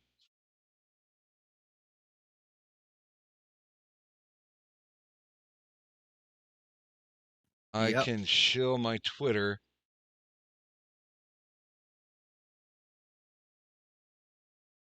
Yeah, Blue. You can drop a link in the chat. I mean, it's not like you don't have a wrench. You can do these things. We're very relaxed when it comes to shilling. So what's your next video going to be? Fuck, I'm not sure yet. Probably. I'm actually on the fence about Tipster. When they rolled in talking about that shit, I had no idea. I just thought he was some fat fuck on the internet that talked about video games.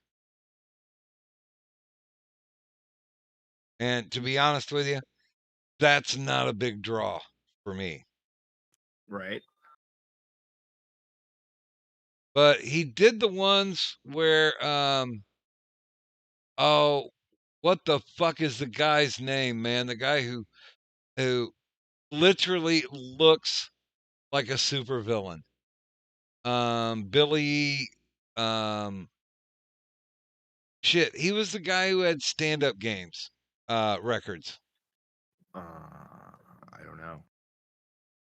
Oh fuck. He was like made out to be the villain in that movie King of Kong. Oh no. I mean, do you ever watch any I would say pop culture history videos? No. I'm a big fan of well, technically I'm just a big fan of documentaries, but I mean, I'll watch documentaries sometimes, but it's not usually things over like pop culture. It's not a typical thing. oh, his name is Billy Mitchell. Oh, that guy that okay, yeah. I know who that is. Total D-bag. Yes. And he looks like a guy who's trying to be a supervillain. Yeah, like that there's so much controversy wrapped around that guy, and I've only heard about him through lawsuits. Well, the only time that I've watched Tipster is when they were doing reveals about how people cheated the scores. Mm-hmm. And yeah, that was one of the big things of find a picture of this fucker. Yeah, this one's good enough. Good as any. Oh yeah, he's a litigious motherfucker.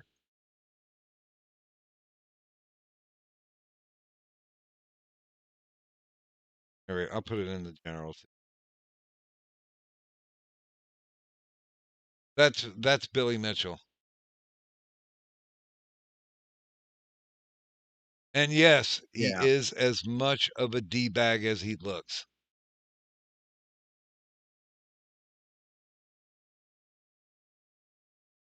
Yeah, he's obsessed with lawsuits. Oh yeah, because I mean, legit, the only thing that he has or had was his name in the gaming world. I mean, he was a he created his own hot sauce, so that's what he's entrepreneuring on Mm-hmm. is selling bottles of his fucking hot sauce to bars and local stores. But yeah, his only claim to fame was he had the high score and said he was the first person to ever hit the Donkey Kong kill screen. Oh. And he had a couple more records. And apparently there's this place called Twin Galaxies that is, privately owned. It's not run by any gaming company or anything, but they're the ones who record all the scores. And like, if they're having a big gaming thing, the guy who owns Twin Galaxies will show up in a fucking referee shirt. And I'm like, really? Because, bro, technically at this point, that's cosplay. Wait a minute. I was rambling again. So I did no context tweet. And what, Yobi? Can you continue for another 4 hours? I need something to listen to. Fuck you. I'm not going for 12 hours, dude. I got to get up and be at my PCP's office at 2:30. So I'm already fucking myself over. Because I know I have to get up like 2 hours early and shower. Shower, shave, and shine. So, hey, good morning, Boomer. Yeah, because everybody's just waking up. Yeah. And last thing I need is somebody to see that I dropped under 600 subs. I'm good here at $5.99, guys. I really am.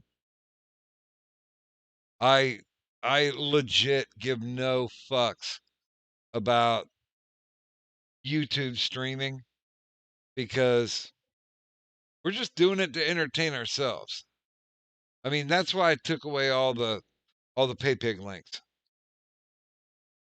Because we're just doing this to do it.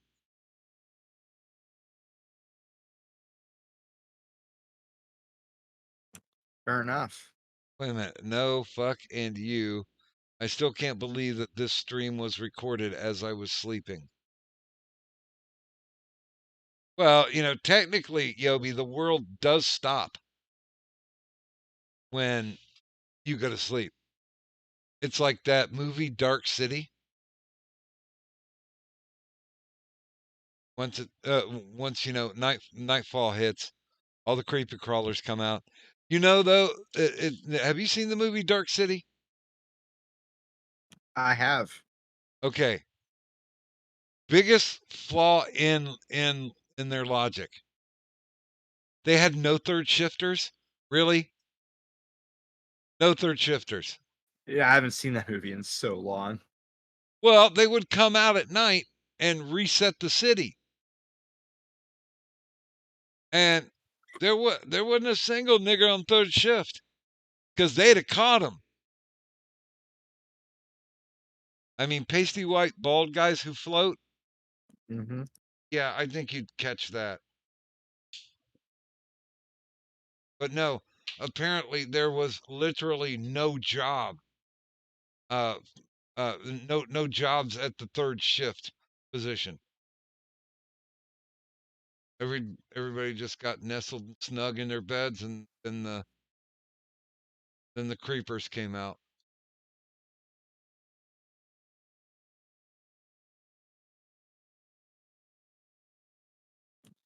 Yeah, so I have to wait. Yeah, I just looked it up. Yeah, I'm basically.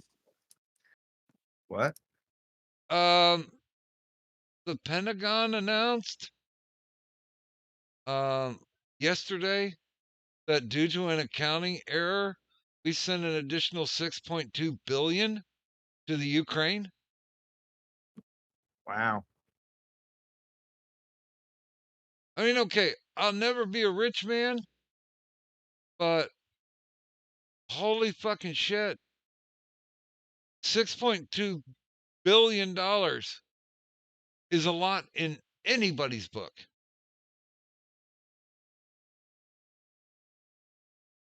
Yep. I mean, even Bill Gates.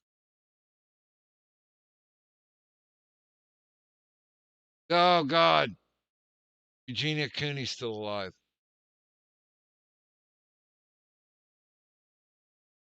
Jeez. I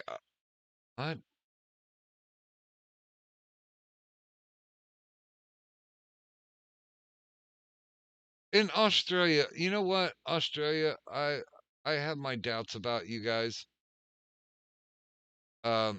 There's a news article that says an openly gay penguin couple are sharing their story to teach young primary school students about same-sex relationships.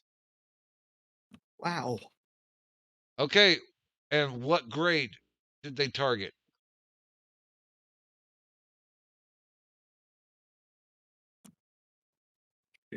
No idea. Kindergartners.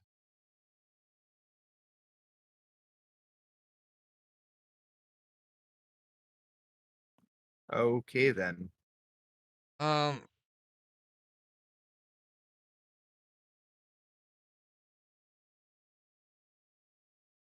there's a fat chick showing what she eats in a day. I'm gonna say, bitch, you eat more than that.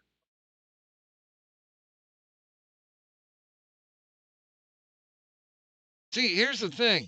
If you make up a whole bunch of veggies for yourself, potatoes, carrots, kale, green beans, whatever, if you eat a dump truck worth of these vegetables, you're going to get fat. There's a lot to do. And people who are overweight, I can testify because I weighed like a little over 330 pounds at one time. I'm back down to like 200 now. But it's fucking portion control. Don't eat even if it's healthy fucking food. If you eat a shit ton of it, it's not going to help you lose weight. True. By the way, I'm smoking one more cigarette. But yeah, I mean, I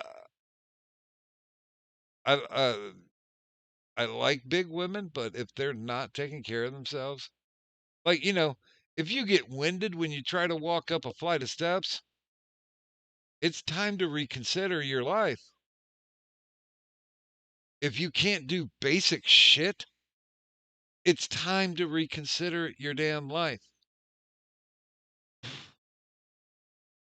If you get your leg cut off, get a peg leg and walk the fuck on.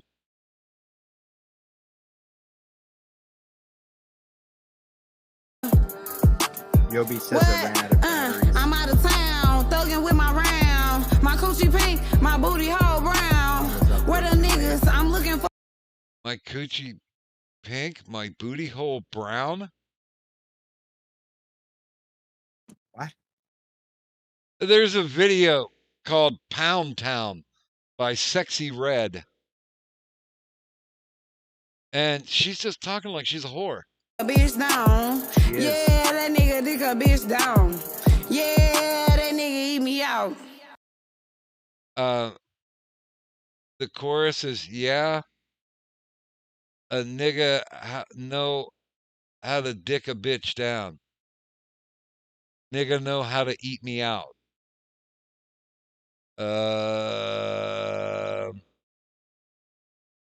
Okay.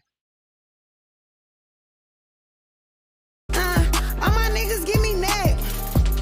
You know I'm sexy, I'm the best. Yeah, I'm the shit, little bitch, I'm I next. agree with Yobi. What, that he wants to go to Pound Town? I don't understand what the deal is with fat women. How I can like them? I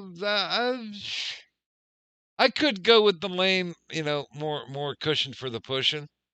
But yeah, I mean, I started to blossom when I lived in the projects, and I mean, all the black guys that hung about, all the Puerto Ricans, it was all bitches with big booties, And if you got a fat ass, then chances are you're going to be overweight.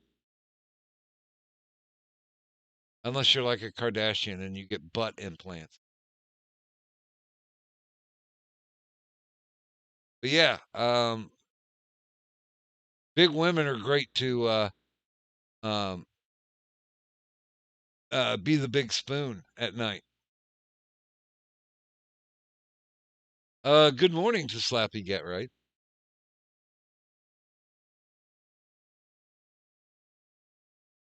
But yeah, I like them like that.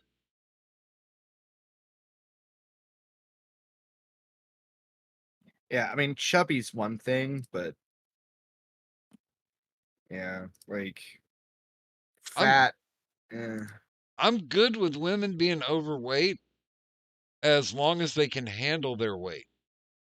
Because there are women out there that can handle the weight. And then, you know, like I said, they're the ones that get half a flight of stairs underneath them and they're completely winded.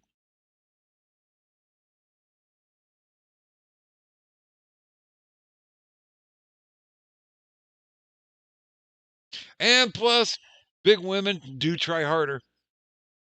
That is a fucking fact.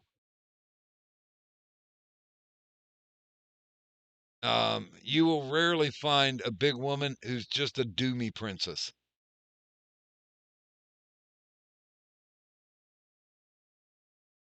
And you know, that's when I walk out the door if I learn that all they are is a do-me princess.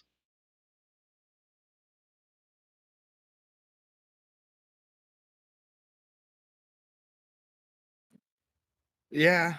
I mean, we could follow through the edicts of Yobi. Only fit sexy chicks, please.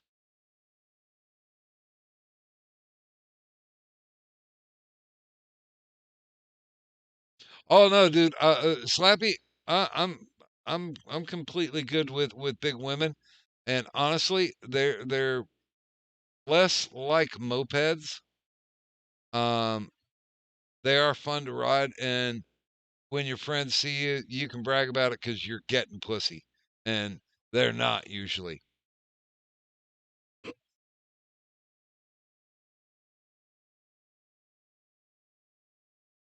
I am a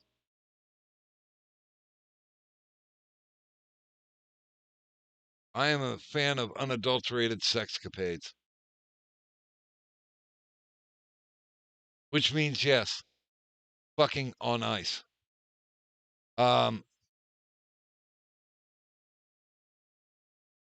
What? Cheeks?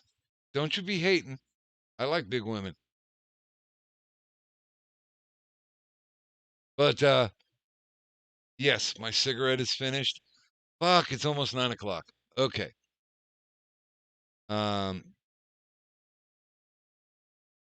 Do we drag it out for 5 minutes or just crash and burn?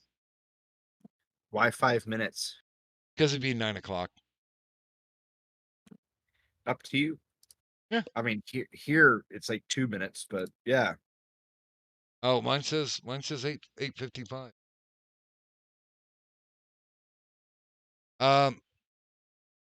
But yeah, I mean, now my first wife was maybe like 120 pounds soaking wet. And good God, was she energetic. That woman loved to fuck.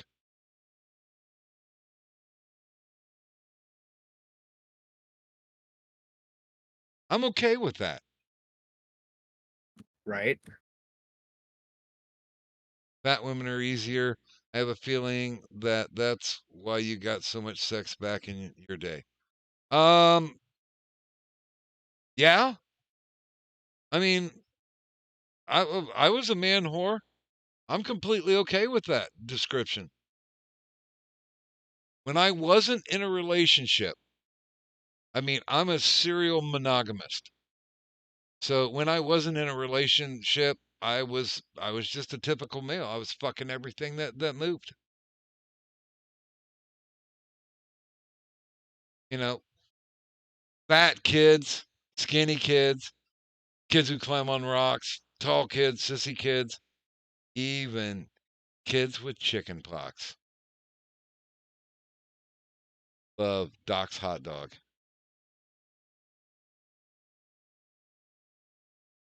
Although it's not the kind that kids like to bite because that's wrong in like 2 different ways.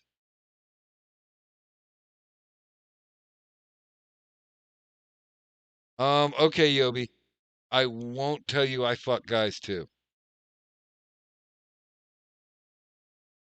I would love to be a man whore too, but most women in this country are too fat for their own good. Dude, I was when I was a senior in high school, AIDS got introduced. And that did scare the shit out of me. I was a rascal rapper from from that point on. I mean, anybody that I fucked, yeah, I'm sure I don't have any kids around because condoms are 99 point something percent effective, and fuck abstinence. Because I don't know if you'll agree with me on this, Vlad, but sex is kind of fun. Yeah, sometimes it depends. I mean, fucking, that's good. It depends. Like, look, I'm probably like the least sexual person here. Like at first, sure, but after like I'm with somebody for over a month, like I go from like 100. You get the typical male thing in.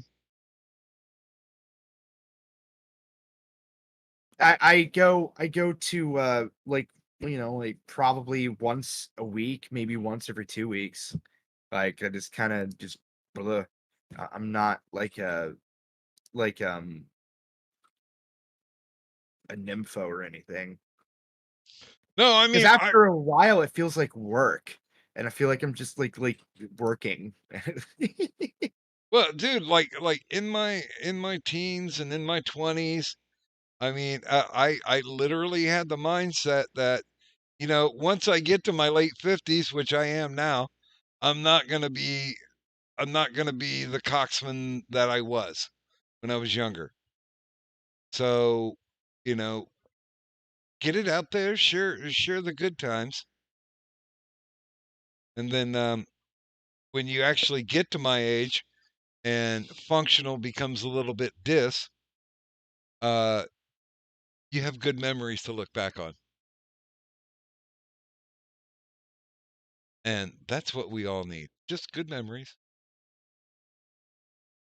And the image of the George Floyd mural being struck by lightning. I think that's very motivational.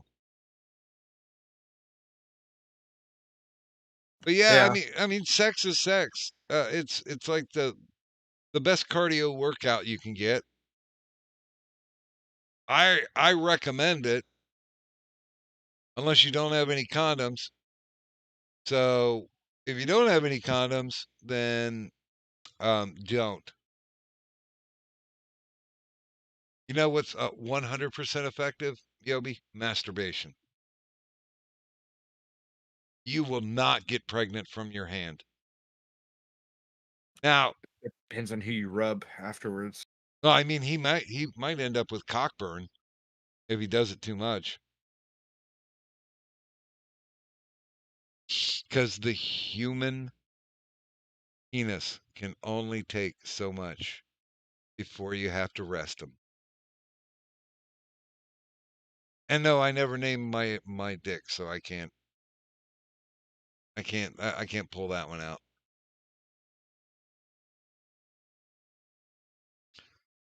Oh, okay. It is 9 o'clock. Let's shut this fucker down. All right. Vlad, is there something you would like to show? Yeah, if you're not subscribed, go to Gilded Poo in YouTube if you want. I do a bunch of edgy shit. And I know that sounds very surprising because I sound like really dull right now, but it's because I'm tired. The stream was long and took a while. Yeah.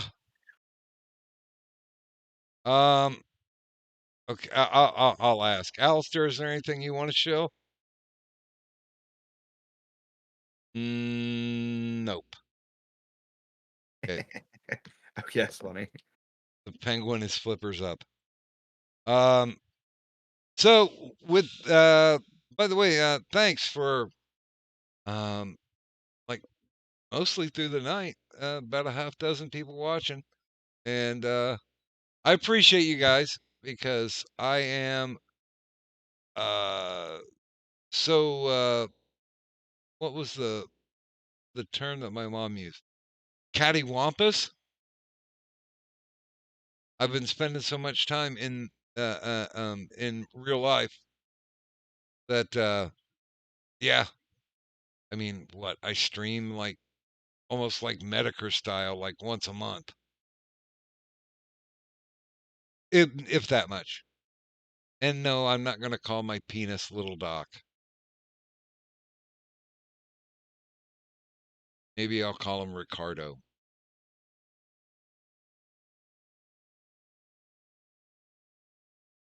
Or maybe I'll find a good name from Northman.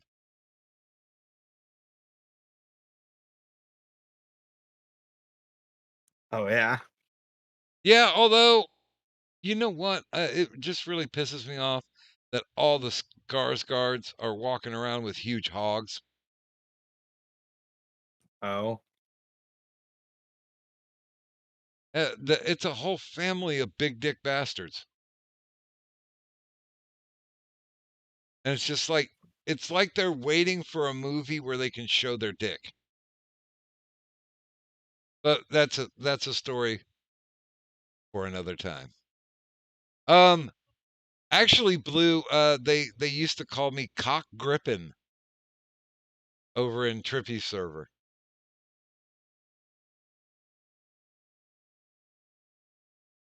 I always found that one kind of funny. So I do want to thank everybody who showed up in the chat tonight, everybody who helped out by either keeping us on topic or hopefully veering us off topic when we were just talking about meh. Yes, meh. So also I'd like to thank everybody who was on the stream tonight. We do appreciate, and by we I mean all the voices in my head, because I can run a conversation, but sure as fuck not for 8 hours. So I certainly appreciate the support and the save, Vlad. What? I was just saying thank you for hanging around. Oh, yeah, no problem. I like how Slayer just jumped in the waiting room last second, right when it's ending. It's great. Yeah, well, here, we can bring him in so if he wants to. Good morning, Raven. Raven. Hello, Doc. Can you hear me? Yes, I can hear you. Are we still on your, what is it, 5 or 10 year special? I think it was 5, right? 5, yeah. Okay. Half a decade of almost excellence. Well, congratulations on making it 5 years. Yeah, I mean, I'll be honest with you. I didn't think this would. I thought I'd find another hobby, but being as physically challenged as I've been lately, it's kind of nice to have the interwebs. Yeah, I mean, I don't know. I guess I kind of like it, the interwebs.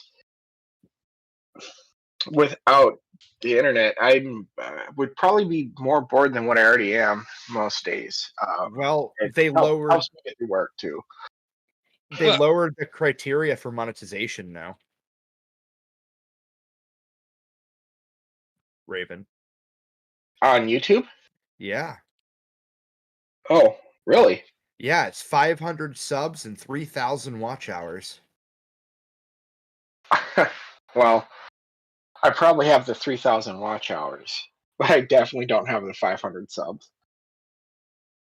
Well, we're winding up the show, so throw a link in the chat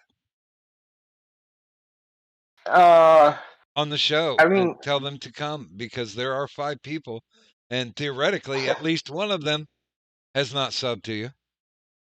well, that would be nice, but I'm not sure when I'm coming back yet, so I don't want to like have people come to a channel that isn't doing anything for right now.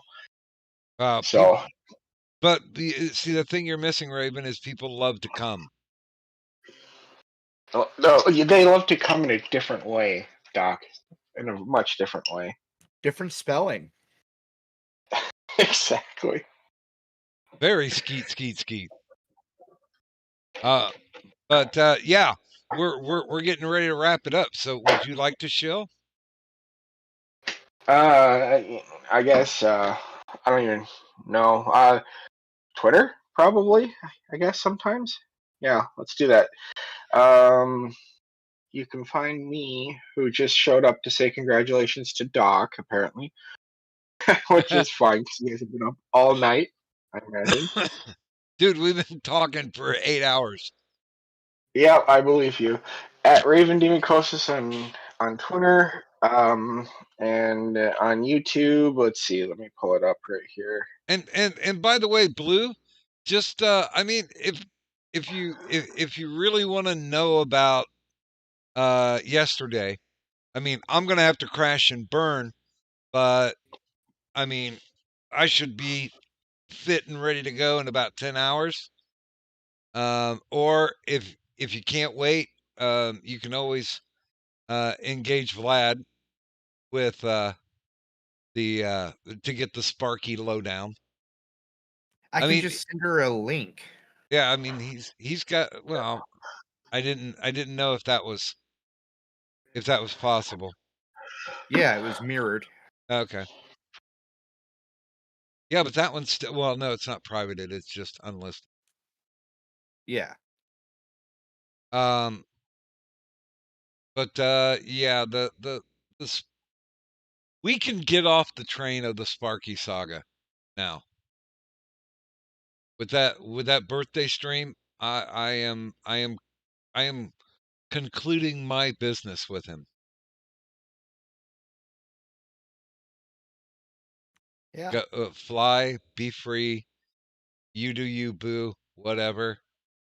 But yeah. I mean, and whether it was an appropriate thing to do or not, it still felt like he was shielding Tyro. And that's why he had to go out of my life. And you can't apologize to get back in when you did what you did. If you supposedly did what you did. I choose to believe the former over the latter. So yeah, and there's enough drama queens around here. I don't need any more. Good. I'll drama whore for you, Doc. You just point at somebody and I'll make issues with them for you. Oh, good God. You know, then leave. Vlad's right. I will leave. He's not wrong.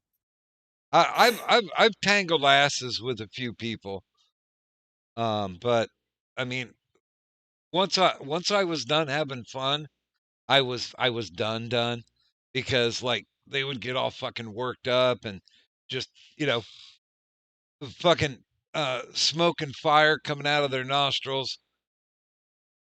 And it's just like, yeah, okay, it's not fun anymore. I'm not gonna play with you. Bye. No more play dates. And they get fucking pissed at me and still go at me, and I'm like, I don't care. I'm done. I got my laughs. That's all. That's all I needed. That's all I ever wanted, was to have fun and put a smile on my face, and maybe put smiles on the faces of the people who are listening. That's not a bad thing. That's not a dishonorable goal.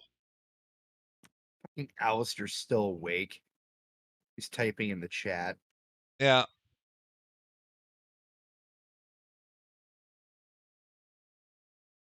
What did you do? It's his Oh, his link to okay. somebody's thing, and they're going through some Warhammer drama. Some guy named Warhammer. So somebody Oh actually shit! I honestly thought Alistair was like going like hardcore super nerd and was going deep into the Warhammer lore or something, but it's somebody named Warhammer. Yeah, it's cringe. Oh, I should have known better. That dude's never going to get laid. Who? Warhammer? The guy calling himself Warhammer. Oh no, he's an incel, dude. Dude, he's got a video. Dude, I thought you were talking about Alistair at first. I was gonna be like, you know what? Alistair's the kind of guy that asks every girl he meets, and I've known a ton of those guys in my life, and they most definitely do get laid. Eventually, yes. Statistics, man. Well, Eventually, numbers.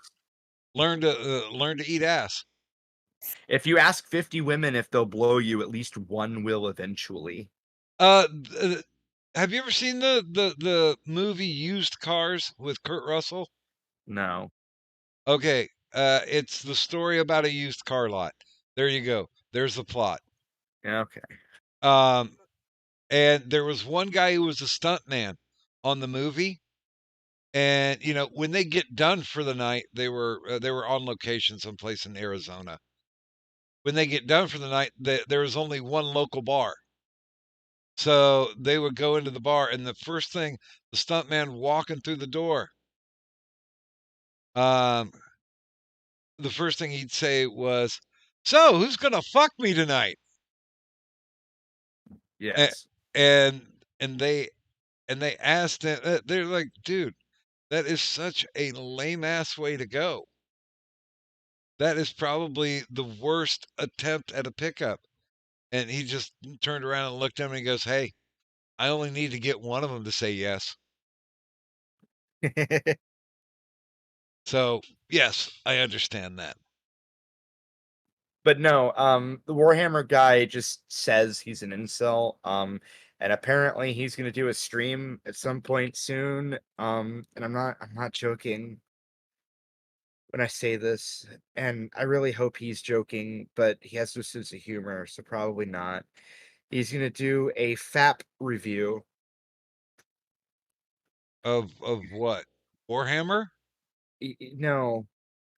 Okay, you got to get the game Warhammer out of your mind. The guy doesn't even play Warhammer. Oh, like that's literally like fucking how much of a retard he is.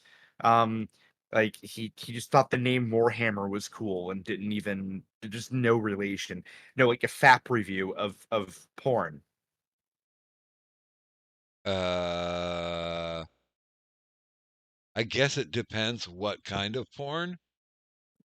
I don't know, but basically it's supposed to be a review with him masturbating in it, and whichever one's get him off the best or something.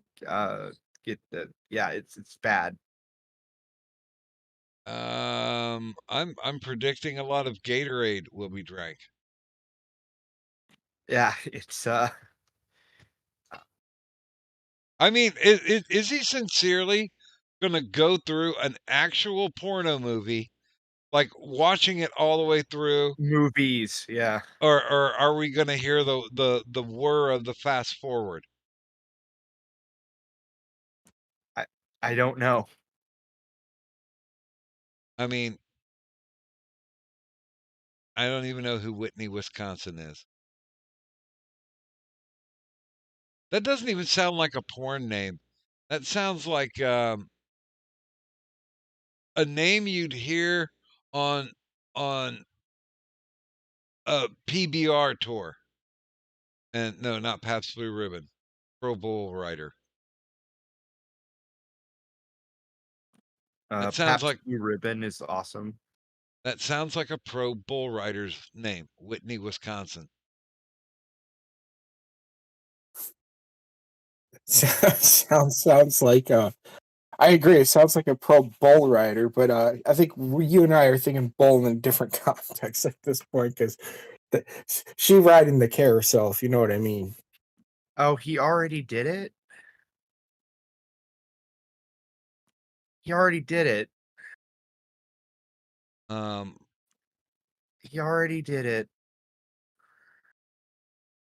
Well, I mean, if they're going to be reviewing it in 2 days, that seemed like he had not done it yet. Yeah, it's called because he also goes by Forge, whatever, and it's called Forge Fap Fest. It's and in the parentheses he wrote Mormon goofball's sister. Oh, wait a minute. This Whitney, Wisconsin, is she a dog fucker?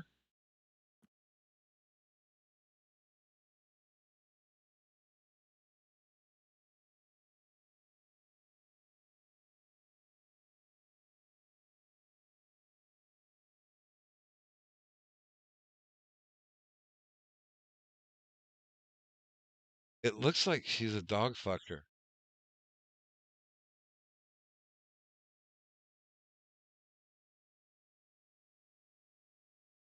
Okay, wait a minute.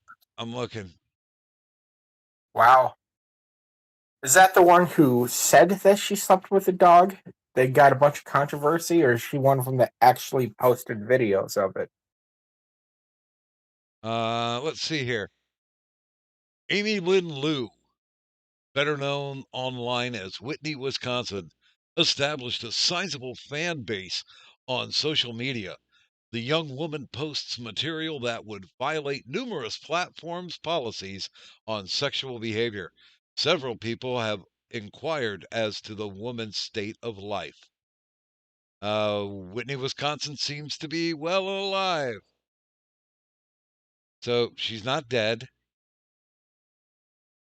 But come on, if people are getting up in arms, she had to have done something outside of the established norm. Okay, for porn.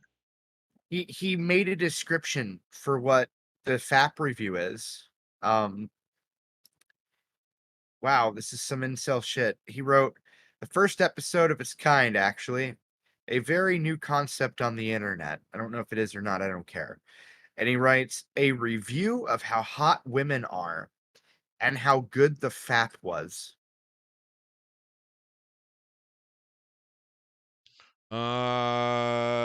Okay. That is the most incel shit I've ever heard in my life. I know. Holy fuck. Okay, well, here's a picture of a dog licking her ass. But most of these pictures looks like she's getting fucked. Or fucking herself. And I bet you don't know what site it's on. All I saw was pictures of her with dildos. So, I mean, I could put up a picture of a dog licking her ass, but yeah. No, it's fine. Don't do anything, I'll get you in trouble. Hey, I finally got a fucking community Unless you're talking about guidelines. just like on your Discord, I you know, for the way you said it made it sound like you were talking about on your YouTube. But if it's on your Discord, I guess that doesn't really matter as much. Well, normally I'd put it on Twitter. Oh, well, that would work too. So apparently she's a whore that you like. So there you go. Yobi, I got it. Okay, so on BitChute where he posted this, he set the sensitivity section, like, you know, like basically like the rating like in a movie kind of thing. He set it to normal. And then how the website defines normal is content that is suitable for ages 16 and over. No way. Well, you know, the marrying age in most states is 16. It's even younger than that. I know, but it's on the internet, and he's talking about masturbating on a video. Just remember, it- kids, it doesn't matter what your state's age of consent is, because federally, age of consent is still 18. Therefore, if you are talking about fapping to 16-year-olds that are in another state, you have actually committed a federal crime. There you go. But what's more important is Yobi is saying that Whitney, Wisconsin is his ex-girlfriend. Because he's a dog. Dude, let me just share this with you. She's a whore. And she'll let any dog fuck her, apparently.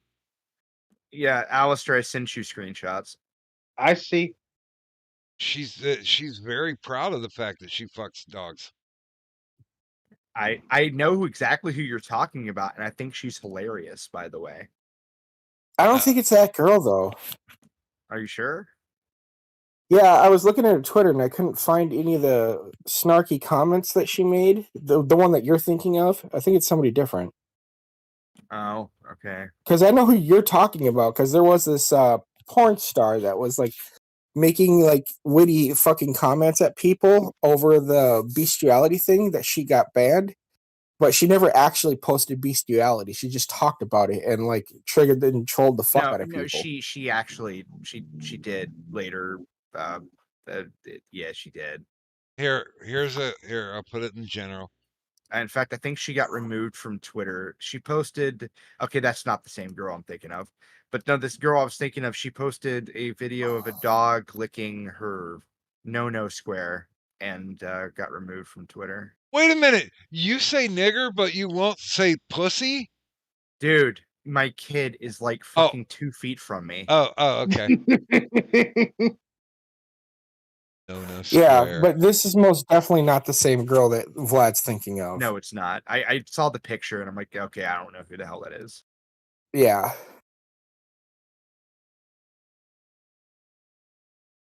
What? She's force feeding a new puppy hot dogs? Yeah, you're a fucking genius, lady.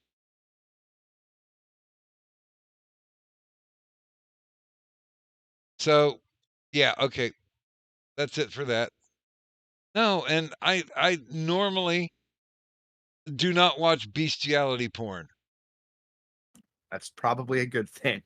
Yeah. It is definitely a good thing. I mean, I've seen It's random. It's just random, like, yeah, normally I don't watch it's like a weird sorry. It's just one of those things where it's like, if you live a life of deviancy, you will probably come across everything. Before the rule, was it Rule 34? Yeah. Then the one you're thinking of, Vlad, she was a redhead. Yeah. Naughty Fairy. Oh, she's still on Twitter? I thought she got removed. No, she got removed. Oh. She's banned on everything. Yeah, it was fun while it lasted. Yeah, I mean, don't be a dog fucker. Look, man, I was laughing really hard right up until she posted that picture. And I'm like, oh, this isn't a troll. Like, I thought it was just trolling. And it wasn't funny anymore. And I honestly don't know how to react, Yobi.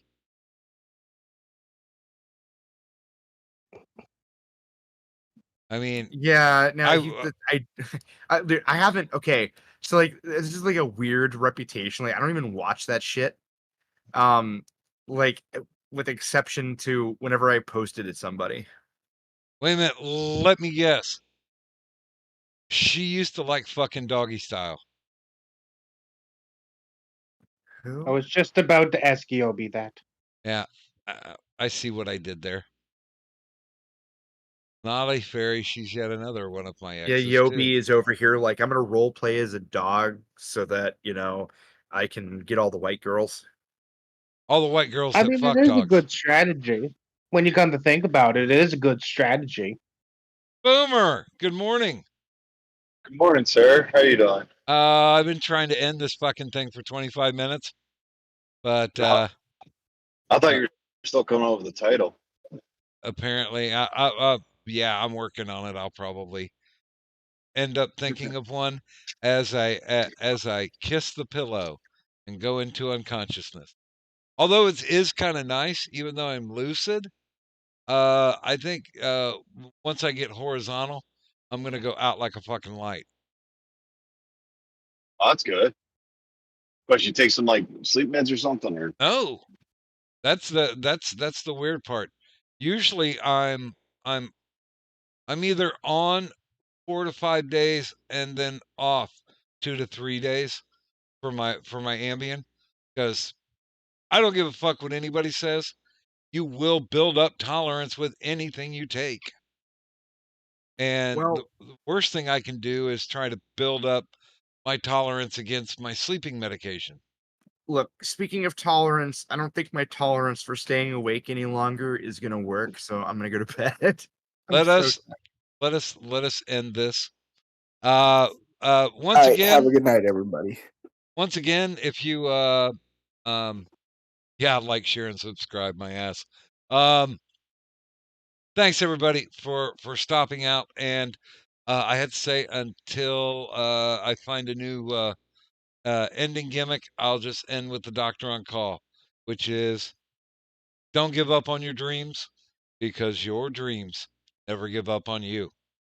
So, good night.